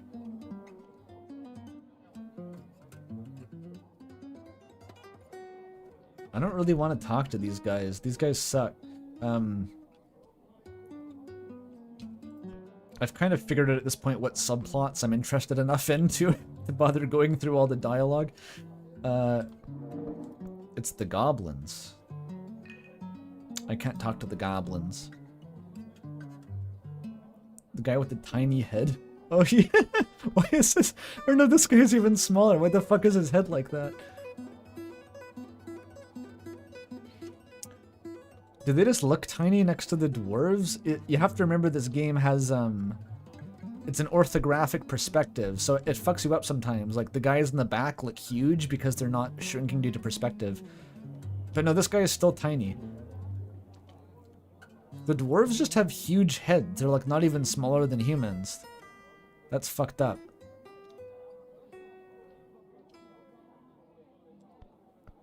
The scale is kind of, yeah, disorienting. I don't want to look at it. Wait, who is that?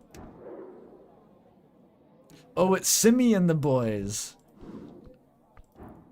You win with a charisma check? 15 is okay. Didn't I already do this? Follows the Asgol way not due to choice but due to indoctrination. Yeah, I already did this. Why didn't that preserve itself? Low charisma roll. I'm just gonna go around and behold everyone. I'm the people watcher. Fucking strength check. Hang on. I immediately have to unequip the fucking staff of legendary snail people. Whatever, put on the pickaxe.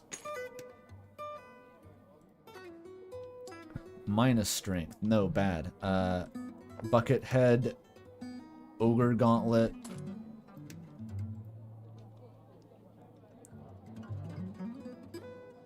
Do I have advantage against lawful? Is this guy lawful? I mean, I don't know it yet. I can use the behold power to behold him more.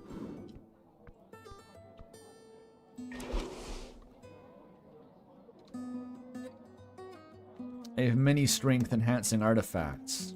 Wait as I equip them.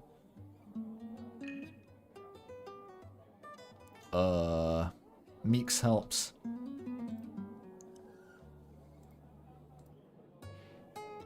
Yeah, equip the basilisk. Run into the local tavern holding a basilisk head and a wish scroll.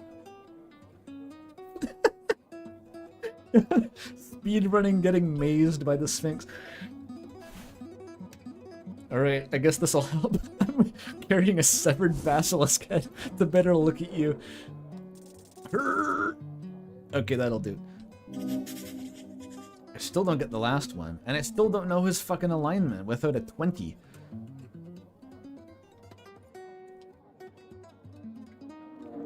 That might also be a worrying detail. Young men with little to lose and everything to gain are, historically speaking, a common driving force behind a world-changing conflict.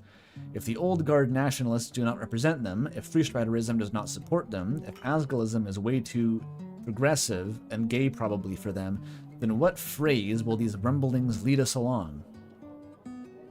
I don't know, that's none of the options. You have to vote for me because of that. Can I convince these weirdos to vote for me? That might work. Your glorious bucket-headed demiurge. Look at me.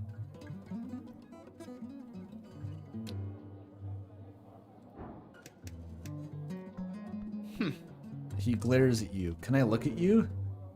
This guy wants a fucking dex check. Oh no, I already got him fully pegged. What about you? And that's not a real guy. What about you? Sten Buskin. It's a constitution check. Hang on. What do I got for that? Constitution. Oh, you got my Hitler book. I got my Mace of Smashing. I got my... Oh, I got a lot of constitution stuff, actually. Oh, the staff is actually just as good. Alright. +1 constitution. Sure, I'll take it. Look at me go. And this thing. Put the fucking basilisk away. Any literature? Nope. That's not gonna work.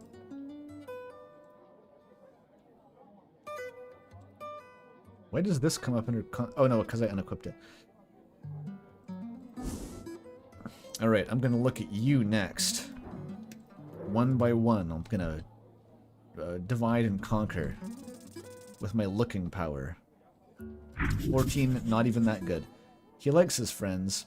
They're his only friends. Completely fucking useless. Thank you, Behold Check. Okay, what is this freak? Ah, charisma. I got this one. I got it. Alright. Once again, we unequip the legendary staff of the dead wife. I need my Warhammer of the open market. I don't even know if it's called that. I just kind of decided that's what it's called now.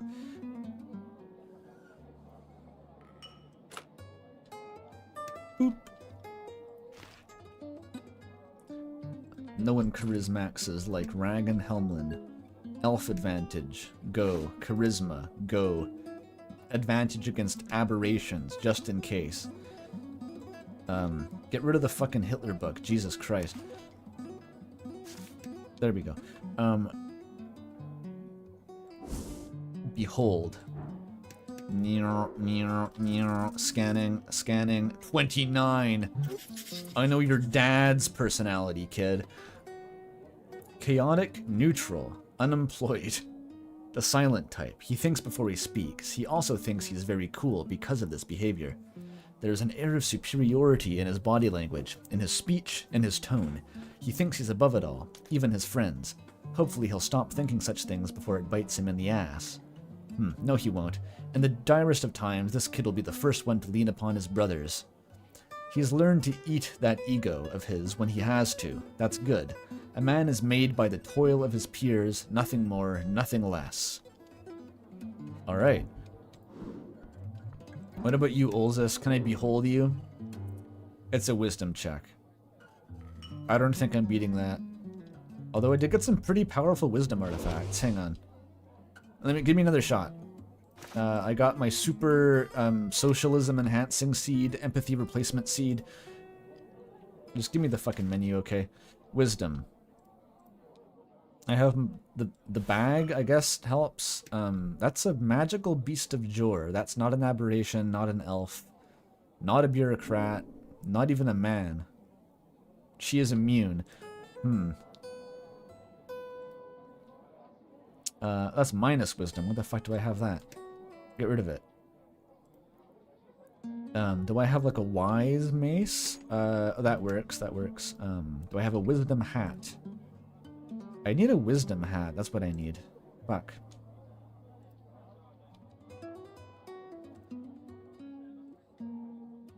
The lingonberry. Okay, really, it was just the seed. Actually, let me use the crossbow that I so painstakingly stole from that kobold.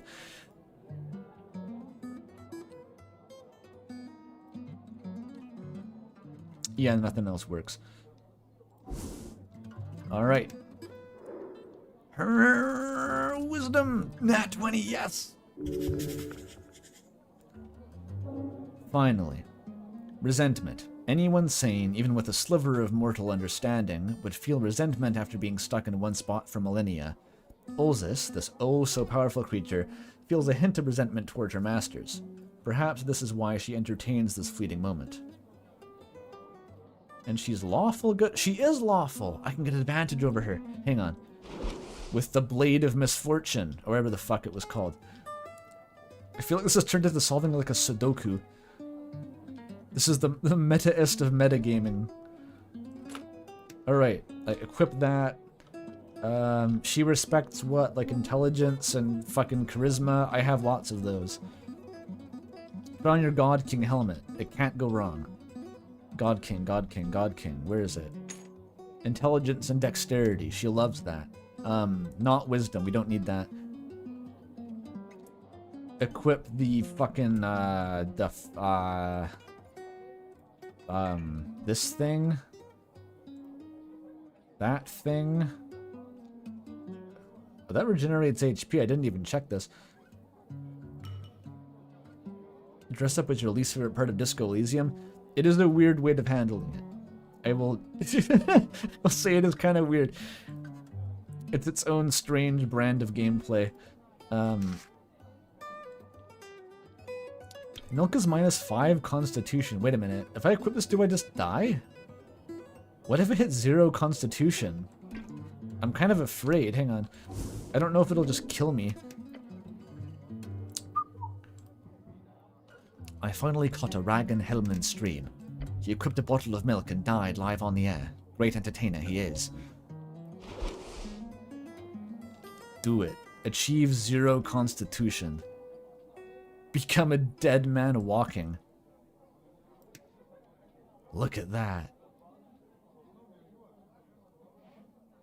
I've buffed it with potions. Can I make it lower?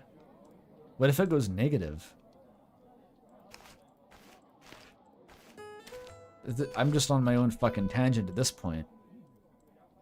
-3 constitution for the astral projection. Let's go. -3, dude. How can I still walk around like this?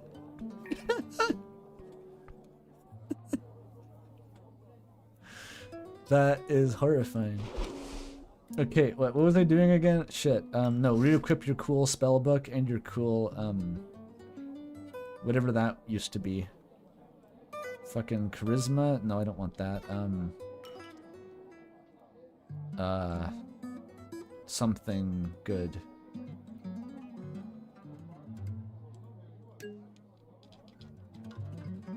Oh, come on.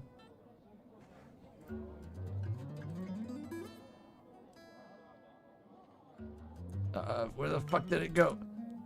I don't want strength. Oh, advantage against humans? Earthfolk. I should be using that. Oh well. Or my cool, shitty boots. I gotta have them.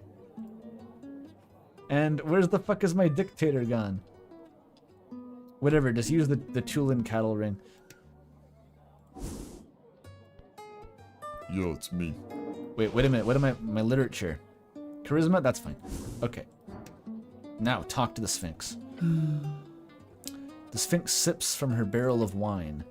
Little one, she says and looks right through you.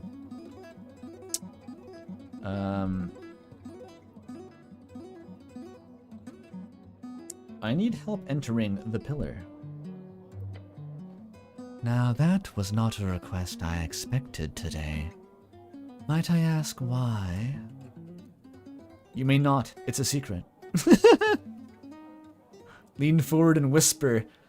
I think I get on Olz's good side by being her funny little man. I'm gonna keep doing that. Lean forward and whisper. It's got to do with the tea shop. Oh, I see. How mysterious. The Sphinx ponders your request while sipping on her wine. This is no small request, cleric. Tell you what. Complete the riddle first, the difficult one, and perhaps I will consider it. She smiles. Can you give me a hint? A hint? You dare stand before a Sphinx and ask for a hint? Yeah? She puts down her barrel of wine and leans in. You can ask questions, but no, you do not get a hint. Well, a cool distinction, Ulysses. Those are really different things.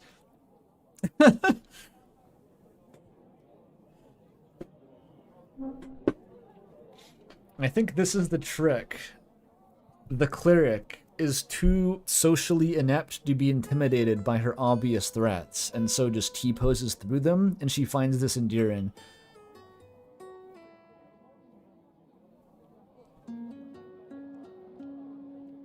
So I'm supposed to, like, do something? Do the actions I'm supposed to do have anything to do with? Where am I supposed to... Has anyone else solved the riddle? Didn't, like, Viscan do it? I'll have to do something with you to solve the riddle, right? Are any of these useful? I'm pretty sure I need to cast spells, but I just don't know where to find the fucking spells, because I need one with, like, tongues of flame.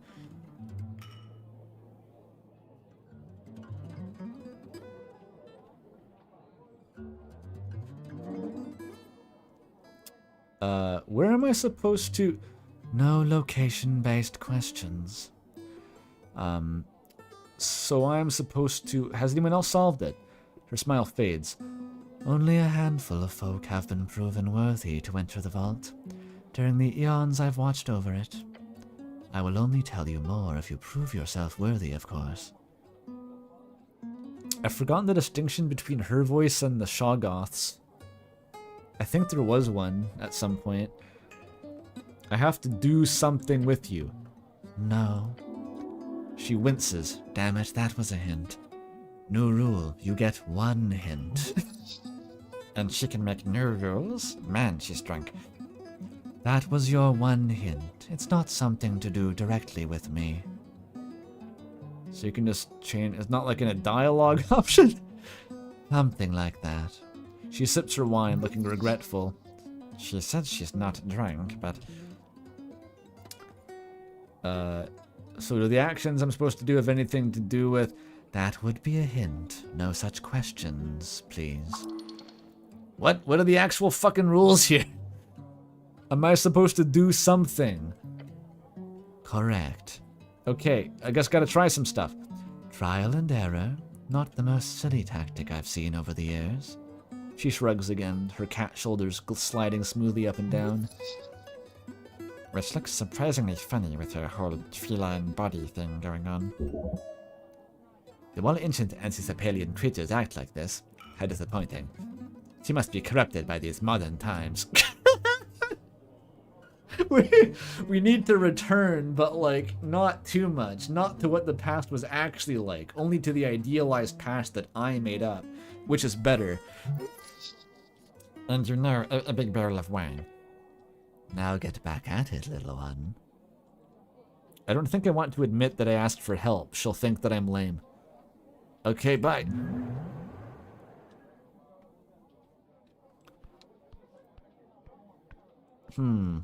I stole your potion, by the way. Did you see that? Actually, I shouldn't tell her that. Stop walking there. Where the fuck was the paladin-seeking lady? Is she ever gonna come back? She just appeared, kind of. She hates me. That guy definitely hates me. Most people in this bar hate me.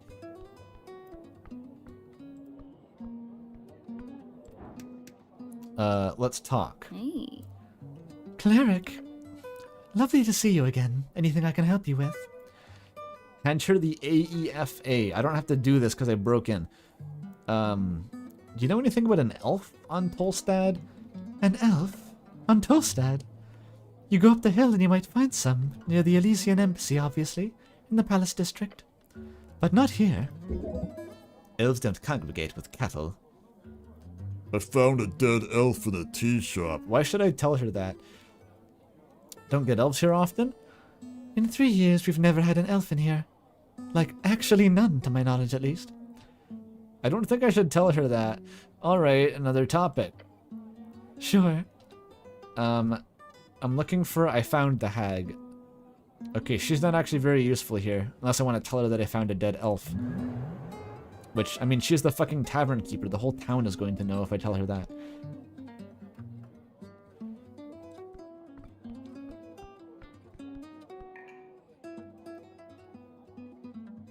Okay, so... whatever. Hang on. Wait, I remember this. I had a theory about the tongues of flame looked like... Are these tongues? No, that's like a serpent. Never mind. Iron plate, the official insignia. Okay, it doesn't look that much like tongues of flame. It's really not. And it was in the arcane flare, so like what the fuck does that even mean? At least the fact that she'll tell me how to get into the pillar after I solve the riddle implies that it's not inside the pillar. That actually was something I was considering. I feel like getting in the pillar is going to be a lot easier than solving her fucking riddle.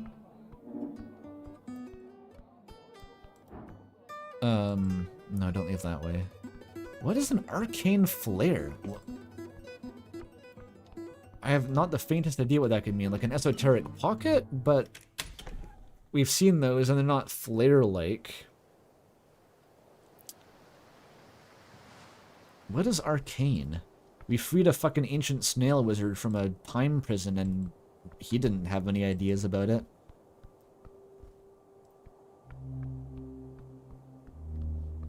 Vriska. I can talk to you, right? I figured out eventually that you're a lich. Where's my staff of... Oh, I have the funny dagger. Let me take that off. I don't want it. I want my cool staff to impress Viskin.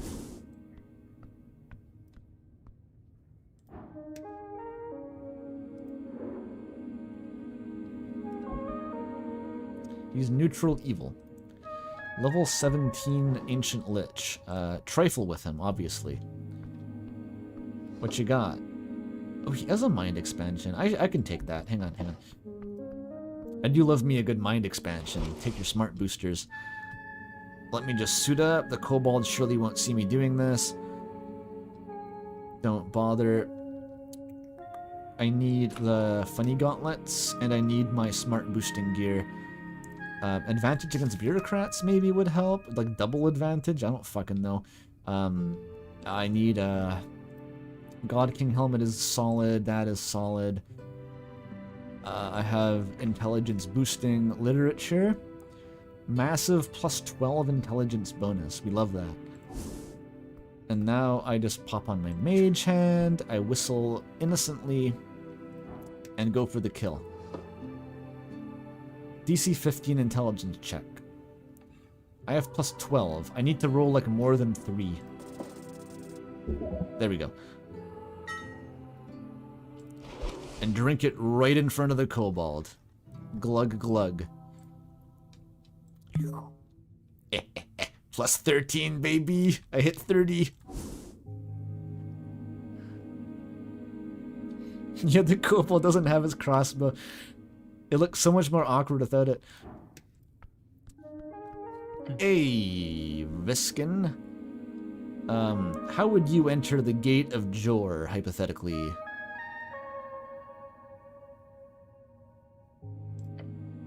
I'm sure you do. You're not surprised? I should have breathed loudly, damn it. He takes a deep breath, deep and eerily long breath. Little surprises me these days. He coughs once. Why not? He says it with such gusto. I knew I could count on you, buddy. The pale man glares at you with that expressionless expression. This is no major secret. However, the method is quite difficult.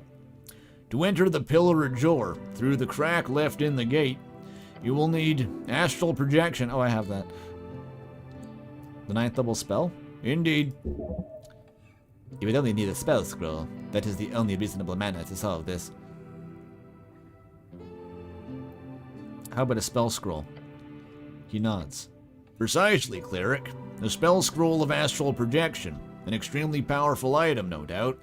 However, it would not be so strange for one to be found in the halls beneath us. Yeah, I got it. Of course, despite your natural acumen for string manipulation, you do not possess the ability to cast 9th level spell scrolls reliably. If you require one, bring the scroll to me, and I'll cast it for you. You can cast 9th levels. I have one, actually, yeah. Excuse me? Yeah, I got one.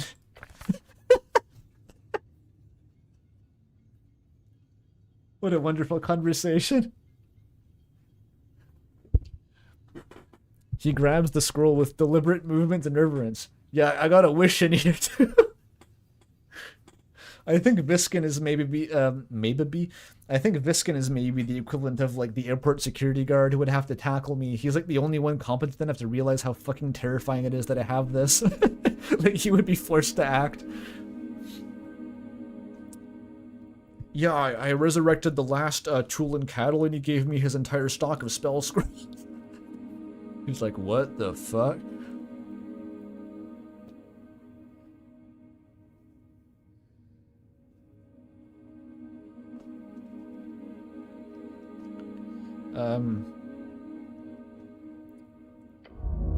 Wonderful. You're just full of surprises, cleric.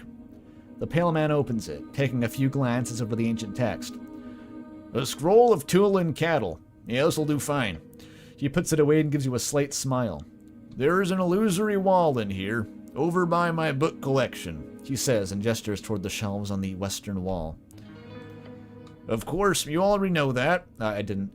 But I hope its contents have proved, and will continue to prove, useful. Oh, thanks. You're welcome. When you are ready, call me at the pillar. I will cast it on you and any party members you wish to bring into the darkness. Will do. He returns to his work. I love how glib I am with Viskin. He's just my buddy. My hapless and long-suffering best friend. I can tell him about the wish. I sincerely think I should not do that. I think he might have to kill me. Like, I just try to cast that thing while drunk and it looks like the intro to Akira. The whole city is just fucking conflagrated. For no reason I bring this up. Okay, where the fuck is the illusory wall? Detect secret? Do it. I gotta do this in the most arcane way possible. Oh, there it is. Illusory wall. Ooh, revivify and memorized... no, dream patch. Wait a minute, why did he point me toward that? That seems like a strong hint that I need to revivify someone. The corpse in the basement? The guy from the very beginning? Where's my spell book? Oh, speak with plants. How many things can I use that on? Aura of Vitality. That's a 3rd level spell. What is this? Healing energy radiates from you in an aura within a 30-foot radius. Until the spell ends, the aura moves with you, centered on you. During an encounter, each round, you and all allies in the aura regain 2d6 hit points. Outside an encounter, regain 20d6. Well, that's really fucking good. But it has to replace bark skin. I don't know if it's better than bark skin, but it... Because, like, no one else in combat has hit points. Like, it's just me. The rest are just kind of vaguely simulated.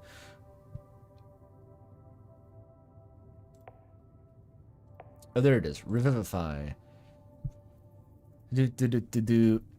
Touch a creature that has died within the last minute. That creature returns to life with 1 hit point. The spell can't return to life a creature that has died of old age, nor can it restore any missing body part.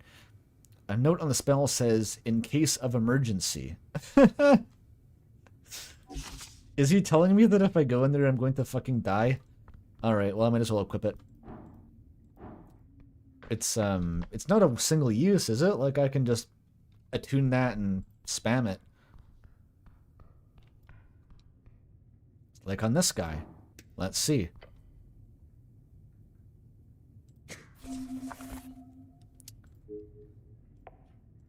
Oh, this is gonna get a bit tedious over time, isn't it? Not Shield of Faith. Fuck Shield of Faith. That's good. Embark Skin and ability and knock and protection from good and evil. Is that one even good? What does this do? Protection against celestials, elementals, fae, fiends, undead. Grants several benefits. You can be possessed or gain charmed or frightened. You have advantage against them. That's a very strong spell. Is it as good as bark skin?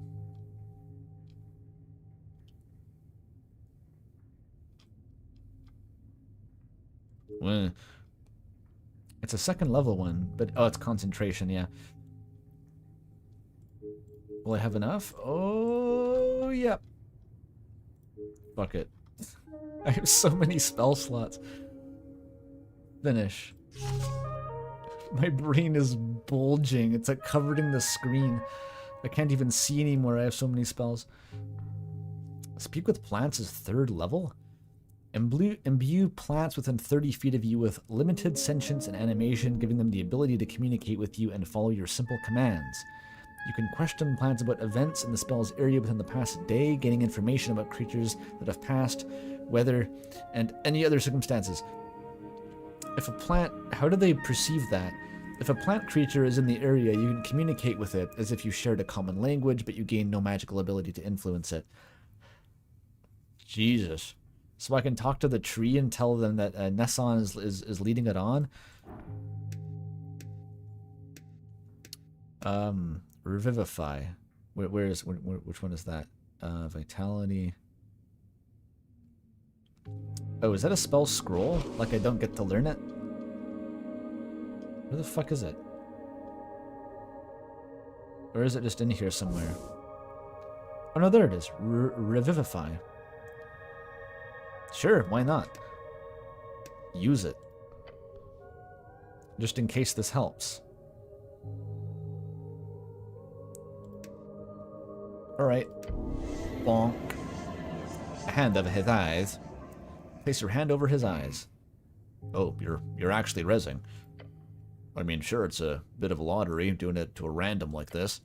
But sure, go ahead. Then the payment. I have a feeling it's a good corpse. Oh, I still have to pay. I thought that was like to buy the spell scroll. I didn't realize it was built in. Who am I giving this to? Oh, whatever the fuck. Lost 300 crowns. You touch a finger to his forehead, to his chest, and to his left wrist. The 300 coins turn to light in the air over his chest.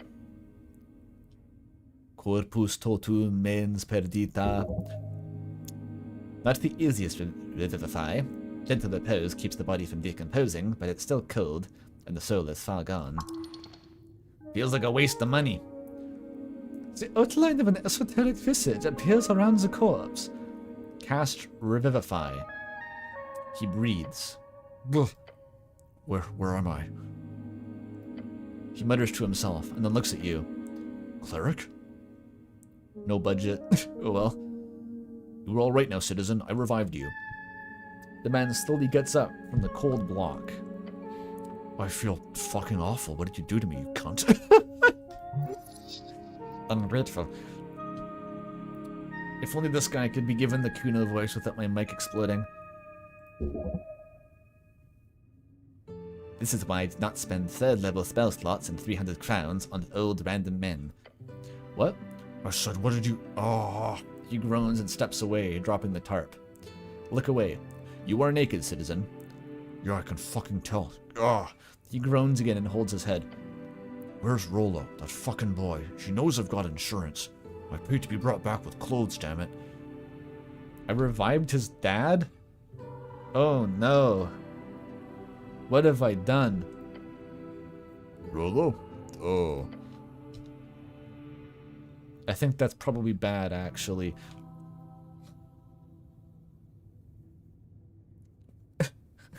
Oops. Because Rolo very clearly chose not to revive him.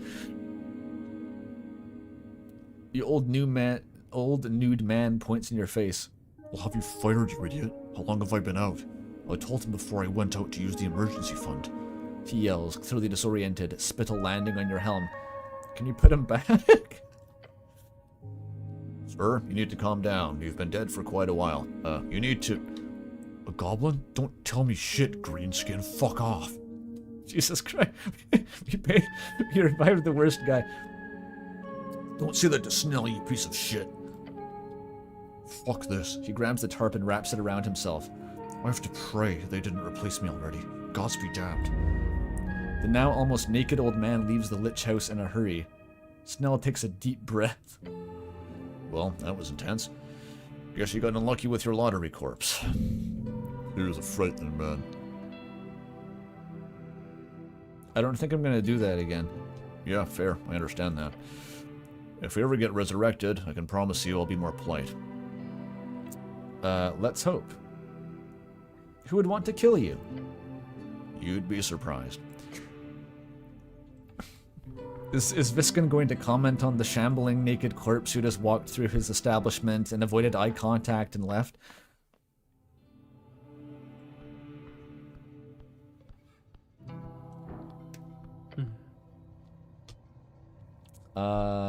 So did you... He's not going to mention it.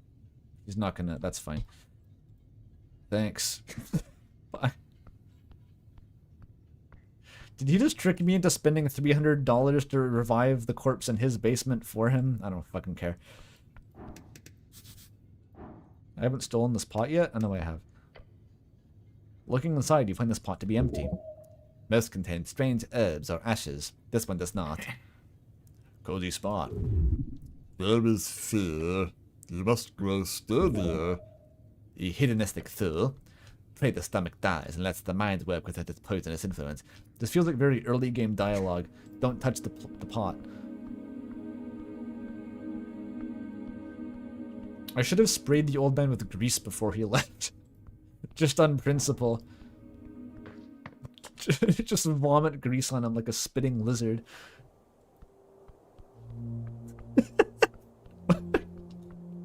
Why am I picturing the interaction of... If you call Snell slurs, you just get, I vomit grease on you. That's the... That's the price. I don't throw a punch. I just eerily unhinge my jaw, and a gout of sunflower oil sprays you. What would you do? You would have to leave, right? There's no response to that. You would just have to fuck off. I'm amusing myself way too much. I can't even articulate why I find that mental image so funny.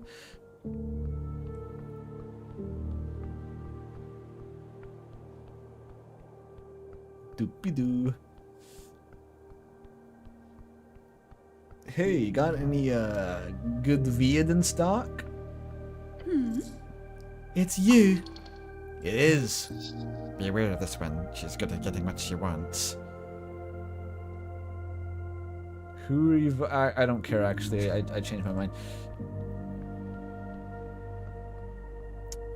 Surely there's something worth doing. Sure. Why is there smoke? Hang on, what? Is there supposed to be smoke coming out of the fucking door? Alright. I don't think I can even interact with this door. I have the door unlocking spell, but I haven't had a single chance to use it. Nothing down here. Oh, wait a minute. Speaking of unlocking spells, hang on. A handful of bicycles. Blah, blah, blah. Wait, I can talk to Meek? Hey, Meek. Ahoy, hoy! Check out this bike. The mimic looks at the yellow bike with a bulbous eye. What is bike? Cool device. You can ride through town looking cool on. Meek is intrigued. Meek is scared. What if you fall and hit head? That's where the helm comes in, buddy. That is why Master have thing on head. Meek learned so much about Master. Meek enjoy not dungeon very much. He's not too bad, this monster around your neck. You gotta take him on a ride once this all blows over. Oh, I can't unlock the bike? Check the chain lock. Use fucking... I have the unlocking spell.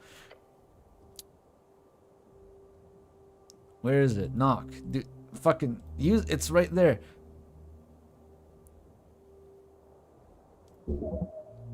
Why would you wrap it? So I've wrapped it so badly that even if I unlock it, I still cannot retrieve the bike? Good. No one will take your bike. Not even you, apparently. Yes, you fool. I want the bike. The cover art of the game had me riding on a bike with Snell. Why can't I? Fuck. Knock makes a really loud noise? Oh. I mean, that's not the stated reason why I can't.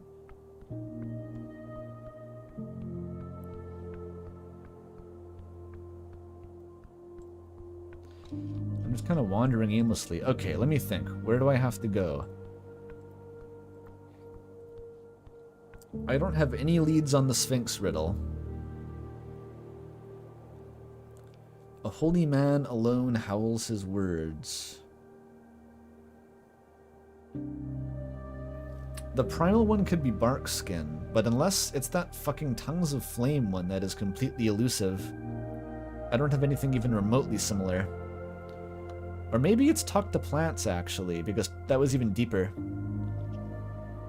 3rd level.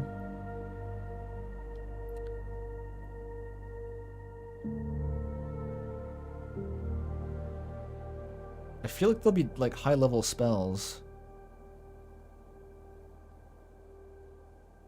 I got this from... That wasn't a holy man. The paladin is the only, like, holy man that I can think of. In the throngs. Crowds and throngs, a holy man alone howls his words.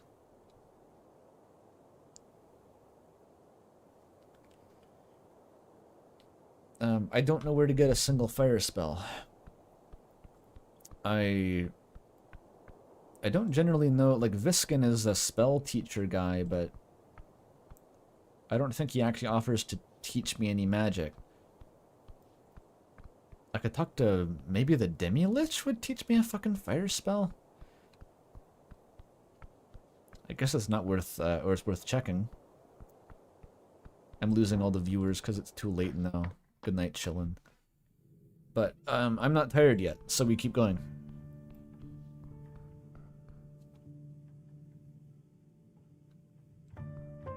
Oh, this guy's still here. Hey, what's up, man? Can I steal your axe now? I don't really need that. Advantage against chaos. Okay, that is pretty good, though. DC 22 pickpocket. I feel like my brain is expanded enough that I can try it. Oh, and I'm already kitted up to do it. Right, plus 13. Do I bother with enhanced ability? This is DC 20. That's pretty steep. Could I get advantage against undead, right? He's undead. Do I have advantage against undead? I feel like I don't, actually. Aberrations. What about his alignment? Do we have stats on that? We don't. Okay. Can I cast Detect Alignment? Is it worth a spell slot, or do I try the Behold check first? Okay, we're back to the Sudoku. We solved the Sudoku. Fucking bucket. Fucking ogre gauntlet. Protection against good and evil would do it. That's a spell slot, though. I could just cast something else. I can't stack it with Bless, for example. I have my strength literature. Where to go? Here we go, here we go. Fucking milk? Okay, basilisk head, obviously. And the, yeah, broken sword. Why not?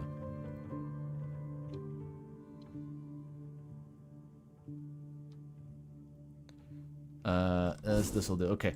Re-behold. Go. Bad, bad, bad, bad, bad, bad. It's not gonna work. Okay, I need to cast Detect Alignment.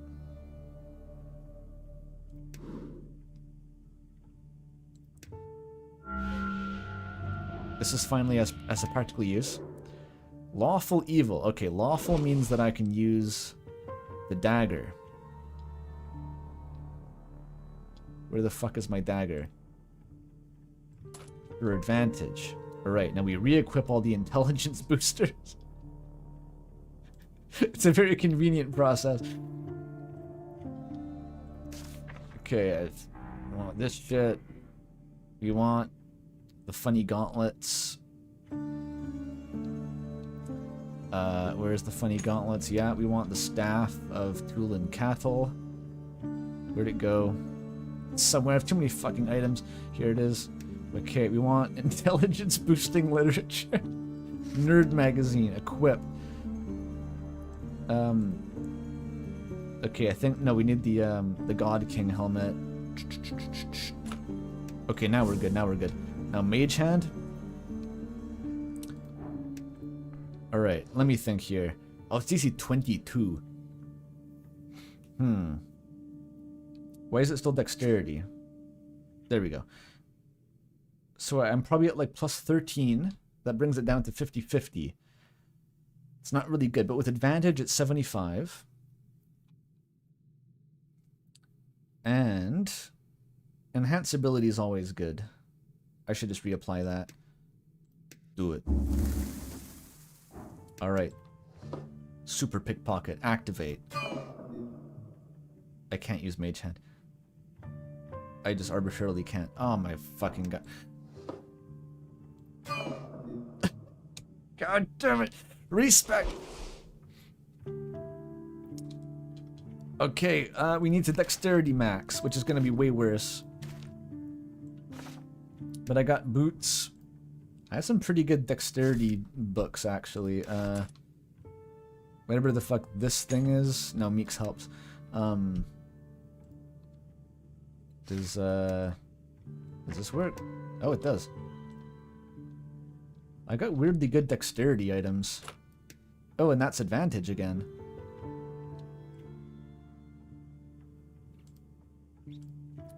Actually, this may be the play. Holy shit. I didn't realize my dexterity kit was so fucking powerful. I'm up to +9. It's a pay-to-win system. Very fitting. Alright, alright. Be good. Turn off the fucking mage hand. DC 22 +9 with bless, but with like advantage and extra fucking something or 19.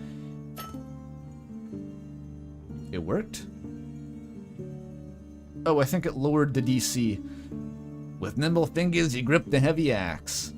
With the perfect angle and perfect timing, you don't even need to wrestle it from his grip or anything. He doesn't even notice you taking it. A miraculous feat. Start to feel dizzy. What? You watch a purple glow spread from the axe shaft into your hands. It burns. Not that bad. I felt social anxiety worse than that. A crackling voice fills your skull.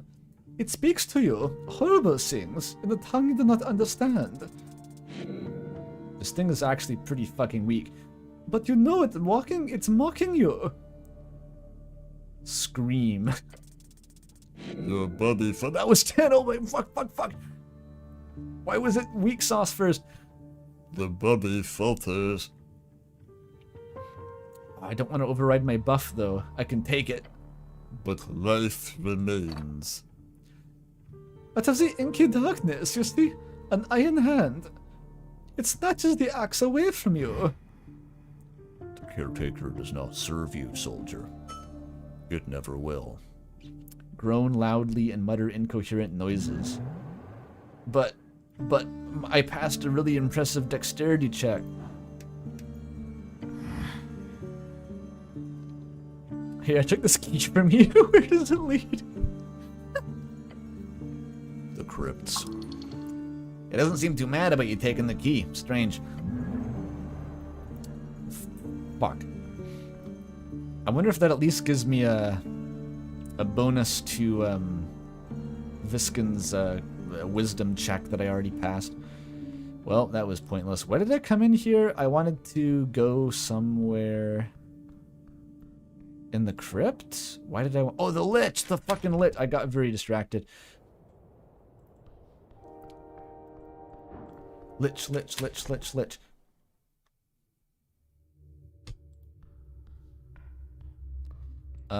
What the fuck am I wearing? Okay, time to respec for intelligence because I'm talking to a fucking demi-lich. Nerdzine, re-equip. No, here. And then spellbook. And the fucking, yeah, that one. That's good. A demi-lich. How do I get advantage against a demi-lich? That's not an aberration. Oh, but he was a bureaucrat for some reason, right? So I already have advantage. I remember this.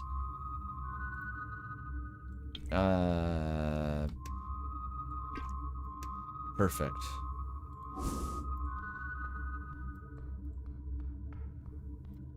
Oh, what the fuck? How did you get here? You're doing some sans shit on me.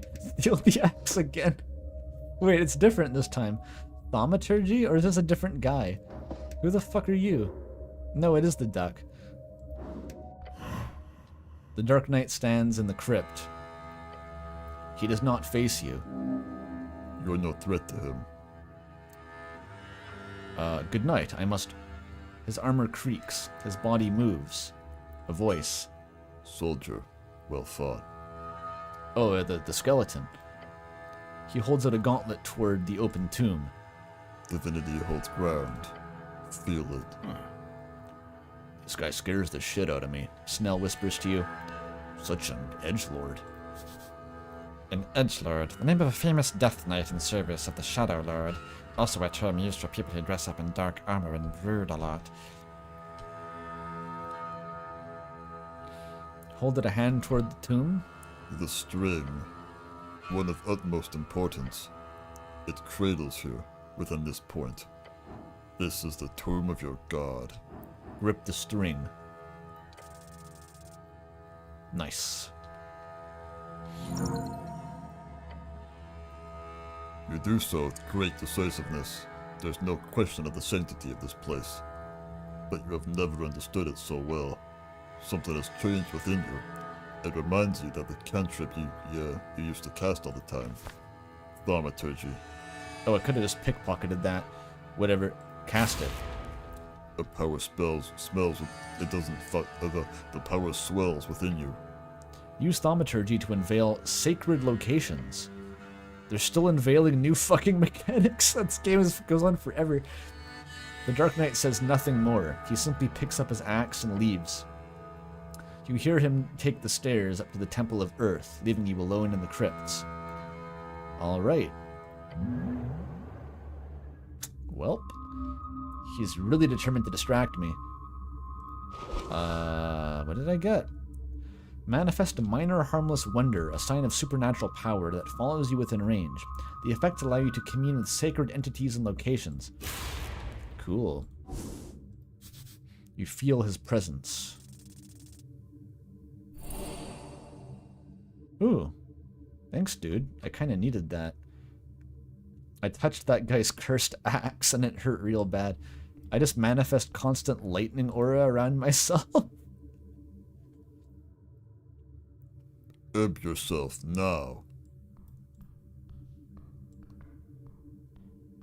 Surely my lightning aura will impress. Wait, that's divine though. Wait, mage hand. Sorry. Engage. Can I behold you? Oh, I never even tried. I'm already spec'd for this. Go. Now, oh, 35, dude. I comprehend your entire bloodline. Lawful evil. Wait, if I equip the dagger and the note taker, I get double advantage because he's lawful. Holy shit. A demi-lich. An insane demi-lich, his mind having shattered many decades ago.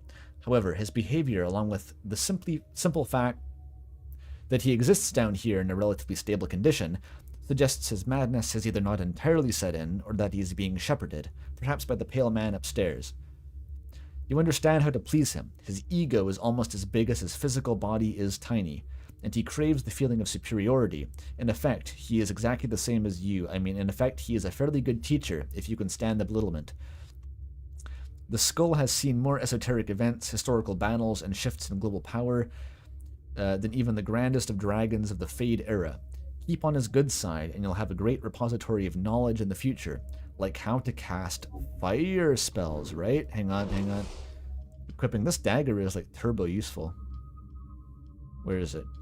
If I could find it. It would be turbo. There we go. What can I fucking... I can steal the emerald out of his face.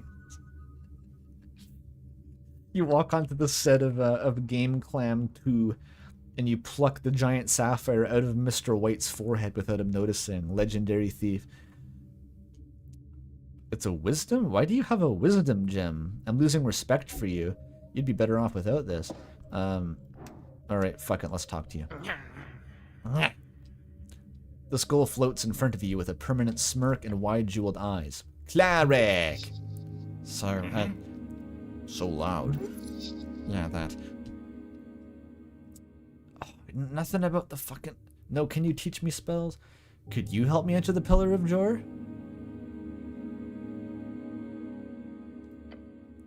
Nah. Interplanar travel is overrated. Go ask Viskin. That bastard keeps poking at Jor's relics. He's into that shit. Alright, bye. Fuck. No one... How do I learn a fucking fireball? That's like the spell. That's like the most basic one. Everyone knows fireball, surely, right? I don't even need fireball. I just need, like, vague suggestion of making fire.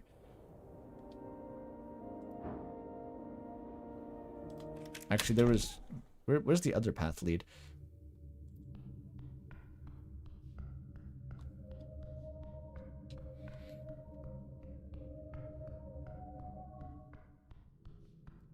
No, it's back here.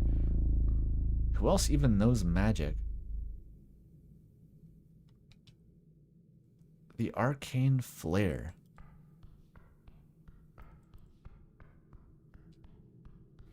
testicular torsion spell was outlawed in the Coast War.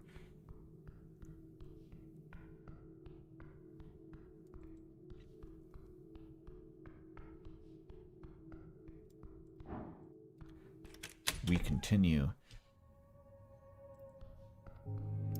Down in the Apple Zone. Yeah, level 5 wizard doesn't know Fireball. Seriously. It's just like, I'm kind of... I feel like I'm out of people to ask about it at this point.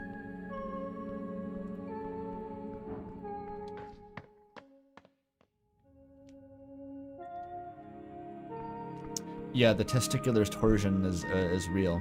Specifically mass torsion. It was an AoE, 100 foot radius. Your fate one day. Alright. I could go to the tavern to see if Rillo's dad is already beating him.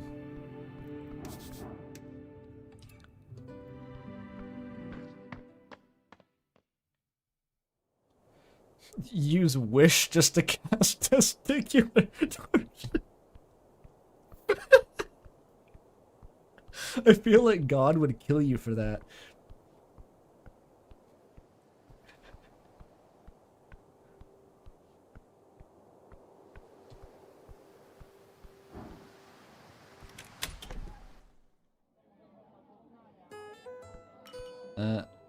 Oh no, he's alone for now. I thought maybe his dad would shamble in here like a zombie naked and start hitting him with a belt on principle. Not quite. Alright, Olzus. See, trial and error when you're using like high level spells, that's a risky proposition. You don't have that many tries. Okay, tell me the fucking riddle again. I just want to stare at it. Little one.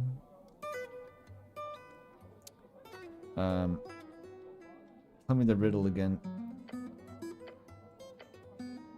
Found within the arcane flare, twin tongues of flame that scorch the air.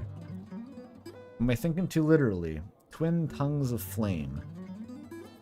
Are there twins that we've met? A duo of some sort? A pair of beings? Of an arcane nature? Nothing comes to mind even. The testicles of Jor. Yeah, surely. Two lights?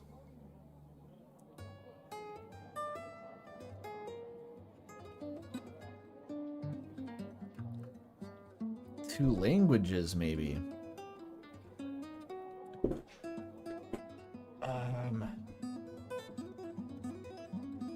How the fuck would that manifest as an actual thing, though? Two tongues of flame. No, chat can guess. It's fine. The biggest problem here is that I just don't know what the fuck the arcane flare could possibly refer to. Because the pillar isn't arcane, it's esoteric. Known arcane entities include Viskin, Bondival, the snail, whose name I forget.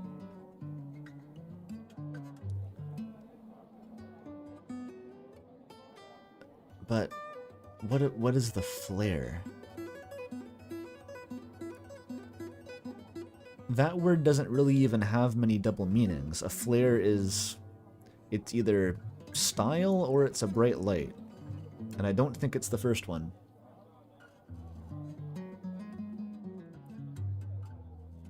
And I think the first one is spelled with an I anyway, so...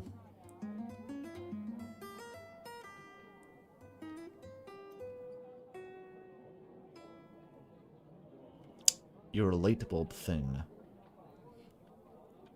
What if it's referring to an object? Like a physical lamp that contains fire? Twin tongues of flame is so specific though, like it's not just gonna be my light cantrip.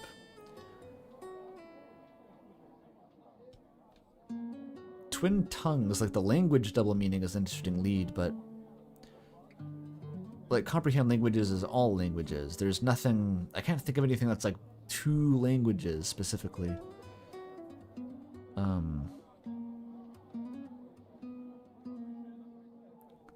There was that weird tunnel where we had to speak Spanish to get through it.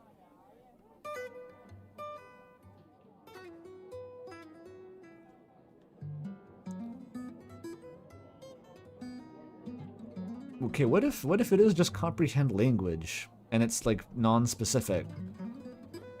Maybe I just look for vague hints within the word salad. A primal string to show your worth. So the deepest one was speak with plants. That was like right at the bottom. It could also be bark skin, but that was much shallower. So my guess is the plants. Folk and God and thronging herds. A man divine alone howls his words.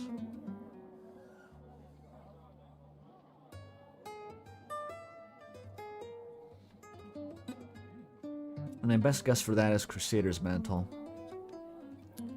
But that's just because of a man divine. Folk and gods and thronging herds.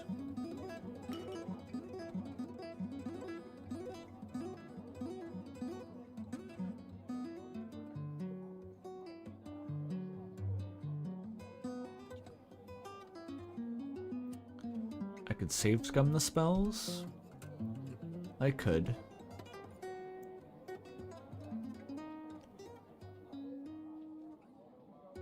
A howl, yeah, like there's no spells that seem to like be explicitly about generating sound, otherwise I'd beeline to that.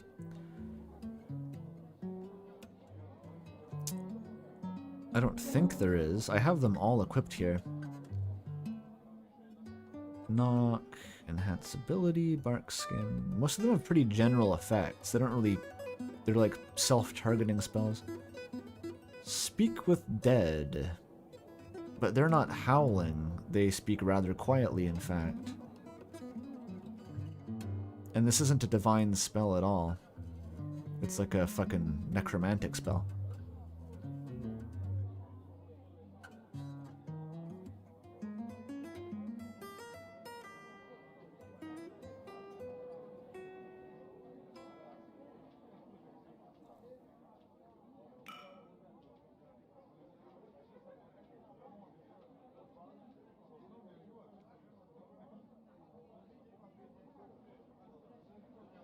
Alright, well, just in case, I will save scum one single guess, just to try something. I'm gonna need to burn some dream patches, though. How many do I have? I have a few, but I'm gonna have to burn one of them. Two of them, actually.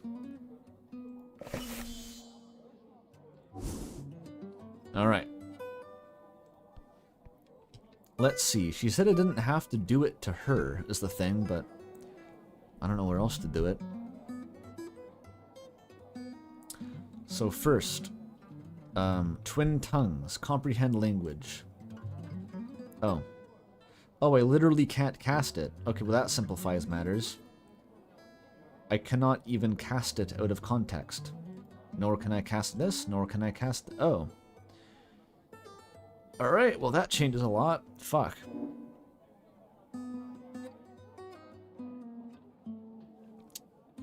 Do I have to find context to use these in?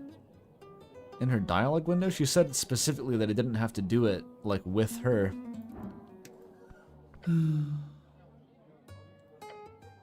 But, no, it doesn't unlock. And there's no option to even answer it because the answer isn't verbal.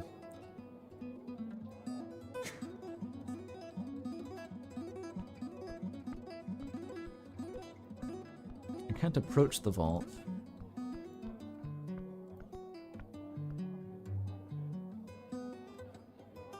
I don't think this is even the right guess is the thing. Like, this doesn't really... This is like the barest suggestion of something close to the correct answer I can think of, but it doesn't feel right.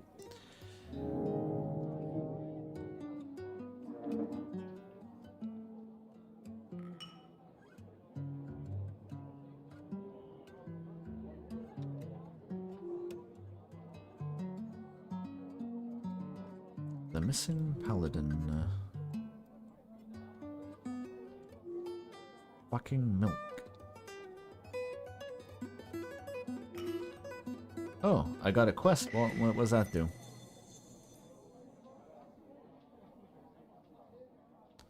Who would have imagined such a thing? The beatings of life upon the shores, each wave another painful twins. The heart laid square, blood in veins, fear in glands, peace upon the earth. The smoking man in the pillar. The smoking man must be stopped. He is the one behind it all. One cog, a machine like the roller mill. His actions were begun by another, who is begun by another, who is begun by another. Secret laid bare soonish. Which method? I'll use Viskin's spell, of course. The spellman, his pale face twisted into nothing. Hollow soul, breathless barons. A creature of pure evil with nothing but intrigue as a guide. The path forward lay clear nonetheless. As your journey comes to a close. But who is the man? The smoking man. Oh, I can make an accusation. It's Kraid, dude. It's Axel. It's a doppelganger disguised as Viskin. Lady Chanmar, I don't even know who that is. It's drummer Everglad in a very tight-fitting corset. I think it's the missing paladin, honestly. I think that's the best bet, because Pina identified him as a cleric based on the fact that he was wearing armor.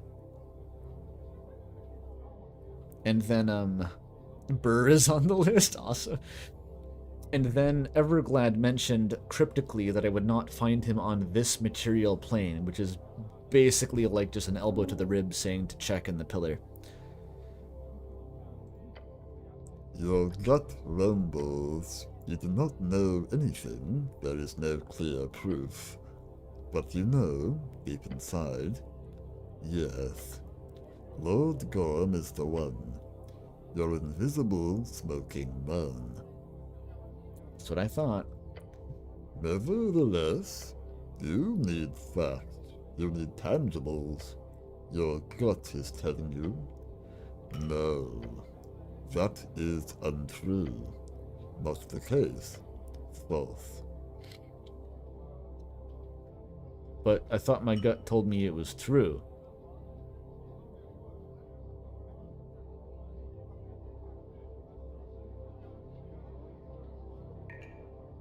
My gut says, but is it yes or no? I only get one guess? You think as much as you will. However, if you wish to know the truth, then do it. Go into the pillar. Seek truth and justice. It shall calm your rumbling stomach once for the end of time. In that you shall find the dark belly of the soul that which hides within and spews without. What the fuck? Why did Constitution become a fucking poet? I guess I haven't... This is what happens when the stat is above 0. Maybe it talks like this.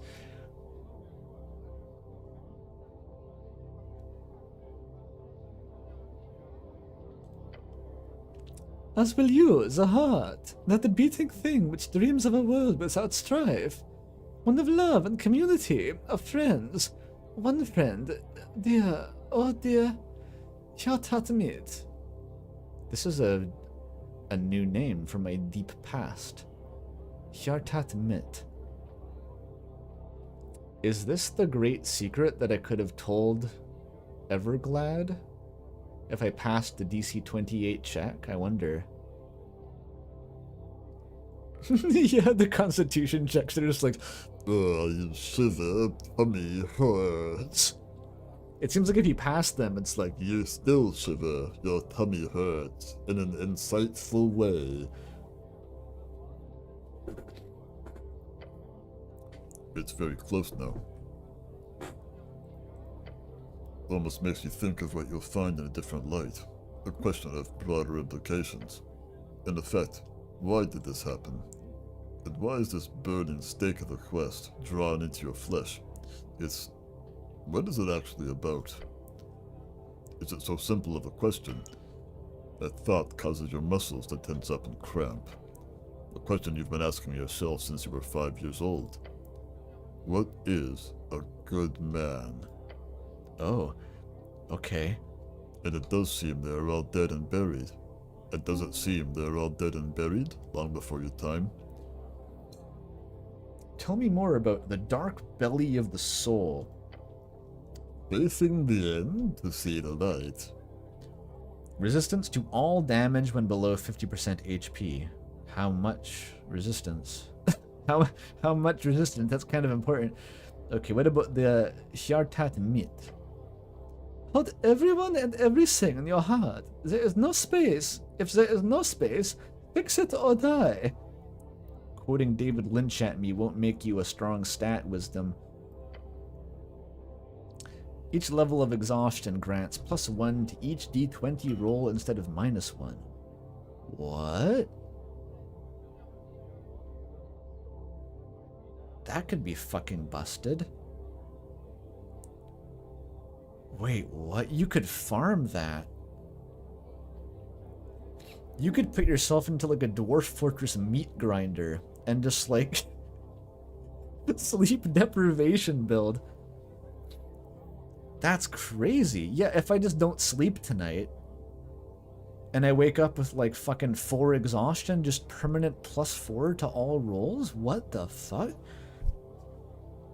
I still lose health. I don't need it.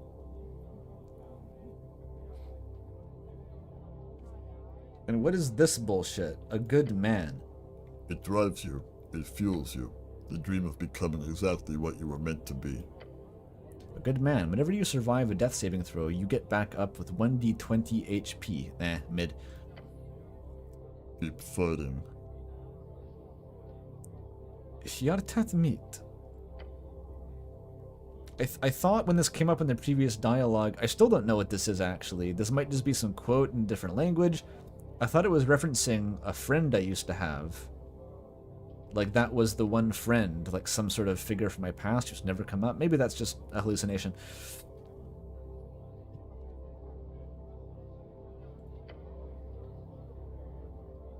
Each level of exhaustion grants +1. Because, okay, I have like a good, I don't know, 20-something health. If I wake up with, I don't know, 5 exhaustion, that's like, you know, some percentage of my health, like, you know, 25, 20%, in exchange for +5 to all rolls. Which is fucking crazy. That's a +10 to all stats. That is like a whole nother human grafted onto me.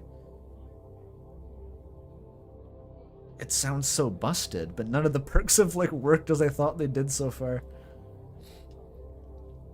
Give me the Hjartat Mit.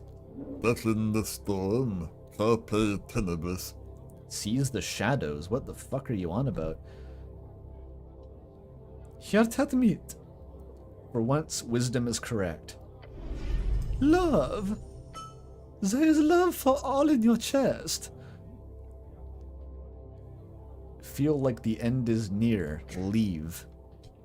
Oh, I think I just acquired love for all sentient beings, Snell. Wow, that sounds kind of tiring. I think that's the point, Snell. The more exhausted I am feeling love, the stronger I become. Yep, happy to hear it.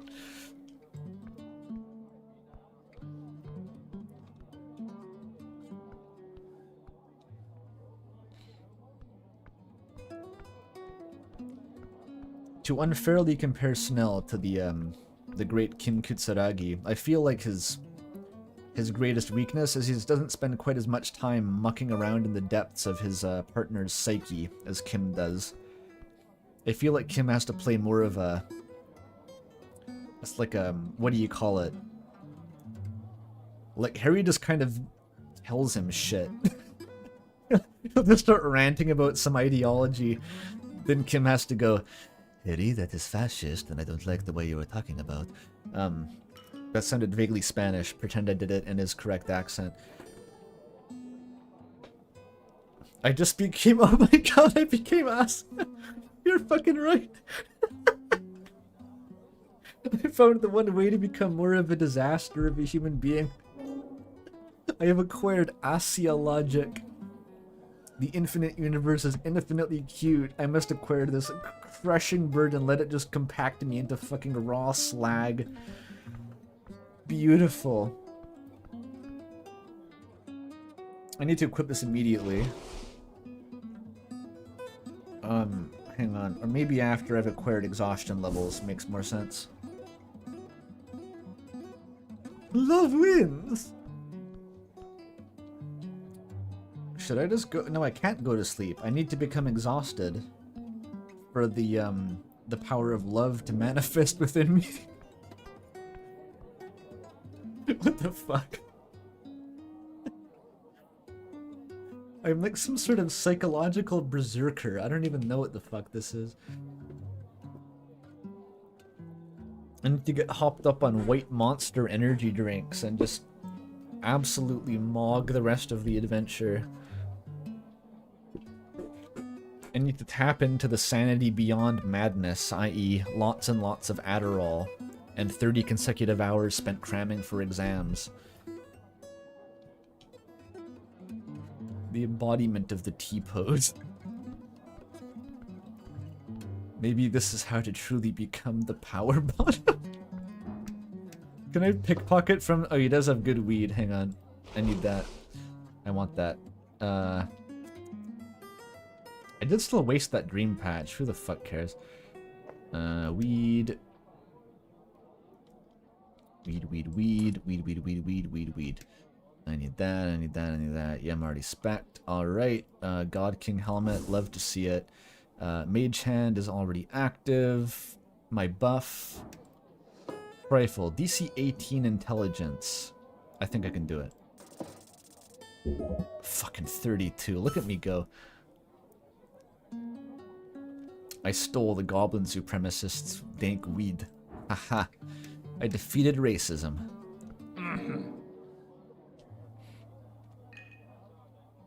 Glass. I forgot that fucking option existed. Have an aggressive conversation, leave, wait 3 days, come back in, steal his weed, and hit him with a glass bottle for no reason. Then vomit oil. Start vomiting oil into his wounds. It's just begging me to stop. He doesn't even know what's happening.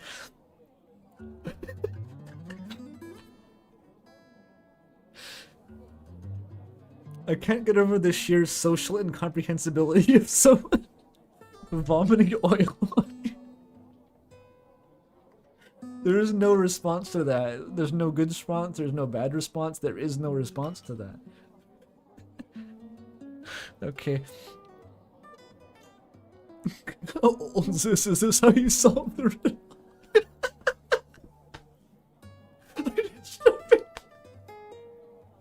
I start beating a patron to death with a glass bottle while looking back at her.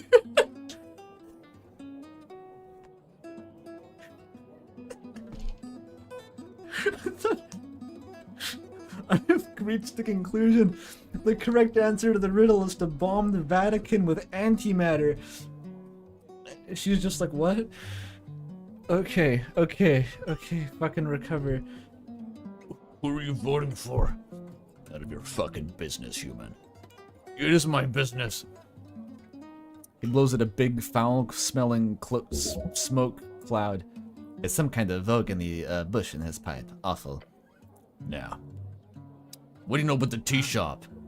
He doesn't know shit. The hooded goblin laughed. Need help, huh? Figured. You insulting me, goblin? Yeah, now fuck off. Your companion turns to you and mutters, God, he's such a fucking cunt. Glass. I don't have any glass. This is useless. All is this I have wish, and I'm not scared to use it. I wish everyone wasn't so mean to me. If only I was allowed to drink, I could get into a Harry Dubois state and just wish to not be this kind of animal anymore and get turned into a furry. That would do something, I guess. Okay, no one in there seems to be useful. Dead ends all around, basically. Fuck. I think I should stop the stream at this point, because I just don't know what else to do right now, so I'll figure it out next time.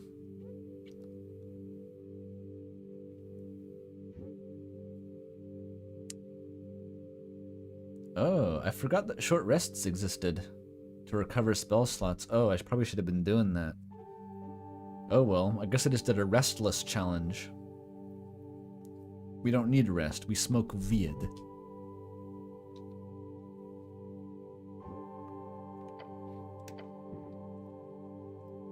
Okay, we've saved. Oh boy. Oh boy. This is a very long stream, 10 hours. You know what the fucked up thing is? I don't even know if I can finish this in one more stream. I feel like it might take 2 more streams. This might be the longest single series ever. Because that would put us at 9. Stream art, ooh. Let's check.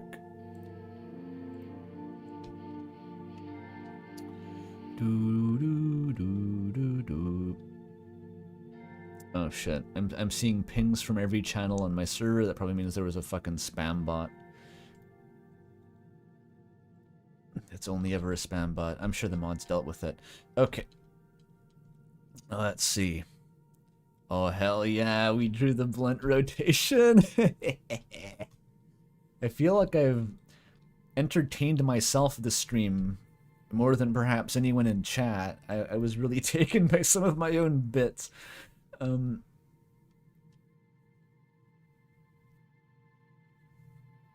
Why is it all Mr. Beast scams? Why does Mr. Beast need scam? Mr. Beast already have money.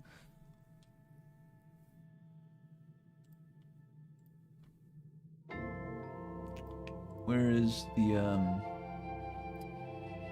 fucking Firefox window?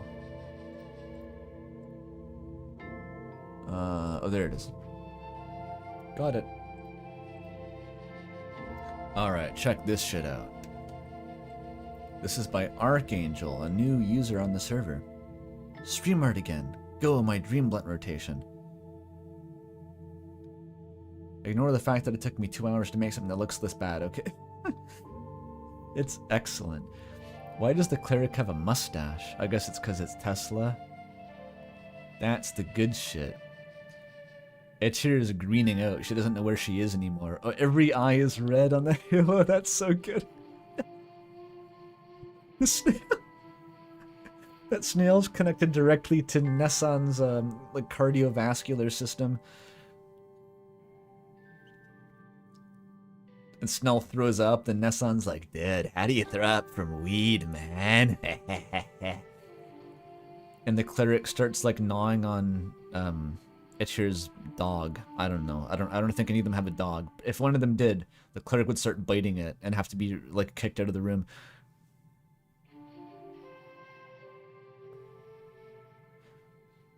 I guess Ragan just hotboxes his whole helmet, so all of his hair smells like weed forever. That's radical.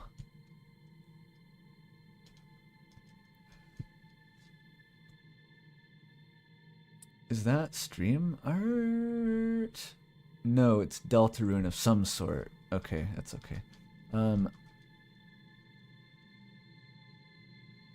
Oh, there's more stream art? Okay, I'm going reverse chronological. This is from Lilac. We have charisma being turned on by the tentacle. Choke me, daddy. That is largely what it said, yeah. And Schubert and Haley Labs, that they're the same. Asexual Snell. Snell, the asexual, don't call me asexual, I'm not asexual, last name. I don't think goblins have last names. And the politics rats, just kind of going ham down there. Kraid! I wonder if we'll ever see Kraid again. I wonder if his role in the story is just completely fulfilled at this point. He simply wants to grill. There is no further complexity.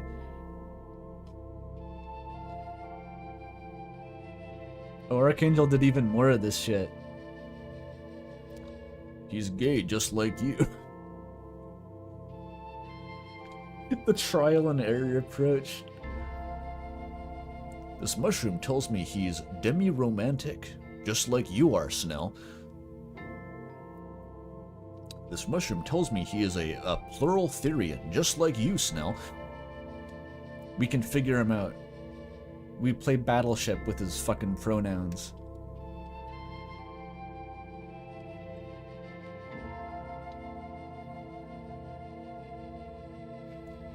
Oh, this was... Okay, so that actually was a reference to medieval art. Lilac has pointed out. There's just a guy getting stabbed in the head. Looking very impassive about it all. This is gonna be when Rule's card finally dies in Deltarune. He's gonna be like, well, Pith, I guess that is it. Like the Roaring Knight just executes Rule's card and he makes that face.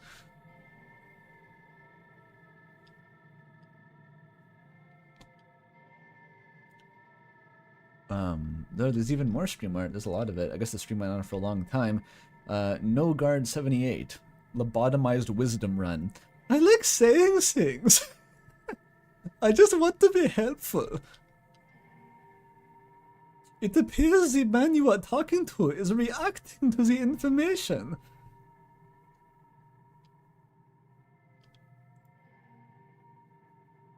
Is that stream art?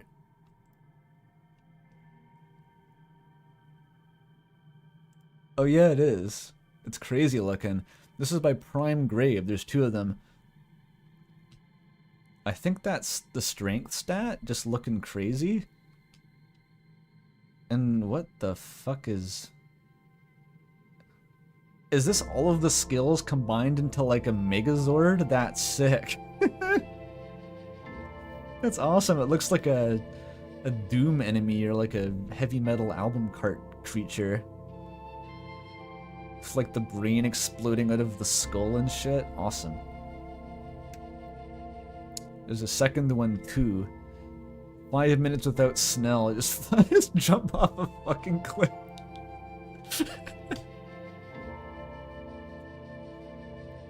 Did Lucy, was that her name? Did Lucy just watch me from inside her hut, just like splatter on the pavement, then reform myself like fucking Wolverine, then calmly walk inside after negotiating with the water elemental for real estate? I hope she saw that. Oh, Prime Grave also drew this. The Virgin Angel versus Chad Cleric.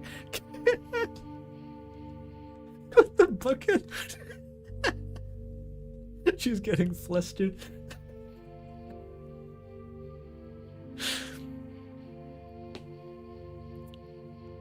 No one calls you out on it. They're like, yep, he's wearing a bucket. Oh, Jesus. This game is really funny. And I'm not sure how much of it, just because I have a fucking nonsense sense of humor and I can entertain myself with things that aren't even in the game. I think that's it. I think that's all the stream art. That's a crazy looking Roaring Knight. I want to shout out Cake's Roaring Knight here for being crazy looking. Sick design. Alright. Beer. Beer. Beer. Beer. Beer. That's enough of that. We hit 10 hours. Why am I hiccuping?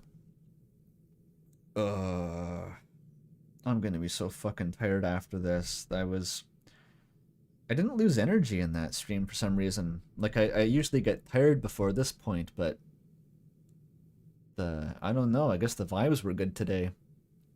I just felt very, what do you call it, indefatigable. But, okay, what was discussed? I feel like something important. Oh yeah, fucking Deltarune comes out this week. Okay, so this stream series is gonna get cucked even further by Deltarune, obviously, because next week I am back to stream, well, not back to it, I'm going to stream my second Deltarune playthroughs. Just a reminder, I don't stream my first playthrough of new chapters. I stream a second one where I sort of do a live analysis. It's better for various reasons.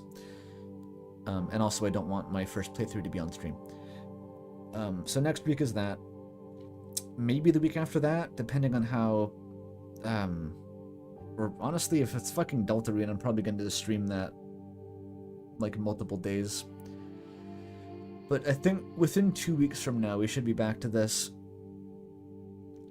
Did I record the playthrough? I did, but without commentary. Like, that's the footage I use mostly in videos, is my actual recorded first playthrough. But I just didn't comment over it.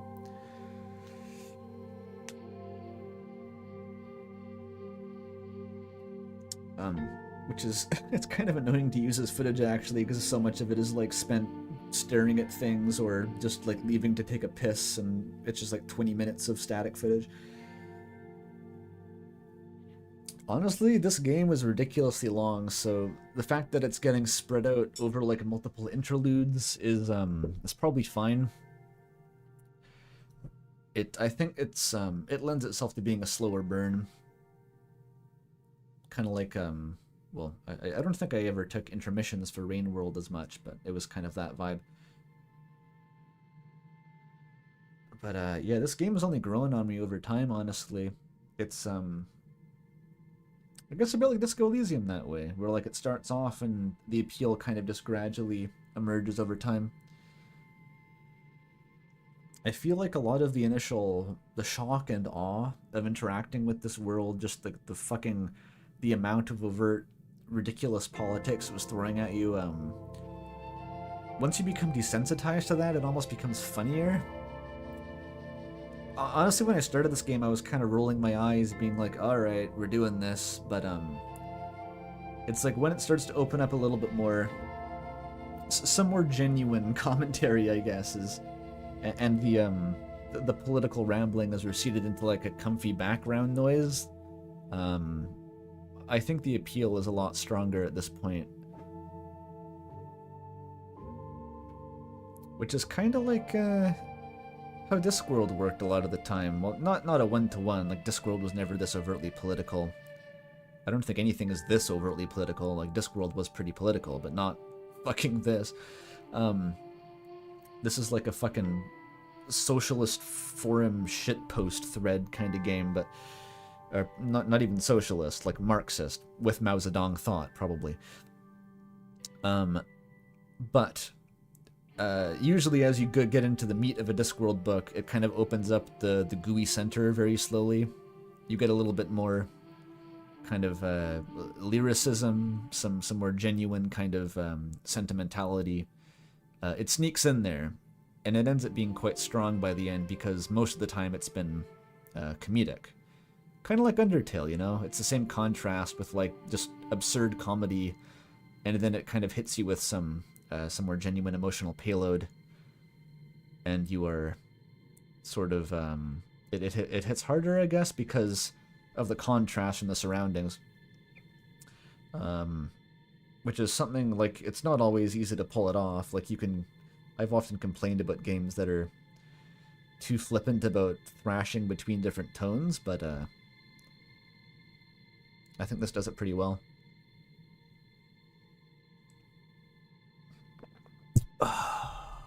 Alright, that's it. See you next week. Deltarune will be upon us. Good night.